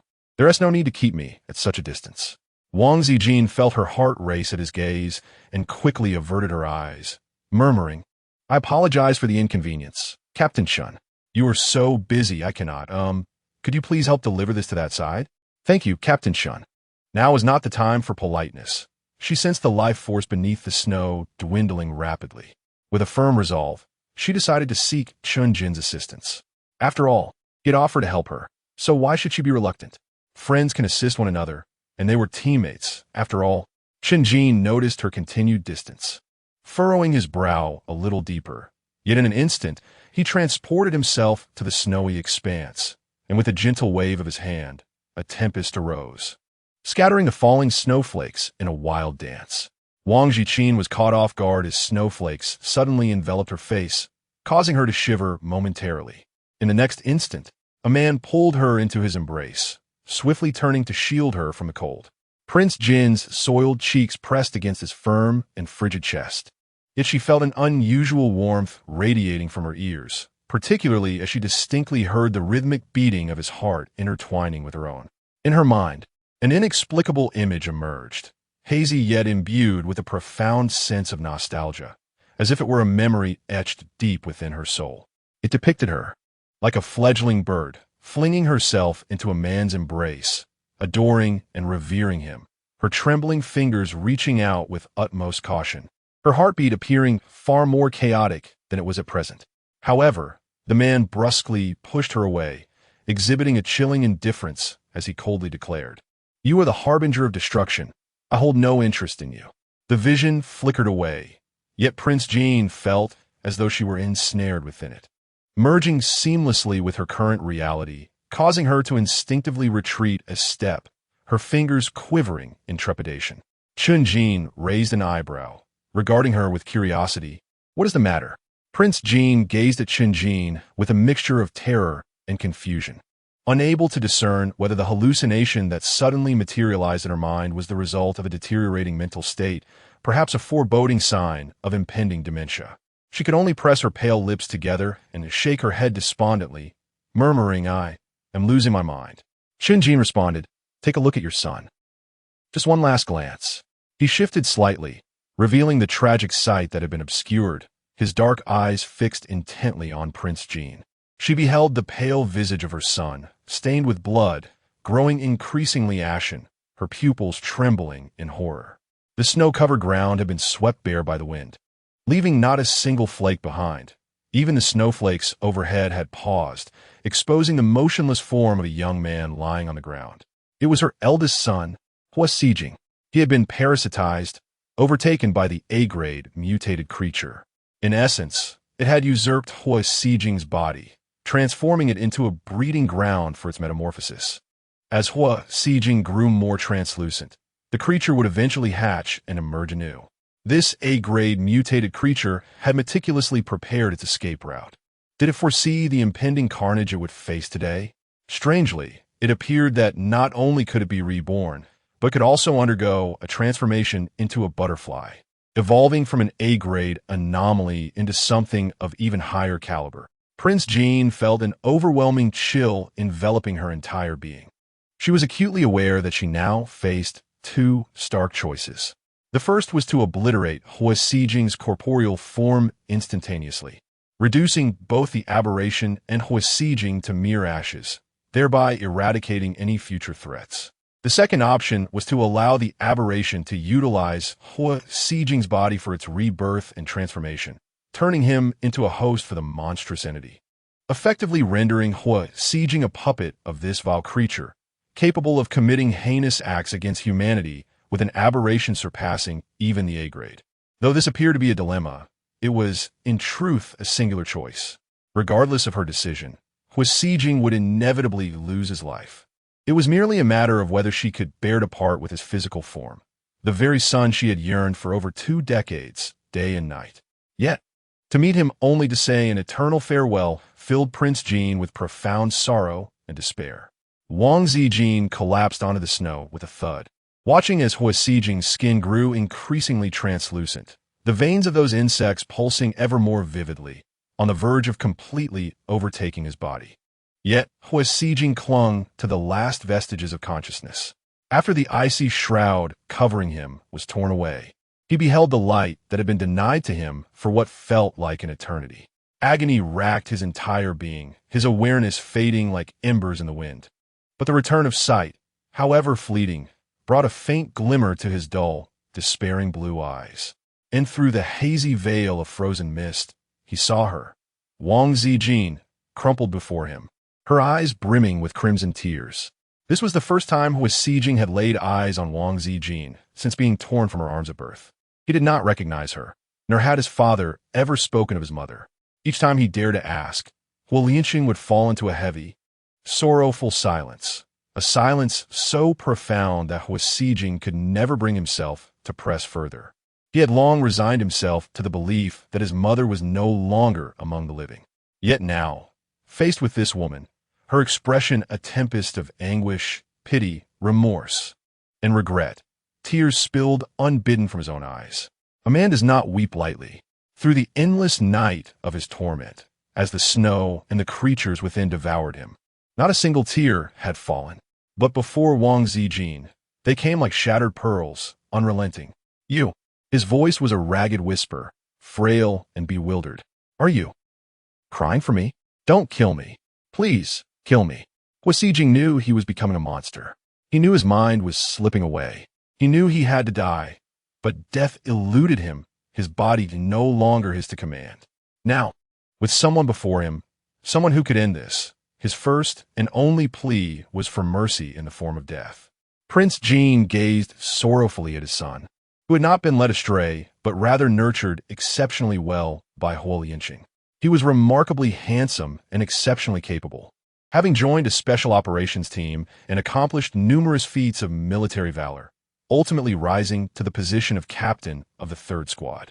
He embodied righteousness, selflessness, and a profound sense of duty, willing to sacrifice his own life to protect the humanity he had tirelessly endeavored to save.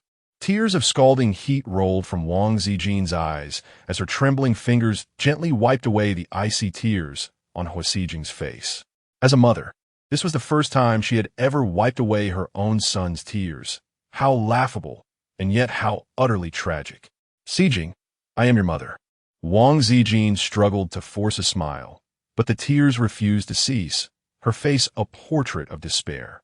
Time is running out, running out. Hua Xijing's azure eyes widened in disbelief, for the Wang Ziqin before him appeared far too young, younger even than himself. Yet, deep in his subconscious, he believed her completely. He felt an inexplicable closeness to her, and seeing her weep wounded him more than his own entrapment, more than the looming specter of death. His parched lips trembled, his voice hoarse and broken. Mother, I'm sorry. Mother, kill me. Please. Huasijing was transforming. The worm-like veins beneath his skin surged forth, baring their fangs at Wang Ziqin, hissing and shrieking in menace, demanding she retreat. Wang Ziqin had long since become numb both in body and spirit, her icy gaze fixed upon the grotesque appendages of the monstrous creature, intent on seizing her son's form. She reached out and grasped one of the writhing limbs, which squirmed violently in her grip. Huasijing emitted a heart-wrenching cry of unbearable pain.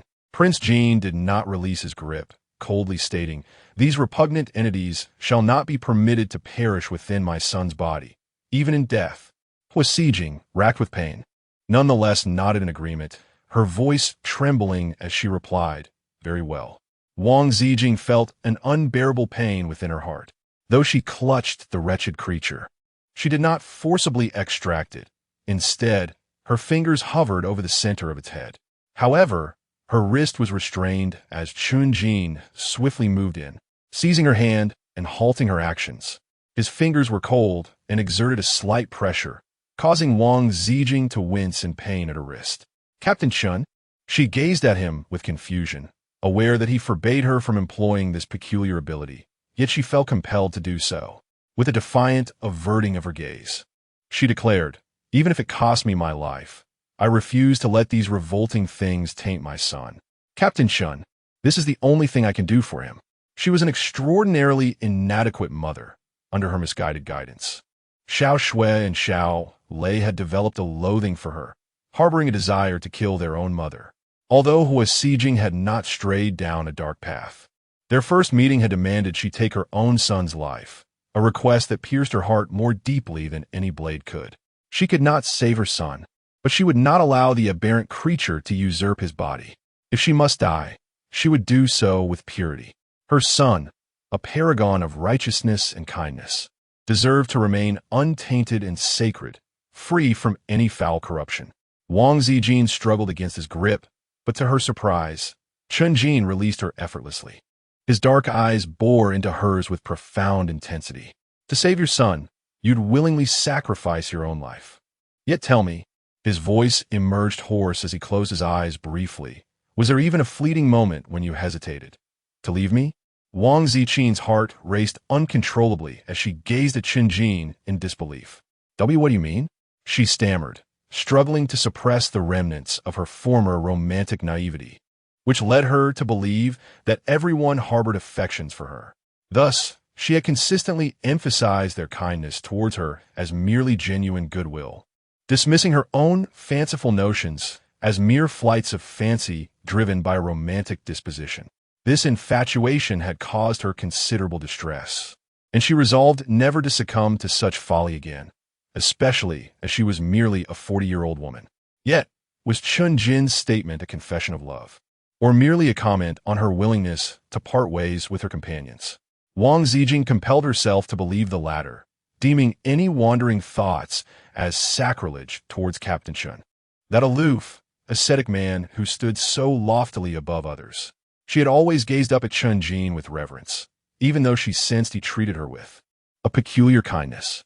Frowning, she suppressed her tumultuous thoughts and spoke earnestly. "I cannot bear to die, nor to part from my comrades. But even more unbearable is the thought of sieging, perishing in humiliation and defilement. Captain Chun, I beg you to grant me this." Wang Ziqin was particularly resolute, having resorted to the word beg because she understood that she could not overpower Chun Jin. A forceful approach would be futile. If Chun Jin were to deny her, she could never act against his wishes. Thus, she implored him, beseeching him to allow her to meet her end. Chun Jin's expression, visible beyond his mask, momentarily paled, his thick eyelashes lowering as he nodded. "You may do as you wish," he said. "I will protect you, Wang Ziqin. Remember, you are who you are, and you are the one I, Chun Jin, wish to cherish for a lifetime." Prince Jin. Chapter 46. Treat me like a normal man. Prince Jin's heart raced tumultuously as she yearned to inquire about the meaning behind Chun Jin's words. Was she merely overthinking, allowing her romantic notions to cloud her judgment? Yet, time was of the essence. She had to clear her mind and meticulously eradicate the insidious creatures within Huasijing's body. With a mere touch, they melted away, only to be incinerated by Prince Jin's fiery abilities, reduced to ashes. The myriad of tiny creatures were entirely consumed, their energy siphoned away with a single decisive motion of her hand, leaving nothing but destruction in their wake. She felt a mix of astonishment and delight. She had anticipated that her efforts would be futile in saving Huasijing, but to her surprise, her powers were formidable enough to voraciously absorb the entirety of the creature's energy, facilitating their annihilation. Huasijing, oblivious to any pain from the extermination of the parasites, gradually experienced relief from his own suffering, his skin restoring its pallor to a normal hue. He lay in the snow, stunned, gazing at his mother, who had just rescued him by vanquishing countless class A mutated cellular entities.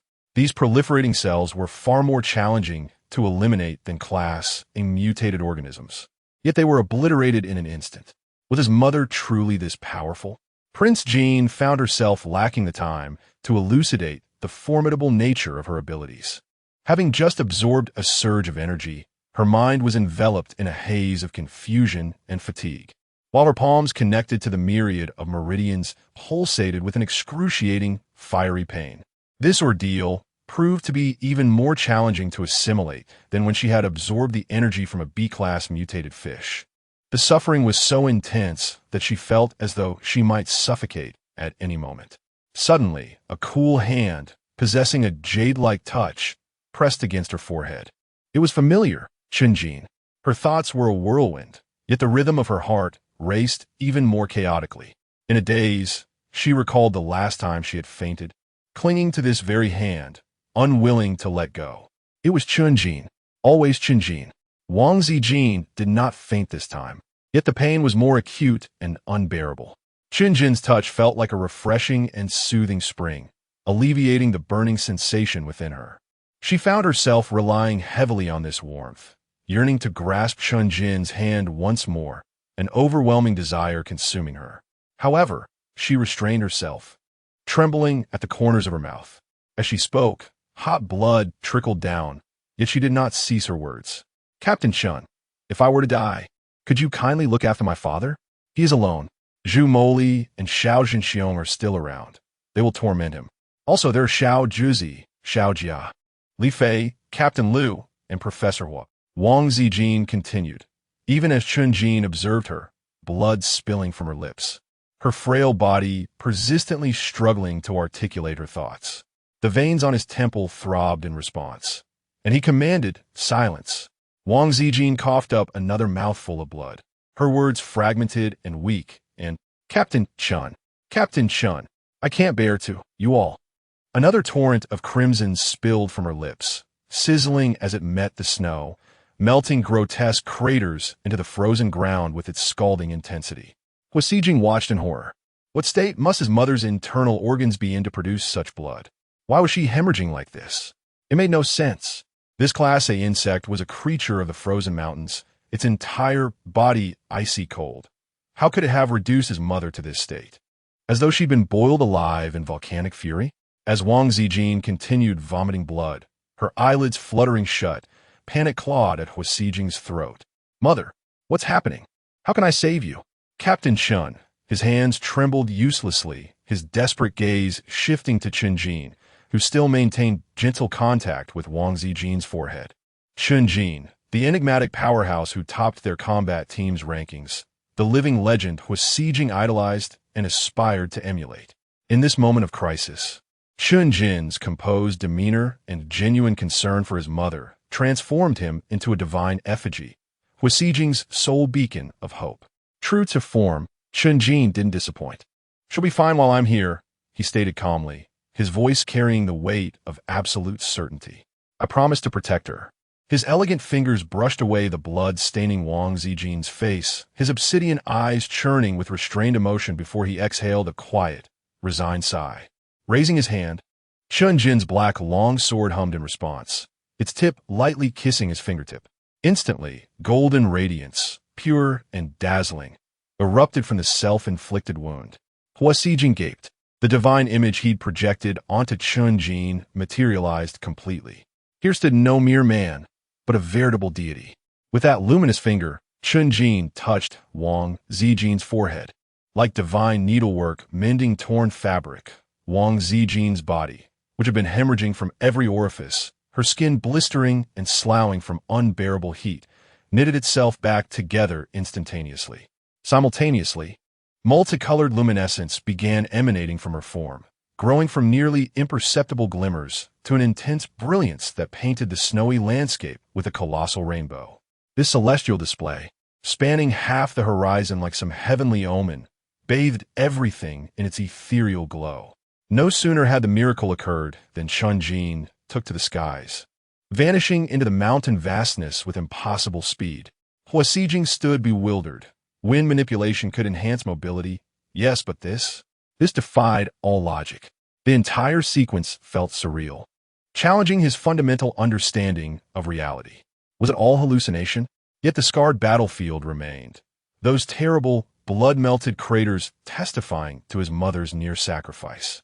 Mother! The word escaped as a whisper, laden with awe and lingering terror. Wang Ziqin fainted once more, her internal organs searing with unbearable agony. Each moment an excruciating ordeal akin to being boiled amidst mountains of blades and seas of fire. She marveled at her own resilience. How could this mortal flesh endure such scalding torment without being utterly consumed? Yet time and again, she mended, absorbed, and resurrected herself. But this time, could she survive? The pain was too overwhelming, too harrowing.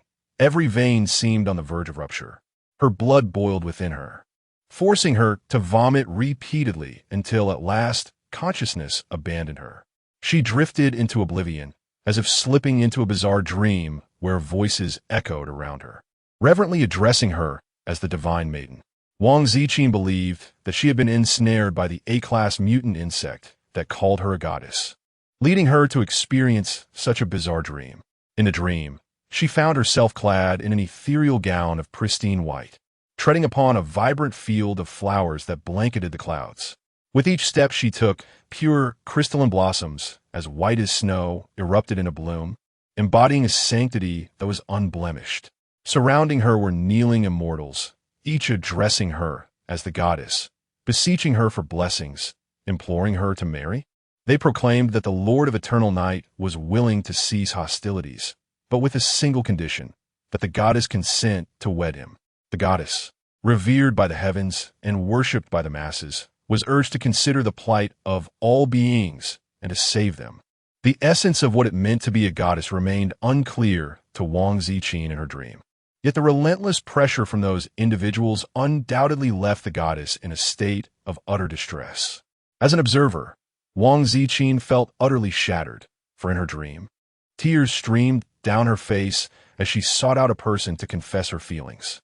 The man she rushed to embrace was one she admired and adored. Yet he coldly rejected her. In a fit of desperation, she declared that upon marrying the demon lord, she would conspire with him to obliterate everything. The man, however, did not spare her a disdainful glance, his indifference palpable. Wang Ziqin let out a cry of despair and jolted awake. She could not discern whether it was the nightmare that had terrified her or the pain from the stab that had hurt her so deeply, a pain so intense that it remained vividly clear. Instinctively, she touched her chest, only to realize she was clad in a battle uniform, soiled and rigid, not the ethereal, cloud-like gown she had envisioned. Breathe. Indeed, it was merely a dream. Wait, where am I? Wang Ziqin gazed upon the vacant suite before her, adorned in shades of black, gray, and white. The furnishings were minimalistic, the decor unadorned, devoid of even a single superfluous ornament. She lay on a 2-meter-wide bed, covered by a pure white thin quilt, now marred by stains of blood, remnants of her own filth. Bloodstains dotted the fabric, a stark contrast that was both unsightly and disconcerting. This was the sole blemish within the otherwise pristine confines of the room. As Prince Jin's scalp tingled, she gazed at the increasingly unsettling blanket, for her extraordinary ability to perceive the essence of all things revealed the blanket's past. It lay draped over the man's bare, pale torso, where the subtle contours of defined, sensual muscles were faintly visible. No, what was she looking at? Could it be that she even contemplated lifting the blanket to take a closer look? Wang Ziqin furrowed her brow in frustration, rapping her knuckles against her forehead. The tantalizing aroma wafting from the kitchen stirred her senses as she threw off the covers. To her astonishment, the wounds that had once marred her body had vanished without a trace of pain, completely healed. Each time she absorbed those aberrant entities, her physical form underwent enhancement. Yet the process was nothing short of excruciating, particularly this instance, where she had danced perilously close to death's doorstep. Wang Ziqin gazed towards the kitchen, poised to utter something, when a figure emerged, wielding a spatula, leaning against the door frame while observing her from a distance. Awake and eager to leave. "Do you truly wish to avoid my company?" he inquired with a hint of indifference. Wang Ziqin had indeed contemplated leaving moments ago. How could she, of all people, find herself in Captain Chen's bed, indulging in the soup he had lovingly prepared for her? It was utterly astonishing. She wished to avoid the entanglements of romantic thoughts, and thus she sought to express her gratitude and depart. Little did she know that Chen Jin had already perceived her unspoken sentiments and preemptively interrupted her, leaving Wang Ziqin momentarily speechless, her words caught in her throat, uncertain whether to continue her intended expression of thanks. It was true. The little orange cat was scratching against the wall next door, its cries revealing a desire that made Wang Ziqin feel embarrassed to voice. "Ah, let me through. I want to eat. I want to eat too. Why does only the master get to eat? I am the master's favorite little kitty. I want to eat as well." How swiftly it had defected, clamoring for the delectable dishes prepared by Chen Jin. Had Chen Jin indeed treated it to his culinary creations? Wang Ziqin's extraordinary ability to perceive all things has awakened, revealing that during the past 2 days of her unconsciousness, Chen Jin indeed prepared meals for Xiao Zhizi. Prince Jin felt a rush of embarrassment as she glanced at Chen Jin, who was clad in combat attire and wearing a mask. She found it perplexing that he never changed his clothes at home. It appeared he possessed only this one outfit. Just as he had stated, the only time he was without clothing was during slumber. "What are you pondering?" Chen Jin approached her silently, lifting his delicate eyelids to gaze at her, as if he could see right through her. In truth, Prince Jin was acutely aware that he had indeed pierced through her facade, perceiving the thoughts that resided within her heart. Wang Ziqin lowered her flushed face, speaking stiffly. "I am merely curious. With my keen insight into all things, why can I not see through your mask? Do you not find it suffocating to wear it constantly?" Chen Jin remained silent for 2 seconds before inquiring. "Do you wish to see my face?" Wang Ziqin immediately shook her head, clarifying, "No, I do not wish to see. I am merely curious. No. I'm not curious. I am fine now. Let me prepare a meal for you. Shall I? I promise to cook you a grand feast." Wang Ziqin felt a sense of embarrassment, for she vividly recalled Su Yinbei's disparaging remarks about Chen Jin's appearance. How could she dare to let Chen Jin remove his mask? Moreover, she was genuinely uninterested in his looks. What did it matter to her, an elderly woman? She repeatedly insisted on her identity as an old aunt, a gesture that only served to darken Chen Jin's expression as he abruptly leaned closer to her. With a finger resting on her head while she was putting on her shoes, he slowly traced downwards, a touch awkward and unfamiliar, yet tenderly caressing her face. "You are not an old aunt. If you consider yourself old, then I am even older.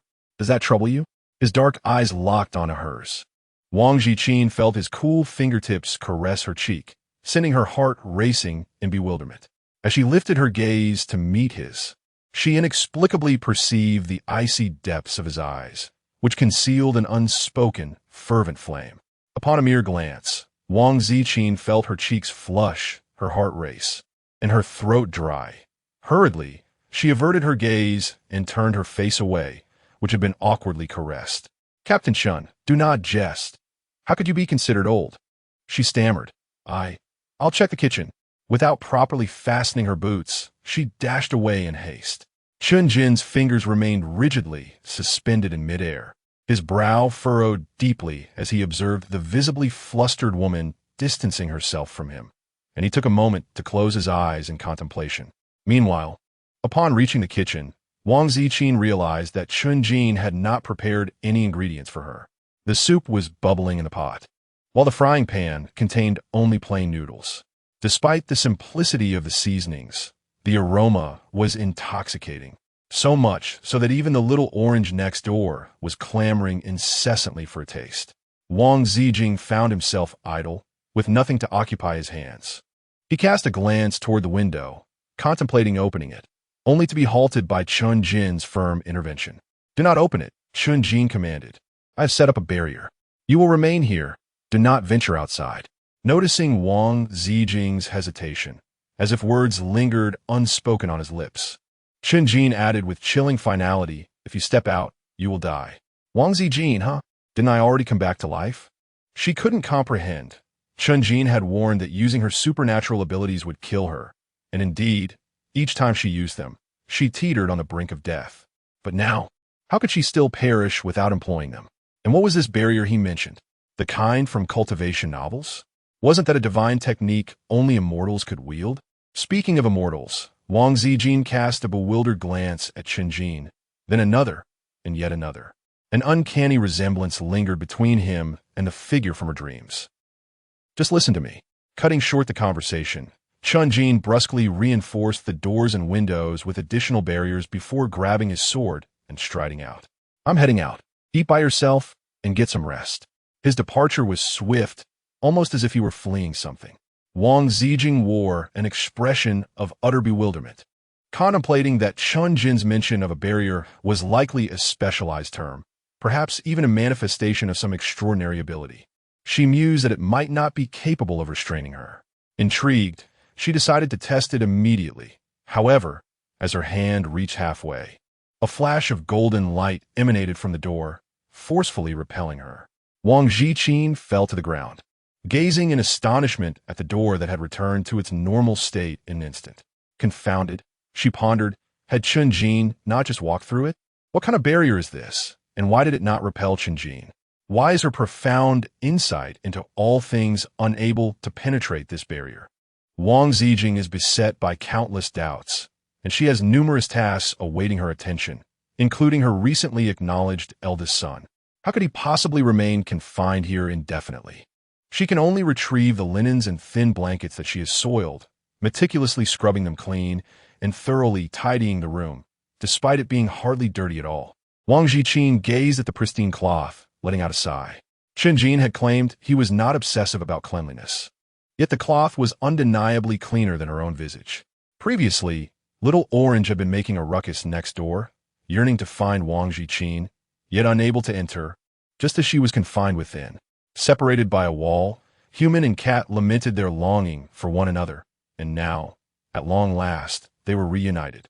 With a joyful meow, little Orange leapt into Wang Ziqin's embrace, nuzzling her with his rotund head. "Master, master, master, little Orange misses you so dearly." "Master Meow." Little Orange let out a soft whimper, lowering his head and dutifully rubbing against Wang Ziqin's feet, curling up into a sorrowful ball. Wang Zhen, feeling a pang of sympathy for it, wished to embrace the creature. However, Chun Jin interjected by handing her the flowers and plants, reminding her that there should be a distinction between the genders, and even male cats must maintain a semblance of propriety. Wang Ziqin was taken aback and felt a sense of embarrassment. It was merely a cat. Cats, upon reaching a certain level of cultivation, can indeed transform. Chun Jin maintained a serious demeanor. Wang Ziqin fell silent, contemplating for a moment before murmuring, then, as a man and a woman alone in a room, is it not even more inappropriate? "Oh," Chun Jin nodded slightly, drawing closer with his arms crossed, looking down at her. "But you said you were merely an old ant. So tell me, do you now regard me as an ordinary man?" "Wang Ziqin, you're utterly abnormal." She retreated timidly, her steps faltering, as she lowered her gaze in flustered embarrassment, unable to withstand the intensity of his domineering stare. An inexplicable sense of invasion overwhelmed her, leaving no room for escape. Hadn't Chun Jin always been the epitome of aloofness and restraint? So why was he looking at her with such an expression? Wang Ziqin was compelled to raise her hand, shielding herself as Chun Jin took another step closer to her chest. Her voice trembled slightly, revealing her evident anxiety. "Captain Chun, you don't actually like me, do you?" Her candid inquiry rendered Chun Jin momentarily rigid, his gaze descending upon the woman who had lifted her head to meet his, her eyes shimmering like dew-kissed autumn leaves, vibrant and enchanting. She was a kaleidoscope of colors, a tapestry of blooming flowers, exuding a fragrance that penetrated the very soul. Yet, she was also unique. She embodied kindness and purity, innocent and harmless, saving drowning kittens and rescuing transformed oranges, and for his sake, she would not hesitate to risk her life. Distinctive, she was indeed different. Chapter 47. Let us marry first. Chun Jin's expression darkened as he gazed deeply into her eyes. Wang Ziqin. This intense scrutiny caused her to lower her gaze, her previously inquisitive and anxious eyes now drooping. Oh, so it was true. Fortunately, she was aware that it was her romantic inclinations at play, resisting the urges of her foolish, impulsive heart, which had the potential to cause great harm. How could Chun Jin possibly harbor feelings for her? Wang Ziqin let out a sigh of relief, a smile gracing her lips as she explained, "The affection I speak of is that of a junior towards a senior.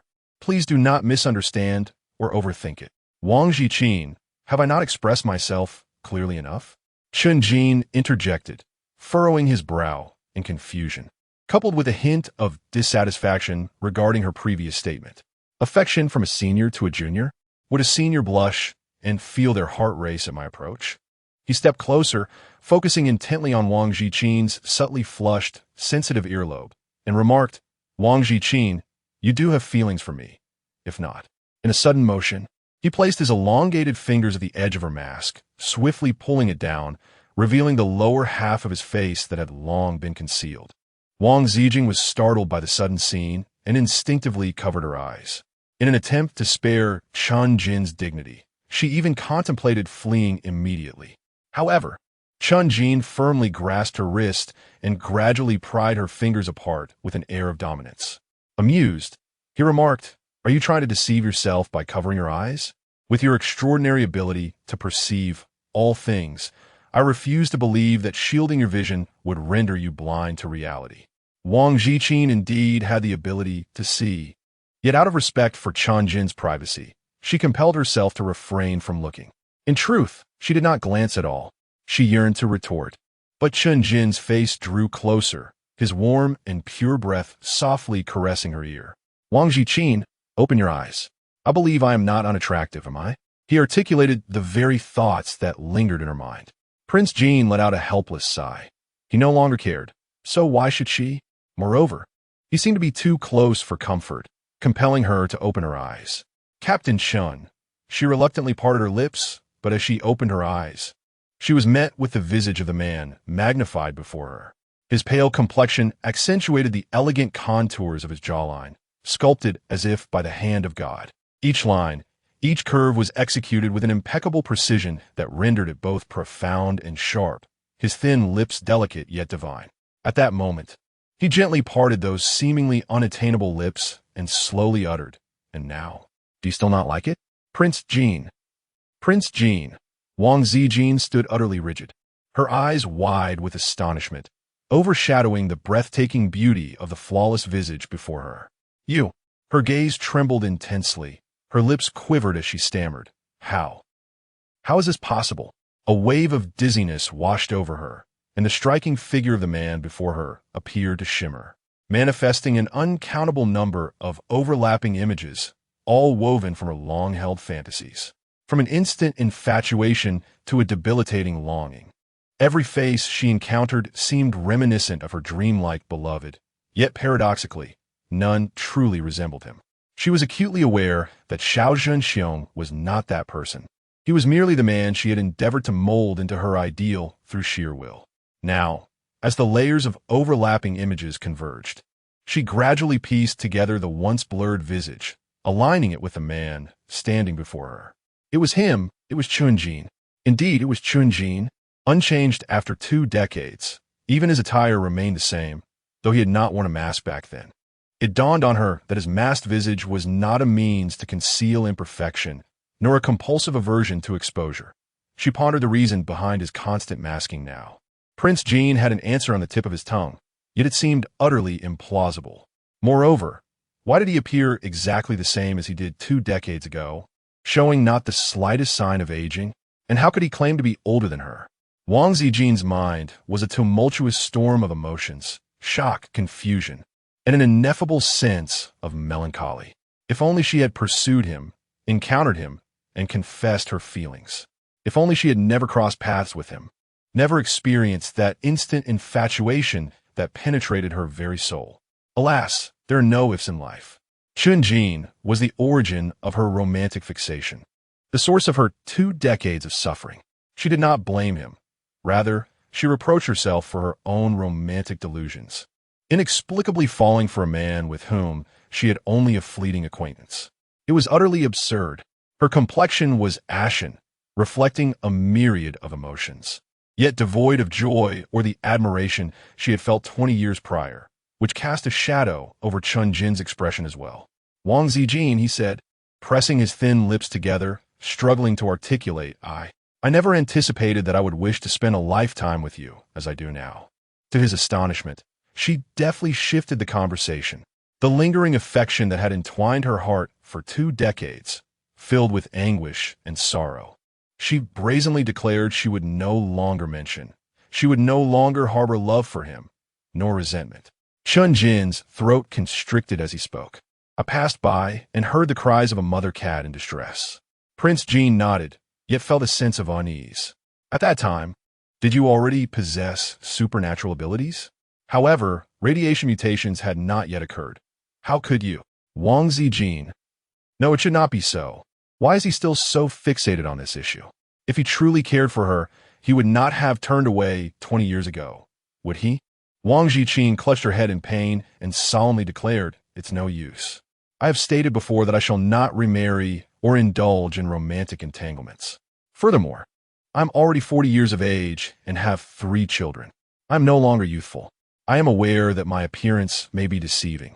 Yet when a person's heart has aged and withered, it cannot be revived, nor can it love again. Chen Jin, however, appeared unfazed, his dark eyes fixed intently upon Wang Ziqin, a profound sorrow and empathy swirling within them. I am sorry, he finally uttered after a prolonged silence, his visage slightly pale as he turned away from her. You should rest. I must bathe as I have a journey ahead. Another mission?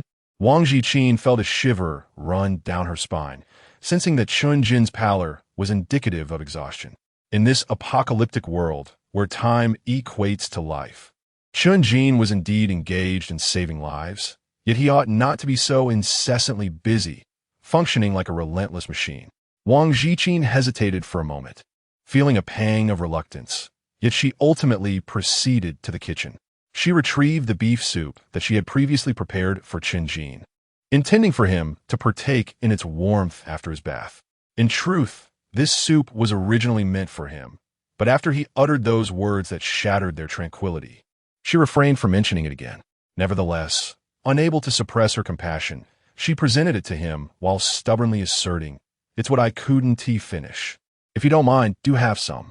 Fearing that he might indeed find it unappetizing, she quickly added, I made it very clean, not greasy at all, not dirty in the slightest. Chen Jin, casually drying his hair with a towel, paused at her words, sighed, and replied, I have no obsession with cleanliness, nor do I find it distasteful. Whatever you make, I shall eat. Wang Ziqin, go ahead and eat. I shall take my leave to rest. I must admit, Chen Jin indeed remains the haunting nightmare she has endured for 2 decades. Her infatuation is utterly vulnerable to even the slightest hint of his tenderness, particularly given his aloof and ascetic demeanor. Every trace of warmth he exhibits becomes a potent poison, one she cannot afford to indulge in. Yet, as she gazed upon the grand bed belonging to Chen Jin, she found herself in a quandary. How could she possibly refrain from entanglement, having already lain upon his bed? How could she avoid such a fate? That night, Wang Ziqin ultimately refrained from sleeping in that expansive bed. Instead, after Chen Jin's departure, she curled up with her little orange in the chair outside. Chen Jin's abode lacked a sofa, and the chair was of the antiquated sort, unforgivingly rigid. By morning, Wang Ziqin's backside was sore from the discomfort.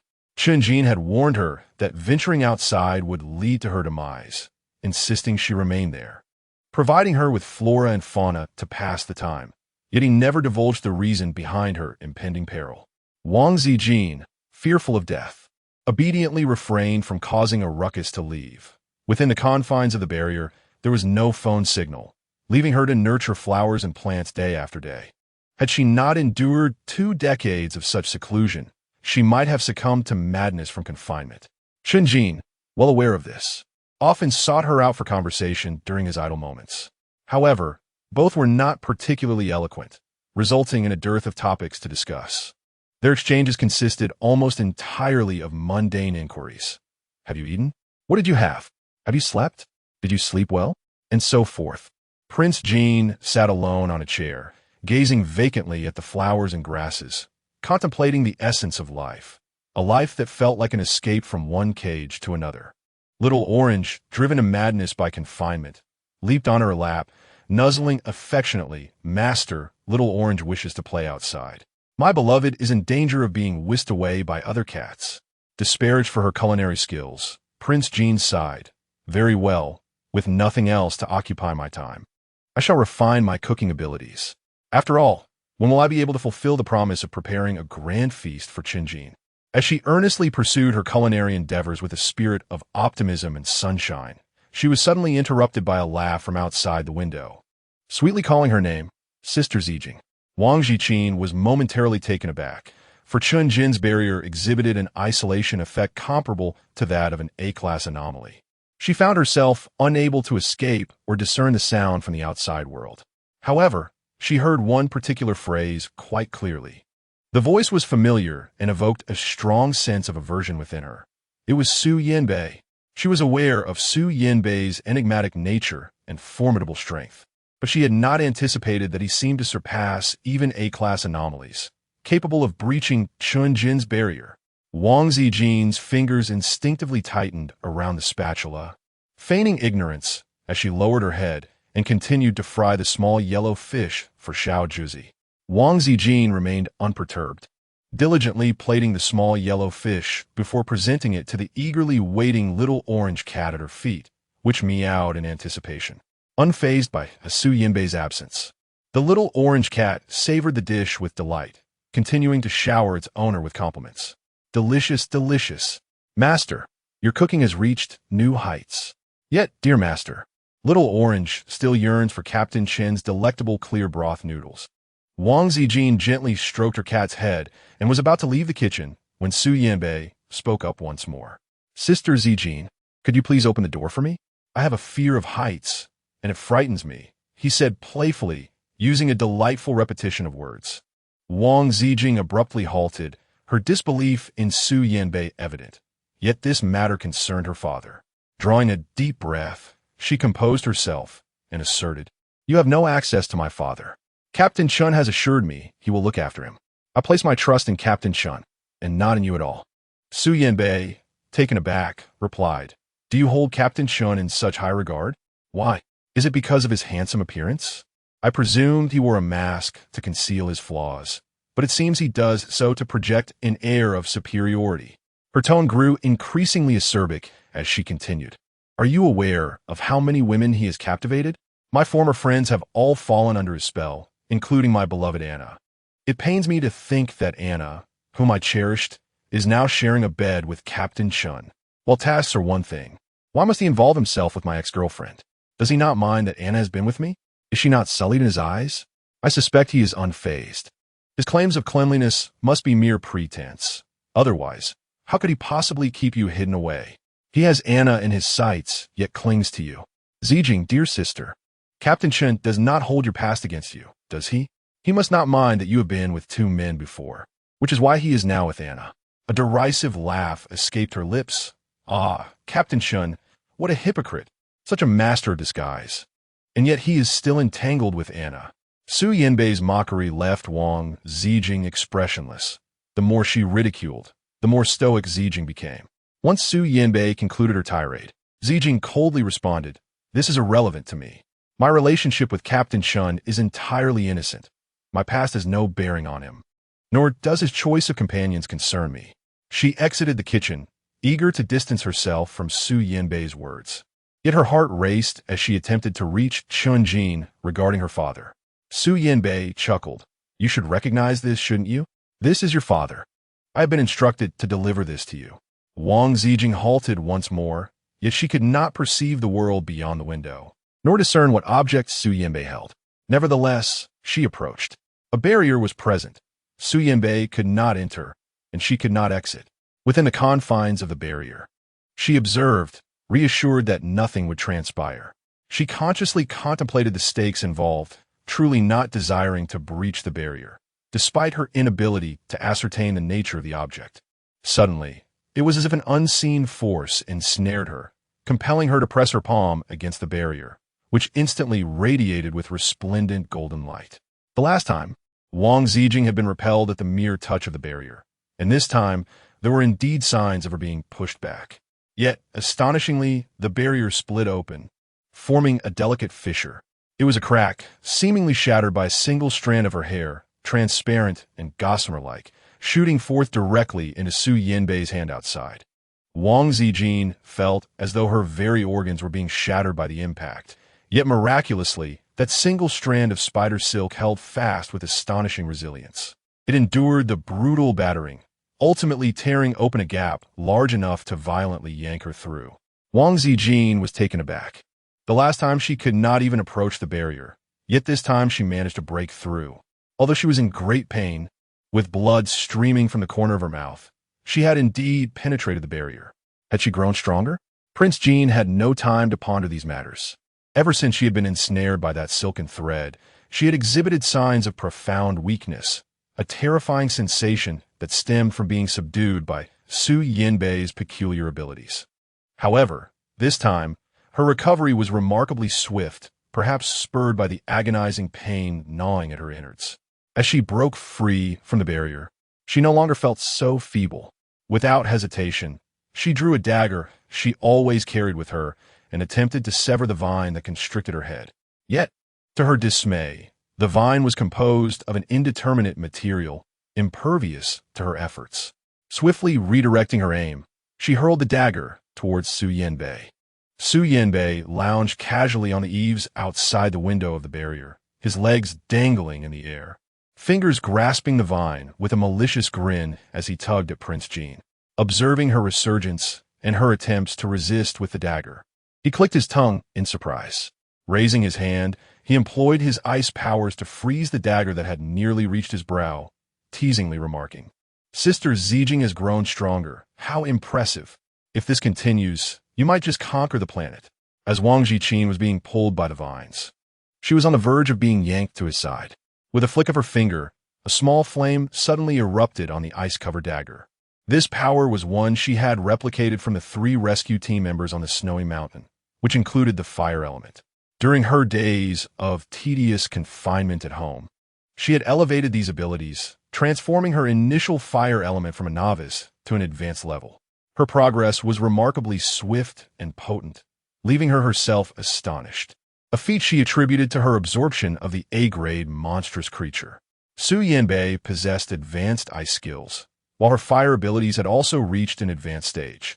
Logically, she should have been able to break through Su Yanbei's icy barriers, allowing the dagger to successfully strike him. That was her intention. However, the cold energy from Su Yanbei surged suddenly, instantly encasing Wang Ziqin's flame in ice. Even the flames she had unleashed to incinerate the vines were ensnared by the delicate tendrils, suffocating and extinguishing the fire. Such a formidable fire-based attack had succumbed to the ice element and the wood element. Su Yanbei's power level was undeniably beyond the legendary advanced tier, reaching heights above that. Wang Ziqin was taken aback. She had initially believed that her extraordinary abilities would allow her to unexpectedly confront Su Yanbei, which is why she had remained so composed while being dragged out by him. The barrier was formidable, as even Su Yanbei was unable to dismantle it, and he had to manipulate Wang Ziqin from within to break free. Prince Jean was uncertain of the underlying principle, yet she understood that within the barrier, she was undoubtedly safe. However, she had already been ensnared by Su Yanbei, who had bound her tightly with vines, leaving only her eyes, filled with panic and fear, visible. Chapter 48. They all want to steal my bride, Su Yanbei declared that marriage was not merely a fleeting statement. Astonishingly, he had brought Prince Jin to a church adorned for a wedding ceremony. Yet, this Western cultural setting was replete with Chinese wedding decorations, vivid red silk draping every corner, creating an atmosphere of classical festivity. Nonetheless, Prince Jin felt no joy. Instead, the color red seemed to her like a rushing tide of blood, rendering Su Yanbei, who had dragged her here, akin to a sinister vampire. Su Yanbei had donned a grand red wedding robe and, having acquired a wig from an unknown source, transformed into a dashing figure with long hair cascading to his waist, his peach blossom eyes twinkling as he smiled at her. Jia, do I look appealing? Compared to Qin Jin, who is more handsome? Su Yanbei asked in an unusually gentle tone. Prince Jin was ensnared by vines that wrapped around her entire body. However, as these tendrils resembled transparent silk threads, the difference was not particularly striking, leaving her utterly immobilized.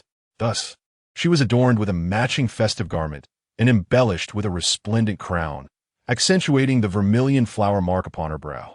Strangely enough, it was Wang Ziqin who undertook this task, having wholly succumbed to her role as a devoted servant of Su Yanbei, obediently complying with every command given to her.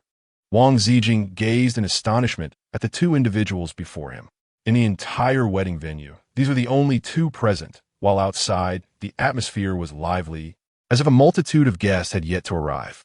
With a composed gaze, Wang Ziqin had already discerned the reason for her immobility and the vines sprouting from her hair under Su Yanbei's control.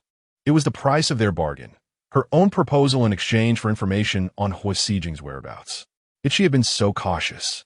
When Su Yanbei demanded her crimson thread, she refused adamantly, unwilling to even remove it for his inspection.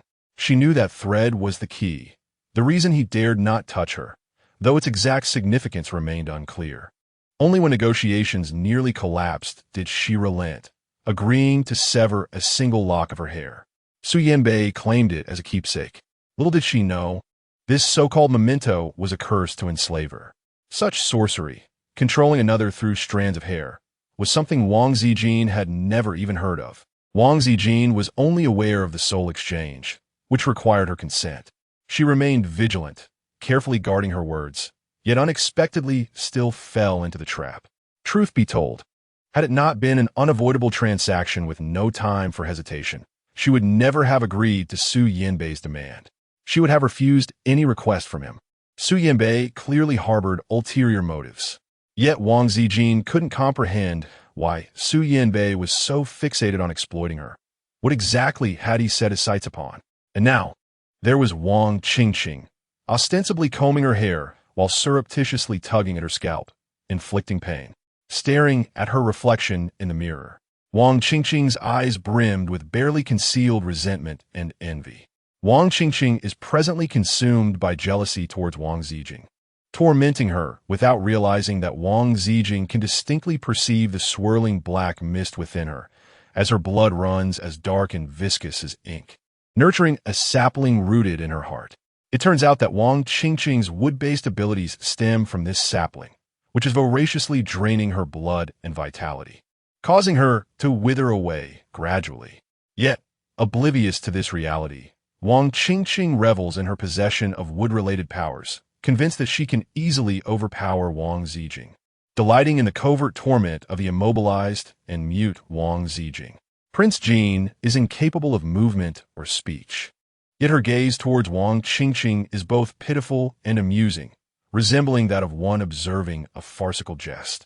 Wang Ziqin, filled with rage, intensified her actions.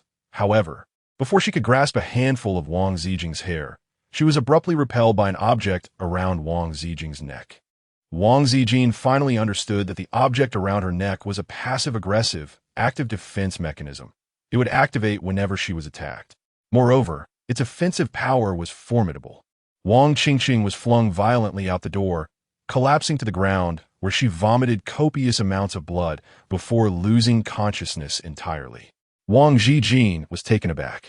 It was no wonder that Su Yanbei, despite his formidable strength, refrained from confronting it.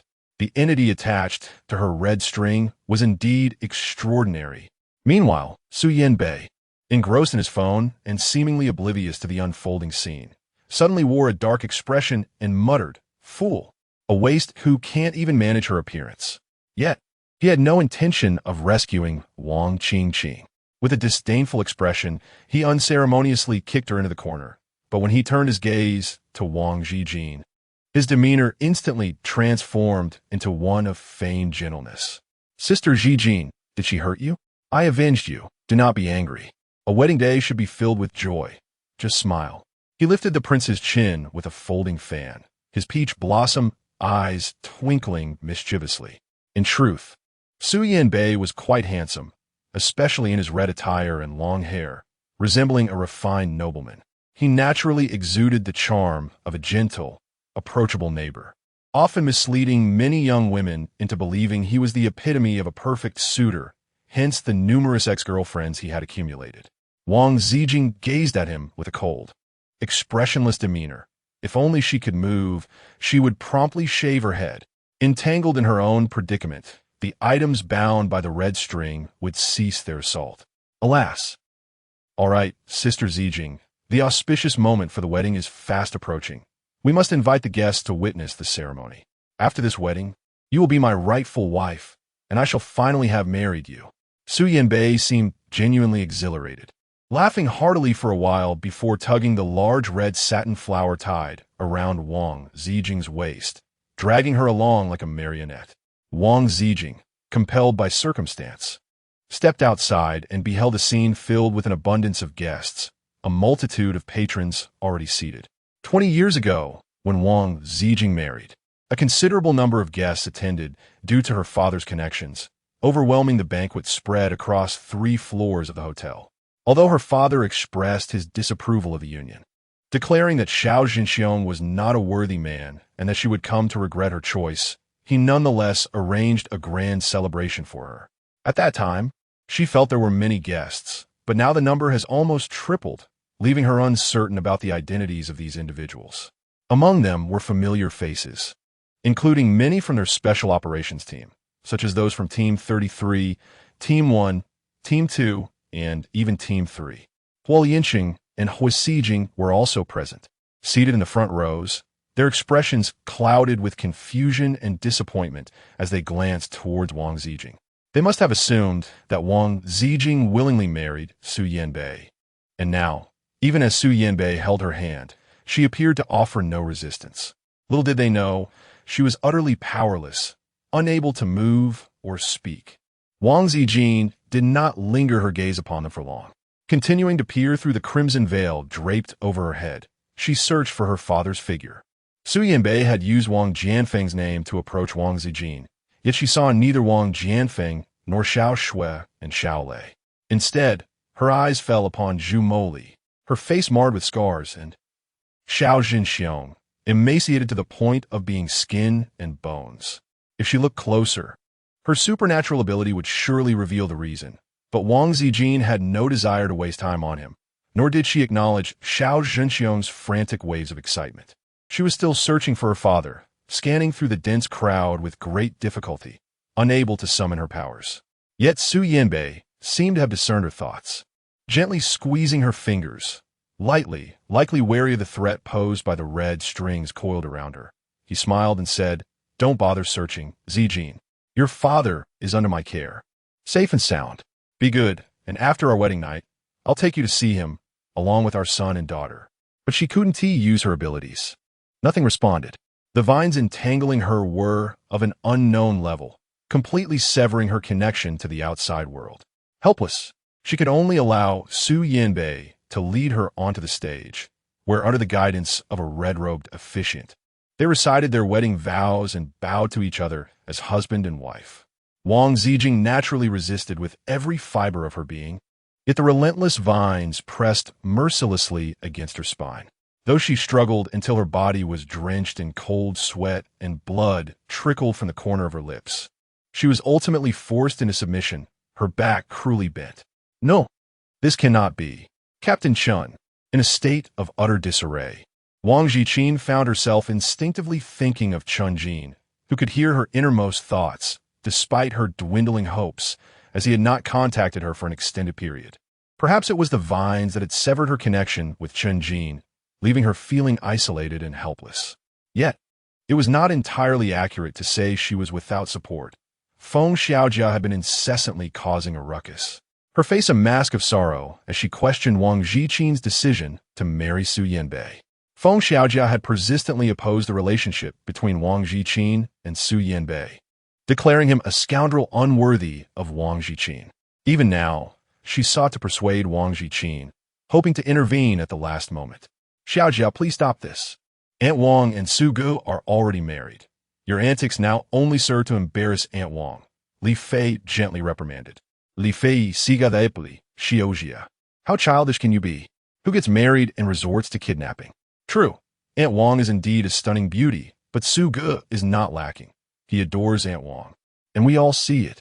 The fact that Su Yanbei cherished Wang Ziqin was common knowledge among their special task force. Their marriage was far from surprising, rendering Feng Xiaojia's objections seem unreasonable. Feng Xiaojia was thoroughly frustrated, glancing around in exasperation. How infuriating! Why is Captain Chen not here at this moment? Where could he possibly be? Has he truly gone off with Goddess Anna, abandoning Sister Ziqin? He didn't even show up for her wedding, and I was supporting their pairing. Serves you right for shipping them, Li Fei retorted, then curiously inquired about Feng Xiaojia. Did Goddess Anna really come out of Captain Chen's RV? Was she truly wearing nothing at all? Is it true that she was covered in kiss marks? Li Fei, you lewd fool, Feng Xiaojia exclaimed, hitting him in anger. If you want to see, go see for yourself. Get lost. What nonsensical couple's bowing was this? She almost felt as though she had been transported back to ancient times, instinctively knowing that such a gesture was unacceptable, lest it lead to dire consequences. Moreover, she had never wished to marry, especially not Su Yanbei. Even a simple ceremony was intolerable. Prince Jin, in her moment of desperation following her failed resistance, suddenly heard dissenting voices, two in fact. One belonged to Huo Lianqing, who rose earnestly to address her, stating, I have missed my chance once.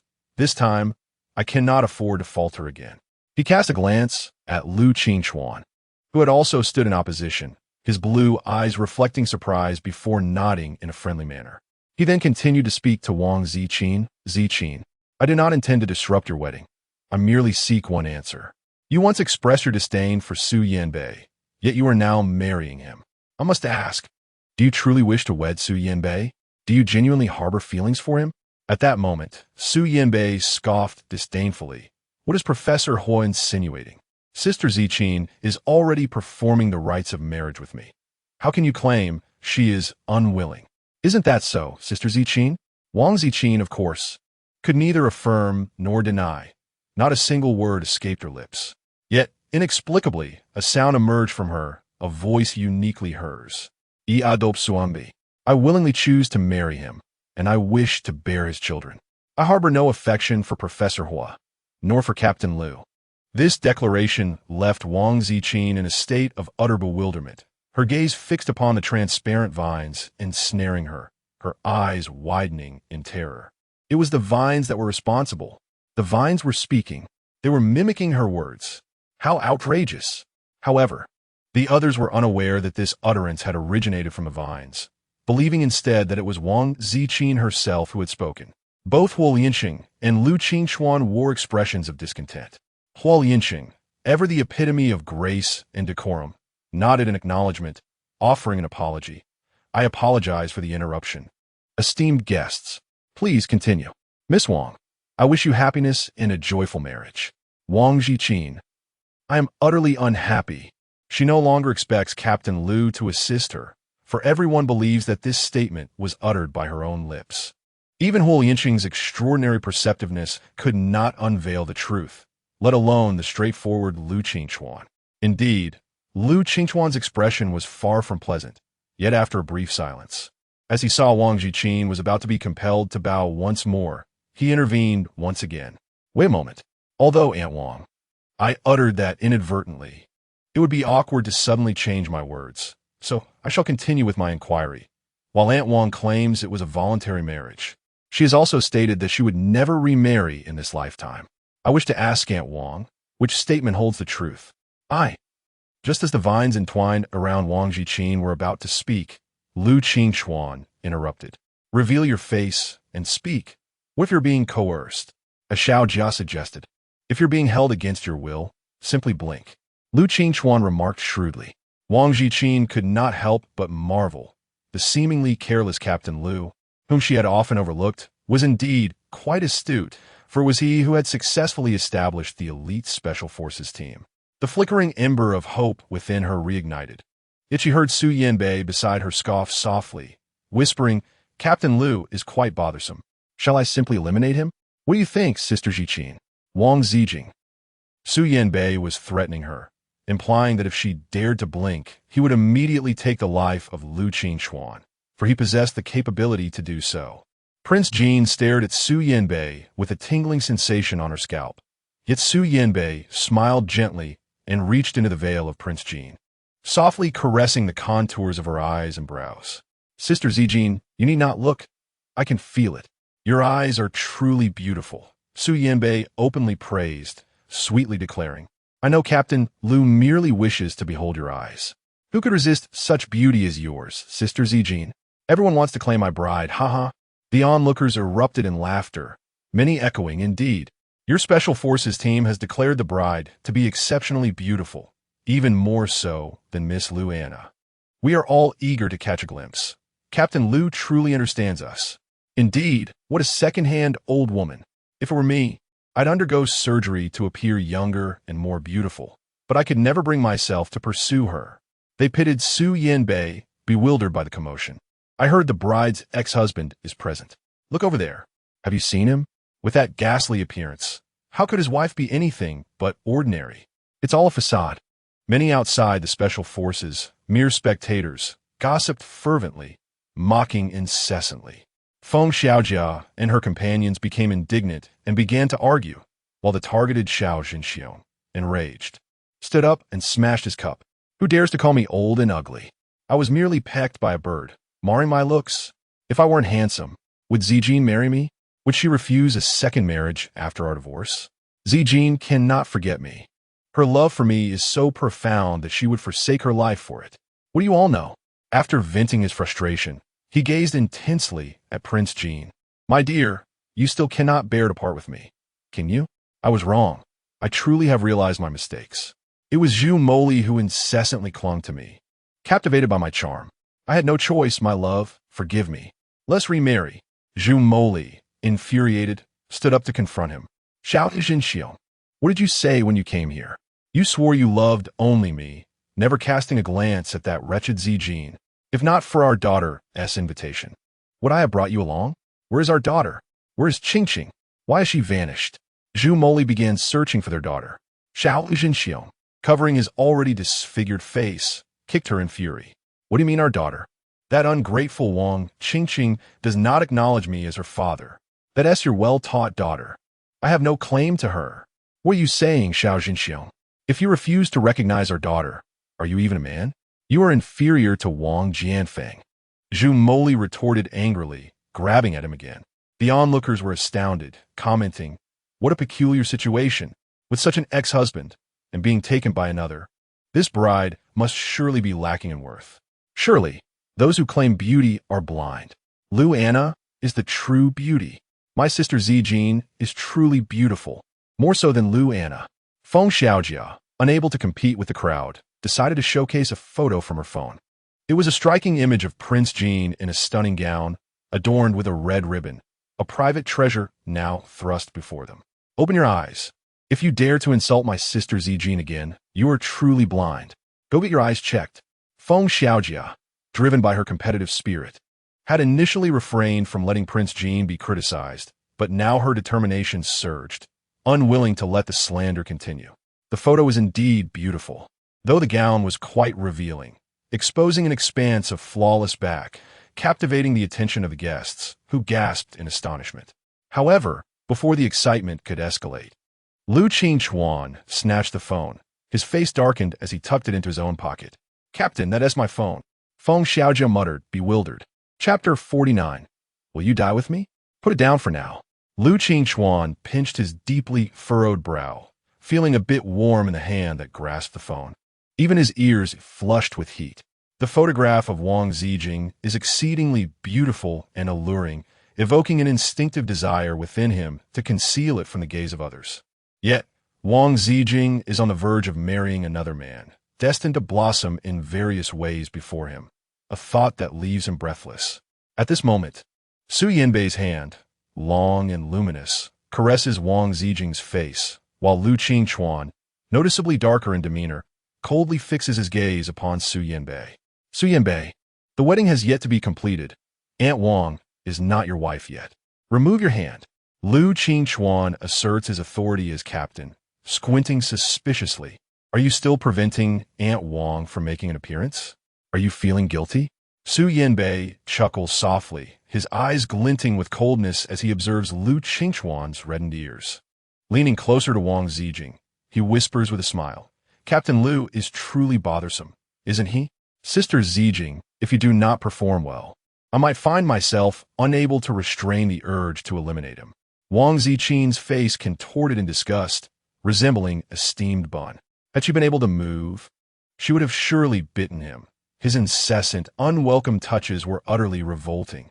Su Yanbei, however, deliberately teased her by pressing down on her lips and bestowing a gentle kiss upon his own, inciting yet another uproar among the onlookers. Finally, he proclaimed, Ladies and gentlemen, the warm-up period has concluded. Time waits for no one, and I shall now present to you my bride before we proceed with the ceremony. Anyone who dares to interrupt further shall face my wrath. I am not one to forget a grudge. Su Yanbei spoke with a veneer of gentleness, yet concealed a menacing aura as he dramatically lifted the vibrant red veil from Wang Ziqin's head, revealing her exquisitely adorned face. This makeup had been applied by Wang Qingqing, who was renowned for her ability to enhance her own beauty, and thus, her skills in makeup were unquestionable. Despite her intense disdain, jealousy, and hatred towards Wang Ziqin, and her desire to mar Wang Ziqin's face as retribution for her own disfigurement, she dared not apply an unflattering visage upon her. This was due to the ever-watchful gaze of Su Yanbei. Consequently, she resorted to subtle, petty acts of tugging at Wang Ziqin's hair, unaware that even such covert actions would be inexplicably thwarted. As soon as Wang Ziqin's face emerged, an instantaneous silence enveloped the entire venue, leaving everyone in awe. Utterly mesmerized by her beauty, once again struck by a profound sense of astonishment. This was even more exquisite than the photograph earlier. I initially thought that image had been digitally altered. Is there truly such beauty in this world? I had no idea the real person could surpass the photograph. Indeed, she is even more stunning than Lu Anna, a true vision of loveliness. This woman should only exist in the heavens. But wait, is this melody that should belong to the celestial realm? Yet, she undeniably resembles a fairy. I have never encountered a woman so ethereal and enchanting. A goddess not to be profaned. They all extolled Wang Ziqin's visage, lost in the spell of her beauty, including Zhu Moli, who covered her face, unable to bear the sight, her shame rendering her incapable of lifting her head. Only Lu Qingchuan remained composed, continuing to inquire earnestly, Aunt Wang, do you truly intend to marry Su Yanbei for a second time? Or is he coercing you? You must tell the captain. He suddenly realized something, a self-deprecating smile escaping his lips. Although I can only consider myself your former captain now, it was I who brought you into the special operations team and introduced you to Su Yanbei. I feel it is my duty to ensure your happiness. Aunt Wang, do you genuinely wish to marry Su Yanbei? Captain Lu is indeed a good man, her savior. Yet, she finds herself threatened, unable to even blink, silently welling with tears. She felt immense gratitude towards Lu Qingchuan and to those colleagues who wished her well, hoping she might truly find happiness. Life had been unkind to her, stripping her of much, yet now she had gained so much, and she wished to cherish every bit of it. How could she allow those who had helped her to take risks? In comparison to their lives, what is but a mere wedding? Wang Ziqin choked back a sob, as the mocking yet light-hearted voice of Su Yanbei echoed in her ears. Sister Ziqin, do not cry. Smile for them, so they may see your happiness. Marry me, and you shall find joy. Wang Ziqin. Su Yanbei, do not go too far. She struggled to articulate her thoughts, biting her lip, her eyes fixated on him, unwaveringly focused solely on him, ignoring everyone else, let alone the blinking that Lu Qingchuan desired. Lu Qingchuan felt his heart plummet to the depths of despair, overwhelmed by a profound disappointment and disbelief. He never anticipated that Wang Ziqin would truly, genuinely marry Su Yanbei.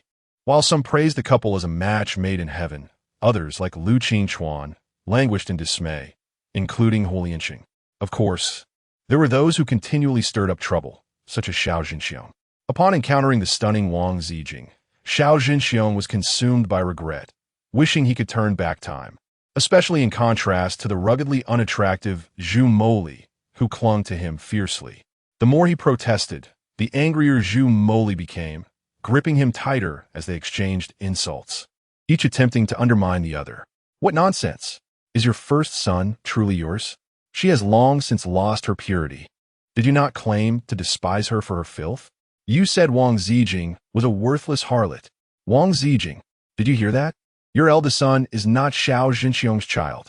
He was sold by Xiao Zhenxiong. The reason your firstborn has blue eyes is that the man you were entangled with had blue eyes. You all regard Wang Ziqin as a treasure. What else does she possess besides beauty? She has long since lost her virtue. She is nothing more than a promiscuous, filthy wretch. Zhu Moli raged, convinced that her words would pierce Wang Ziqin's heart like a dagger, having concealed the truth for so long, intending to deliver a crushing blow. The revelation was indeed explosive, leaving the audience in shock, satiated with the gossip. However, unbeknownst to Zhu Moli, Wang Ziqin had already been informed of everything by Hu Lianqing, who had just spoken moments earlier. Yet, due to the distance, Zhu Moli had not seen Hu Lianqing's appearance. At that moment, Hu Lianqing rose once more and declared, "Apologies. Everyone, I am the father of Ziqing's eldest son. It was my fault, my responsibility. Ziqing was drugged by Xiao Zhenxiong and was not in her right mind. She bears no blame. The fault lies with me and Xiao Zhenxiong.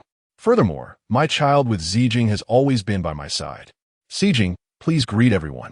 Hua Ziqing, seated beside Hu Lianqing, stood gracefully, nodding to the crowd, her gaze ultimately landing on Wang Ziqin on the stage. The audience gasped once more, and Wang Ziqing's eyes glistened with unshed tears, yet she remained fixated, her gaze unwaveringly locked onto the narrowed eyes of Su Yanbei. The aura of menace emanating from Su Yanbei was palpable. He indeed harbored murderous intent and possessed the capability to act on it. Wang Ziqing tugged at the corner of his mouth, forcing a faint smile, which momentarily softened Su Yanbei's expression, prompting them to begin the ceremonial bowing of spouses. Under the entanglement of the vines, Wang Ziqing finally bent her body, and this time she exhibited no resistance. Her gaze was fixed upon Su Yanbei. Su Yanbei, feeling oddly scrutinized by her, leaned closer and whispered in her ear, "You've been staring at me. Are you growing fonder of me? Am I not quite imposing?" Compared to Qinjin. Suddenly, he let out a sharp cry, for Wang Ziqing, in the midst of her bow, had unexpectedly collided her head against his as he leaned in to whisper. Wang Ziqin was bound and immobilized, yet she managed a slight arch of movement. With sheer determination, she bit her own lip till crimson bloomed, the vivid scarlet staining her lips as she glared at Su Yanbei's forehead, the target of her desperate lunge.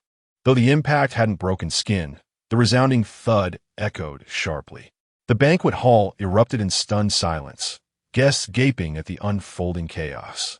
Lu Qingchuan and others sprang to their feet, surging toward the stage. "I knew Aunt Wang would marry Su Yanbei. She has changed her mind," Lu Qingchuan shouted, voice thick with fervor. Hua Lianqing, darting forward alongside him, spared him a sidelong glance, azure eyes unreadable.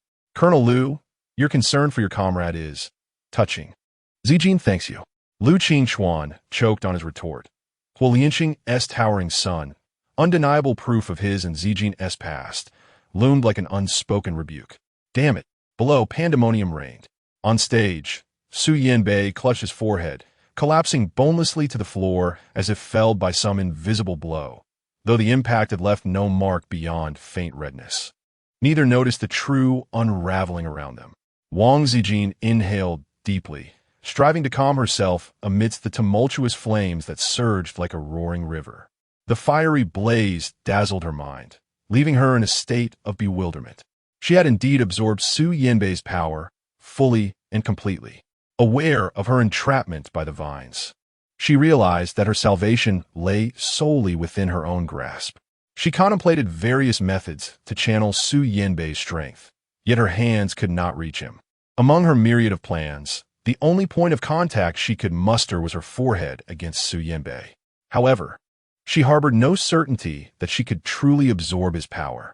To her astonishment, the mere focus on absorption enabled her to seize Su Yanbei's strength. Moreover, he exhibited signs of weakness and atrophy, akin to a transformed being, while others merely experienced a replication of her abilities without such an aggressive response. Was Su Yanbei not human? Amidst a haze of confusion and an excruciating headache, Wang Ziqin found herself grappling with a singular, profound question, one that pertained to the evolutionary state of the aberrant entities and the fate of the planet itself. However, if Su Yanbei were indeed merely an aberrant being, then her previous strike should have been lethal. No, how could this be? Her eyes widened in disbelief as she observed Su Yanbei, who had initially collapsed, slowly rising to his feet, his expression cold and pallid, yet a wicked grin curled at the corners of his mouth. Dear Sister Ziqin, despite my deep affection for you, you wish to bring about my demise? How terribly heart-wrenching. Perhaps I shall take the liberty of terminating 2 individuals you hold dear to soothe my own sorrow. He jested with a playful demeanor, and with a flick of his fingers, he unleashed a flurry of vines that surged toward those who had rushed onto the stage. Those who were most concerned for Wang Ziqin, including Lu Qingchuan, Huolianqing, Huasijing, as well as Feng Xiaojia and Li Fei. No, Wang Zijing's pupils constricted sharply. Having been tormented nearly to the brink of unconsciousness by the searing pain of her veins, she bit down on her tongue to rouse herself. In her mind, she desperately summoned every form of supernatural ability she could muster. Despite numerous attempts in the past, she had been unable to unleash her powers, but now, with no alternative, she persevered in her efforts. To her astonishment, just as she expelled a mouthful of blood in her desperation, her abilities were finally unleashed, manifesting as countless tendrils of wood energy shooting forth from her fingertips. This was the power of Su Yanbei, which she had just replicated. Moreover, Su Yanbei possessed an array of abilities, so vast that it nearly overwhelmed her mind. Su Yanbei was currently ensnaring the nearest targets, Feng Xiaojia and Li Fei, with his tendrils. Originally, his focus had been on Lu Qingchuan and Huolianqing, or perhaps Huasijing.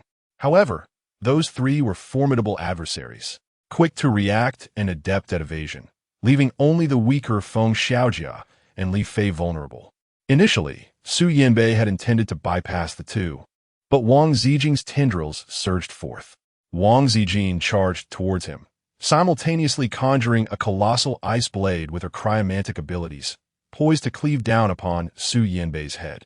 Su Yanbei clicked his tongue, a hint of amusement flickering in his eyes, unperturbed by the impending strike. Without hesitation, he hurled Li Fei upwards, using him as a shield against the descending blade. Wang Zijing had no choice but to swiftly retract her ice-based powers. The vines were deftly avoided by Su Yanbei, who then shielded himself behind Feng Xiaojia, playfully winking at Wang Zijing. Elder Sister Zijing, you would spare these 2 worthless creatures, yet show no mercy toward me? How deeply you wound my heart. I am most displeased, Su Yanbei teased. With a flick of his fingers, the vines coiled tighter around Feng Xiaojia's throat, constricting until his face flushed a grotesque purplish red, his tongue lolling out in distress. Prince Jean had no choice but to retract her vine assault, her entire being teetering on the brink of collapse. Yet, she strained to support herself with one hand on the ground, parting her lips, which had long been silenced, her voice particularly hoarse. The flames that consumed her were not mere illusions. She had failed to divert her focus to suppress or refine the inferno, resulting in her skirts igniting and even her hair strands showing signs of combustion. Su Yanbei, release them. What you desire is simply for me to undertake some task for you. Let them go. She articulated with great difficulty, each word a monumental effort. Lu Qingchuan and the others had reached her side, eager to assist her and extinguish the flames, yet they found themselves unable to touch her at all. The flames engulfing Wang Ziqin were no ordinary inferno. Thick plumes of acrid smoke billowed as the surrounding area rapidly ignited, leaving behind a vast expanse of charred, pockmarked devastation. Huasijing cried out in desperation, "Mother, these flames! Captain Chun could save her." "Captain Lu, can you reach Captain Chun?" Lu Qingchuan shared a closer bond with Chen Jin, as was widely known. To others, Chen Jin scarcely uttered a word, watching Wang Ziqin consumed by the blaze. Lu Qingchuan frantically retrieved his phone, only to find no signal. The disrupted magnetic field rivaled that of a Class A anomaly. Staring at Su Yanbei, who defied all his previous understanding, Lu Qingchuan couldn't suppress a curse. Su Yanbei must be an anomaly, an S-class anomaly, surely. Class A anomalies had only ever manifested once. In the distant mountains, already the highest contingency in headquarters projections. None had anticipated something surpassing even that. Yet, was Su Yanbei truly an S-class anomaly? Hua Lianqing shook his head. "I cannot discern it. To my eyes, he appears human." Wang Ziqin, with her profound insight into all things, scrutinized Su Yanbei, yet found no evidence suggesting that he was anything other than human. However, she could not confidently assert that Su Yanbei was indeed human. He was simply too enigmatic. Moreover, Su Yanbei's extraordinary abilities. Wang Ziqin endured the excruciating torment of flames consuming her entire being, the most intense burning sensation she had ever experienced. Yet as she forcibly unleashed her power, she perceived her meridians being incinerated only to be miraculously reconstructed by a kaleidoscope of radiant lights. Even more astonishingly, she glimpsed a gaping void scorched within her very organs, where amidst the searing inferno, iridescent streams of light seemed to overflow. Was she to be burned to ashes? But not now. She could not die yet. Not at this moment. Prince Jean was engulfed in flames, yet her eyes widened in fury as she fixed her gaze intently on Su Yanbei. In the midst of her words, she struck the ground, and in an instant, a dense mass of spider silk surged forth from beneath, enveloping Su Yanbei's head. This was the extraordinary ability she had acquired from the A-rank aberration on the snowy mountain, an immensely powerful gift. Although she was unable to exert her full strength amidst the blaze, the effect was akin to that of a high-tier ability. No, even more formidable. Li Fei and Feng Xiaojiao were overwhelmed, succumbing to nausea, clearly under immense suppression. Wang Ziqin could only shift aside the cobweb slightly, provoking a chuckle from Su Yanbei, who displayed no signs of being suppressed. He maintained a teasing smile, showing no surprise at Wang Ziqing's current demeanor. Ever since he had been coveting something from her, his objectives remained unfulfilled. Yet, Su Yanbei remained remarkably nonchalant. Did he believe that her predicament was due to the presence of a hostage? Wang Ziqing's eyes also held a trace of a smile. Yet amidst the curling flames, Su Yanbei perceived it with absolute clarity and immediacy, instantly growing wary. But it was already too late. From within Wang Ziqing's spiderweb, vines rapidly extended, binding Su Yanbei's entire body in a cocoon, wrapping him tightly and thoroughly. Just as Su Yanbei had once ensnared Wang Ziqing, these transparent, thread-thin vines had lain perfectly concealed within the web. Though Feng Xiaojia and Li Fei were reluctant to leave, they understood their presence would only complicate matters. Like the panicked guests scrambling for cover, they had no choice but to retreat in disarray. Wang Ziqin was quite satisfied with the coordination of her eldest son, just as she was about to incinerate Su Yanbei with a burst of flames. The fire that had just ignited in her palm flickered weakly and extinguished. Her spirit and strength were both depleted, leaving her scorched and disheveled from the burns. Her head spun violently, her vision teetering on the edge of darkness. Huasijing was frantic, desperate to assist, but unable to approach. No supernatural ability could quell the flames, and none could draw near. All he could do was watch helplessly as the fire grew fiercer, engulfing Wang Ziqin's fragile form entirely. Mom, Ziqin, Aunt Wang. The three of them, witnessing this, rushed forward immediately. only to be violently repelled by the overwhelming force of the rapidly expanding inferno. Gazing at Wang Ziqin, now consumed by the flames, they attempted to charge forward again. But it was futile. They couldn't get close. Each attempt sent them flying back, crashing heavily to the ground. Grievously wounded, Prince Jean lay limply on the ground, his darkened eyes yearningly gazing at their increasingly blurred figures. His fingers gradually tightened, pulling Su Yanbei closer. Only in this way could he ensure that Su Yanbei would perish in the flames. If he were to die, he would take Su Yanbei with him. Su Yanbei, who should have been unable to move or speak, suddenly smiled and said, "Sister Ziqin, do you wish to die with me?" Chapter 50. You or me? Wang Ziqin let out a faint laugh, a sound tinged with self-mockery and a profound sense of despair. Indeed, Su Yanbei was not so easily vanquished. She could very well be turned against by Su Yanbei. Yet, how could she resign herself to being bested by something as repugnant as Su Yanbei? Wang Ziqin bit her lip, forcing herself to remain conscious as the flames licked at her eyelashes. The world before her eyes appeared dim and distorted. Yet one point emerged with startling clarity. At the position corresponding to the gaping wound in her own chest, her own injury shimmering with prismatic hues, Su Yanbei's manifested in dark emerald tones, far more concentrated and intense. This viridian energy seemed to course through his entire being, emanating from his very veins as if under his absolute command. A manifestation of his formidable power. In a moment of bewilderment, Wang Ziqin seemed to grasp something profound as she swiftly commanded the vibrant void within her body to absorb the surging flames. Indeed, she managed to draw them in, yet the sheer intensity of the fire left her utterly drained. Sister Ziqin, if you do not wish to perish, who is it that you cannot bear to part with? Su Yanbei crouched before her, his peach blossom eyes sparkling with mirth. Although bound by transparent vines, he moved with ease, resting his chin on his hand and tilting his head as if traversing the flames surrounding Wang Ziqin with effortless grace. He picked up a strand of her singed hair, which against his alabaster palm appeared strikingly distinct, adding an eerie brilliance akin to a flower he had unfurled. "Is it for Qinjin?" he observed Wang Ziqin, a glimmer of mockery dancing in his eyes. "Is your affection for him truly so profound? You are but a fragment of her being, yet you remain obstinately loyal to a man who would not hesitate to extinguish your life with a mere blink. How pitiable." Wang Ziqin felt dazed and bewildered, struggling to comprehend Su Yanbei's words.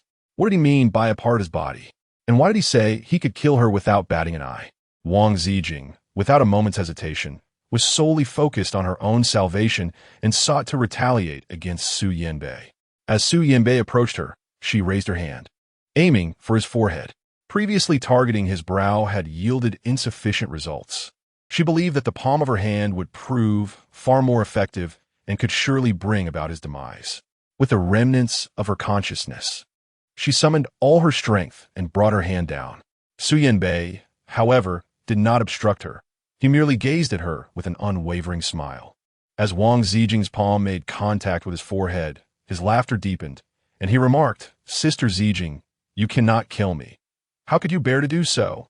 After all, I am your most exceptional creation. What?" In Wang Ziqin's hazy consciousness, a question mark flickered as she failed to comprehend Su Yanbei's words. Yet when her palm pressed against him, that scorching attraction multiplied exponentially, surging into her body. Already teetering on the brink of unconsciousness, she now felt as though she were exploding. Pain splintered through her, assaulting the seemingly bottomless void within. The kaleidoscopic radiance grew ever more intense, but the agony was so overwhelming that she could only scream with a voice that seemed to rend her very soul. Wang Ziqin, who was calling her?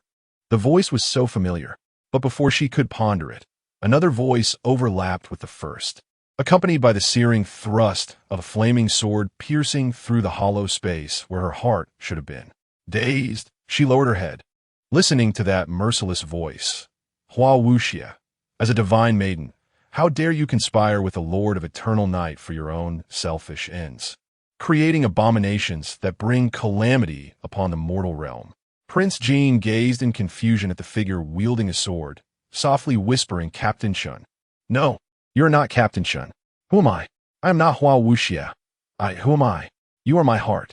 At that moment, another ethereal figure in a pristine white gown materialized before her, standing amidst a vibrant carpet of colorful petals. The lady in white danced delicately upon the petals, her bare toes creating ripples of radiant hues, rendering her an embodiment of celestial grace, sacred and worthy of reverence. Even her voice exuded a divine aura. Yet the words she uttered were far from sacred. "Well concealed, I almost failed to find you. He concealed you so well, ha. Mortal desires are so capricious. Filthy." Wang Ziqin gazed at the silhouette, struggling to comprehend the words spoken by this figure. Yet, she remembered this silhouette profoundly. She had dreamed of it, not merely once, but on multiple occasions, each time resonating deeply within her. She parted her lips, instinctively uttering, "Are you a divine maiden? Have you seen me before?" Indeed, it was a connection of souls. The figure fully revealed her equally ethereal visage, adorned with a trace of red cinnabar on her brow. It mirrored the flower-shaped ornament resting between Wang Ziqin's own brows, and astonishingly, the likeness to Wang Ziqin's face was uncanny. Prince Jean was momentarily frozen, gazing in disbelief at the visage of the goddess. We appear. We look alike, do we not?" The goddess caressed her face, an intoxicating fragrance enveloping her, yet her tone was tinged with disdain. "But you are far too tainted. Why do you not safeguard your purity? You do not resemble me in the slightest." Despite her condescending tone, she continued to stroke Prince Jin's face, reluctant to withdraw her hand. "But you are all I have left. Only you remain. You are me. You are indeed my heart, and your body is my body." She gently tapped her finger upon Prince Jin's forehead and declared, "Phoenix rebirth, 100 birds entwined, mortal desires carried forth, the goddess returns. Now, recite this with me." Prince Jean seemed as if entranced. Whatever the goddess uttered, she complied without hesitation. Thus, she stood there, mouth agape, uttering but a single syllable, only to fall silent thereafter. Having spent 2 decades in submissive obedience, she now found herself profoundly resistant to the commands of others. As she inhaled deeply, and upon opening her eyes, beheld Su Yanbei facing her, his expression a mixture of eager anticipation and reverence, with an unmistakable affection radiating from him. Wang Ziqin had never encountered such a demeanor in Su Yanbei. Su Yanbei had always professed his affection for her, and had it been any other time, Wang Ziqin might have believed him, given the current expression on his face. However, Su Yanbei's gaze, though directed at her, felt distant and detached. Upon awakening, the moment she opened her eyes, his expression had soured dramatically. That once handsome face now bore a chilling frown. "Why is it still you?" he thought, seething with anger, yearning to grasp Wang Ziqin's chin, yet hesitating as he glanced at her neck, opting instead to gently brush away the beads of sweat that adorned her face. "Did Sister Ziqin have a nightmare? You're drenched in sweat," he inquired, his tone mirroring the insincere gentleness he had previously shown her. Prince Jean had no time to attend to him. She glanced at her surroundings and her own condition, realizing that she was still at the wedding venue, with torrents of flames encircling her. However, the flames upon her body were gradually extinguishing, revealing a gaping wound that had been refined by the fire. Shimmering brightly in a dazzling array of colors, strikingly beautiful and astonishing. Prince Jean is still in excruciating pain, yet there's a gentle coolness like a refreshing breeze, enveloping her, originating from an unknown source that brings her comfort. It feels remarkably familiar, as if, "Su Yanbei, what are you doing? Release my father." Wang Zhen's vision gradually improved, and perhaps due to the absorption of those flames, his eyesight became exceptionally clear. He could see across the blazing inferno to a certain room where Wang Jianfeng resided. Wang Jianfeng was supposed to be in the hospital. Chen Jin had assured her that her father was not in danger, urging her to remain at home within the protective barrier. Chen Jin would never deceive her. Yet why had her father still been captured and fallen into the clutches of Su Yanbei? Su Yanbei inhaled deeply, feeling distressed as she implored Sister Ziqin. "You have drained me completely. please do not torment me any further. The warmth radiating from you is unbearable. Will you not push me away?" Wang Ziqin instinctively moved to push him away, but upon noticing the flames enveloping his body, she hesitated momentarily. As she pushed him aside, a fiery blaze struck Su Yanbei. She glared coldly at him, who lay on the ground, incredulously staring back at her, and declared, "If you relish being burned, I shall oblige. Release my father, otherwise." She summoned her various abilities. The icy blade poised threateningly against Su Yanbei's forehead, drawing forth a trickle of blood and eliciting a pained yet helpless expression from him. "Sister Ziqin, I have already told you that you cannot kill me, and moreover, it was not I who captured your father. Do you not see who stand behind him?" Wang Ziqin had long since noticed that it was Wang Qingqing. Yet Wang Qingqing was incapable of abducting her father.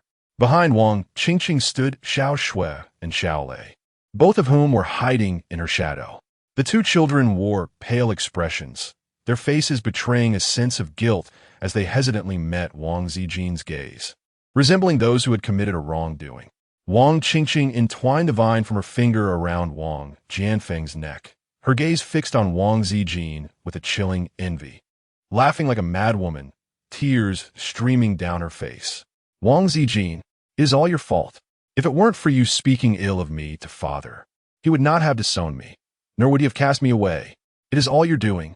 You forced me to take my father's life." Wang Jianfeng's health has significantly improved. He is now able to move about the hospital frequently and can stand steadily, surpassing Xiao Lei, who is still confined to a wheelchair. Wang Jianfeng maintained a composed expression as he addressed Wang Ziqin. "Ziqin, my child, carry on with your duties as you must. Your younger sister, Qingqing, has already lost her sanity. Do not allow your father's actions to lead you astray.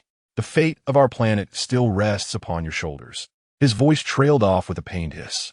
Wang Jianfeng's neck was somewhat deformed from being choked by Wang Qingqing, who professed her deep affection for her father, yet showed no mercy in her actions. Prince Jean endured the searing pain, closing her eyes in an attempt to use her extraordinary abilities to compel Wang Qingqing to release her. However, Su Yanbei interrupted her with a smile that was both playful and mocking. "I'm afraid that's impossible. That house is fortified with a protective formation that your powers cannot penetrate. Instead, let us proceed with the wedding, dear Sister Jean. If you grant my wish, I shall ensure that our father is well taken care of." Wang Ziqin, skeptical of the supernatural, decided to conduct a personal experiment. To her astonishment, she found it truly impossible to penetrate, a revelation that contradicted her understanding of the abilities possessed by the extraordinary beings in this world. She inhaled deeply, affirming, "You are a being from ancient times? You are the Lord of the Eternal Night?" The latter assertion left her uncertain, for she had never encountered the Lord of the Eternal Night in her dreams, nor had she met Su Yanbei. This was merely a dream. She had repeatedly experienced these bizarre dreams, and she remained unconvinced that this was reality, merely a peculiar illusion. Yet, her confusion deepened regarding these enigmatic individuals, such as Su Yanbei, Chun Jin, and even herself.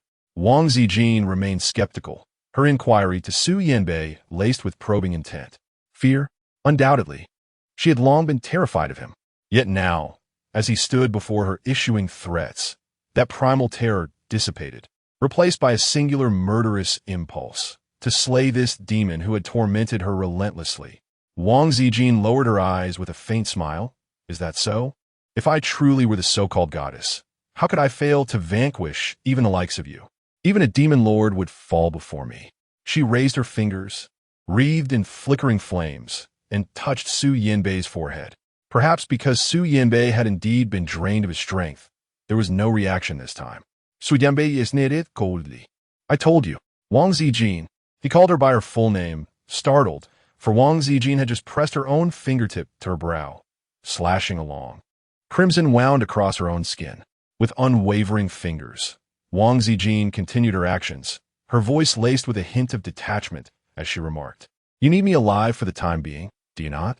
If you wish for my survival, then release them." Su Yanbei responded, "Sister Ziqin, how can you be so astute? Your brilliance is rather unappealing." Gritting her teeth, Su Yanbei snapped her fingers and coldly commanded, "Release them." "Why?" Wang Qingqing exclaimed, her eyes ablaze with envy as she glared at Wang Ziqin, nearly radiating fury. How dare she be the one to call the shots? What merit did she possess? She deserved to perish. Wang Qingqing did not comply, and the vine exerted its force, attempting to strangle Wang Jianfeng's neck. This left Xiao Shui and Xiao Lei, who were behind, utterly astounded. Xiao Shui, with a fierce demeanor, exclaimed, "Wang Qingqing, you claimed you were merely using Grandpa as a shield, intending only to teach Wang Ziqin a lesson. It was only with Xiao Lei's and my assistance that you lured Grandpa out. You cannot go back on your word. Release Grandpa." As accomplices in the abduction of Wang Jianfeng, the two of them now jointly endeavored to pry Wang Qingqing's hands away from the vine, with Xiao Lei, having suffered a broken leg, lacking any leverage or strength, resorting to biting with his mouth. Wang Qingqing, in a fit of rage, struck each of the defenseless children with a resounding slap, sending them sprawling away, yet her grip on Wang Jianfeng's neck, entwined with vines, remained unyielding. Under the duress of Wang Ziqin's threat of suicide, Su Yanbei sternly commanded Wang Qingqing to release him, but she remained obstinate, exerting herself with maddened fervor. "Only when Wang Ziqin is gone will my father's affection be exclusively mine. Why should he cherish Wang Ziqin? You have always favored me. Let them both perish. Go die together with Wang Ziqin." Chapter 51. What draws you near to me, Wang Qingqing? Wang Ziqin's eyelid twitched slightly, yet she did not relinquish her self-harming grip. She shouted at Wang Qingqing, "You hate me, but let go of Father. Come at me instead. Have you forgotten the love he bestowed upon you? Without Father, who else would care for you?" Wang Qingqing's maniacal laughter echoed, "It's all your fault. Why'd you take my father away from me? He doesn't even spare me a glance anymore. He is just as despicable as you. May you all perish." Wang Qingqing exerted herself with increasing intensity, instilling a profound sense of terror in Wang Ziqin, who found herself unable to harness her abilities. In a frenzied state, she stumbled and dashed towards the distance. Although it seemed so far away, she had no alternative. In her panic, her once elegant, albeit tattered, joyous gown became ensnared, causing her to fall to the ground, her face marred by a torrent of blood, rendering her plight both tragic and pitiful. With no time to wipe the blood from her face, she persevered in her desperate flight, attempting to utilize her various powers, yet each effort proved futile, utterly ineffective. She was even repelled by the barriers of the formation. Landing heavily on the ground, her expression a portrait of anguished despair, the blood flowing freely, unmistakably evident. Wang Qingqing gazed intently at her, laughter spilling forth until tears streamed down her cheeks. "Wang Ziqin, today is your day of reckoning. You deserve to appear so wretched. How dare you mar my beauty and render me more unsightly than you? Why should you, Wang Ziqin, not be trampled beneath my feet? You should possess nothing. It is your fault that my father has passed away. Ha ha ha." Wang Qingqing was laughing maniacally when, suddenly, a golden light cleaved through the sky like a rift, descending with an almost imperceptible speed, instantly bisecting her. Wang Qingqing had yet to fully comprehend the situation, still smiling, when she was suddenly cleaved in two, frozen in place, and swept away by a tempest until not a trace of her remained. Everyone was left in utter shock, including Wang Ziqin, who stared blankly at the enigmatic man in black who had appeared by his side in the blink of an eye. Wang Ziqin stared at him in a daze. He was no longer wearing a mask, revealing an ethereally handsome face as cold as a lotus. Yet his dark eyes churned with turbulent emotions, tenderness, sorrow, remorse, and a trace of guilt. "Wang Ziqin, I'm late. I'm sorry." His fingers shimmered with golden light as he gently pressed them against the wound on her forehead. The faint flames, still flickering across her body, extinguished instantly.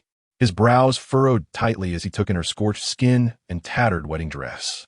Removing his coat, he wrapped it around her and moved to lift her into his arms. But Wang Ziqin weakly raised a trembling hand, blocking him, a feeble yet instinctive gesture, her resistance unmistakable. Chun Jin stiffened slightly, his lips pressing into a thin line. His voice was hoarse as he asked, "Have you met Hua Wuxia?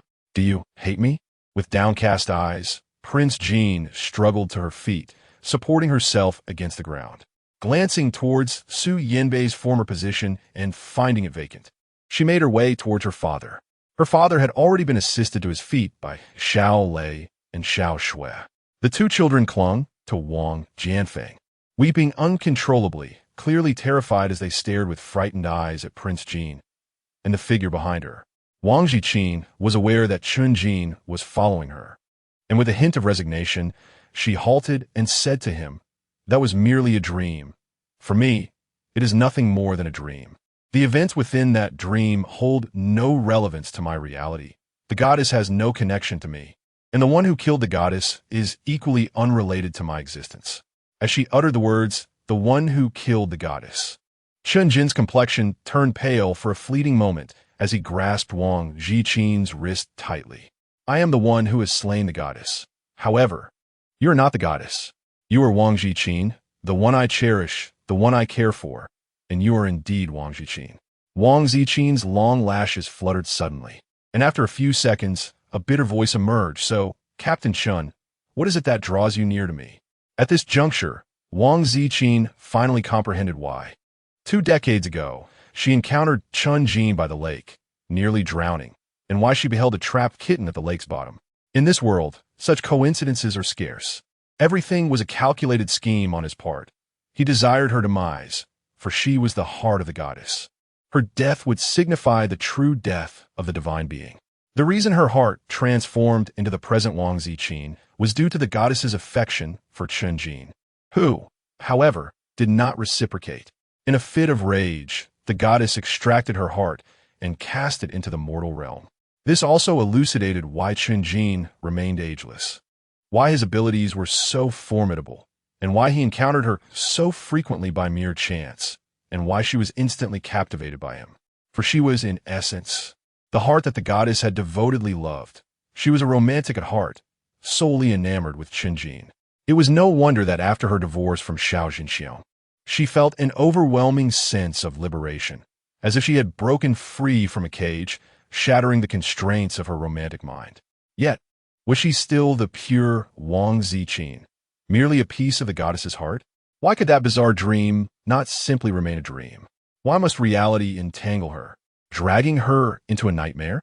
Chun Jin stood frozen, silently watching her recede, his lips pale, and suddenly he coughed, a trickle of crimson staining his hand. He indifferently wiped it away with the back of his hand, blood oozing from his dark sleeve, no less than the wounds marring Wang Ziqin's face. She involuntarily tugged at her lips, offering a self-deprecating smile. The warmth she believed she had acquired was but a continuation bestowed upon her by another, whether in appearance or the peculiar abilities, all derived from Hua Wuxia. What of her identity as Wang Ziqin? If she were merely Wang Ziqin, would he still stand before her?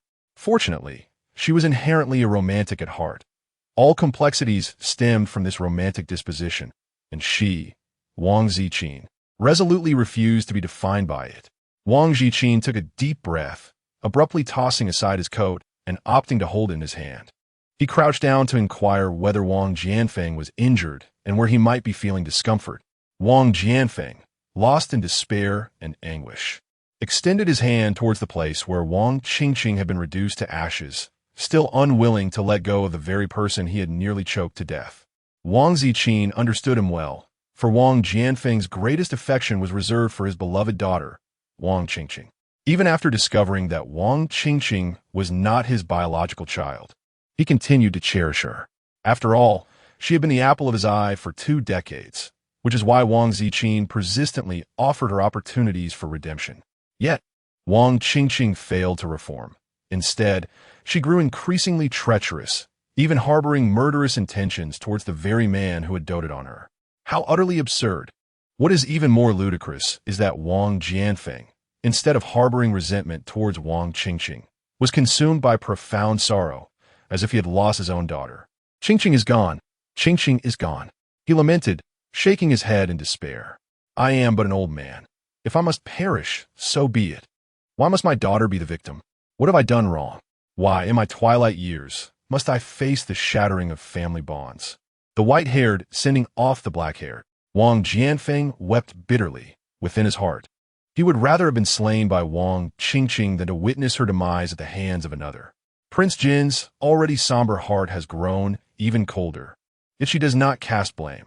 Rather, she feels a profound sorrow for her sentimental father and for herself as well. She embodies the emotions of Hua Wuxia, the very sentiments that Hua Wuxia has forsaken. When one becomes excessively sentimental, they are most susceptible to pain. To avoid being hurt, one should refrain from deep emotional engagement. Wang Ziqin pressed her hand against her chest, taking a deep breath. Fortunately, she had not been moved emotionally. Yet, an inexplicable emptiness lingered within her, a discomfort that was difficult to articulate. Xiao Shui and Xiao Lei were acutely aware of their missteps and refrained from pestering Wang Ziqin. However, upon witnessing her silence and intent to depart, Xiao Shui, filled with indignation, obstructed her path, reflecting on their grave error of placing misplaced trust in Wang Qingqing, which nearly led to their grandfather's demise. Xiao Shui found herself at a loss for words. Wang Ziqin gazed at them with a faint expression and slowly uttered, "I have severed ties with you. It is my father who, unable to part with you, chose to keep you. This matter is of no concern to me. If you still consider yourselves my children, then for every misdeed, I shall send you to a juvenile detention center." Xiao Shui was taken aback, her heart brimming with indignation. "How could you send us to a detention center? How can you be so cruel? You were never like this. You used to treat us with such kindness and tenderness." As she spoke, she realized the inconsistency in her words. She found herself nostalgic for the former Wang Ziqin, the weak figure she had once loathed and despised. Yet, that version of Wang Ziqin had undoubtedly cared for them deeply, attending to their needs with meticulous affection, loving her despite all the harsh words she had hurled. Xiao Shui was so enraged that she cried, embracing Xiao Lei defiantly. "She doesn't want us anymore. We don't want her as our mother either. Just because she looks beautiful now and possesses some abilities, does that make her special? We won't seek out Xiao Zhenxiong. My sister can take care of you." She sobbed. Xiao Lei wept as well. "Sister, I have grown up. I will protect you, but I still yearn for our mother, the mother we once had." Her reluctance to expel them from the hospital was already a testament to her compassion. As for Xiao Zhenxiong, he was a figure steeped in darkness, a den of peril. Even with strangers, she could not bring herself to harm anyone. She meticulously washed their clothes, paying particular attention to Chun Jin's jacket, ensuring it was spotless. After drying it, she folded it neatly. However, she refrained from knocking on the door next door or sending a message to inquire about Chun Jin's whereabouts. Instead, she simply placed it on the sofa in her room, along with the ring from the red string. "Captain Chun, I return these to you. Thank you for your care. Even though it was not merely care, you also sought to take my life. Yet, I still wish to express my gratitude." Wang Ziqin found it amusing to recall the persistent hostility emanating from Chun Jin, although she remained oblivious to the reasons behind his decision to spare her life. The fact that he had yet to strike her down intrigued her. "Wang Ziqin, may I enter?" he inquired, his gaze fixed upon her. Wang Ziqin deliberately left the window ajar, aware that Chun Jin had been shadowing her all along, though she never questioned why. She opened it to facilitate his entry, allowing him to retrieve his belongings, yet she hadn't anticipated his courtesy in seeking her permission. He seemed genuinely inclined to solicit her opinions, treating her with apparent reverence. Yet this was the same man who would, without hesitation, run her through with his blade. Hua Wuxia was not Wang Ziqin. The one Chun Jin sought to kill was Hua Wuxia, not her. She was merely Wang Ziqin. She understood this perfectly. Still, she couldn't reconcile the fact that his initial approach, his testing, his indulgence, had all been motivated by his desire to eliminate Hua Wuxia. Had he slain her at their first encounter 2 decades prior, or revealed his identity and purpose, allowing her to perish beneath his sword, either outcome would have been preferable to this torturous ambiguity. How could someone who once yearned for her demise ever come to love her? Prince Jean herself found it hard to believe, yet Captain Chun was not a malevolent individual. The fault lay with her. Therefore, she deemed it prudent to establish a clear boundary. The first step was to repay him for all that he had bestowed upon her, including the honor of being part of the elite special operations team. Qin Jin had already been granted permission to enter, and upon observing the ancient silver ring resting upon his attire, his expression darkened considerably. At her words, his countenance grew even more grim. He turned to face Prince Jin, whose head was bowed in dejection, and declared, "I will not grant approval. You must stay with me. For Hua Wuxia may come for you at any moment and seize your corporeal form." Wang Ziqin remained silent, aware that Hua Wuxia desired her corporeal form. Hua Wuxia had proclaimed that her body was, in essence, the very heart of Hua Wuxia, belonging entirely to her. Wang Ziqin confessed that she was indeed a part of Hua Wuxia, yet she was not Hua Wuxia herself.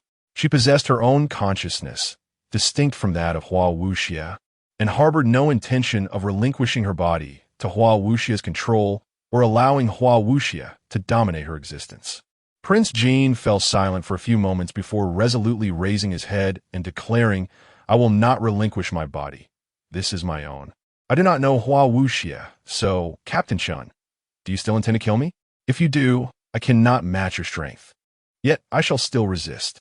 But if you choose not to kill me, then what is the purpose of your presence beside me? Are you merely testing me? If I were to harbor ill intentions, you would swiftly end my life, just as you monitor me with that ring, would you not?" Chapter 52. Do you not desire him? After encountering Hua Wuxia, Wang Ziqin suddenly comprehended many things. Those inexplicable and eerie phenomena now had corresponding answers. Thus, she removed the ring, unwilling to remain under Chun Jin's surveillance any longer. Though she was aware that Chun Jin's ring served not only to monitor her, but also to protect her, without it, she might have long fallen victim to Su Yanbei's schemes. Its presence had granted her a semblance of security. Yet, the knowledge that Qin Jin had used it to observe her with the intent of potentially ending her life made her recoil from it, even despise it. Now, with the ring removed, the divine consciousness within it could no longer probe Wang Ziqin's thoughts, leaving Qin Jin in the dark about her musings. But Wang Ziqin was, at heart, a guileless and harmless soul. Her thoughts were likely transparent to him. His dark eyes brimmed with an even deeper ache of remorse. "Wang Ziqin," Qin Jin began, his lips pressing together briefly, "I did, in truth, once wish to kill you. The past was cruel, yet he had no choice but to explain. I tested you repeatedly, used the ring to scrutinize whether your nature bore any trace of aberration. The mutation of Little Orange was also my doing. I truly intended to end you, to eradicate Hua Wuxia completely. But you are not Hua Wuxia. None of your actions resemble hers. You are Wang Ziqin, the one who saved a kitten, who saved the world, who once saved me. It is Wang Ziqin I wish to protect." His words were deliberate, and Wang Ziqin listened just as intently, grasping one truth with crystalline clarity. "So, because I saved you, you feel indebted and no longer seek my death. Instead, you wish to protect me." Wang Ziqin parsed his reasoning with calm precision, a faint smile touching her lips. "That isn't affection. It's guilt." He had slain her past incarnation, Hua Wuxia, and subjected her to repeated trials and threats of death. Yet, in her naivety, she had saved him. His remorse, his sense of indebtedness, these were natural. That he might mistake such guilt for affection was, perhaps, inevitable. Wang Zhen let out a sigh and continued, "I used to be this way. Whenever someone treated me with a modicum of kindness, I mistook it for affection. However, that was not the case. And such kindness could very well be a form of deception or exploitation. I am not referring to you." Prince Jin offered an awkward explanation. "Captain Chun, you are truly a good person. You have done nothing wrong. It was to you that time. Even if it were Li Fei, I would still risk my life to save him. You need not feel indebted to me. I understand that you are watching over me out of fear that I might be consumed by Hua Wuxia, that you worry about his resurrection. Rest assured, I will strive to resist being devoured. Should I succumb, I would take my own life beforehand, so as not to trouble you, Captain Chun." Qin Jin remained silent, his dark eyes fixed unwaveringly on Prince Jin as she closed the bedroom door, until the last sliver of light was obscured, leaving him alone in the enveloping darkness. He had endured solitude for millennia, yet never had he felt such profound loneliness as if he had lost everything. Was it truly because Prince Jean had saved him that he felt indebted to her, mistaking this sentiment for affection? The night stretched endlessly. Long after entering her room, Prince Jean found herself unable to sleep, her mind replaying the events of her life from childhood to the present. Her existence, from the moment of her birth, had been one of privilege, blessed with a wealthy, loving father and stunning beauty. Yet, her romantic inclinations had rendered her past 2 decades a hellish ordeal, leaving her life in disarray and revealing her to be a hopeless romantic. She was but a discarded object in Hua Wuxia's eyes. How dare he come back and claim her as he wished? She would not acquiesce to his desires. If she were to be defeated by him again, then there would be no reason for her, Prince Jean, to continue living. Perhaps it was her constant summoning of Hua Wuxia that led him to invade her dreams so swiftly. "You dare to seek me out?" Hua Wuxia exclaimed, a mixture of surprise and disdain in his tone, as he stood aloof, elevated above her, treading upon a sea of petals while gazing down at Prince Jean. "Have you come to your senses? Are you in agreement to merge with me? As long as we unite, I shall remain the Divine Maiden, and you will be the heart of the Divine Maiden, basking in my radiance, revered by the world, and enjoying eternal life." Hua Wuxia spoke at length, but Prince Jean merely smiled faintly. "You sound like a cult leader. There is no need to indoctrinate me. My mind is clear, and I shall not relinquish my body to you. Do not seek me out again." Hua Wuxia replied, "You are truly unlike anyone I have known." Finally confronting Prince Jean, Hua Wuxia regarded her disdainfully, perceiving her heart as both tainted and disruptive, a living entity entirely unlike herself, and yet one who had garnered Captain Chen's special attention. Intrigued, Hua Wuxia scrutinized Prince Jean, who bore her likeness. "Though you resemble me, why is it that Chun Jean refuses to cast even a glance my way, yet willingly stands guard for you? Do you comprehend the value and sanctity of his being? He is a deity, a true god, while I am merely a distinguished candidate among a collection of holy maidens, bestowed with the title of Divine Maiden by him. My encounters with him require reverence, and yet you dare to have him watch over you?" Hua Wuxia was taken aback, disbelief etched across his face. Upon hearing this, Prince Jean too felt astonished. Was Chun Jin's status truly so exalted? Wang Ziqin was aware that Chun Jin had not departed.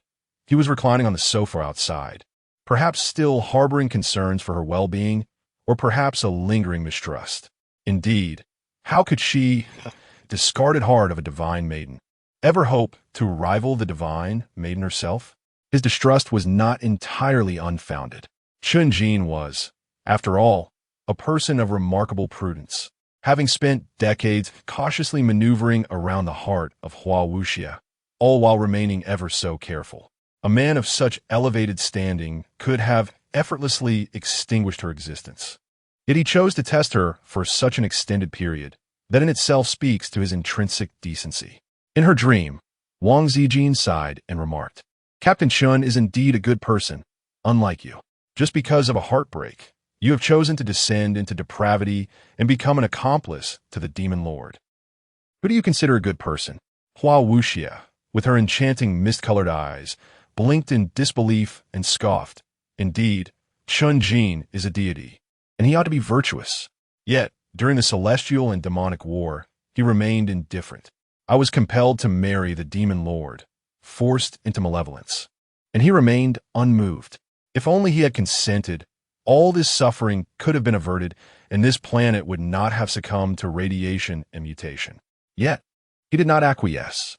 He stood by, watching the suffering of the populace. Can you still claim he is a good person?" Wang Ziqin found Hua Wuxia's thoughts rather peculiar and retorted, "Why would he agree to be with you for the sake of the world? He does not harbor any affection for you, just as you do not care for the demon lord. If you refuse to marry him, must you be compelled into such a union without any resistance? An alliance is not a perpetual solution. You are so formidable, revered by the masses, a paragon in your own right. Why can you not personally vanquish the demon lord?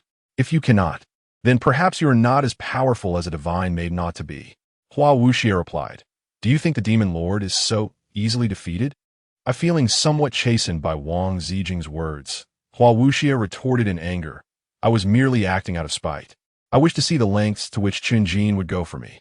In the end, he did nothing at all, showing no inclination to intervene. Consequently, I smoothly wed the demon lord, yet I now harbor regrets. Thus, Hua Wuxia and the demon lord conspired to create a formidable artifact of darkness, one that ultimately compelled Qin to emerge from the sanctuary. Wang Ziqin gleaned these insights from her fragmented dreams, yet remained unaware of the true nature of that malevolent artifact. It seemed immensely powerful, and Qin had delayed in addressing it, allowing Hua Wuxia's heart to evolve into what is now Wang Ziqin. Wang Ziqin sought to gather further information, such as the nature of the malevolent entity and the identity of Su Yanbei. However, Hua Wuxia appeared somewhat fatigued and impatiently urged, "Hurry and recite the incantation I taught you, Wang Ziqin. You are inherently my heart. We are, in essence, one being. With my presence, you embody the complete goddess." Wang Ziqin earnestly corrected, "It is only with my presence that you become a complete goddess. I would be devoid of consciousness, reduced to a puppet under your control." Hua Wuxia nodded, acknowledging that this was indeed the case. "However, your desire for freedom is merely a matter of my spell. I have reforged my corporeal form. I could just as easily restore your freedom." Wang Ziqin shook her head. "I'm already 40 years old. I won't be easily deceived. Moreover, you could let me absorb you instead. Once I grow stronger, I can recreate you and set you free." Hua Wuxia sighed. "Little Ziqin, you're not foolish at all. Inheriting my intellect, I suddenly find you quite intriguing. That must mean I, too, am a rather fascinating goddess." Hua Wuxia drifted closer to Wang Ziqin, her ethereal white robes clinging to her graceful, fragrant form as she coiled softly around her. Delicate fingers traced the contours of Wang Ziqin's face, features identical to her own. "We are one and the same. You are me, and I am you. That is why I have shown you such patience and leniency. But remember, little Ziqin, I am a goddess, your true self. I am stronger than you. There is no question of who will consume whom. If you cooperate, I may grant you a measure of freedom. But if you resist, you will never see Qin again. He is the very core of your heart, the reason you exist." Her fingers pressed against Wang Ziqin's chest. "No matter how much you deny it, your heart will never betray itself. You are my heart. Do you think I wouldn't know whom it loves?" Like an incantation, Hua Wuxia's words sent searing pain through Wang Ziqin's mind, as though something foreign were forcibly merging with her. The agony was unbearable, as if her skull might split apart. Yet, having endured the fusion of many mutated energies before, she remained lucid this time, no longer collapsing into unconsciousness to escape the torment. She understood now. Hua Wuxia was consuming her. If she failed to resist this fusion, she would surrender control of her body forever. In an instant, Wang Ziqin was invigorated, striving to absorb energy with a fervor akin to that of once merging with the force of anomalous entities, resolutely claiming the energy as her own.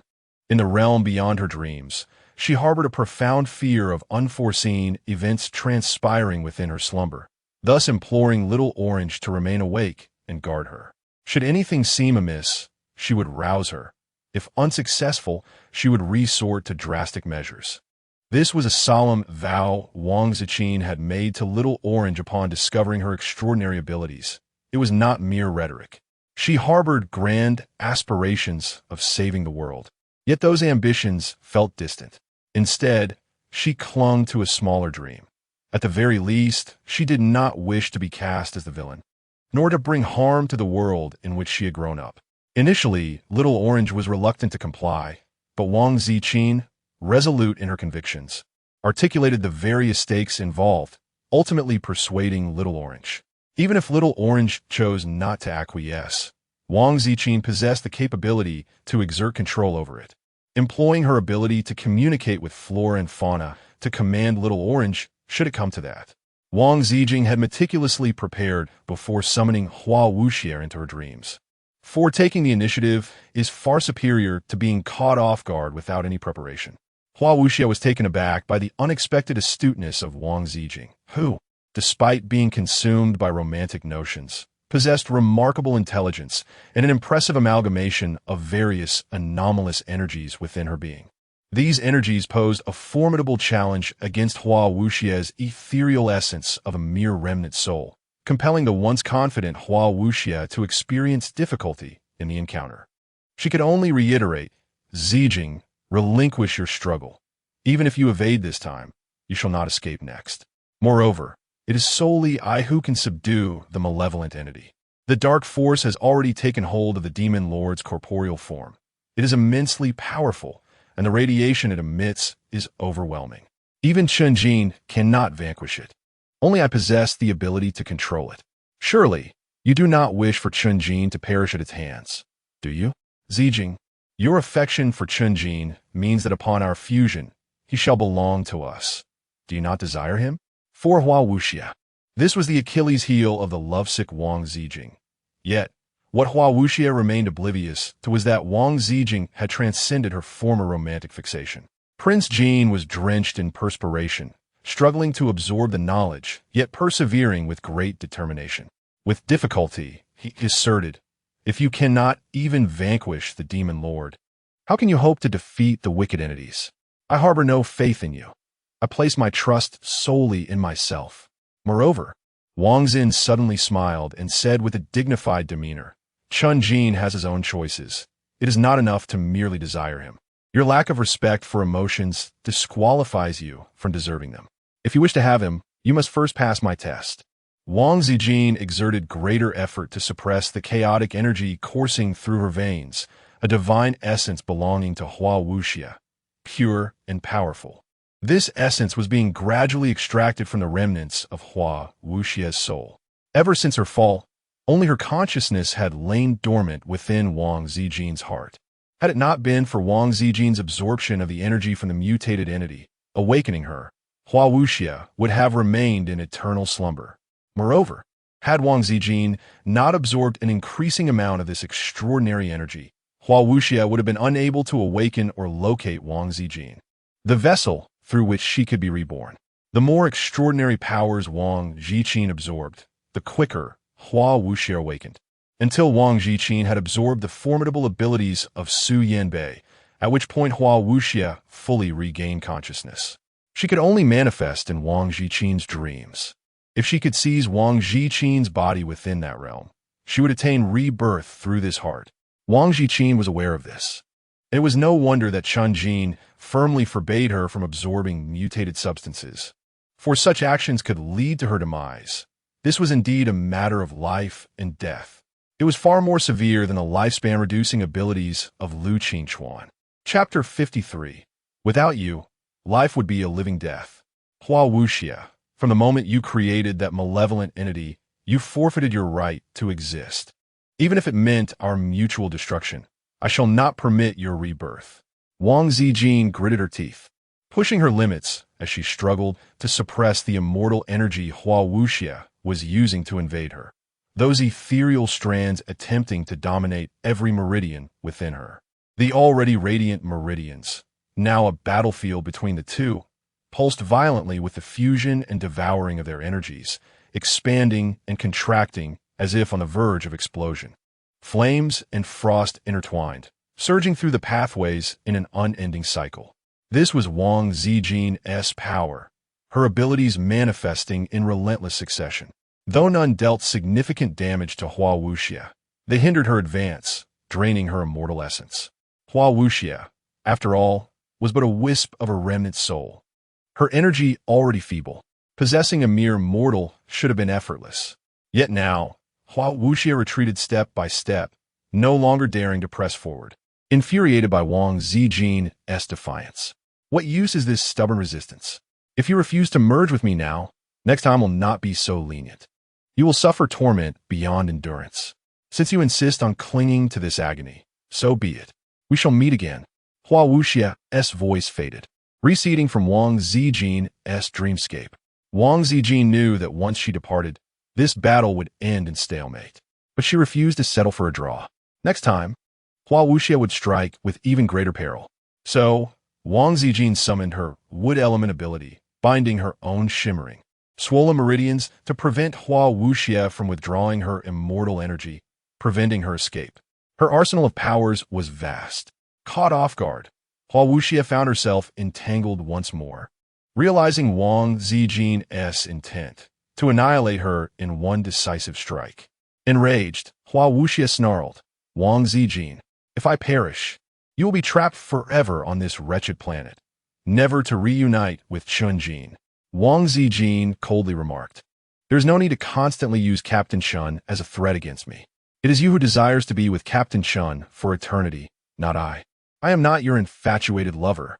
Prince Jin exerted her strength to suppress, dedicating her entire being to restraining Hua Wuxia.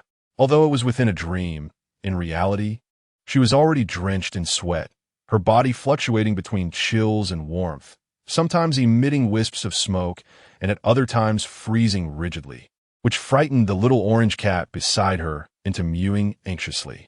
This little orange cat was an ordinary kitten, frantically circling in place, yet could only remain stationary, crying out in despair. Following Prince Jin's command, it was forbidden to leave her side. It was to stay close, ready to bite her should anyone else seize control of her body. The little orange cat did not wish to harm Prince Jin, but felt compelled to obey its master's orders, anxiously pacing in circles, its chubby face dampened by tears. At that moment, Chun-Jin entered with a swift motion, the door seemingly inconsequential to him. He gazed intently at Prince Jin, who was suffering and convulsing on the bed. Chun-Jin understood what Prince Jin was experiencing. She was conversing with Hua Wuxia in her dream, and in reality, she was also speaking aloud. He heard her words, and an indescribable sensation surged within him, rendering him particularly uneasy. He harbored thoughts akin to those of Hua Wuxia. Believing that Prince Jin's infatuation with Hua Wuxia implied she must also harbor feelings for him. Consequently, he had always been wary of Prince Jin's affection, concealing his face behind a mask, fearing that revealing himself might lead her to fall in love with him, thereby merging with Hua Wuxia. However, he had underestimated Prince Jin's willpower and determination. After her divorce, she had shattered the enchantment of infatuation. She was truly devoid of obsession. Previously, he had feared that Prince Jin would fall for him, but now he was terrified that she did not love him. Chun-Jin's heart felt as though it had plummeted into an ice cellar, observing the painful yet resolute expression of Prince Jin before him. As she battled the curse of infatuation, she must have endured similar anguish and tenacity. How arduous it was, and how merciless. She was gentle with everyone, unreservedly committed to rescuing all, yet particularly harsh with herself. He could not disturb her. Prince Jin was now locked in a struggle with Hua Wuxia for her own body within the dream, and he could only wait, hopeful that he might still save her life. Wang Ziqin, so delicate and timid, stutters even in her first conversation with him, yet possesses an indomitable spirit, facing challenges alone. Why can't she simply ask for his assistance? Just as Hua Wuxia, who hesitates to marry, seeks his help. Indeed, Wang Ziqin is not Hua Wuxia. Prince Jin, a truly exceptional being, embodies kindness and purity. He represents both fragility and strength, and above all, he is the Prince Jin that he cherishes. Prince Jin was oblivious to the circumstances beyond her dream, wholly engrossed in refining the celestial essence of Hua Wuxia. The more she refined, the more she felt an agonizing pain akin to an impending volcanic eruption. However, she had grown accustomed to such suffering, transforming it into a source of motivation, spurring her to absorb with greater fervor. Hua Wuxia had become exceedingly feeble, unable to utter a word. Her already pale visage appeared as if it might dissipate like mist. Suddenly, she managed a faint laugh, forcing herself to speak. "All right, I implore you, help me seize a physical form, and thereafter I shall marry you. Is it not your desire to wed me and have me bear your offspring?" Prince Jin was momentarily taken aback, initially believing that Hua Wuxia was addressing her, only to realize moments later that it was not the case. A sense of dread washed over her as she suddenly recalled something. Indeed, the next instant, she discovered that her own hair had ensnared her neck, mouth, and eyes, enveloping her in a suffocating darkness. The man's voice, laced with a mocking familiarity, resonated in her ears. Sister Ziqin, I must apologize, but who could blame you for your unwillingness to bear my child? Yet, Sister Hua is more than willing. Moreover, Sister Hua is the true goddess. You are merely her substitute. Hua Wuxia giggled sweetly. Susu is the most obedient, isn't she? Yibai, do you truly despise him so much? How mischievous. Su Yanbei also chuckled shyly, for he had wed Sister Hua and claimed her as his own. Although he was no longer the same, his disdain had only deepened. The flirtatious banter between the two only served to exacerbate Prince Jin's sense of suffocation, leaving her in a haze of confusion and revulsion. Was her true self truly so fickle in love? Did she not profess her affection for Qin Jin? Who was this Yi Bei, and what of this Su Yanbei? It became apparent that Su Yanbei's persistent attachment to her stemmed from his view of her as a mere stand-in for Hua Wuxia. What a pair of star-crossed lovers they were. Wang Ziqin struggled against the suffocating strands of hair, which entwined her like the very vines Su Yanbei had used to bind her, rendering her abilities futile. Yet, she had once experienced the grip of such vines and had shattered the shackles of restraint, so she bit her lip resolutely and employed the same tactic once more. Hurry, faster, put in more effort. Wang Ziqin bit her lips in a disheveled manner, striving to break free from her shackles, while Su Yanbei and Hua Wuxia merely mocked her desperate struggle with derisive laughter. Ziqin is truly tenacious. I genuinely cherish this heart of mine. I never wish to extinguish her, yet alas, she proves to be too unruly, Hua Wuxia lamented with a sigh. Su Yanbei remarked, Sister Ziqin possesses a rigid and unyielding disposition, entirely unlike Sister Hua. At times, I even doubted whether I had mistaken her identity. Apart from their similar appearances, they are utterly dissimilar. Hua Wuxia inquired, So, do you prefer little Ziqin or Sister Hua? Su Yanbei chuckled, Of course it's... In an instant, Su Yanbei's figure began to dissipate rapidly, his countenance pale and cold, as he hastily uttered, Sister Hua, run. With those words, Su Yanbei vanished, prompting Hua Wuxia to exclaim, Susu, before swiftly dissipating herself, retreating into the depths of Wang Ziqin's consciousness. Wang Ziqin initially intended to capture Hua Wuxia, yet her efforts proved futile. After a brief struggle, she now felt exceedingly feeble, and there was a real possibility that Hua Wuxia might turn the tables on her. It was entirely her fault for not contemplating the implications of Su Yanbei's curse, which continued to hold its potency even now. Had it not been for an external force severing the bindings of her enchantments, even if she had managed to break free, the likelihood of being slain by Su Yanbei and Hua Wuxia within the dream realm remained high. It was a perilous situation, and she had come alarmingly close to failure. Qin Jin, once again, came to her rescue. Wang Ziqin took a deep breath, trembling as she gradually opened her eyelids. Directing her gaze towards the man in black who stood observing her in the darkness, the golden light upon his fingertips slowly fading away. Wang Ziqin instinctively inquired, Are you bleeding again? That isn't blood, is it? It's your divine power, isn't it? Overusing it will shorten your lifespan. This was an ability quite similar to Lu Qingquan's. Through numerous dreams and some degree of fusion with Hua Wuxia, Wang Ziqin had come to understand more about the world they belonged to. However, she had no idea how long Qin Jin had lived or how much longer he could endure. Even Hua Wuxia himself did not know. Qin Jin observed the sweat beading on her forehead, her breathlessness, yet her immediate concern was for him. The faintest curve touched his thin, tightly pressed lips. Just a little, he explained. I cannot recklessly wield divine power on this planet, or the malevolent forces on the other side will break free. So, Wang Ziqin, do not place yourself in peril again. Otherwise, I want to be able to save you. Wang Ziqin lowered her gaze, panting softly as she whispered, You've already saved me once. You owe me nothing now, Captain Shun. We're even. You don't need to save me again. Wang Ziqin. Qin Jin abruptly leaned forward, bracing himself against the headboard as he stared into her widened eyes still tinged with the bloodshot remnants of suffering, unbearably fragile. Yet it was this very woman, so delicate and vulnerable, who had been steadily pushing him away, resisting him, determined to sever all ties between them. An indescribable anguish swirled in Chun Jin's dark eyes as he pressed his forehead lightly against hers, damp with sweat. His voice was hoarse, thick with suppressed emotion. Losing you will be a fate worse than death. Prince Jin. Wang Ziqin's pupils dilated and contracted in disbelief, a flurry of confusion and helplessness washing over her. She raised her soft, delicate hand and pushed him gently. Captain Chun, how could you? How could you possibly have feelings for her? Wang Ziqin could hardly believe that throughout her life, there had been no one who truly cherished her. She had endured too many losses and deceptions, which had profoundly affected her psyche.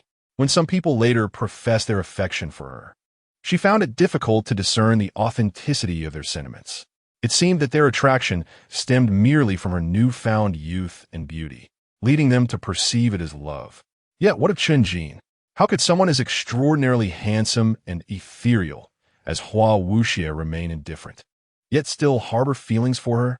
What could possibly account for such affection?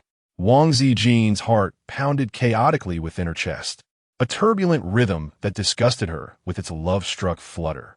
Desperate to suppress these unwelcome emotions, she instinctively pushed against Chun Jin. Though her feeble strength stood no chance against the towering man who stood nearly 2 meters tall, to her surprise, he yielded instantly at her slightest touch. Chun Jin recoiled as if scalded, swiftly sitting upright. Yet the torrent of anguish swirling in his obsidian eyes made Wang Ziqin's own heart constrict with inexplicable guilt beneath his piercing gaze. Her lips parted awkwardly as she uttered stiffly, Captain Chun, I'm sorry, but I don't. Why apologize? Chun Jin interrupted with a furrowed brow, his instincts warning him of impending rejection. A glacial desolation spread through him like cold ashes as he suppressed a hoarse reply. As you said, whom I love is my concern. My affection for you belongs to me alone, just as your indifference is yours to claim. You owe me no apology. The debt lies with me. I'm the one who's wronged you.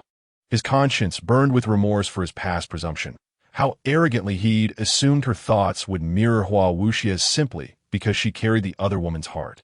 How many times had murderous intentions crossed his mind?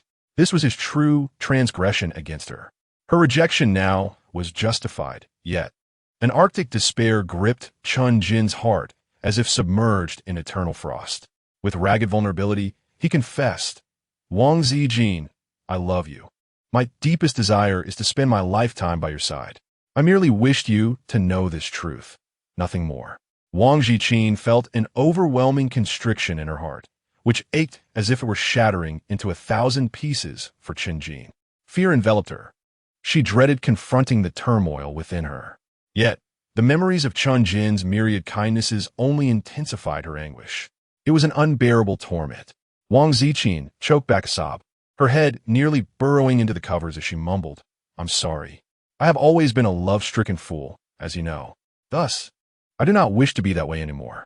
I am not a love-stricken fool. I am not Hua Wuxia. I am not. Wang Ziqin, you are Wang Ziqin. Chun Jin, through the blanket, gently rubbed her head, his movements clumsy yet reluctant to release her. Wang Ziqin, the one I cherish is you. You are not the love-stricken fool. I am. Chun Jin, aware of his current state, candidly confessed, from now on, allow me to be the only one enamored. You simply be yourself. As he uttered these words, a chill settled within him. The window, which yearned to open, was firmly shut by his own hand, obscuring the light. Very well, let him remain alone, adrift in a dark, frozen lake, devoid of salvation. This was the punishment he must endure. The night lingered, both long and fleeting. The two remained in the same position until dawn broke, and the alarm clock shattered the prolonged silence. Wang Ziqin remained ensconced beneath her blanket, her head shrouded.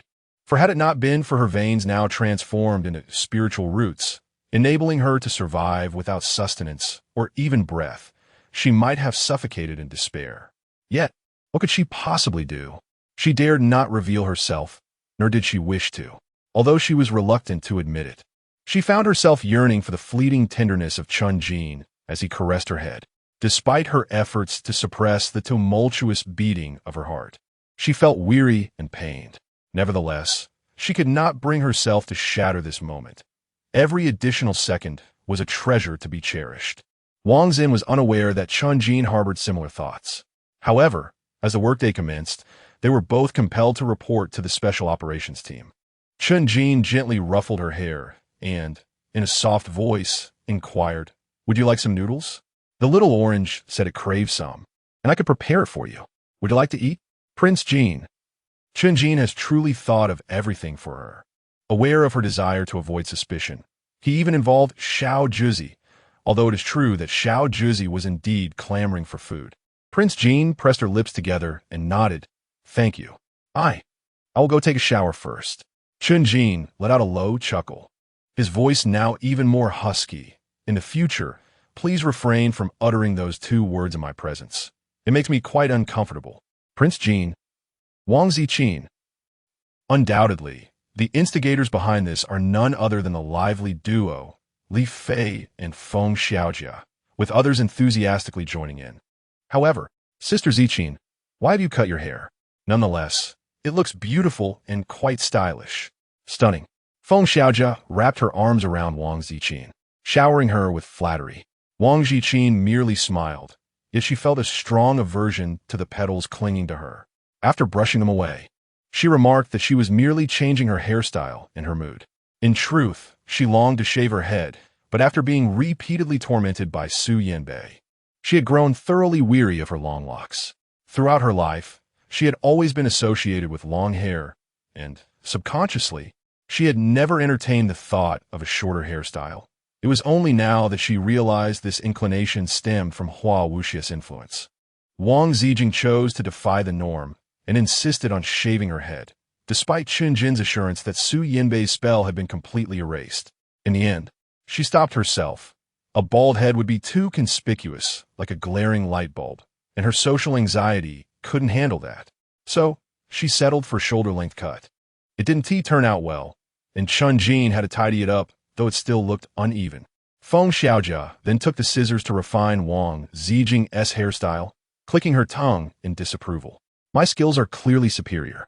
Who butchered Sister Ziqin's hair like this? It looks as if a dog gnawed at it. What dreadful craftsmanship." Wang Ziqin. I cut it. Her fingers instinctively tightened around the red cord around her neck. Where the ring she had removed was now tied once more, the very one Chun Jin had personally fastened there. Chun Jin had promised not to pry into Wang Ziqin's thoughts again, insisting it was solely for her safety. Should anything happen, he would be the first to know. Wang Ziqin was acutely aware of the gravity of the situation. She recognized the imminent threat posed by Hua Wuxia's sudden assault, understanding that it could endanger Chun Jin. Thus, she ultimately consented to wear it. The chilling sensation offered her a sense of reassurance. The formidable Captain Chun consistently inspired confidence. Naturally, she felt at ease. It was unequivocally not due to any flutter of her heart. She was absolutely not swayed. However, at that moment, Chun Jin had not spared her glance. Yet now he fixated his gaze upon her, his striking visage imbued with an aloof yet tender warmth in his dark eyes that rendered Wang Ziqin unable to meet his gaze. Chun Jin. Wang Ziqin lowered her eyelashes, furrowing her brow as she fanned her heated heart to cool it down. She wished to avert her gaze from Chun Jin, yet Lu Qingchuan insisted on calling her name. Wang Ziqin nodded without lifting her head. "All right, I shall prepare the meal for you. Please, let me know what you desire." Chun Jin interjected, interrupting Wang Ziqin. The group gasped in astonishment. "Captain Chun, you can cook? Is that true? We've never seen you do it. In fact, we rarely see you eat." Chun Jin raised an eyebrow, maintaining his composure. After all, he had no need for sustenance. It was entirely normal that they had not witnessed him partake in meals, and any rare occurrence was merely to uphold the facade of being an ordinary person. While the others were oblivious, Wang Ziqin was aware of the truth. Yet, Chun Jin's choice to cook in her stead was an attempt to spare her from fatigue. It seemed that whenever she was with Chun Jin, he always prepared the meals for her, never allowing her to lift a finger, fostering within her a feeling of being cherished. But was it truly just an illusion? Wang Ziqin felt a slight flush on her ears as she raised her hand and said, "Let me do it." "Then let us do it together," Chun Jin interjected, further inquiring, "Wang Ziqin, is there anything captivating on the table? You seem to be gazing intently." Allow me to take a look. In a swift motion, Chun-Jin positioned himself beside Wang Ziqin, propping himself on the table with one hand. Lowering his head, he discreetly peered at her increasingly rosy ears. A subtle smile graced his lips as he remarked, "Indeed, it is quite lovely." His words of praise, delivered with an air of nonchalance, went unnoticed by others, yet resonated profoundly in Wang Ziqin's ears, laden with unmistakable significance. She had not been observing anything in particular. What could possibly be so enchanting? Chun-Jin, was he being deliberately provocative? Wang Ziqin initially had no intention of gazing at Chun-Jin, yet now she found herself compelled to lift her eyes, casting a somewhat irritable glance in his direction. His actions were deliberate. As she furtively stole a glance at him, he subtly curved his lips into a smile, his gaze brimming with tenderness that seemed solely reserved for her. Wang Ziqin, she was on the verge of perishing, claiming that this infatuation was merely his solitary affair. Yet how many more times could her fragile, fractured heart endure such tantalizing torment? Suddenly, she comprehended why Hua Wuxia had fallen for Chun-Jin, why she had excised that lovelorn mind yet remained inextricably bound to him. Utterly unbearable. What wretched devastation. Chapter 54. The matchmaking ball. Wang Ziqin merely cast a glance before lowering her head. There seemed to be little interaction between her and Chun-Jin. Yet the atmosphere surrounding the two was undeniably peculiar and rather unsettling. Feng Xiaojia, the keen observer of this coupling, was on the verge of announcing her findings. But she refrained, recognizing that the parties involved were present. This time, it wasn't just Feng Xiaojia. Even others, including Li Fei, sensed something amiss. He ran his fingers through his blonde hair, perplexed, and inquired, "Captain Chun, you suddenly seem more down to earth. Previously, you appeared indifferent to everything, as though you inhabited a different realm from us." Chun-Jin maintained an apathetic expression, not even casting a glance in his direction, merely responding with a cool HM. The others were left in silence. Ajin, Lu Qingchuan furrowed his brow, casting an odd look at Chun-Jin, who was fixated on Wang Ziqin, then glancing at Wang Ziqin, who had her head bowed, unwilling to lift it. His frown deepened, and he strode over, placing an arm around Chun-Jin's shoulder. "Did you not say you came here for coffee? Come now. I shall personally prepare you a cup." He promptly led Chun-Jin away, who, albeit with a furrowed brow, said nothing and followed Lu Qingchuan. Wang Ziqin finally exhaled in relief, raising her eyes to cast a warning glance at Feng Xiaojia. In response, Feng Xiaojia immediately made a gesture to cover her mouth, but continued to convey hints with her expressive eyebrows and eyes. She even discreetly sent her a private message. "Sister Ziqin, it seems that Captain Chun is fond of you as well. You must seize the opportunity. Captain Chun is incredibly handsome, so do not let Lu Anna steal him away. Captain Chun and Lu Anna have shared intimate moments together." Prince Jin. Wang Ziqin harbored some skepticism and was disinclined to indulge in gossip. Initially, she intended to disregard the matter entirely. But Lu Anna unexpectedly seated herself before Wang and Feng Xiaojia in the bustling cafeteria during midday. With a playful toss of her chestnut curls and a slight smile that exuded friendliness, Lu Anna spoke in a congenial tone. Yet, Wang Ziqin found her words unappealing. "Your brother, Captain Lu, is quite considerate towards all of us in the team." Wang Ziqin offered a defense. Lu Anna paused momentarily, nodding in affirmation. "Yes, my brother is a wonderful person." "Wang Ani, have you ever considered that my brother is not like Su Yanbei? Despite being a genuinely good person, he is an S-class anomaly. Since the upheaval at the wedding, Su Yanbei had vanished without a trace. No one had been able to locate him, save for Wang Ziqin, who had encountered him in a dream the previous night. Their designation of Su Yanbei was that of an S-class anomaly capable of assuming human form, possessing numerous abilities previously unseen by them. Beyond this explanation, they found it challenging to conceive of another rationale. Nevertheless, this explanation was, in fact, quite plausible. Wang Ziqin sipped the last spoonful of soup, then smiled and said, "Captain Lu is undoubtedly a remarkable person. However, does Captain Lu know that you are sharing these words with me?" "Of course he does." Lu Anna smiled as well, her tea-colored eyes gazing deeply at Wang Ziqin.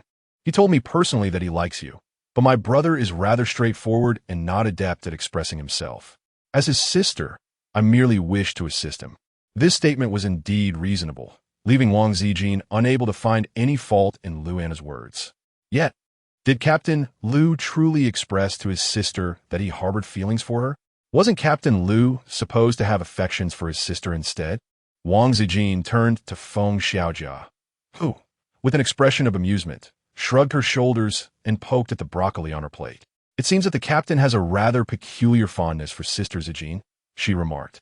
The other day, he even snatched my phone and deleted the beautiful photos I had of her. The mere recollection of that incident ignited a spark of indignation within Feng Xiaojia as she exclaimed, I intended to use that for my screensaver. He took it from me and erased it, clearly believing that Sister Ziqin's picture was far too exquisite, even surpassing that of the goddess Anna. Feng Xiaojia whispered her last statement, wary of being overheard by Luana, for she was, after all, making a jest at Luana's expense. Wang Ziqin could distinctly hear the silence, and with a resigned gesture, she sighed inwardly, pondering whether Feng Xiaojia's admiration for her was excessively magnified. In the past, Feng Xiaojia had claimed that she and Luana were equally matched. Unaware of Feng Xiaojia's complaints, Luana only caught the first part of the conversation and nodded, saying, My brother is just a straightforward guy. He doesn't know how to comfort girls. But what does Aunt Wang think of my brother? Wang Ziqin felt an unsettling impression of being on a blind date. She coughed awkwardly and murmured, I have no particular thoughts. I am quite fine on my own and wish to refrain from romantic entanglements. Ajin? Wang Ziqin raised an eyebrow and finally cast a glance at the composed Luana. Luana, puzzled, touched her face and inquired, Aunt Wang, what are you looking at? Is there something on my face? It couldn't be. Suddenly recalling something, she tugged at her collar, revealing a dark red mark of a kiss just above her collarbone, which she quickly concealed again. Flustered, she abandoned her meal, picked up her plate, and declared, I must take my leave. The ball tonight requires my attention. Aunt Wang, I appreciate your efforts in helping the team despite the risks involved. What ball? Wang Ziqin asked, somewhat astonished. Isn't tonight merely a casual gathering? Luana appeared equally surprised. Aunt Wang, you're unaware? The headquarters has deliberately organized an evening banquet to capture Su Yanbei, and since Su Yanbei hold a fondness for you, they assumed it was a blind date on your behalf. Didn't my brother inform you? After speaking, Luana frowned, appearing perplexed, and continued. Perhaps he worried you might decline. However, concerning your safety, it is best to inform you. My brother has mishandled this matter. I shall have a word with him. With a nod to them, Luana departed, her slender figure swaying gracefully in her high heels, embodying a truly beautiful and talented goddess. Wang Ziqin gazed at her retreating figure, pondering the words of Luana, her eyes reflecting a myriad of emotions that left her momentarily speechless. However, Feng Xiaojia, unable to contain herself, interjected, Sister Ziqin, do not pay heed to the fanciful musings of Goddess Anna. The captain is surely unaware of it too. I myself am oblivious to the details of the ball. But the ball, oh, how splendid it will be. Feng Xiaojia, embodying the exuberance of youth, enthusiastically seized Wang Ziqin's arm, exclaiming, since it is your matchmaking ball, we must adorn you beautifully. Do not worry about makeup or the gown. That outfit we purchased last time is still usable, and it is truly exquisite. Just watch. I shall take dozens, if not hundreds, of photographs. Let's see how the captain can manage to delete them all. By the way, Sister Ziqin, whom do you intend to choose as your dance partner? Captain Shun? No, he does not seem the type to dance. The captain? Surely, he is reserved for Goddess Anna. Her excitement bubbled over as she speculated. But did Goddess Anna select the captain or Captain Shun as her partner? While Feng Xiaojia chattered animatedly, Wang Ziqin's thoughts drifted elsewhere, contemplating whether such a ball could truly attract Su Yanbei. If it could, it would indeed be advantageous. Resolving matters with Su Yanbei sooner would eliminate a potential threat. Without Su Yanbei, Hua Wuxia would lose an ally. Had it not been for Su Yanbei last night, her chances of success would have been significantly higher. Su Yanbei was undeniably a considerable nuisance, yet remarkably elusive. She had not sensed Su Yanbei's presence at all, akin to an A-grade anomaly on the snowy peaks. Adept at concealment. Could it be that Su Yanbei was indeed an S-grade anomaly? Wang Ani. At that moment, Lu Qingchuan approached briskly, his handsome, chiseled features tinged with urgency. Wang Ani, the dinner gathering tonight has been unexpectedly augmented by the ball. It is presumed to be in the guise of your matchmaking event, but really, it is to capture Su Yanbei, as Goddess Anna mentioned earlier. Feng Xiaojia, still caught up in her excitement, eagerly chimed in, her words tumbling forth in her exuberance. Lu Qingchuan could only respond with a silent expression of disbelief. Wang Ziqin, Feng Xiaojia, oblivious to the awkward atmosphere enveloping the scene, continued to urge, Captain, you haven't already agreed to be Goddess Anna's dance partner, have you? Goddess Anna certainly does not lack for partners. The captain should prioritize the interests of our team. After all, one should not allow the fruits of their labor to benefit outsiders. Feng Xiaojia kept casting knowing glances at Lu Qingchuan, stealing furtive looks at Wang Ziqin. Her matchmaking efforts were far more conspicuous than those of Lu Anna, causing Wang Ziqin to feel even more uncomfortable. She felt an overwhelming desire to simply burrow into the earth with her earth-type powers and disappear. However, evasion was not an option, summoning all her courage. She interrupted Feng Xiaojia. I could ask Sijing, how could that be possible? Captain Hua is your son. This is a matchmaking ball. Feng Xiaojia immediately retorted. Wang Ziqin furrowed her brow. Then, shall I seek out Professor Hua? After all, he is Sijing's father, and it is only fitting. Feng Xiaojia expressed her disappointment, mumbling. While that makes sense, Ziqin Jijia and Professor Hua do seem well matched, but I wish to see you paired with the captain. Feng Xiaojia's last comment was uttered rather softly, allowing Wang Ziqin to breathe a sigh of relief as she prepared to make a hasty exit to end this awkward conversation. However, to her dismay, Lu Qingchuan intercepted her. Wang Ai. Lu Qingchuan ran his hand through his closely cropped hair, his ears reddening as he stammered. I have no partner for the evening. Would you be able to? Cannot. Wang Ziqin interjected firmly. You are scheduled to lead the patrol tonight. There is no time. I, too, have my own obligations to attend to. This final remark from Shenjin was directed at Wang Ziqin, serving as her explanation. Under his gaze, Wang Ziqin felt a sense of unease.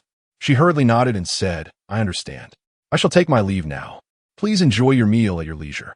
Prince Jin froze for a moment, nodded slightly, and then hurriedly departed hand in hand with Feng Xiaojia, who wore a scholarly smile. Lu Qingchuan gazed at him with curiosity, then plopped down opposite him, asking with a hint of peculiarity, Jin, you were not like this with Aunt Wang before. It seems rather strange. You are not like this either. Chun Jin ate his meal with large yet refined bites, his brows slightly furrowed, clearly dissatisfied with the food. Nevertheless, he finished quickly and attempted to leave, only to be restrained by Lu Qingchuan's hand on his shoulder. Don't rush. I haven't finished speaking yet. Lu Qingchuan had just discussed some strategies regarding Su Yanbei at the ball, but Chun Jin remained silent. After a few more comments, he suddenly returned to the topic of Wang Ziqin. Recalling how he had wrongfully accused Wang Ziqin of stealing Chun Jin's ring, Lu Qingchuan felt an urge to slap himself. It was not Wang Ziqin who had stolen the ring. It was clearly a gift from Chun Jin to Wang Ziqin. Of course, Chun Jin's behavior towards Wang Ziqin had been rather abnormal, but he had been too blunt at the time. In truth, he didn't find Chun Jin's demeanor towards Aunt Wang particularly ambiguous now, but it was odd. Chun Jin had never acted this way with anyone else. Suddenly, he remembered something and inquired, You and Anna. Cough, cough, is it really not true? Is Anna lying? But why would Anna lie? She is not a person who tells lies. I still find it hard to believe. Believe it or not, it's up to you, Chun Jin replied coldly, glancing at his empty fingers before meeting Lu Qingchuan's gaze. Captain Lu, you have too many concerns. Perhaps you should worry less about matters that do not concern you. Focus on your flawed capture plan. If you fail to apprehend Su Yanbei this time, it will only become more difficult next time. Upon hearing the serious matter, Lu Qingchuan straightened up and sighed.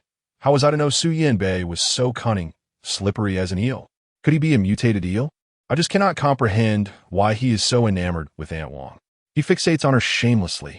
Chun Jin lazily lifted his eyelids. Yes, do not emulate him. Why on earth would I want to imitate him? Lu Qingchuan retorted, exasperated. Those underhanded tactics do not appeal to Aunt Wang. She favors honest, reliable men, like me. A straightforward individual. Ha! Chun Jin shot him a cold glance, uttering a single word, get lost. He rose with his empty plate and departed.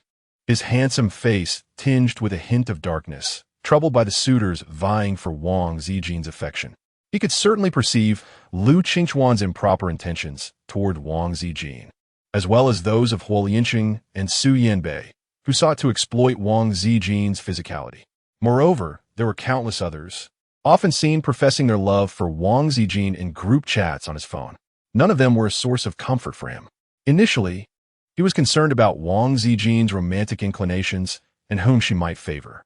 Later, he became anxious that she might genuinely develop feelings for someone else, which drove him to remove his mask and reveal his feelings to her. This left him feeling rather flustered. He had thought that once he took this step, Wang Ziqin would reciprocate his feelings. Little did he know that this arduous journey was fraught with thorns, traversing mountains and valleys. It was filled with icy lakes that threatened to pull him under, cold, unsettling, and steeped in fear. Prince Jin, might you find affection for another? Wang Ziqin was rendered speechless. Feng Xiaojia was still lost in her dream of being the center of attention. If she did not cooperate, it would seem almost disrespectful to Feng Xiaojia's enthusiasm. Furthermore, since this ball was organized in her name and aimed at drawing Su Yanbei out, it was only fitting for her to make an effort with her appearance. Thus, Wang Ziqin did not resist this time, allowing Feng Xiaojia to style her hair while she lowered her head, sending an invitation to her dance partner, Huo Lianqing, via her phone. As Feng Xiaojia arranged Wang Ziqin's hair, she sighed repeatedly. I had hoped the captain would be your partner, Sister Ziqing. He is quite wonderful, albeit a bit of a straightforward fellow, yet undeniably handsome, though perhaps just a notch below Captain Chun. Speaking of Captain Chun, a pang of disappointment struck me. I had truly rooted for the two of you, but with Captain Chen's liaison with Captain Anna, he has become tainted and is utterly unworthy of my sister Ziqing. The captain would have been far better. Wang Ziqin's lips twitched upon hearing this. Don't spread baseless rumors. Captain Chun would never be with Goddess Anna. As for sleeping together, there must be some misunderstanding. Feng Xiaojia gasped in surprise. Sister Ziqing, why does it sound like you're defending Captain Chun? Do you like him too? But Captain Chun and Goddess Anna did sleep together. Goddess Anna said so herself. Would she lie? And did you see it at dinner today? Those love bites on Goddess Anna's neck? That was Captain Chun's doing. The day she stepped out of his RV, she was covered in them. TSK, TSK. Who would V thought? Captain Chun must be quite the beast in bed. What a shame, such a handsome, powerful man should V been yours, Sister Ziqing. This is infuriating. Feng Xiaojia's relentless teasing left Wang Ziqin utterly exasperated. Yet, she still found it hard to believe that Chun Jin would ever sleep with Lu Anna. Chun Jin didn't even spare a glance at Hua Wuxia when she stripped naked. Why would he ever be interested in Lu Anna? Unless drugs were involved. After all, she had been drugged too. That was how she ended up with Huo Lianqing. Huo Lianqing's voice message played, his tone laced with regret. Ziqing. Trudisore. The lab can't spare me right now. The S-class mutation is on the verge of catastrophe. I can't let personal matters interfere with duty. But I'll do everything I can to finish early and get to you in time. I just hope it won't be too late. Wang Ziqin found no fault in Huo Lianqing's words, yet Feng Xiaojia was not of the same opinion. Upon hearing them, she became indignant once more. How could Professor Huo assert that personal matters should not impede professional duties? A spouse is of utmost importance, after all. Of course, one must acknowledge that the nation precedes the family, and I concede my error in this regard. After expressing her remorse, Feng Xiaojia recalled her status as an honorary member of the Special Operations Team and proceeded to vent her frustrations. I still believe the captain is the best. Ziqing, do you remember that time when you were to be reassigned to Team 1? The captain was so upset that he didn't speak for an entire day and even went to confront Captain Chun of Team 1. I wonder if a scuffle ensued. He is the one who cherishes you the most, after all. Wang Ziqin. No. Didn't you say that the captain and the goddess Anna were a couple? That is not true. Feng Xiaojia leaned mysteriously and whispered in Wang Ziqin's ear. Li Fei inquired with the captain, and the captain expressed that his feelings towards the goddess Anna were akin to those he held for a younger sister, a biological sister at that. He even blamed Li Fei for his misguided thoughts. Fortunately, I was clever enough to suggest Li Fei ask. Otherwise, the captain would have scolded me severely. Wang Ziqin tugged at the corner of his mouth, feeling quite helpless. Regardless of whom the captain associated with, could they please refrain from involving him? He had already attained a state of tranquility and enlightenment. Wang Ziqin. It makes no sense, utterly nonsensical. I am utterly exhausted. This soiree, organized as a matchmaking ball, has been moved to the rooftop terrace of the apartment, with meticulous preparations made. Champagne and flowers abound, and the handsome men and beautiful women are all adorned in splendid attire, reminiscent of the high society social gatherings that I frequently attended 2 decades ago. However, most of the attendees here are members of elite special forces, each an extraordinary individual in their own right. Unlike those businessmen who are often portly, balding, and rotund, finding a dashing gentleman among them proves to be a formidable challenge. Wang Ziqin silently lamented that Feng Xiaojia was not exaggerating. Indeed, those pursuing her had circled the rooftop. She patiently declined each one of them, and to her surprise, she noticed a gaunt man at the end of the line, Xiao Jinxiong. Xiao had arrived early and was subsequently bullied by the group upon their arrival, for it was common knowledge that he had betrayed Wang Ziqin. He resembled a rat scurrying through the streets, universally scorned, yet even after being drenched in alcohol, he refused to leave. He had finally gained entry here, and now he was an ability user, part of a special combat team. Xiao Jinxiong, filled with pride, declared to Wang Ziqin, I possess powers now, and didn't you once adore me? Reject these little brats and choose me. I am your husband. We already have 3 children. The other suitors could only scoff, their mockery limited to words, as the decision lay solely with Wang Ziqin, leaving them to watch enviously. Feng Xiaojia, concerned, leaned closer to Wang Ziqin and said, Sister Ziqin, are you truly willing to enter a nunnery rather than remarry? Do you genuinely miss your ex-husband? Yet, your ex-husband truly pales in comparison to the captain. Sister Ziqin, you must ponder this carefully. Wang Ziqin had been fixated on Xiao Jinxiong, appearing utterly captivated by him. However, Wang Ziqing's thoughts were in stark contrast to what Feng Xiaojia had surmised. Within Wang Ziqing's gaze resided only suspicion, distrust, and disdain. Chapter 55. My dear, you have changed. Very well, partner, you shall be the one. Prince Jin did not refuse Xiao Jinxiong. Rather, she readily acquiesced, donning Feng Xiaojia's lace gloves with a graceful flourish before extending her hand to him. Today, she adorned herself in a delicate green gown, a backless, strapless design. The very ensemble Feng Xiaojia had previously prepared for her. Though her hair had been trimmed, it was elegantly gathered with a crimson ribbon into a small bun, not deviating much from her previous appearance. In fact, Prince Jin seemed to possess an increasingly enchanting allure. The subtle play of colors about her seemed to shimmer more brilliantly, radiating a divine aura that rendered her even more captivating, inciting envy among her admirers. Their gazes fixated on Xiao Jinxiong were akin to arrows, filled with a fervent desire to see him vanquished. Xiao Jinxiong, on the other hand, reveled in his triumph, finding no surprise in Prince Jin's choice of him. After all, she had been obedient to him for 2 decades, following his commands without hesitation, and even agreed to undertake the domestic duties of washing and cooking for his paramour at his behest. Wang Ziqin is simply a romantic at heart. Previously, she rejected him, divorced him, and created turmoil, all stemming from her anger regarding his relationship with Zhu Moli. Wang Ziqin is utterly infatuated with him. He is well aware of it. Wang Ziqin, do not allow him to lay a finger on you. In Wang Ziqing's ears, Chun Jin's icy voice resonated, unmistakably tinged with displeasure, as he added, I shall accompany you for a dance. Wang Ziqin hastily exclaimed, No need, I won't allow him to touch it. You, please stay away. Prince Jin was flustered. Given the current situation, there was little to say to Chun Jin, so she hurriedly agreed not to let Xiao Jinxiong touch her, resorting to wearing Feng Xiaojia's gloves.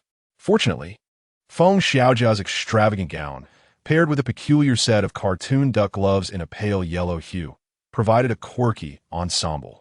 Although the combination appeared somewhat awkward alongside Prince Jin's attire, she paid it no mind and donned the gloves, extending her hands before Xiao Zhenxiong. Xiao Zhenxiong was momentarily taken aback, his masculine pride flaring up. The gloves were so hideous, he wanted her to remove them instantly. "What are you wearing those for? People will think you're rejecting me. Are you going to dance or not? If not, I'll find someone else." Prince Jin's impatience was palpable. She truly found him repugnant. Each additional word exchanged with Xiao Zhenxiong made her stomach churn, but what could she do when he had suddenly developed powers? Xiao Zhenxiong, like Wang Ziqin, was enveloped by a dark mist that drained his essence. Yet he remained blissfully unaware, basking in his delusions of grandeur. His face soured under her treatment. The urge to explode in anger was overwhelming, reminiscent of the past 20 years when he would rage, leaving Prince Jin in tears, pleading for his forgiveness, a tactic that had never failed him. Thus he raised his fist, threatening her, "You dare to challenge me? Believe it or not, I could just walk away. Hurry up." Prince Jin, unfazed, seized his wrist and pulled him into the dance floor, where she began to sway to the music with effortless grace. Dancing was second nature to her. 2 decades of neglect could not overshadow the reflexes honed since childhood. Meanwhile, Xiao Zhenxiong grimaced in pain, his wrist caught in her grip, nearly crying out. Yet she silenced him with a cold command, "No shouting, or I will break your hand. Now tell me, where is Su Yanbei? Where is the one who gave you these powers?" Xiao Zhenxiong winced in agony but dared not scream. He recognized he was no match for Prince Jin, unable to unleash his powers despite their presence. This was the suppression of a high-level abilities user over a low-level one, leaving Xiao Zhenxiong in a state of despair. "Wife, you've changed," he lamented. "You were never this fierce with me before. It was always me being harsh and you crying. Why? Cut the nonsense. If you want her hand back, speak up," Prince Jin retorted, exasperated. How had she ever tolerated someone like Xiao Zhenxiong? The most absurd part was that she had once loved him passionately. Her romantic inclinations had been dangerously overwhelming, a state she vowed never to succumb to again. Xiao Zhenxiong, inherently timid and fearful, quickly confessed, "It's Zhu Moli. I don't know where she learned these things, but she truly implanted powers in me. I suspect she must have taken some shortcuts to get me into the special operations team. She must have sold me out. That wretched woman." In a display of misplaced loyalty, he berated Zhu Moli, adding, "Wife, I was deceived by Zhu Moli, which led to my past mistakes. Please forgive me. Our child is already so grown. Let us not get divorced." "Who is your wife?" Prince Jin was utterly disgusted. "I am already divorced from you, Xiao Zhenxiong. I do not blame you. Rather, I should thank you. Your repulsiveness has liberated me from the shackles of infatuation. Otherwise, she would have become a mere slave to her romantic delusions, completely vulnerable to being consumed by Hua Wuxia." In retrospect, she genuinely owed Xiao Zhenxiong a debt of gratitude. His profoundly distasteful nature had ignited within her a resolve to rebel against the chains of her romantic obsession. Wang Ziqin smiled faintly and said, "Let it be this way. Do not entangle me any further, and I shall refrain from holding it against you. Otherwise, last time it was a bird that marred my visage. Who knows what misfortune may befall me next?" Xiao Zhenxiong was taken aback, staring at Wang Ziqin as if he had seen a ghost. "That bird from the hospital, was it truly under your command? Are you truly the venomous woman that Zhu Moli spoke of?" "Indeed, I am." Wang Ziqin impatiently completed his sentence, her smile radiant. "I can be even more venomous. I merely ask if you fear it." Xiao Zhenxiong retorted. Venomous woman. Zhu Moli was indeed correct. The more beautiful a woman, the more toxic she is. She said this 20 years ago, and how right she was. I shall not leap. Since Zhu Moli had undergone a soul transformation by Su Yanbei and granted Xiao Zhenxiong special abilities to attend the ball, it was certain that Zhu Moli was present as well. After all, Zhu Moli was no longer merely Zhu Moli. Su Yanbei now resided within her body. It was no wonder they could find no trace of Su Yanbei. She would never miss the opportunity to encounter Wang Ziqin. Wang Ziqin followed Xiao Zhenxiong's gaze and scanned the distant crowd. As he sought Zhu Moli, she too was searching for Zhu Moli. However, such a method of searching proved ineffective. Wang Ziqin promptly sent a message within the group, urging everyone to collectively search for Zhu Moli, while silently informing Chun Jin in her heart. Received. I will instruct them to search, Chun Jin replied. Wang Jin was puzzled. Aren't you going? You would have a better chance of finding. I must stay by your side. Chun Jin replied candidly. You are more important than anyone or anything. Wang Ziqin. No. How has Captain Chun become so adept at sweet talk? Could it be that, Captain Chun, have you undergone a soul transformation with Su Yanbei? Captain Chun, do you know what words are inscribed within your ring? Wang Ziqin inquired cautiously. Chun Jin remained silent. And just as Wang Ziqin began to harbor suspicions, he slowly replied, It is engraved with WC. Prince Jin. What? Wang Ziqin was filled with questions, pondering what exactly WC meant. She instinctively felt that Chun Jin was either speaking nonsense or had truly undergone a soul transformation due to Su Yanbei, given the appearance of WC. The ring bore no engravings, and she suspected that it was merely a ploy by Su Yanbei. However, Wang Ziqin still found it hard to believe that Chun Jin could be transformed by Su Yanbei, so she promptly took out the ring to inspect it. To her astonishment, she indeed discovered 2 letters inscribed within. Vu. See. This was beyond words. Wang Ziqin's expression was intricate, her ears slightly flushed. Although the term may lack elegance, does it not signify the combination of her name with Chun Jin's? It was on that fateful day when she removed the ring, only for Chun Jin to personally place it back on her finger. It was during that night when he kept vigil on her sofa. How could someone like Chun Jin, so aloof and ascetic in demeanor, engage in such?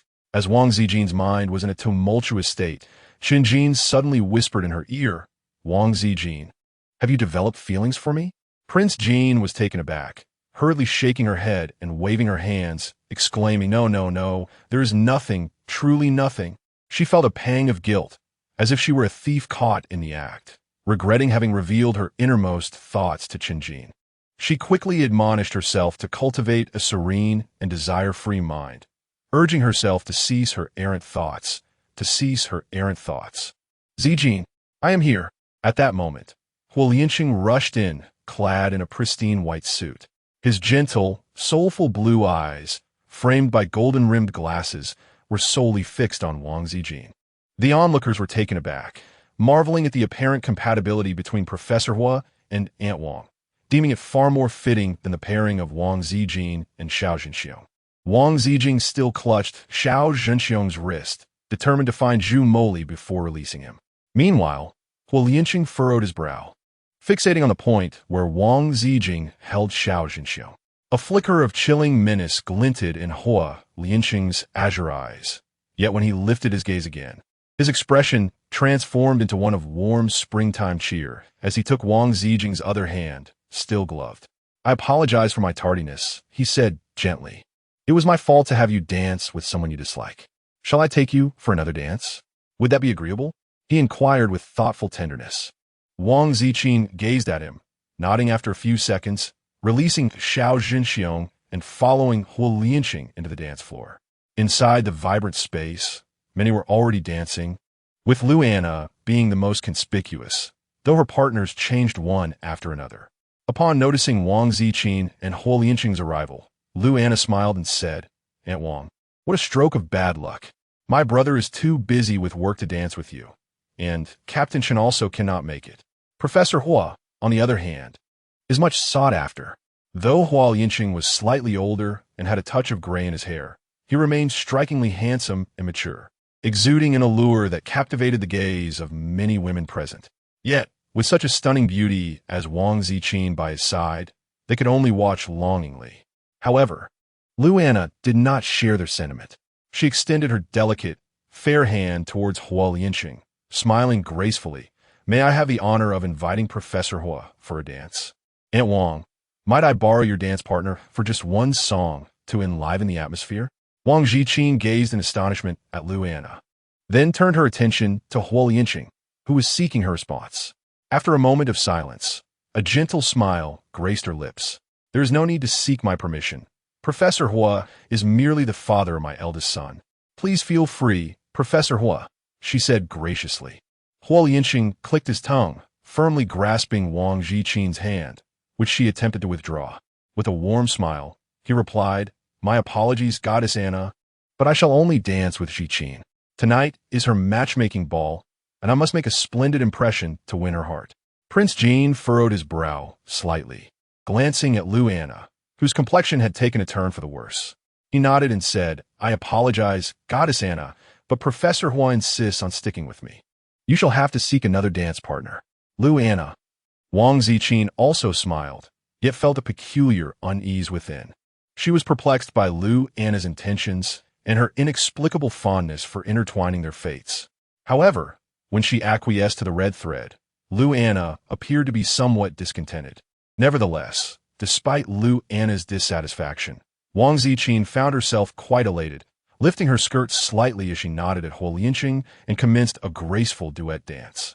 Wang Ziqin, being a daughter of a wealthy family, danced with a grace that was rivaled only by Lu Anna, capturing the attention of all present, which only deepened Lu Anna's displeasure. Hua Lianqing, entwining his arm with Wang Ziqin's, spun her around, whispering playfully in her ear, "Are you doing this intentionally? To provoke Lu Anna? Is it because she is the sister of Lu Qingchuan, or perhaps due to her past with Captain Chun?" His tone remained gentle, yet the undertones of his words had shifted, veering away from the demeanor of a modest gentleman. Is this the beginning of revealing hidden identities? Wang Ziqin's expression darkened, yet her smile persisted. "Who told you that Goddess Anna had a liaison with Captain Chun? The truth is, Goddess Anna's affections lie with Su Yanbei. However, at this moment, it seems her heart belongs to Professor Hua. Wouldn't you agree?" Wang Ziqin inquired. Hua Lianqing looked at her in surprise, a smile escaping him. "Why do you say such things?" Prince Jean shrugged, observing that the gaze exchange between individuals bore distinct nuances. For instance, the way the Goddess Anna regarded Professor Hua was markedly different from her demeanor towards others. Similarly, Professor Hua's gaze. Hua Lianqing's azure eyes darkened slightly as he enveloped Wang Ziqing's slender waist, drawing her closer. "Well, my gaze, do you not perceive my deep affection?" He mused. If Ziqing were to bear a child, she would undoubtedly be radiant. He attempted to pull Wang Ziqing towards him, yet she resisted, swiftly placing her palm against Hua Lianqing's forehead, her voice icy. "Su Yanbei, do you truly believe that Professor Hua would engage in a soul exchange with you out of fear?" Hua Lianqing. "No," Su Yanbei lifted Hua Lianqing's exquisite blue eyes to meet Wang Ziqing's gaze. His pallid face exuded frailty, yet a wicked smile crept upon his lips. "Sister Ziqing, are you and the others conspiring against me? Do you truly wish to extinguish my life? I could understand if it were anyone else, but you, Sister Ziqing, your actions sadden me deeply." He found himself subdued by Wang Ziqing, whose current power was formidable. She took the initiative, leaving Su Yanbei without room for retaliation. Yet he pressed forward rather than retreating. "Do you genuinely believe I am unaware of Hua Lianqing's charade alongside you? Last time, he acquiesced out of fear of losing his love's offspring. Yet this time, with Ziqing absent from my grasp, he still consented. Do you think I am oblivious to the treachery at play?" Su Yanbei surveyed the once vibrant ball, now transformed into a scene of vigilance, with various weapons aimed at him. It was evident that they had come to apprehend him, and he now appeared to have no avenue of escape. Prince Jean was, of course, unaware that the pursuit of Su Yanbei's true form was not within her purview. Her sole responsibility was to suppress Su Yanbei's soul. As long as she could contain Su Yanbei's essence, others could locate the true body and obliterate it, leaving Su Yanbei's soul with nowhere to conceal itself.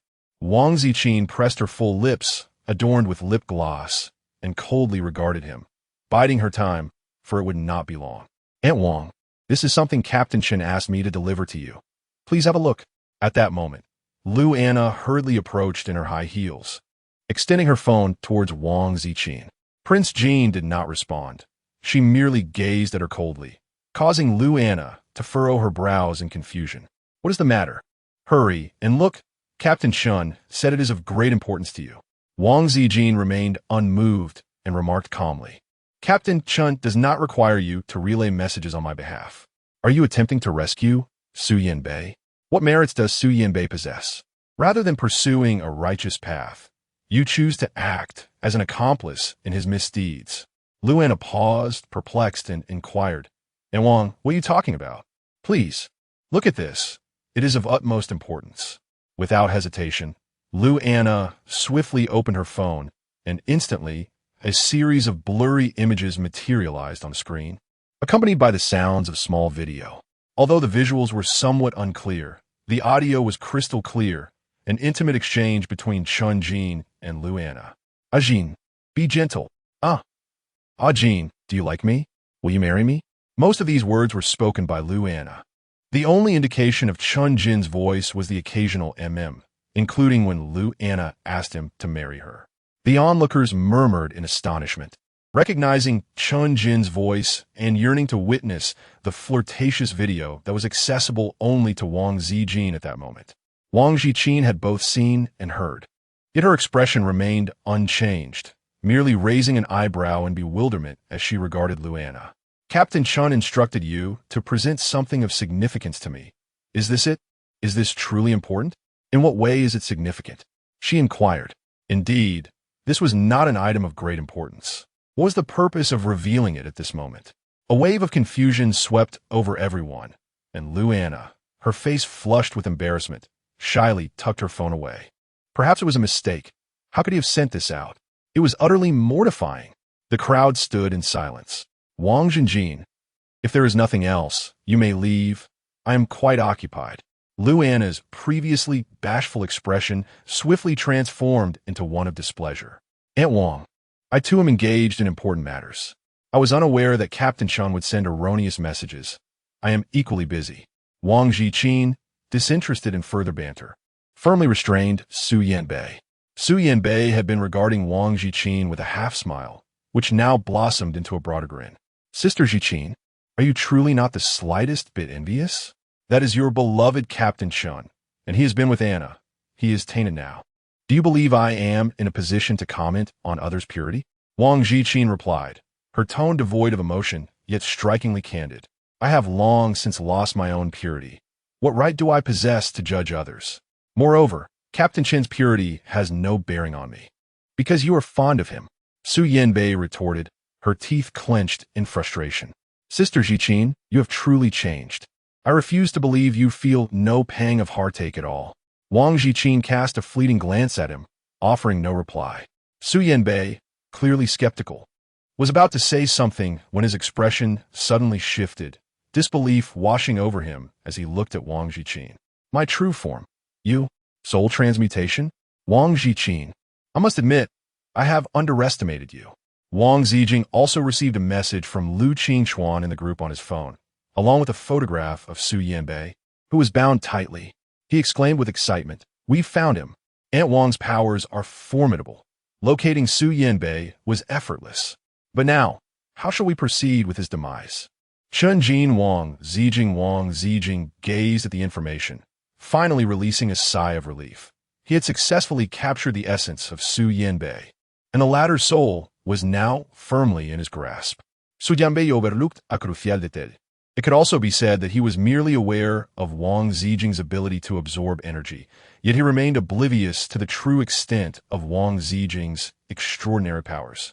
These powers were formidable enough to entirely replicate any ability, regardless of its nature. Wang Ziqin replicated Su Yanbei's unique ability. While Su Yanbei possessed the power of soul transformation, so too did she, and moreover, she could bestow this ability upon another. This was the very power that Su Yanbei conferred upon Wang Qingqing and Xiao Zhenxiong. However, unlike Su Yanbei's harmful ability, hers was devoid of malice. Su Yanbei had transformed Zhu Moli's soul to gain entry into the ball, subsequently using Zhu Moli's identity to seek out Huolianqing for another soul transformation. Thus, Huolianqing's soul resided within Zhu Moli, while Zhu Moli's soul took refuge in Su Yanbei. There exists a certain connection between souls and their physical forms. allowing Huo Lianxing to link with Zhu Moli and engage in yet another soul transformation, consequently transferring his essence onto Su Yanbei's original body.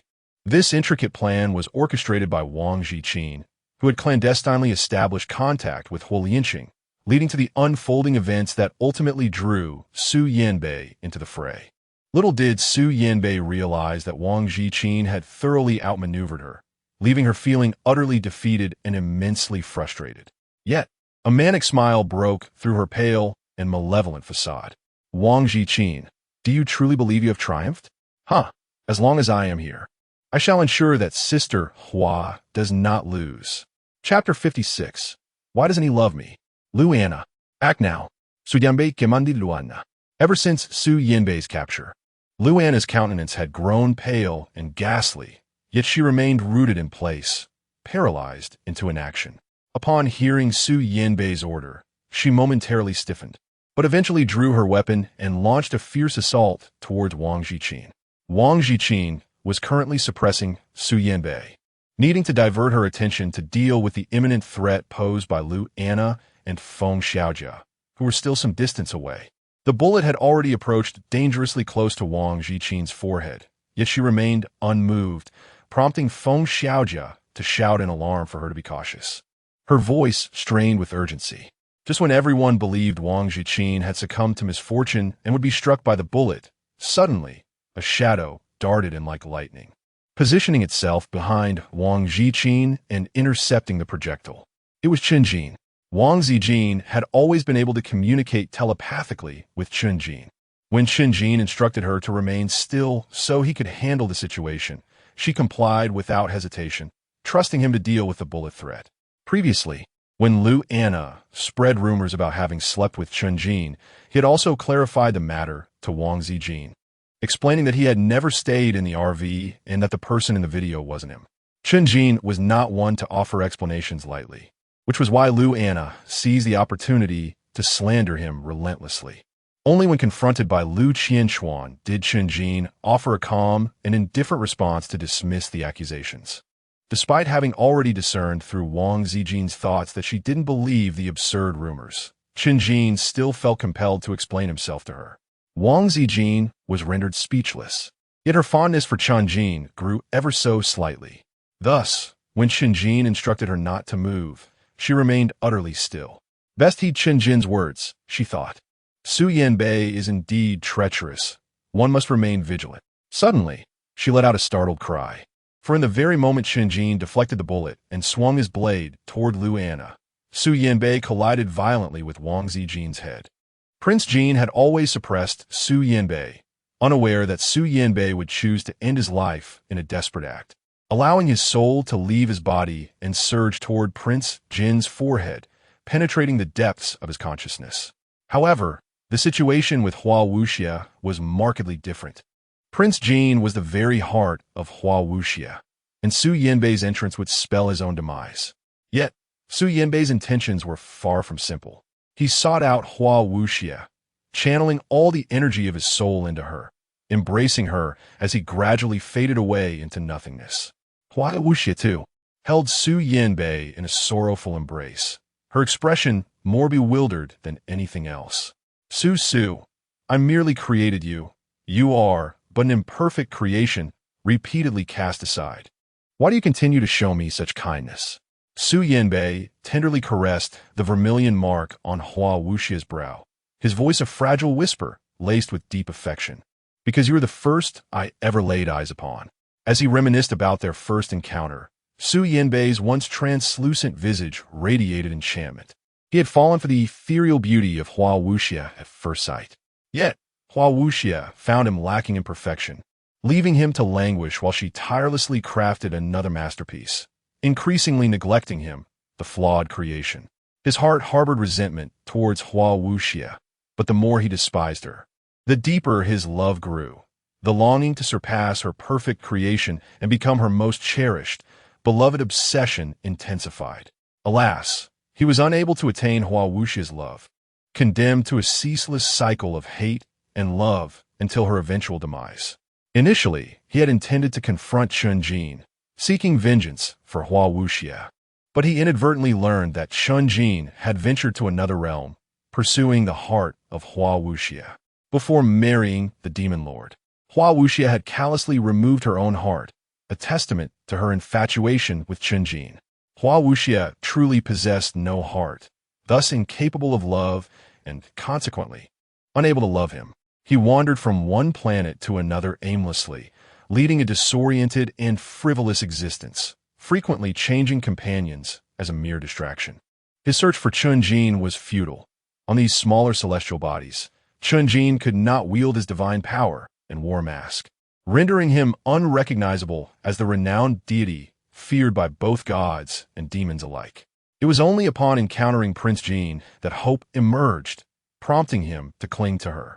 Reflecting on this, he stole a glance at Prince Jin, who looked upon them in terror. She was the heart of Hua Wuxia, a fragment of her very being. In that moment, Su Yanbei felt his dissipating form vanish even more rapidly, as if all his soul's strength was being siphoned away. Hua Wuxia, her hand interwoven within Su Yanbei's chest, regarded him coldly, devoid of any trace of sorrow. Su, your petty betrayals in the past could be overlooked, but now, as it pertains to my rebirth, do you truly believe that little Jin surpasses me? Do you love her more? It was this fleeting glance toward Prince Jin that led Hua Wuxia to perceive Su Yanbei's intentions as treachery, prompting her to preemptively absorb his power. Wang Ziqin was left in astonishment, finally witnessing what it truly meant to be devoid of a heart. Hua Wuxia was heartless. She had lost the capacity to love. Her incessant declarations of love for Chun Jin were merely a manifestation of her profound obsession with him. Wang Ziqin silently gritted her teeth, continuing to channel the power of her inner spiritual veins to suppress Hua Wuxia, pouring forth more strength, nearly to the point of exsanguination. Originally, Hua Wuxia had not entirely drained Su Yanbei's power. She was still able to maintain control. However, now my dearest goddess Su Yanbei had vanished, leaving behind only a wisp of azure smoke, yet still passionately declaring, I truly love you. I have always longed for a child of ours, one who would embody both you and me.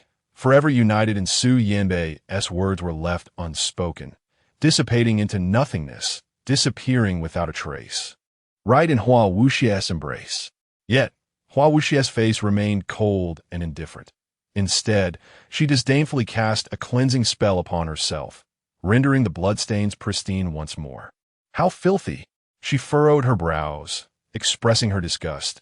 Except for the deity, everything is utterly filthy. If the deity knew I had been embraced by such a sordid being, he would surely despise me. Ziqin, it seems I must silence you. Hua Wuxia, with an expressionless face, tugged at the corners of her mouth. Lifting her fingers, now more solidified due to Su Yanbei's energy, each resembling pure white snow sculptures, with the tips cascading like fragmented petals. Do not look at me with such misunderstanding. Su was sculpted from wood and nourished with celestial essence and demonic blood. He is indeed a part of me, rightfully consumed. Her fingers pointed towards Wang Ziqin. You are also a part of me. I do not find you filthy, yet you harbor thoughts of devouring your master Ziqin. How could I possess a heart like yours? It bears no resemblance to me. It is entirely uncharacteristic. Thus, I shall not allow you to remain. Her petals surged forth like a torrential waterfall, crashing into Wang Ziqin's veins, immediately compressing her energy significantly. In reality, she expelled a large mouthful of blood, causing those around her to watch in horror, frantic and helpless. Only Chun Jin knelt before Wang Ziqin, one hand supporting her limp, burning shoulder, while the other pressed against her forehead, infusing her with threads of golden divine power. The long sword, wrapped in black cloth, flitted anxiously around him, emitting mournful cries. As if weeping, Feng Xiaojia and the others were taken aback, bewildered by the sword's inexplicable vitality, questioning whether Captain Chun's powers belonged to the golden element. Could such a power truly be wielded in this manner? It appeared immensely formidable. The divine power Chun Jin utilized was delicate and thin, yet sufficient to reignite the energy that had been forced back within Wang Ziqin, revitalizing her entirely. her energy surging to the brink of explosion. Hua Wuxia, retreating significantly, exclaimed in shock and fury, "It's him. Why does the deity still aid you? Why? Was he not required to maintain the three realms? Did he not kill me for the sake of the populace? Why now waste divine power to save you? If he exhausts his power, can he still protect a bay? Can the three realms be preserved? He is the deity, the only deity. Is he willing to forsake even the three realms for you? Why is this happening? It should not be this way. I loved him so dearly, pleaded with him. Why does he not love me, but instead loves you? By what right? You filthy and cowardly mortal. You are not even a person. You are merely a heart I discarded, a piece of trash. By what right? Enraged, Hua Wuxia was engulfed in flames, her enchanting petals swirling around her, consumed by her wrath. She had succumbed to madness, willing to burn her own remnants of the soul, to devour Wang Ziqin, to claim her body as her own. Prince Jin stood ready. Her abilities had surpassed even the advanced level. Should there truly exist an S-class anomaly, she would undoubtedly qualify as an S-class wielder. Furthermore, with the subtle yet potent divine power bestowed by Chen Jin, she felt a compelling urge to swiftly conclude the battle and terminate the flow of Chen Jin's divine energy. She had previously conveyed to Chen Jin through her thoughts that he need not grant her his divine power, for she believed in her own capability. However, in truth, she found herself somewhat lacking, especially when facing the formidable combination of Hua Wuxia and Su Yanbei, which placed her in a challenging 1v2 scenario. Each of her opponents possessed strength equal to her own. Her reluctance for Chen Jin to utilize his divine power stemmed from the complications it would create for him. Could it be that Chen Jin was truly risking the safety of the three realms to save her? What merit did she possess to warrant such sacrifice? How could Chen Jin disregard the fate of the three realms solely for the whims of a love-struck heart? Such an act would render her guilt insurmountable, leading to her ultimate obliteration. Prince Jin found herself easily restrained, compelled to prepare for battle. She unleashed her various supernatural abilities upon Hua Wuxia, wishing to swiftly resolve the matter, ideally with a single strike that would annihilate her opponent. Yet, Hua Wuxia was a divine being, the very essence of Prince Jin, inherently possessing a suppressive power. Even in her current state as a mere remnant of her soul, she was infused with the energy of Su Yanbei. In her frenzied state, Hua Wuxia proved to be a formidable adversary for Prince Jin, whose meridians felt overwhelmed as petals surged through her body, leaving her with little room to maneuver. Prince Jin, you are my heart. What do you possess to contend with me? The divine lord remained cautious, refraining from exchanging the realms for her, revealing her true insignificance. To fall in love with the divine lord is the most lamentable and detestable fate. Hua Wuxia, too, transformed love into hatred. In this regard, she bore a striking resemblance to Su Yanbei, both ensnared by the repercussions of their overwhelming obsessions, commonly referred to as love-stricken. Hua Wuxia believed she had cast aside her infatuation, mistaking Prince Jin as her new fixation. Yet, Prince Jin had broken free from the shackles of such sentiment, even feeling a profound sympathy for Hua Wuxia's unwavering devotion. Wang Ziqin wielded frost-laden vines to parry Hua Wuxia's relentless assault while provocatively inquiring, "Have you ever pondered why Captain Chen harbors such aversion toward you, yet finds me so endearing?" Only when the subject turned to Chen Jin did Hua Wuxia exhibit a fleeting semblance of rationality, her offensive momentarily faltering, a calculated maneuver by Wang Ziqin. Seizing the opportunity, she unleashed her psychic energy to suppress Hua Wuxia's fractured soul, drawing a trickle of blood from the latter's lips. Enraged, Hua Wuxia retaliated with a tempest of scorching petals, intensifying her assault.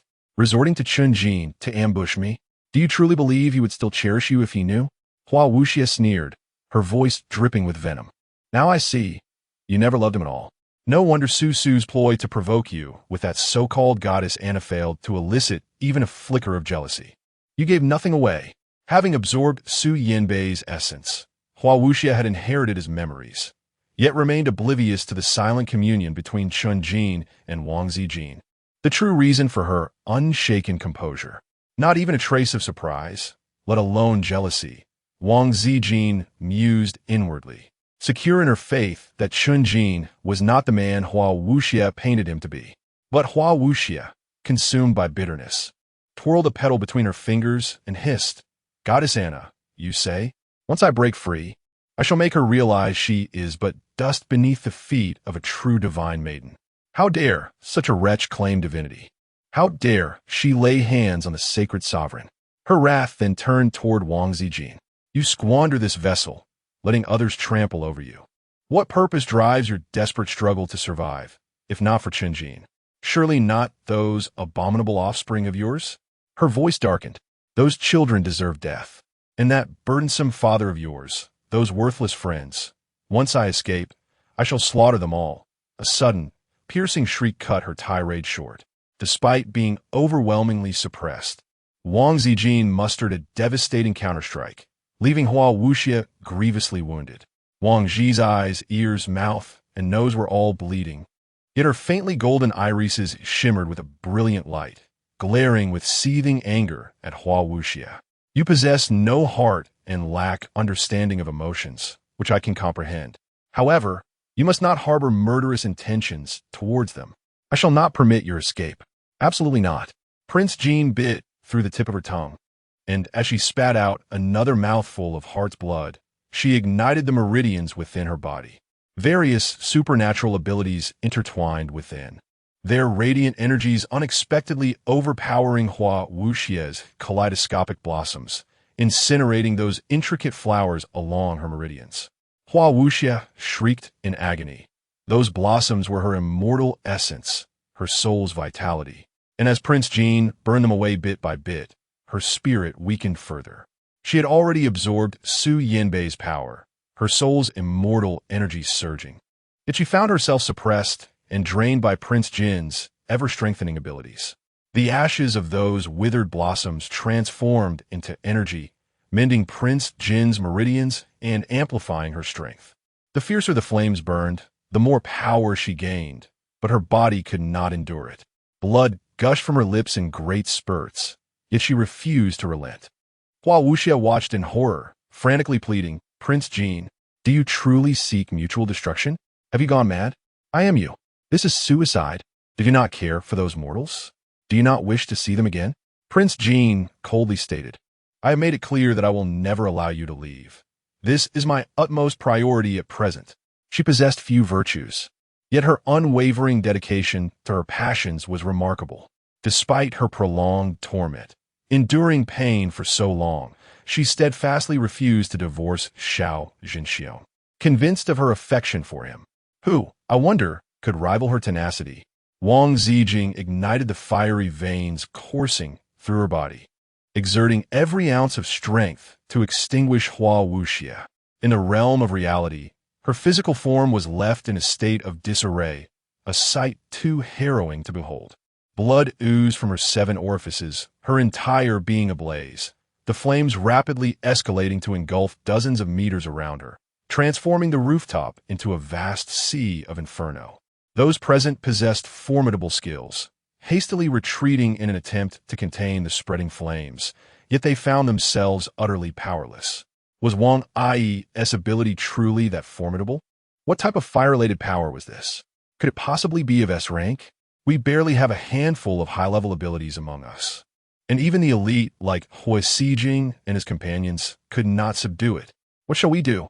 How did Wang Zi catch fire? Will she perish in the flames? And where is Captain Chun? He has yet to emerge. That cannot be right. Captain Chun should have been the fastest to flee. Did none of you witness Captain Chun clutching Wang Zi? Even as she was engulfed in flames, he did not release her. His attachment to her seems rather unusual. Could it be? Is Captain Chun infatuated with Wang Zi? Oh heavens, my rivals are multiplying, and Captain Chun is exceedingly formidable. What am I to do? Perhaps you should join him and embrace Wang Zi as well, and see if the flames spare you. If not, Captain Chun would surely eliminate you for daring to vie for her affection. Is this truly the moment for quarrels? The pressing matter is how to rescue Wang Zi. She is beautiful and kind-hearted. I would risk everything to save her. Save her. I too am determined to rescue Wang Zi. Me as well. Outside, the clamor was deafening. while deep within the recesses of her consciousness, Wang Ziqin was locked in a fierce struggle, the battle raging with ferocity. Both she, bloodied and battered, and the ethereal Hua Wuxia, drained of her soul's vitality, were at death's door. They were locked in a devastating stalemate, each teetering on the brink of collapse. Unable to withstand the consuming flames that ravaged Wang Ziqin's flesh. With a piercing scream, Wang Ziqin exerted every ounce of her strength to strike Hua Wuxia once more, diminishing him ever so slightly. Hua Wuxia, his voice ethereal, was nonetheless brimming with fury. Does your action bear any significance? Are you aware that by killing me, Abe will only grow stronger, rendering even Qinjin powerless against him? I had no intention of revealing this to you. But do you understand why Qinjin is pursuing you relentlessly? It is because Abe bears the soul core I implanted within him. The more powerful I become, the more formidable he grows. Only upon my complete demise will he weaken. Conversely, Wang Ziqin, whether it is you who devours me or I who consume you, we shall both ascend in strength, and Abe will likewise become mightier, to the point where even Qinjin cannot contend with him. However, I possess the capability to slay Abe. Release me, and I assure you, I will eliminate him. Ziqin, do you not care for those mere mortals outside? Abe can obliterate them in an instant, just as he can annihilate Qinjin. I promise to kill Abe. Only I possess the means to do so. Wang Ziqin's mind was enveloped in a haze, yet she resolutely asserted, I have declared my disbelief in you. My faith lies solely in myself. You may possess the capacity to kill, but so too do I. I, Wang Ziqin, am not weaker than you, Hua Wuxia. Prince Jin cried out, tearing apart the charred remnants of her body, while the lingering soul of the parasitic flower, Hua Wuxia, found no refuge and began to dissipate swiftly. Hua Wuxia recognized her defeat, realizing she could not overcome Prince Jin, and thus beseeched her in desperation. However, Prince Jin remained unmoved. Enraged, Hua Wuxia's murderous intent surged, and with the determination to drag Prince Jin down with her, she surged towards her, intent on consuming her whole. In her current state, she could devour nothing, and though Prince Jin was equally weakened, she could feel her entire being painfully shattered. She was merely the heart of Hua Wuxia. While Hua Wuxia could consume her without relying on the spiritual veins, the reverse was not true. Yet, this body originally belonged to Prince Jin, who believed that all within it must heed her command. Therefore, she dominated the battlefield, her cells tearing Hua Wuxia apart. At last, Hua Wuxia dissipated to reveal but a final, burning petal, her face pale, a mix of resentment and fury directed at Prince Jin, before she ultimately managed a sorrowful smile. You truly have killed me. You are indeed not me, yet you are also me. You have received the love of the deity, which signifies that I have obtained. Hua Wuxia's final words were instantly consumed by the flames ignited by Prince Jin, who wished not to hear the unfinished statement. Wang Ziqin had slain Hua Wuxia, yet she herself was at death's door. Through blurred yet piercing vision, she witnessed her own body being gradually consumed by flames that had once been suppressed countless times before. Now, she lacked even the strength to quell them, destined to be reduced to ashes. Yet Qinjin still held her tightly. She saw the golden radiance emanating from him growing ever more intense, enveloping her entirely. But his form grew fainter, as though the inferno would soon scatter him to oblivion.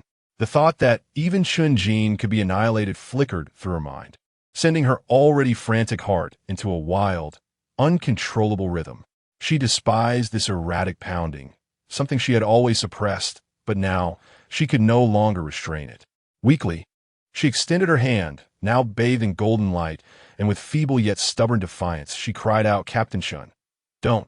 Stop, please. Chapter 57. Someone already resides in Ziqin's heart. Qinjin's figure had nearly dissolved into nothingness.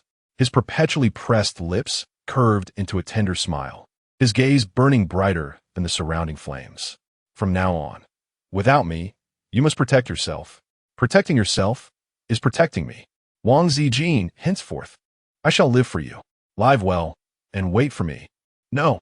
Wang Ziqin watched helplessly as Qinjin vanished completely, along with the long sword that had torn away the black shroud, along with the resplendent golden portal, disappearing into the roiling flames. Gone. Vanished before her very eyes, leaving her powerless to do anything but witness his departure. Wang Ziqin felt as though the very air had turned to lead, each breath a struggle. Desperately, she reached out, fingers grasping at emptiness, forced to watch helplessly as he vanished before her eyes. No, Captain Chunjin, take me with you. Don't go alone. Wang Ziqin was engulfed in a suffocating sense of dread, a profound and hollow panic that stemmed from the realization that he would never again see Chunjin. Wang Ziqin consumed Hua Wuxia, merging with her memories, and came to understand that the claim of only she being capable of killing her was a blatant falsehood. Hua Wuxia, too, could not eliminate a Bei, as he was an abomination crafted from the flesh of the demon lord, supplemented by the divine tree and the ethereal energies of the celestial realm. Essentially, he was akin to a deity, a malevolent god. Hua Wuxia was utterly incapable of controlling this dark deity. Instead, she found herself fleeing in terror, seeking refuge from Chunjin, only to be ultimately slain by his sword. The creation of such a monstrosity was indeed a fitting punishment for Hua Wuxia. Yet, Chunjin was compelled to relentlessly suppress this malevolent deity, one that could not be extinguished. After subduing the dark god, he pursued the heart of Hua Wuxia in this realm, determined to eradicate her entirely. For, as Hua Wuxia had articulated, with the core of the malevolent entity, the stronger she and Hua Wuxia became, the more formidable the abomination would grow. Slaying it was the only means to diminish its power. In the aftermath, Wang Ziqin pieced together the narrative, gaining insight into Chunjin's disdain for Hua Wuxia, understanding that his desire to eliminate her heart was entirely justified. Chunjin, the God Lord, was inherently devoid of compassion and desire. He should have eradicated her heart without hesitation. Yet, he refrained from doing so, continuing to expend divine energy solely to revive her. Chunjin wished for her survival. He asserted that her self-preservation equated to his own protection. Her sentiments towards Chunjin were now overshadowed by anxiety and dread, to the extent that she contemplated rendering herself weak, extremely frail. She should not strive for strength. Why did she yearn so desperately for power? Why did she refuse to heed Chunjin's counsel, insisting on her own strength? Prince Jin pressed his finger against his brow. Tears tinged with the glow of flames mingling with droplets of blood, cascading down in large, sorrowful beads as he murmured in anguish. What is it that you desire of me? Why must I endure this existence when you refuse to accompany me? How can you profess your affection, yet leave me to face solitude? Wang Ziqin now finds herself unable to recall any vows of renunciation of romantic thoughts or feelings. In her mind, there exists but a singular desire, to be with Chunjin, to face the malevolent deity together, regardless of the peril that may ensue. This time, she does not succumb to unconsciousness.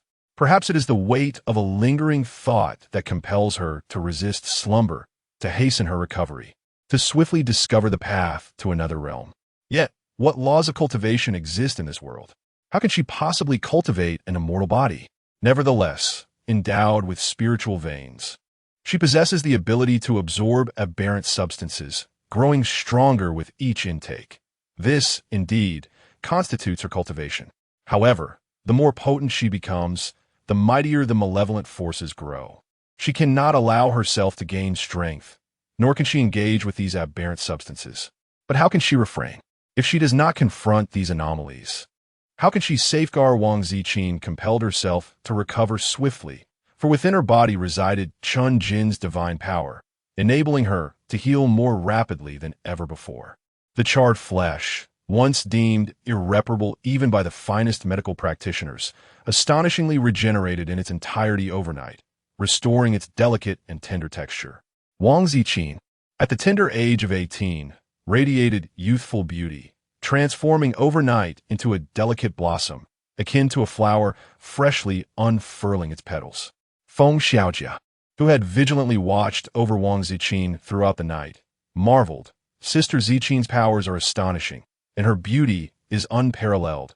It truly captivates the heart. Indeed, she is our mother. Xiao Shui and Xiao Lei brimmed with pride, entirely indifferent to the fact that their ties with Wang Ziqin had been severed. They resolutely positioned themselves by her bedside, even shoving aside the outsider Feng Xiaojia, declaring possessively, "She is our mother. You should step aside." Feng Xiaojia scoffed dismissively. "How dare you two call Sister Ziqin mother? What kind of good children are you?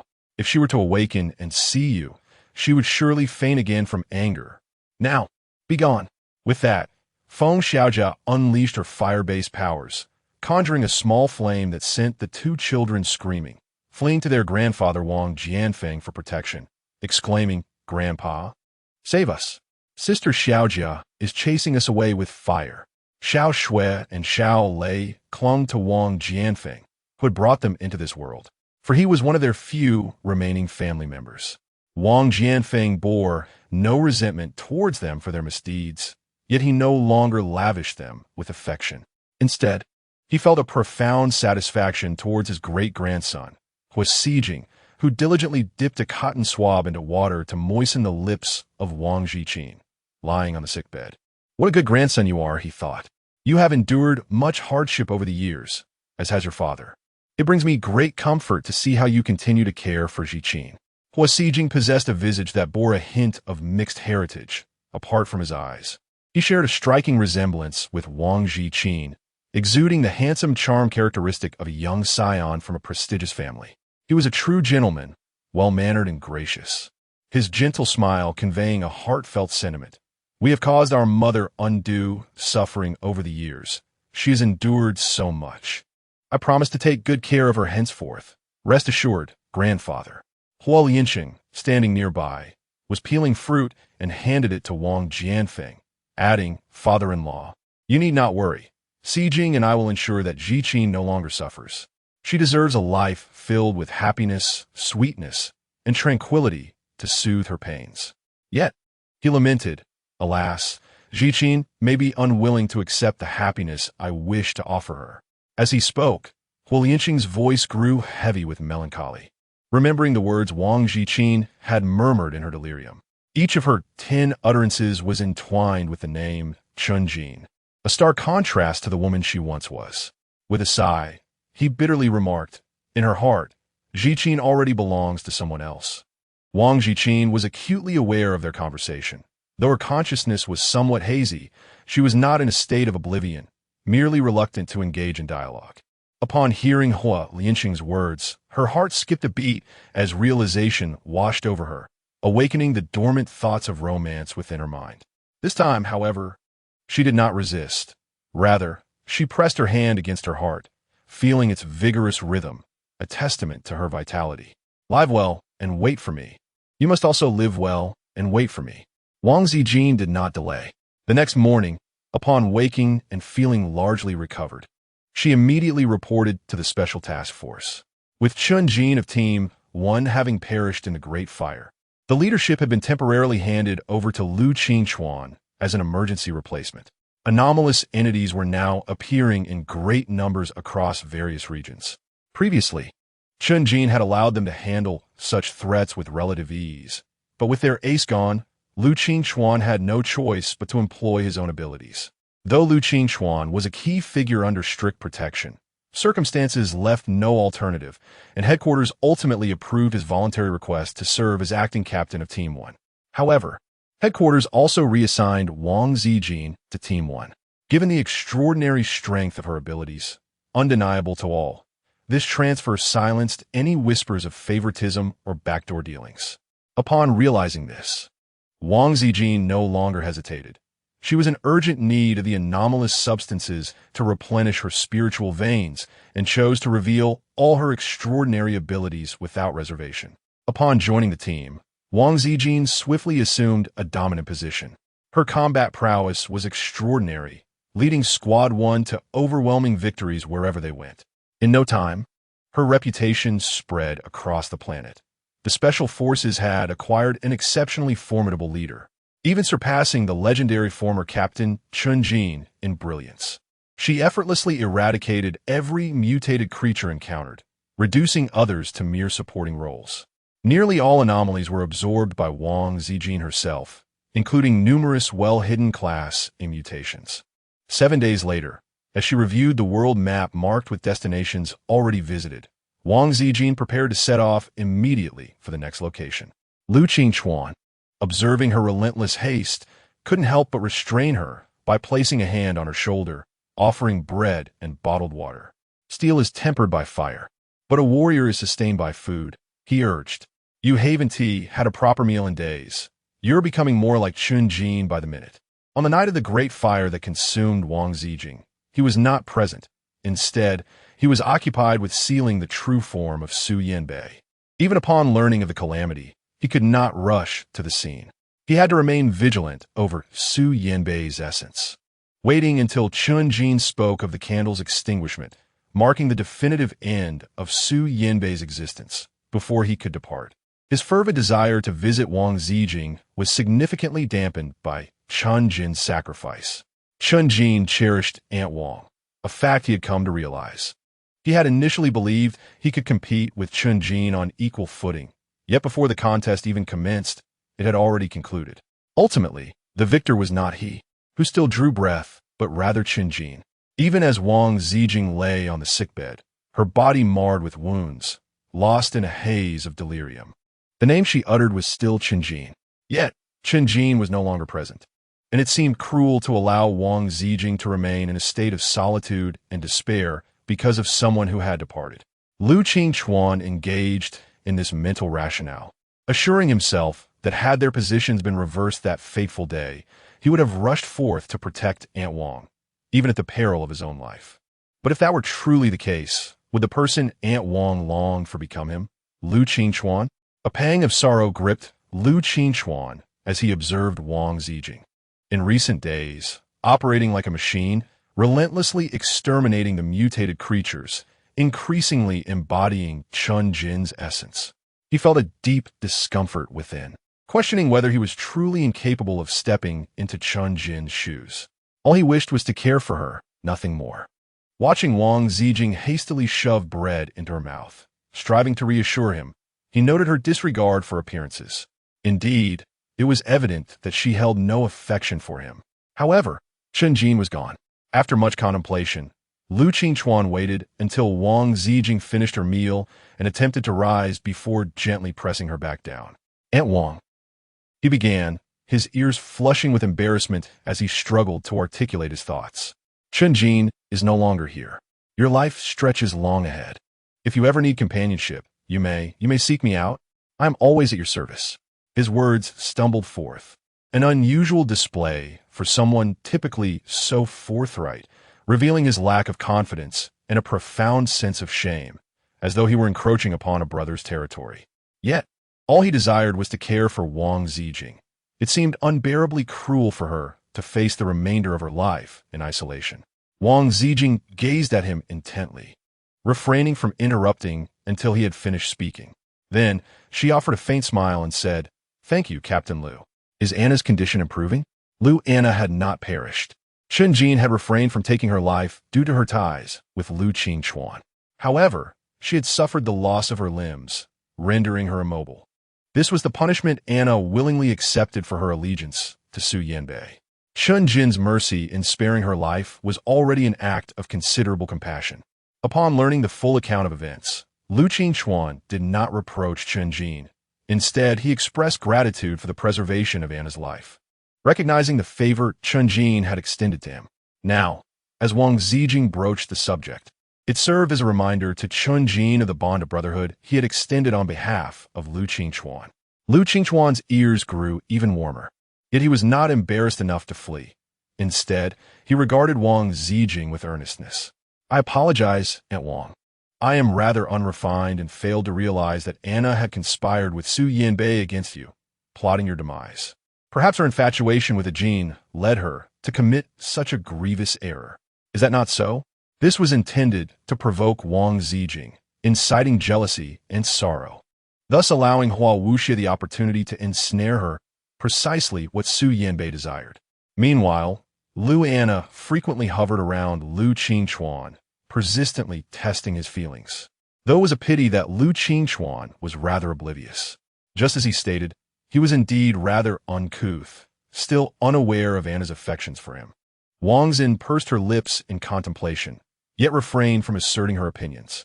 She felt no obligation to interfere in the affairs of others, especially given that Anna had previously wronged her. It was true that she wished to protect the inhabitants of this planet, but not every individual warranted her concern. Some, she mused, could be left to their fates, even if it meant being consumed by aberrant entities. In truth, she was not a virtuous person. Shinjin, that fool, should have ended her with a single stroke. Had she perished long ago, would the present circumstances not have been simpler? Yet, he instructed her to await his return, to live well, to survive. Dear Aunt Wang, I must confess my feelings for you. I have cherished you for quite some time, and my affection has only deepened. No, it has intensified. Lu Qingchuan inhaled deeply and continued his declaration. Aunt Wang, this is my first experience of love. Initially, I was unaware of my feelings and resisted them, attempting to regard you as a mere elder. Eventually, I realized that I was merely deceiving myself. I do not wish to see you as a relative. I desire to marry you. Lu Qingchuan, a straightforward man, articulated his emotions candidly, regardless of the awkwardness that ensued. Nonetheless, his sincerity shone through amidst the discomfort. Wang Ziqin awkwardly gazed at the equally uncomfortable Lu Qingchuan. She understood that Lu Qingchuan was a man of genuine sincerity, someone truly worthy of lifelong commitment. The fact that he had only experienced love for the first time at the age of 30, after considerable contemplation, was indeed a testament to his earnestness and rarity. However, she did not harbor feelings for him. Moreover, Aunt Wang, allow me to care for you in the latter half of your life. Lu Qingchuan, oblivious to Wang Ziqin's thoughts, continued to speak fervently, his ears flushed with emotion. I am not attempting to undermine your feelings. I merely wish to look after you, to care for you alongside the memory of a Jean. I know a Jean loved you, and you loved him in return, but a Jean is no longer here. You must find a way to move forward. Life is fleeting, particularly for someone like me. Aunt Wang, if you do not mind my advancing age and my lack of a Jin's charm, please grant me this wish. I promise to cherish and protect you, with a devotion that will not pale in comparison to a Jin's. Wang Ziqin. There is no need to constantly compare oneself to Captain Shun. Wang Ziqin found herself in a rather amusing yet perplexing situation. Even more amusing was Lu Qingchuan's perception of his own quick wit as he continued with his next remark. I will love you even more than Professor Hua does. Although Professor Hua has a child with you, I shall embrace Shijing as if she were my own. I assure you, I'm certainly not a scoundrel like Xiao Zhenxiong. Aunt Wang, do you believe me? Wang Ziqin. Captain Lu, there is no need for you to compare yourself with anyone. You are exceptional, and I recognize that. I also appreciate your fondness for me, yet I regard you solely as my captain. Wang Ziqin spoke softly and slowly, akin to a gentle breeze whispering past one's ear, yet within Lu Qingchuan's heart. A tempest of emotions surged. You mean, a Jean is not dead? Lu Qingchuan found this statement to be more astonishing than being rejected by Wang Ziqin. She spoke with unwavering conviction, rising to her feet and striding ahead. Captain Lu, let us commence. Lu Qingchuan responded. All right. He watched as Wang Ziqin walked towards the horizon enveloped in the setting sun, the orange-red twilight resembling a vibrant rainbow, casting a luminous glow upon her simple combat attire. Despite her ordinary and down-to-earth demeanor, he perceived the transformation of Wang Ziqin from middle-aged to youthful, a figure he had strived to regard as an aunt. Now, she appeared as a celestial goddess, unattainable and indescribably beautiful, and he, merely an ordinary mortal, found himself unable to reach even a fraction of her, destined to admire her from afar. This scene was indelibly etched into Lu Qingchuan's mind, leaving an everlasting imprint upon his soul, a poignant reminder that resonated deeply within him. He could not help but smile bitterly. With such a moment crystallized in his memory, could he ever find it within himself to love another? How could he possibly love anyone else again? As the days unfolded over the course of the next 2 weeks, Wang Ziqin had thoroughly explored the map in her possession, and all anomalies had been eradicated from the designated areas. Regrettably, no S-class anomalies had been discovered. Wang Ziqin felt the expansion of the spiritual veins within her body and realized that she had become astonishingly powerful. Even if Su Yanbei and Hua Wuxia were to confront her, she could effortlessly defeat them. Yet, why had she still not opened the portal? It seemed she had not yet ascended to the celestial body. Why was that? It should not be the case. What had she gone wrong? At night, seated on the grass, Wang Ziqin clutched the ring around her neck, gazing at the WC engraving, lost in a restless reverie. This ring no longer transmitted any messages regarding Qinjin. No matter how fervently she called out, it was in vain.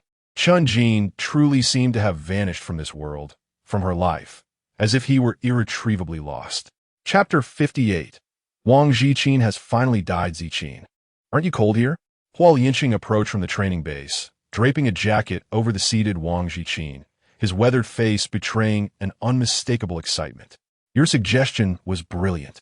This experiment was a resounding success. Those aberrant entities that once posed a threat to humanity have been eradicated. Now we have only the artificially created entities to protect us. Humanity and flora and fauna have finally achieved a harmonious coexistence. Hua Yinqing had always been devoted to the pursuit of peace, and such news was undoubtedly exhilarating. Wang Ziqin felt a sense of joy as well, yet she could not muster even a hint of a smile. After all, it had been a hard-won peace between humanity and nature, and she fervently wished for the absence of any aberrant entities. If only there were another means to absorb energy, allowing her to grow even stronger. But what other avenues could there be? The search for any remaining aberrant entities was also a quest for alternative pathways that might enable her cultivation into a celestial body. It all stemmed from the death of Qinjin. He had held onto her in that inferno, refusing to let go, ultimately reduced to ashes, while Wang Ziqin, the source of the flames, had miraculously survived. Qinjin had saved Wang Ziqin, and it was only natural for her to feel despondent over his loss. Yet Hua Yinqing understood that Wang Ziqin held Qinjin in her heart. With a sigh, Hua Yinqing gently said, Ziqin, the dead cannot be revived. Do you need me to arrange for a psychological expert? Wang Ziqin shook her head, expressing her weariness as she spoke. Professor Hua, do you also believe I am suffering from a mental illness? In truth, there are times when I question my own sanity, wondering if I have conjured some illusion or committed a grave misstep that has led to Qinjin's demise. She is striving to cultivate her celestial body here, while that malevolent entity also grows stronger, making Qinjin's struggle increasingly arduous. In a sense, she has inadvertently harmed Qinjin. Could it be that he is already? No, that cannot be. Yet, is it truly just a misunderstanding?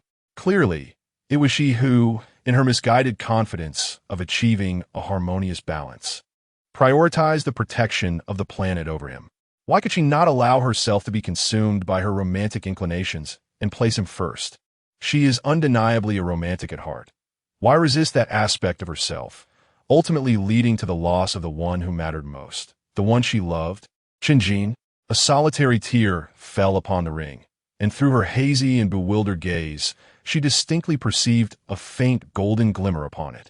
Qinjin, Wang Ziqin was profoundly shaken, gripping the ring tightly as she stood, calling out repeatedly with no response, before hastily moving in another direction. Hua Yinqing's coat lay abandoned on the grass, solitary, mirroring his own desolate state. He was, after all, the one most likely to be with Wang Ziqin. Yet a single misstep had led to a cascade of errors. In his moment of melancholic reflection, Wang Ziqin suddenly called out to him, Professor Hua, the mutated gene. Administer it to me, quickly. Hua Yinqing's expression shifted dramatically. Ziqin, please remain calm. That is meant for plants and animals. Human trials have been attempted, but they invariably ended in failure, resulting in either a vegetative state or death. You cannot. It matters not. Wang Ziqin interjected excitedly, bowing sincerely to Hua Yinqing.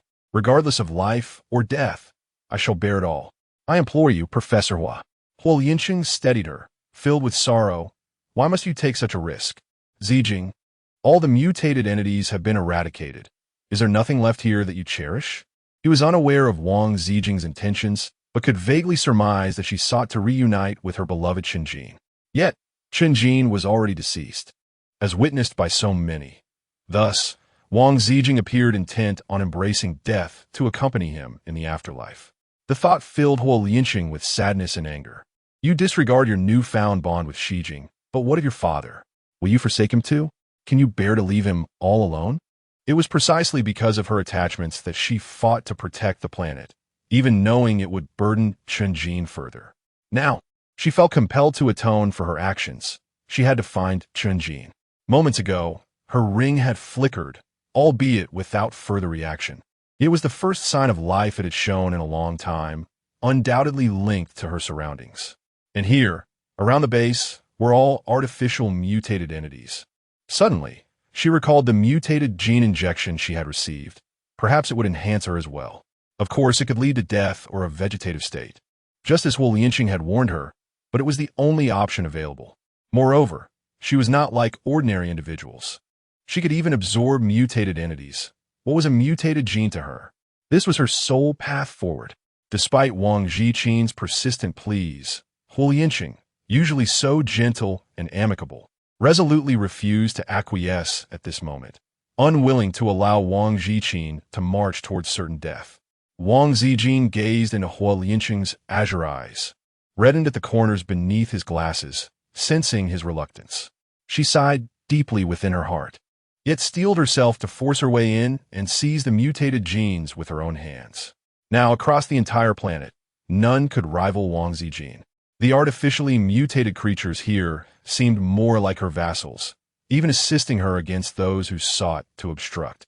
Wang Ziqin effortlessly obtained a mutated gene and immediately rolled up his sleeve to inject himself, startling Huo Lianqing to the point of hoarseness. Ziqin, don't leave. Huo Lianqing's eyes were already bloodshot, his tall and imposing frame nearly collapsing, supported by his subordinates. Yet his gaze remained fixed on Wang Ziqin. Xijing cannot be without you. I cannot bear to lose you either. Please, stay, won't you? Huo Lianqing extended his hand in a gesture of near desperation. A trace of bitterness welled up in Wang Ziqing's eyes, yet her explanation fell on deaf ears. Time was of the essence.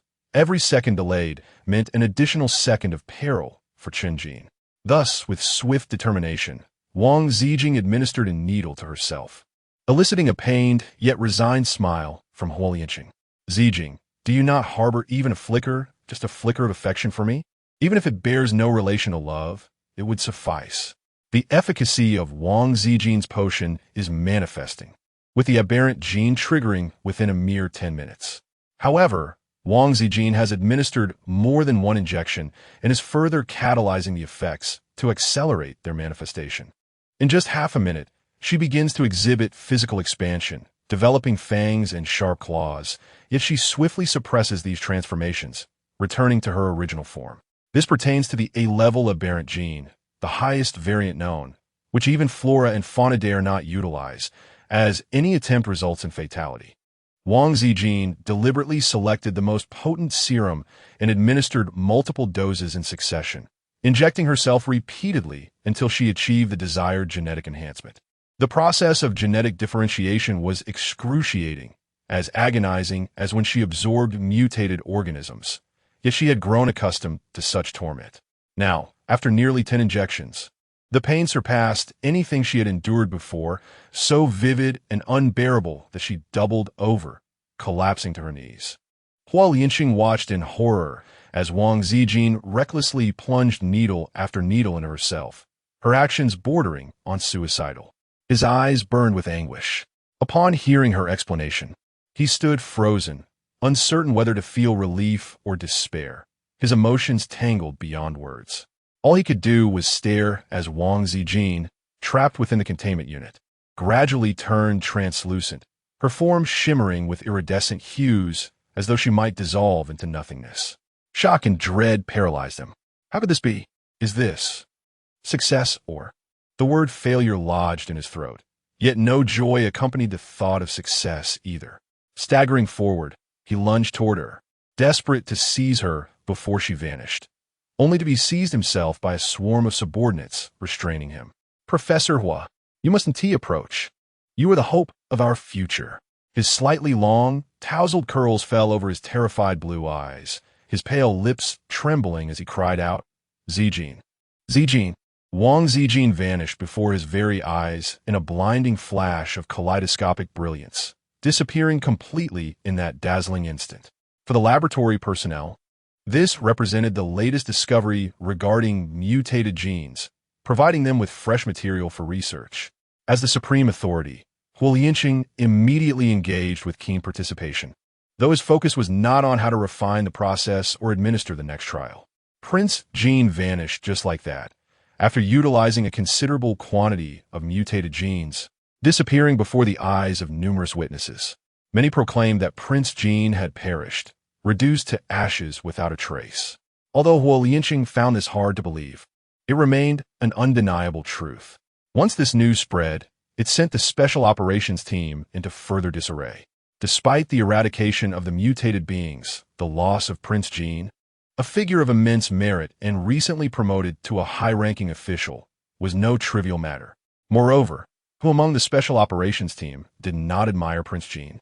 The entire planet mourned her sacrifice, expressing gratitude for her salvation, and collectively lamented her demise. Not to mention the countless admirers, friends, and family members who were engulfed in sorrow and disbelief. Xiao Shui and Xiao Lei clung to Wang Jianfeng, weeping, while Wang Jianfeng himself shed tears, finally experiencing a grief more profound than the deaths of his adopted daughter Wang Qingqing and his biological daughter. Hua Xijing nearly resided in the hospital, continually offering solace to his grandfather and younger siblings, yet he often found himself shedding silent tears, yearning for his mother. His name, Xijing, is a homophone for his father Hua Lianqing's longing for his wife, who he had missed for 20 long years and now had to continue longing for. Mother, Hua Xijing sighed sadly. How could you be so heartless? Amir Qinjin is more important than all of us who care for you? In the Special Operations Team's apartment, Feng Xiaojia and Li Fei embraced each other in tears, with Feng Xiaojia, overwhelmed by grief, clinging to Li Fei's shoulder.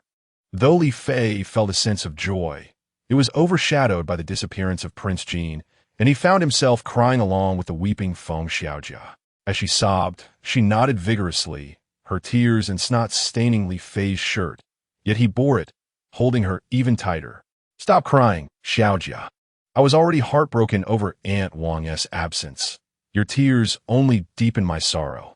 Feng Xiaojia choked out. I can't help it. Woo. Sister Zijing was such a wonderful person, beautiful inside and out. No one has ever treated me as kindly as Sister Zijing did. You can't compare? Li Fei replied. All right. Aunt Wang is the best. I'll change, I will. Just tell me how, and I will. Feng Xiaojia retorted. Shut up. Don't interrupt my memories of Sister Zijing. You can't hold a candle to her. You aren't as soft or fragrant as her. You're nothing like her. Next door to Li Fei's suite was their captain Lu Qingchuan's room. Feng Xiaojia's wails were loud enough to be heard clearly next door. It was an unbearable noise in the middle of the night, yet the entire building resonated with cries, and no one complained about the disturbance. However, lying in the large bed of the master bedroom, Lu Anna found the noise particularly bothersome, yet also oddly satisfying. Prince Jean has died. Has Prince Jean truly perished so swiftly? Indeed, he is gone. Lu Anna, in a tumult of laughter and tears, exhibited a visage that, once pale and delicate, now bore an unsettling grimace. Upon hearing the commotion, Lu Qingchuan pushed the door open and was taken aback by her state, furrowing his brows. What troubles you now, Lu Anna? How long do you intend to carry on like this? I shall say this for the last time. Regardless of your antics, Chun Jin is deceased. You must come to terms with it and strive to live a good life. Beyond this, I can offer no further assistance. You're no longer a child. Lu Anna, adopted by her paternal uncle of the Lu family, had long been entrusted to Lu Qingchuan's care due to her uncle's frequent absences, effectively growing up together. Thus, Lu Qingchuan harbored a deep affection and tolerance for Lu Anna, perceiving her as a beloved sister. Despite Lu Anna's missteps, Lu Qingchuan spared her but a few admonishments. His demeanor more distant than usual, yet he could not abandon her entirely. When she lamented her physical incapacitation and her desire to relinquish life, he brought her to his residence, tending to her needs personally. even when she expressed discomfort with the small guest bed. He accommodated her in his own spacious bed while he took to the guest quarters. When she resisted the notion of prosthetics and rejected assistance from others, Lu Qingchuan diligently attended to her daily needs himself. He endeavored to fulfill his obligations as a brother, yet his affections remained devoid of romantic inclination. He even chided her for speaking ill of Prince Jin. The unfortunate truth was that it was Prince Jin who had rendered her limbs useless, the instigator of her plight. Driven by the allure of Prince Jin was Chun Jin, who became infatuated to the point of ruthlessly incapacitating her. Once, she had been the goddess of the Special Operations Team, the only goddess. No man was immune to her charm. Those accolades, once rightfully hers, were usurped by Prince Jin's arrival. Everything altered with Prince Jin's emergence, and only her departure could restore the former order. Lu Anna, who had once been gentle and beloved, found her heart darkening and narrow upon discovering Lu Qingchuan and Chun Jin's affections for Prince Jin. She had always regarded Lu Qingchuan as an older brother, with her initial affections directed towards Su Yanbei and later Chun Jin, normal trajectories in her life. Though she had not yet glimpsed Chun Jin's visage, it was natural for a beauty to be enamored by strength. Yet, with Prince Jin's intrusion, both Chun Jin and her cherished Lu Qingchuan regarded her with newfound eyes, siphoning off her radiance. Lu Anna, a natural heiress, had never encountered such a blow, and thus she succumbed to hatred for Prince Jin. Chun Jin belonged to Wang Ziqin, remained oblivious to the impact her demise had wrought upon others, too preoccupied to consider its ramifications. For she had ascended into the ethereal realm of Wawuxi's memories. Indeed, she had successfully transcended through the anomalous genes, the incessant agony of each injection intensifying until it ultimately unveiled this path for her. Originally, the memories here, within Wawuxi's recollections, were of a resplendent paradise adorned with blooming flowers and enveloped in celestial aura. Yet now, charred remnants lay strewn about, clearly indicative of a fierce battle that had transpired, revealing the dire state of the celestial realm. The ring remained unresponsive, compelling her to navigate through Wawuxi's memories in search of a place where she might find Chun Jin, yet she encountered not a single soul along her journey. Could it truly be such a devastating defeat? And what of Chun Jin? Wang Ziqin, her face pale, hastened forward but suddenly collided with an invisible barrier, which forcefully repelled her. Wang Ziqin had yet to react, for she recalled that there were no barriers in this place. Consequently, she unwittingly leapt a bit too far, inevitably facing a tumble. However, unexpectedly, a sudden gust of cold wind swept by, and she found herself embraced by someone who lifted her effortlessly, the gentle breeze tousling the long silver hair of her savior. Prince Jin was momentarily taken aback as he followed the silvery strands of hair upwards, gradually revealing a strikingly pale and translucent visage adorned in a black robe. It resembled a sculpture of ice and snow, utterly pure, each line and curve exquisitely fluid, identical to the divine figure etched in Hua Wuxia's memory. Prince Jin felt somewhat regretful.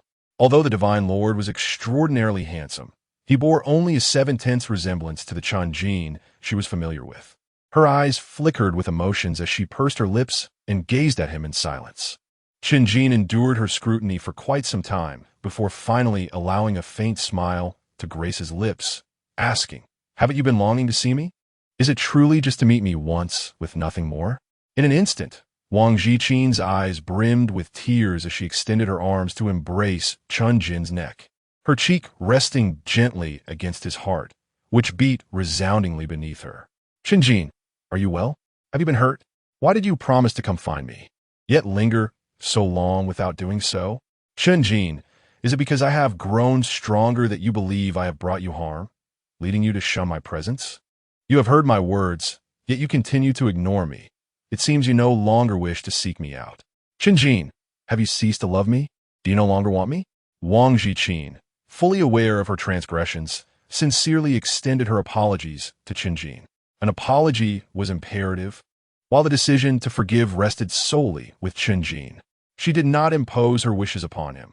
Rather, she felt an emptiness within as her heart, once filled with romantic notions, had now been reignited. Yet, it appeared poised to shut down once more. A sensation that proved more difficult to relinquish than the 2 decades of misplaced affection that had preceded it. Nevertheless, she had erred gravely, nearly bringing harm to Qinjin. Thankfully, he remained unharmed. Well, no, that was not right. Wang Ziqin was pressed against Qinjin's chest. Her abilities had grown formidable, allowing her to perceive the intricacies of existence and discern the delicate pulse of his beating heart. Yet, what had once eluded her sight should remain hidden. After all, Qinjin was a deity. Why could she perceive him now? Furthermore, not only had his body weakened significantly, but his veins also harbored a faint, elusive aura of malevolence. Wang Ziqin's pupils constricted sharply as she fixated on the pronounced jawline of Qinjin, his prominent Adam's apple exuding a certain allure. Yet at that moment, allure was the last thing on Wang Ziqin's mind. She was engulfed by a profound sense of panic, a tumultuous wave of anxiety that surged forth from the depths of loss and recovery. As Qinjin carried Wang Ziqin through the skies, their flight was steady yet languid. He remained silent for a considerable time upon hearing her inquiries, observing the increasing distress etched upon her face. He struggled to articulate the necessity of a slumber lasting a millennium. Although a millennium may seem trivial to a being of his divine nature or to Wang Ziqin, a celestial entity, it loomed large in the eyes of someone accustomed to mortal existence. Having lived merely 40 years, Wang Ziqin had already traversed half a lifetime in her world. How could she possibly endure a millennium of solitude? And how could he bear to let her languish in anticipation for 1,000 years? Qinjin, Wang Ziqin bit her lip, her voice barely escaping through clenched teeth. I shall not go anywhere. I will guard you for as long as you sleep, and moreover. Wang Ziqin gently caressed Qinjin's handsome, divine face with her fingers. Her eyes were tinged with red, yet her voice was soft as she said, clearly, you are unhappy. You won't even let me hold hands with Xiao Jinxiong. So how can you expect me to remarry and bear children with another man? The words remarry and bear children pierced through the air like the sharpest of knives, each syllable cutting deeper into Qinjin, rendering his already pale complexion even more ashen. He gazed at Wang Ziqin's resolute expression and managed a faint smile, his lips brushing against her fingers. I am indeed unhappy. I even wish I could eliminate the version of myself that turned away 20 years ago at the villa. Wang Ziqin, you belong to me, solely to me. If he had not departed back then, Wang Ziqin would not have mistaken others for him. All the names like Huo Lianxing and Xiao Jinxiong were mere illusions. All his fault. He embraced the woman in his arms tightly, reluctant to let go, yet the painful tug of separation compelled him to release her. The agony further drained the color from his face, prompting him to hold her even tighter. This reluctance was palpable to Wang Ziqin, who felt a lump in her throat. Biting her lips softly, she gently kissed the corner of the man's restrained lips, a tender gesture as if fearing to desecrate the moment. Her eyelashes trembled violently as she lowered her gaze and whispered, please don't despise me. This is my first kiss. It shouldn't be tainted. Wang Ziqin. Qinjin's breath became heavier as he looked at her luscious, enticing lips glistening from her own bite. His dry throat constricted slightly. A self-deprecating smile escaped him. I would gladly bind you to my side. If you tempt me further, I might steal another kiss. Would that be all right? Prince Jean's ears flushed crimson. Despite her age and having borne 3 children, she found herself devoid of experience in such matters, having never taken the initiative. She parted her lips, intending to articulate something, but the person pressing against her forehead could not resist seizing her soft lips, engaging in a deep and lingering kiss. It was awkward yet intoxicating, a sensation she was reluctant to relinquish, and as their familiarity grew, a vibrant red spread across Prince Jean's face, rendering her even more alluring. Qinjin, having lived for millions of years, was experiencing for the first time the exquisite sweetness of a woman's lips, the delicate softness of her waist, and the silent allure that enveloped him entirely. He found himself utterly unable to resist this temptation, yet was confined solely to this woman, the one he loved. However, Embracing such a sweet and tender being while knowing he must slumber for a millennium, unable to touch her, filled him with profound anguish. The thought of relinquishing Prince Jean to another was unbearable. Yet, how could he, who loved her, endure the solitude of 1,000 years? Prince Jean, Chen Jean gasped, his fingers gently brushing away the moisture from her lips, reluctant to part. He caressed her tenderly, murmuring, "I cannot bear to lose you. I do not wish to slumber. I want to seal away the malevolent entity and then seek you. I did not want to burden you with the weight of 1,000 years. Thus, I close the passage. Yet you have harmed yourself to come to me." His ring bore a fragment of his consciousness, allowing him to sense her plight despite the distance of two worlds, understanding her thoughts and struggles. The woman he loved had tirelessly endeavored to see him, ultimately resorting to extreme measures, even inflicting herself with aberrant genes, risking everything. It was a reckless act, although it might not be fatal to her celestial body. It was painful. Watching her endure such suffering was unbearable, prompting him to immediately reopen the passage he had deliberately sealed to prevent her arrival. In truth, Prince Jean's celestial body had long been perfected, but he had wished to spare her from the journey, intending to resolve his troubles before seeking her out. Alas, the complications proved too arduous. The more anxious he became, the more insurmountable the challenges appeared, for with his newfound attachment came inner demons, causing the malevolent entity to thrive on the nutrients of his turmoil. A millennium of slumber equated to a millennium of self-imposed confinement, a life of asceticism, during which the evil was naturally sealed away. Yet this was a strategy Chen Jean loathed to adopt. "I must succumb to slumber. Prince Jean, will you wait for me?" he asked, his voice hoarse with distress.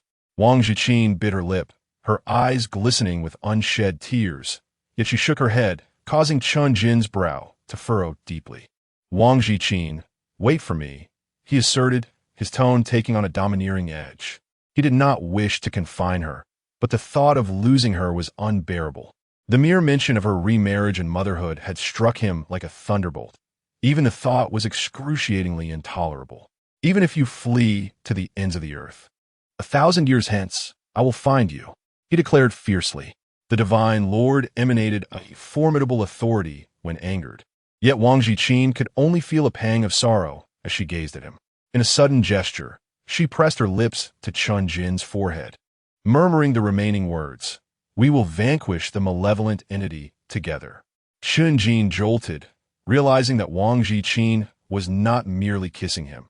She was invoking her extraordinary powers. He had been so captivated by her previous kiss that it had clouded his mind, leaving him reveling in the moment, unaware of her true intent. But Wang Ziqin was not just kissing. She was delving into the depths of his consciousness. How could she penetrate his mind? Her powers had indeed grown stronger. Indeed, Wang Ziqin's extraordinary abilities have significantly enhanced, particularly following the mutation gene injection. She can distinctly perceive the augmentation within herself. For instance, merely piercing the tip of her tongue to kiss the midpoint of another's brow allows her to enter Chen Jin's sea of consciousness, representing an upgraded version of her ability to absorb powers. She now possesses the capacity to manipulate this enigmatic ability with remarkable proficiency, executing it smoothly and effortlessly, achieving success on her first attempt. This is undoubtedly aided by Chen Jin's current state of profound weakness, which permits her powers to infiltrate despite his formidable essence. The vibrant hues of celestial energy intertwine with the pure golden light emanating from Chen Jin's forehead. Under the astonished gaze of his pupils, which constrict in shock, Wang Ziqin delves into his sea of consciousness. Chen Jin's consciousness realm is also golden, embodying a pure, sacred nobility that befits his divine status. However, it is sparsely populated, an endless expanse of desolation, with only a colossal cage beside her and a small island at the far end. Prince Jean gazed intently at the cage that imprisoned the malevolent entity known as a bay, summoned by Hua Wuxia. A bay embodied the dark lord of the endless night. His imposing physique nearly thrice that of Prince Jean, and the sinister presence that occupied his consciousness twisted even his handsome visage into a grotesque semblance of evil allure. Abe was subdued by Chun-Jin, with only wisps of faint black mist seeping from his form, rendering him particularly feeble, his body marred with numerous wounds that dripped with blood. Upon catching sight of Prince Jean, his eyes narrowed slightly, and he suddenly licked his pristine fangs, chuckling ominously. Ah, the heart of a divine maiden. How delectable! Though his eyes blazed crimson, they now radiated a ravenous green light, surveying Prince Jean from head to toe as if he were mere sustenance. Wang Ziqin has encountered numerous peculiar entities, ranging from the repugnant to the adorable, and everything in between. Consequently, she has grown less timid over time, and she harbors no fear of him. He is securely imprisoned by Chun-Jin, unable to escape. All she needs to do is... Wang Ziqin immediately extended her finger, intent on absorbing Abe's energy, but was interrupted by Chun-Jin's stern voice. Wang Ziqin, do not act foolishly. The energy of malevolent beings is beyond your capacity to bear. Chun-Jin admonished. He swiftly entered his own sea of consciousness, pulling Wang Ziqin behind him, and with a flick of his sleeve, he delivered a powerful blow to Abe. How audacious! Keep your distance from my woman. Chun-Jin's voice was frigid, emanating a divine pressure that sent Abe crashing into the corner, howling in pain. Abe let out a pained cry, but managed to chuckle with difficulty. Divine Lord, you cannot kill me. Rather than wasting a millennium sealing me away, why not merge with me? Together, we could manipulate everything at our will, living in blissful freedom. He then cast a glance at Wang Ziqin, protected behind Chun-Jin, licking his lips. Such a delicate and delectable beauty, far more enticing than Hua Wuxia. Would you truly allow her to remain alone in an empty abode for a millennium? You wouldn't dare, and neither would he. Though Abe was imprisoned, he remained aware of the happenings outside. He was well aware of the affection between Wang Ziqin and Chun-Jin, and he understood that Wang Ziqin had entered to avoid separation from Chun-Jin. Abe was born from Hua Wuxia, and as Hua Wuxia was powerful, so too would he be. If he were to consume Hua Wuxia directly, his strength would amplify even further. While he could not obtain Hua Wuxia, the heart of Hua Wuxia now shimmered enticingly before him. How could he possibly resist? Were it not for Chun-Jin's confinement, he would have lunged at once, for it was far more fragrant than even Hua Wuxia. Indeed, it was a heart nurtured by the radiation of his magical power. No wonder it was so alluring, so tempting to devour. Abe licked his teeth, his crimson eyes greedily fixed upon Wang Ziqin. My dear beauty, how do you intend to kill me? Your main body, Hua Wuxia, could not vanquish me. How do you plan to do so? Wang Ziqin had no choice but to lean over Chun-Jin, her demeanor warm and gentle as she inquired. With such confidence, do you dare to let me give it a try? Abe, yearning for her presence, eagerly beckoned her closer, arms wide open, inviting her to approach. Do not come any closer. Chun-Jin's pallid complexion, already frail, combined with his silvery hair, lent him an air of sanctity, yet also accentuated his fragility. He sighed, a hint of resignation in his voice as he remarked, at this moment, I may be unable to protect you. Chun-Jin, if I needed you to shield me from everything, I would have perished long ago. Wang Ziqin interrupted him calmly, her tone earnest. I have traversed each step of my life on my own. I know how to safeguard myself and how to protect you. Allow me to be your protector, Ajin. With a single utterance of AJN, Wang Ziqin stirred Chun-Jin's heart, causing it to tremble deeply, as if he could be easily swayed by her mere words.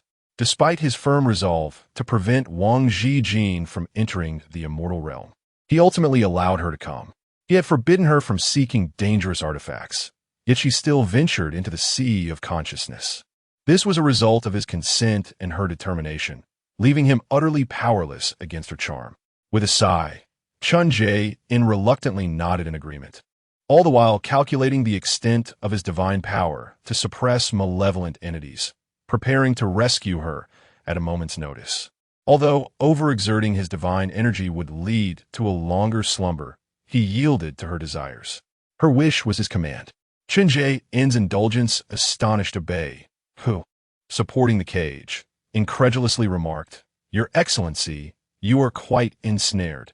For merely a trivial potion from a wicked being, You should have swiftly put an end to her. Abe's confusion was understandable, as even Wang Ziqin struggled to comprehend how she had ensnared Chunjie and so profoundly. Yet, such matters were inconsequential. What mattered was that Chunjie cherished her, and she reciprocated his feelings. That was sufficient. Wang Ziqin took a few steps forward, raising a finger. Just as Abe, with eager anticipation, thought he was about to savor Wang Ziqin's delicacy, that finger unexpectedly unleashed several transparent tendrils as thin as spider silk. Abe, despite being gravely injured and imprisoned, possessed remarkable reflexes.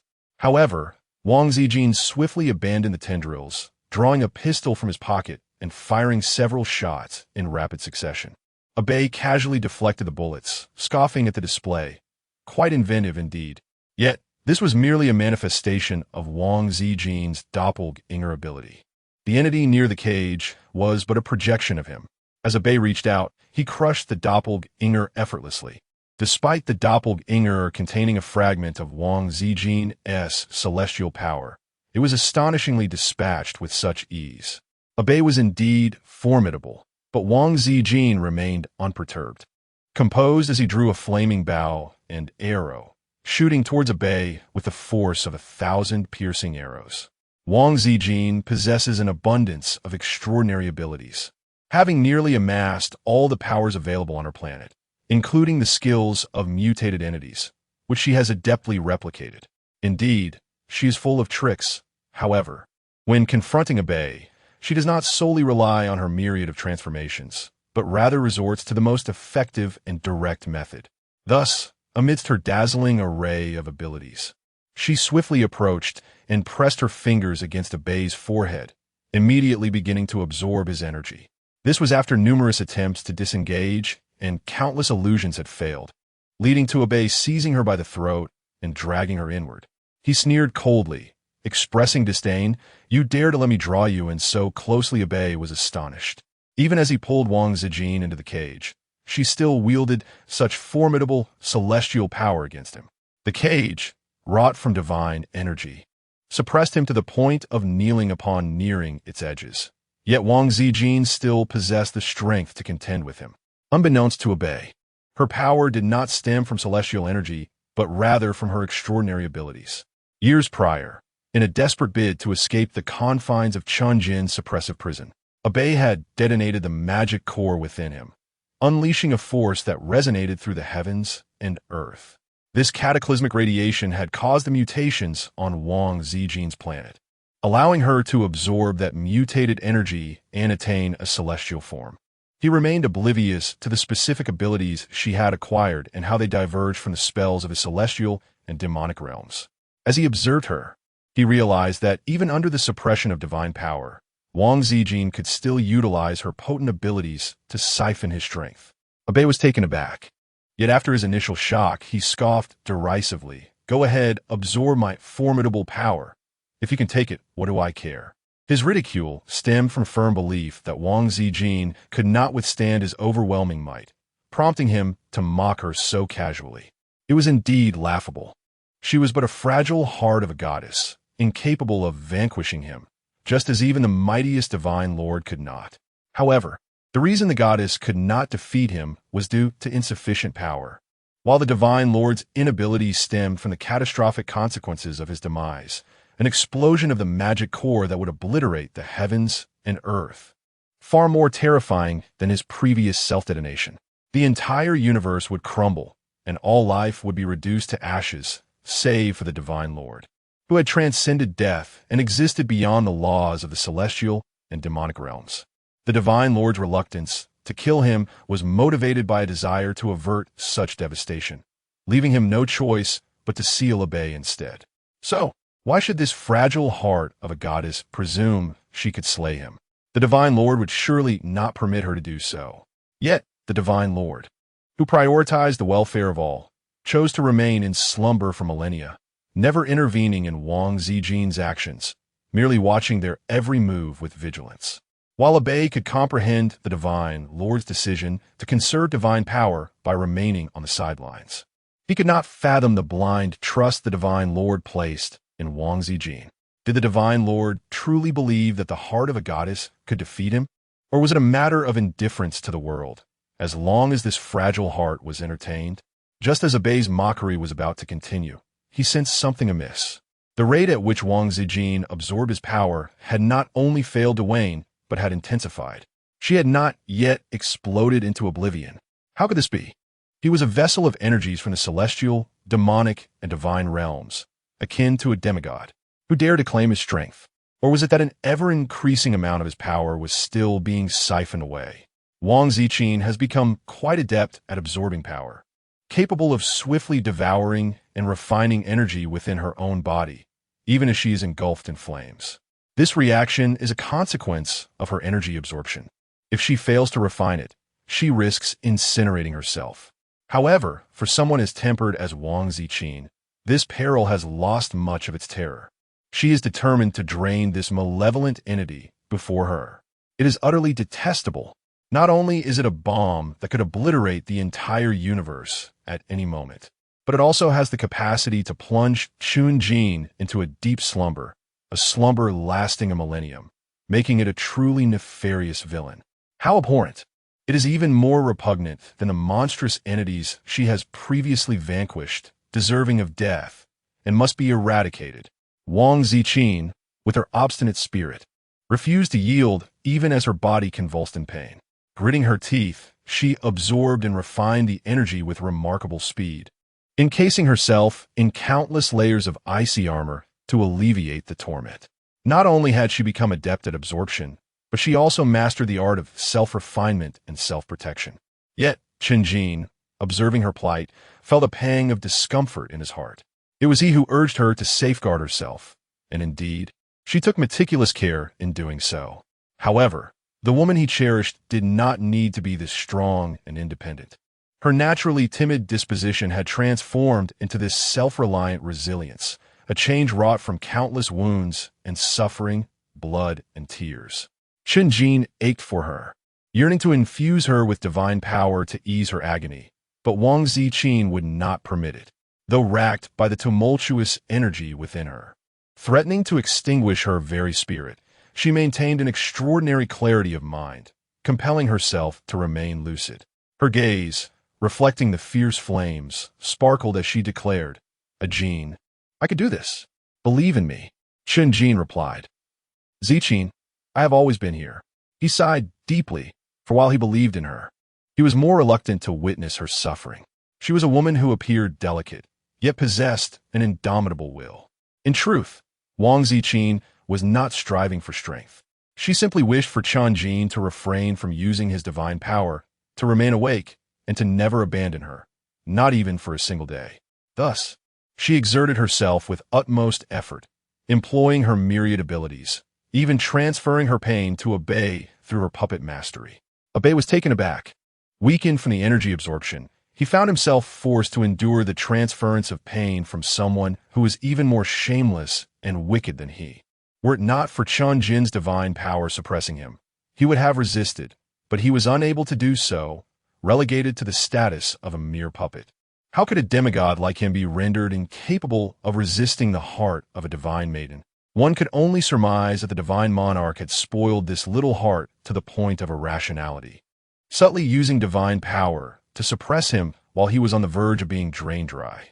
Grinding his teeth, he reluctantly spoke up, "I am dying, divine monarch. Your woman is about to perish with me, along with all living beings." "I will not die with you," Wang Ziqin interrupted fiercely, her voice cold and disdainful. "You are unworthy." With that, she suddenly cried out, having pushed herself beyond her limits, absorbing and refining with fervor, repeatedly breaking through boundaries. She had completely absorbed Abe's energy, which now surged chaotically through her spiritual veins. The energy, restless, sought to incinerate its devourer, and Wang Ziqin felt as though she were ensconced in a sea of flames, being drawn into the maelstrom at the heart of the inferno. Prince Jin wildly unleashed her veins, fervently resisting the engulfment, and it was imperative that she acted swiftly. She could not allow Chun-Jin to save her with divine power. Everything she undertook was to retain Chun-Jin by her side.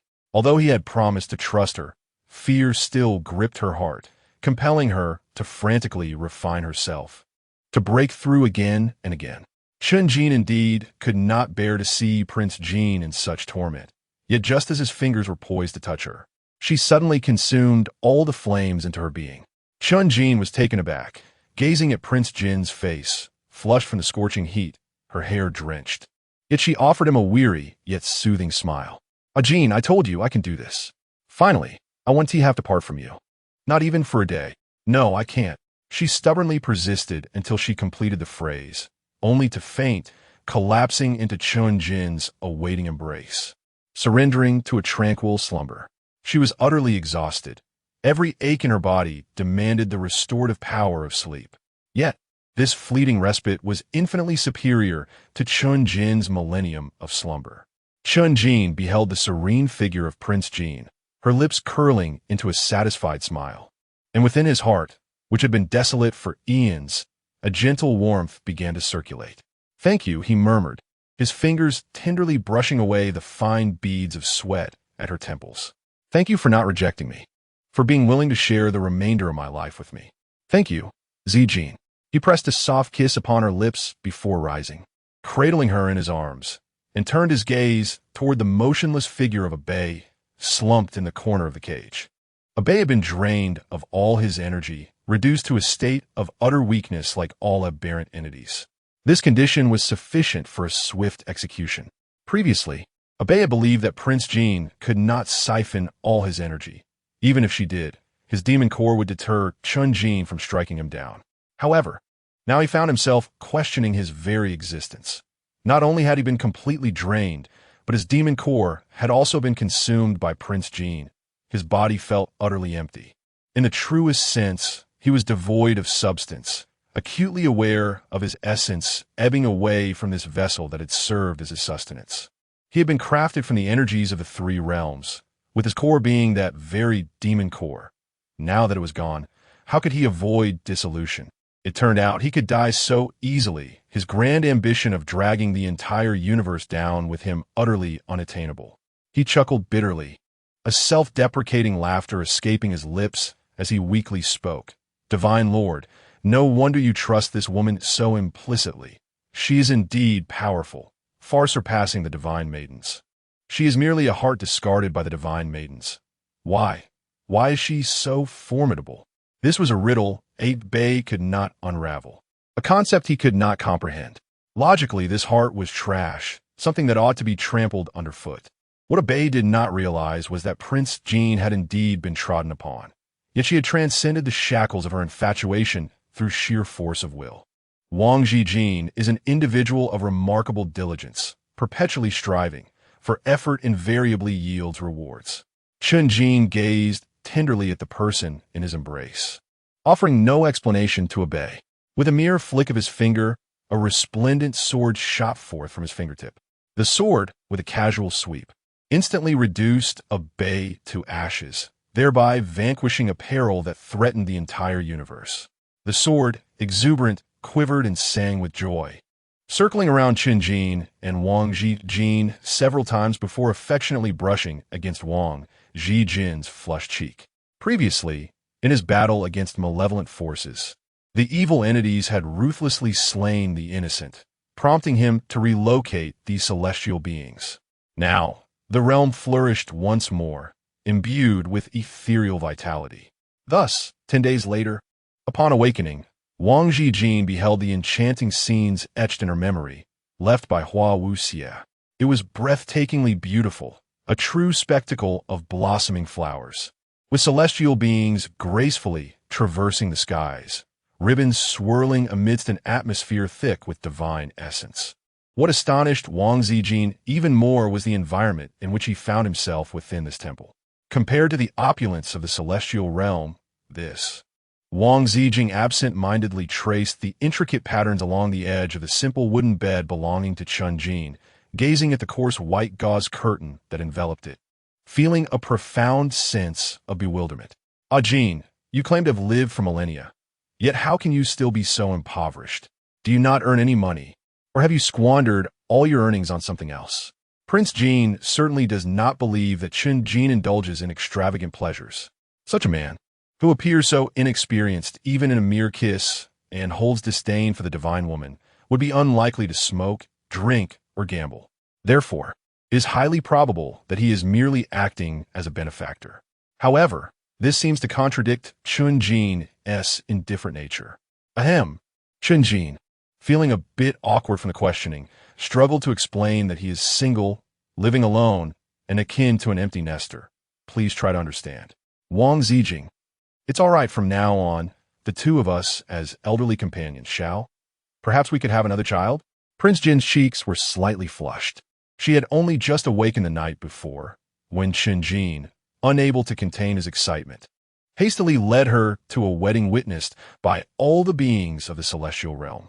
The ceremony was splendid, with the blossoms of the fairyland blooming at their feet, winding into a joyous path drawn by a flock of celestial cranes.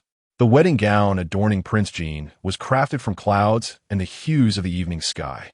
It was undeniably extravagant, leaving Prince Jin in a state of astonishment as she found herself wed to Chun Jin in a daze. As they lay together that night, surrounded by the silence of their modest wooden chamber, Prince Jin could no longer contain her myriad questions. So many perplexities filled her mind, married upon her awakening, only to experience an uneventful wedding night. Yet, it was not confusion that led her to this union. It was her willing heart that offered no resistance. Deep down, she felt an overwhelming joy, especially upon waking to find Chun Jin by her bedside, vigilantly watching over her for 10 days, his dark eyes tinged with bloodshot weariness. In that moment, Chun Jin's gaze sparkled with tenderness and delight, and Prince Jin's eyes welled with tears. At that instant, she felt an overwhelming desire to bear a child for Chun Jin. However, as he embraced and kissed her, meticulously peeling away her wedding gown piece by piece, he repeatedly hesitated just before the final act. Breathing heavily, he restrained himself and gently said, "You have just awakened and are still weak. Let us wait until you regain your strength." Wang Ziqin found herself at a loss for words. She was quite reserved and had no intention of expressing that she did not require care for her health. She was well aware of her own body and did not need to wait. From last night's restraint to the present, she could no longer maintain her composure. She embraced Chun Jin, threading her fingers through his cascading, long silver hair.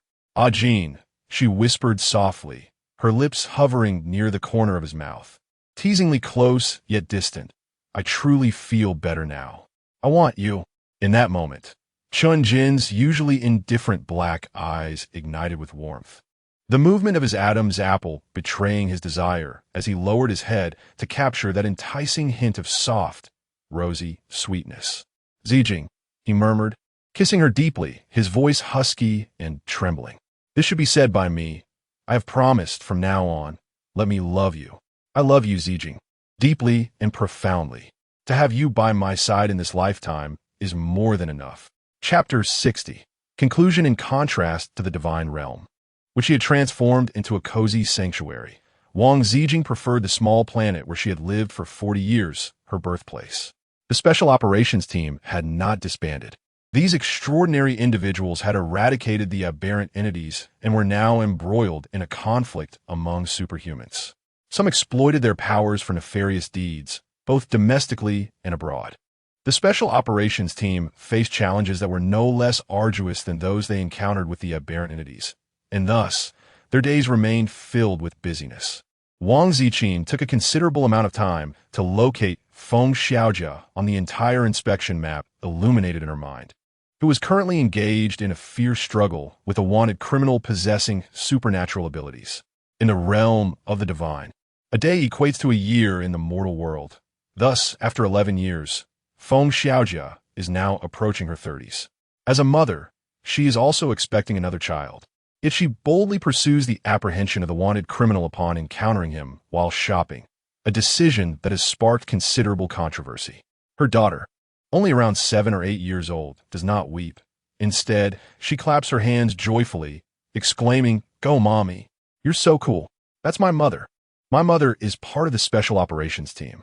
My mother can breathe fire. My mother is amazing." Like Feng Xiaojia, the little girl is an exuberant chatterbox, radiating vivacity. and bears a striking resemblance to her mother. However, Wang Ziqin discerned the legacy of another individual within her. The girl's father is Li Fei. Wang Ziqin lamented their childhood companionship, a mutual affection that blossomed into a beautiful fruition. She approached and offered a lollipop to the little girl. "My dear, would you be so kind as to lead me to the restroom? I'm a visitor from afar and have lost my way. What do you say?" Wang Ziqin inquired with a warm smile. The little girl stared at Wang Ziqin, utterly astonished, her hands clenched tightly against her mouth, before suddenly exclaiming, "Fairy Auntie! It's Fairy Annie! Mommy! It's Fairy Annie! It's Sister Ziqin, the one you see in the pictures every day." The little girl shouted towards Feng Xiaojia. Wang Ziqin was momentarily taken aback. She had intended merely to tease the little girl, curious to see if she would recognize her as a trafficker, yet unexpectedly, her identity was revealed in an instant. It was understandable, as Feng Xiaojia possessed her photograph. However, she had not anticipated that Xiaojia would gaze upon it daily, surely yearning for her presence over the past decade. Indeed, she too missed Xiaojia dearly, prompting her immediate search for her upon arrival. Upon hearing her daughter's call, Feng Xiaojia momentarily lost her composure, nearly falling victim to the wanted criminal. But Wang Ziqin deftly gestured, summoning a flickering flame that descended from the heavens, ensnaring the fugitive within a fiery prison. She exclaimed with fervor, "It must be Sister Ziqin. Only Sister Ziqin possesses such extraordinary prowess. Sister Ziqin is alive."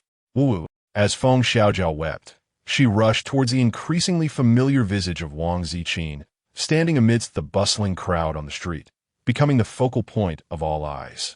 Wang Ziqin remains as enchanting as she was a decade ago, if not more so, radiating beauty akin to a celestial goddess descending from the heavens. Her once short hair has grown longer, elegantly braided and cascading over her left shoulder, adorned with delicate floral hair ties that harmonize splendidly with her lush green hanfu gown. As she approached with a rush, Feng Xiaojia greeted her with a gentle smile, arms outstretched, beckoning her, "Xiaojia, slow down. Be careful with your baby bump." Feng Xiaojia shook her head, tears brimming in her eyes, as she threw herself into Wang Ziqin's embrace, sobbing, "Sister Ziqin, is it really you? I thought you were gone. Li Fei and I even assisted Grandpa Wang and erected a memorial for you. It's such a relief to see you alive." Feng Xiaojia oscillated between laughter and tears, her emotions overwhelming, causing her tears and snot to stain Wang Ziqin's attire. Even Feng Xiaojia's daughter could no longer bear the sight. "Mom, please don't ruin the Fairy Annie's dress. It's so beautiful. It must be very expensive. We can't afford to replace it." The little girl fretted anxiously. Realizing her daughter's concern, Feng Xiaojia pouted, attempting to distance herself slightly, but Wang Ziqin embraced her once more, reassuringly stating, "It's all right. Ajin will take care of the cleaning." Feng Xiaojia was taken aback. What? Feng Xiaojia was astonished to remember that Chunjin had always been by Wang Ziqin's side. Initially, Wang Ziqin suggested they split up to find their respective companions. Yet Chunjin insisted on staying close, their fingers intertwined, refusing to part ways. With a sense of resignation, Wang Ziqin reluctantly decided to compromise and sent him aside to purchase a few gifts for the little girl, as she wished to share some intimate whispers with Feng Xiaojia. Chunjin, albeit unwillingly, stepped into the shop merely 3 meters away, emerging with a box of Lego in hand, his face devoid of expression as he offered a polite nod to Feng Xiaojia. The atmosphere was cold, reminiscent of Captain Chun from a decade ago, yet there seemed to be a subtle distinction. Captain Chun had never acknowledged her with a nod before. Feng Xiaojia, in a daze, observed the legendary Chunjin, who was said to have perished in a fire, now clad in a black hanfu, similar to Wang Ziqin's. He swiftly approached Wang Ziqin, naturally intertwining his fingers with hers, their hands clasped together. Gazing at Wang Ziqin with a sticky fondness, his dark eyes held a chill, yet softened into warmth when directed at her. Tenderly, he murmured, "Ziqin, the gifts are ready. You can't send me away now." Wang Ziqin chuckled softly, her petite face nuzzling against Chunjin's shoulder. In response, Chunjin gently lifted Wang Ziqin's chin and planted a tender kiss on her cheek. This display of affection left Feng Xiaojia, who had just consumed a hearty serving of dog food, utterly astonished, her eyes wide with a mixture of surprise and trepidation as she pointed at them. You two, are you really together? My ship has sailed into reality? No, I truly did ship the right couple. I don't care. I want to sit at the main table. Before Wang Ziqin departed from this planet, she entrusted Little Orange to Feng Xiaojia, who had just mentioned that the little kitty had slimmed down in longing for Wang Ziqin. Wang Ziqin felt a deep sense of compassion for her Little Orange, unable to bring it along. However, before meeting the Little Orange, she first went to see her father. Wang Jianfeng has consistently resided in a suite within the hospital, a thoughtful purchase made by Wang Ziqin long ago, ensuring he has immediate access to medical care whenever necessary. Wang Jianfeng has aged, yet his spirit is more vibrant than ever. He is currently engaged in a game of chess with Hua Xijing at a stone table in the garden. Hua Xijing has matured, exhibiting a more graceful demeanor that increasingly resembles Hua Lianqing. As he smiles at Wang Jianfeng, he is momentarily taken aback upon seeing Wang Ziqin and Chenjin entering hand in hand.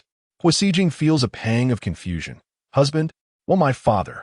The thought strikes him, remembering how his father has tirelessly searched for his mother for decades, never relinquishing hope, yet always coming up empty-handed. Still immersed in his work at the laboratory, this realization brings Hua Xijing a mix of sympathy and sorrow.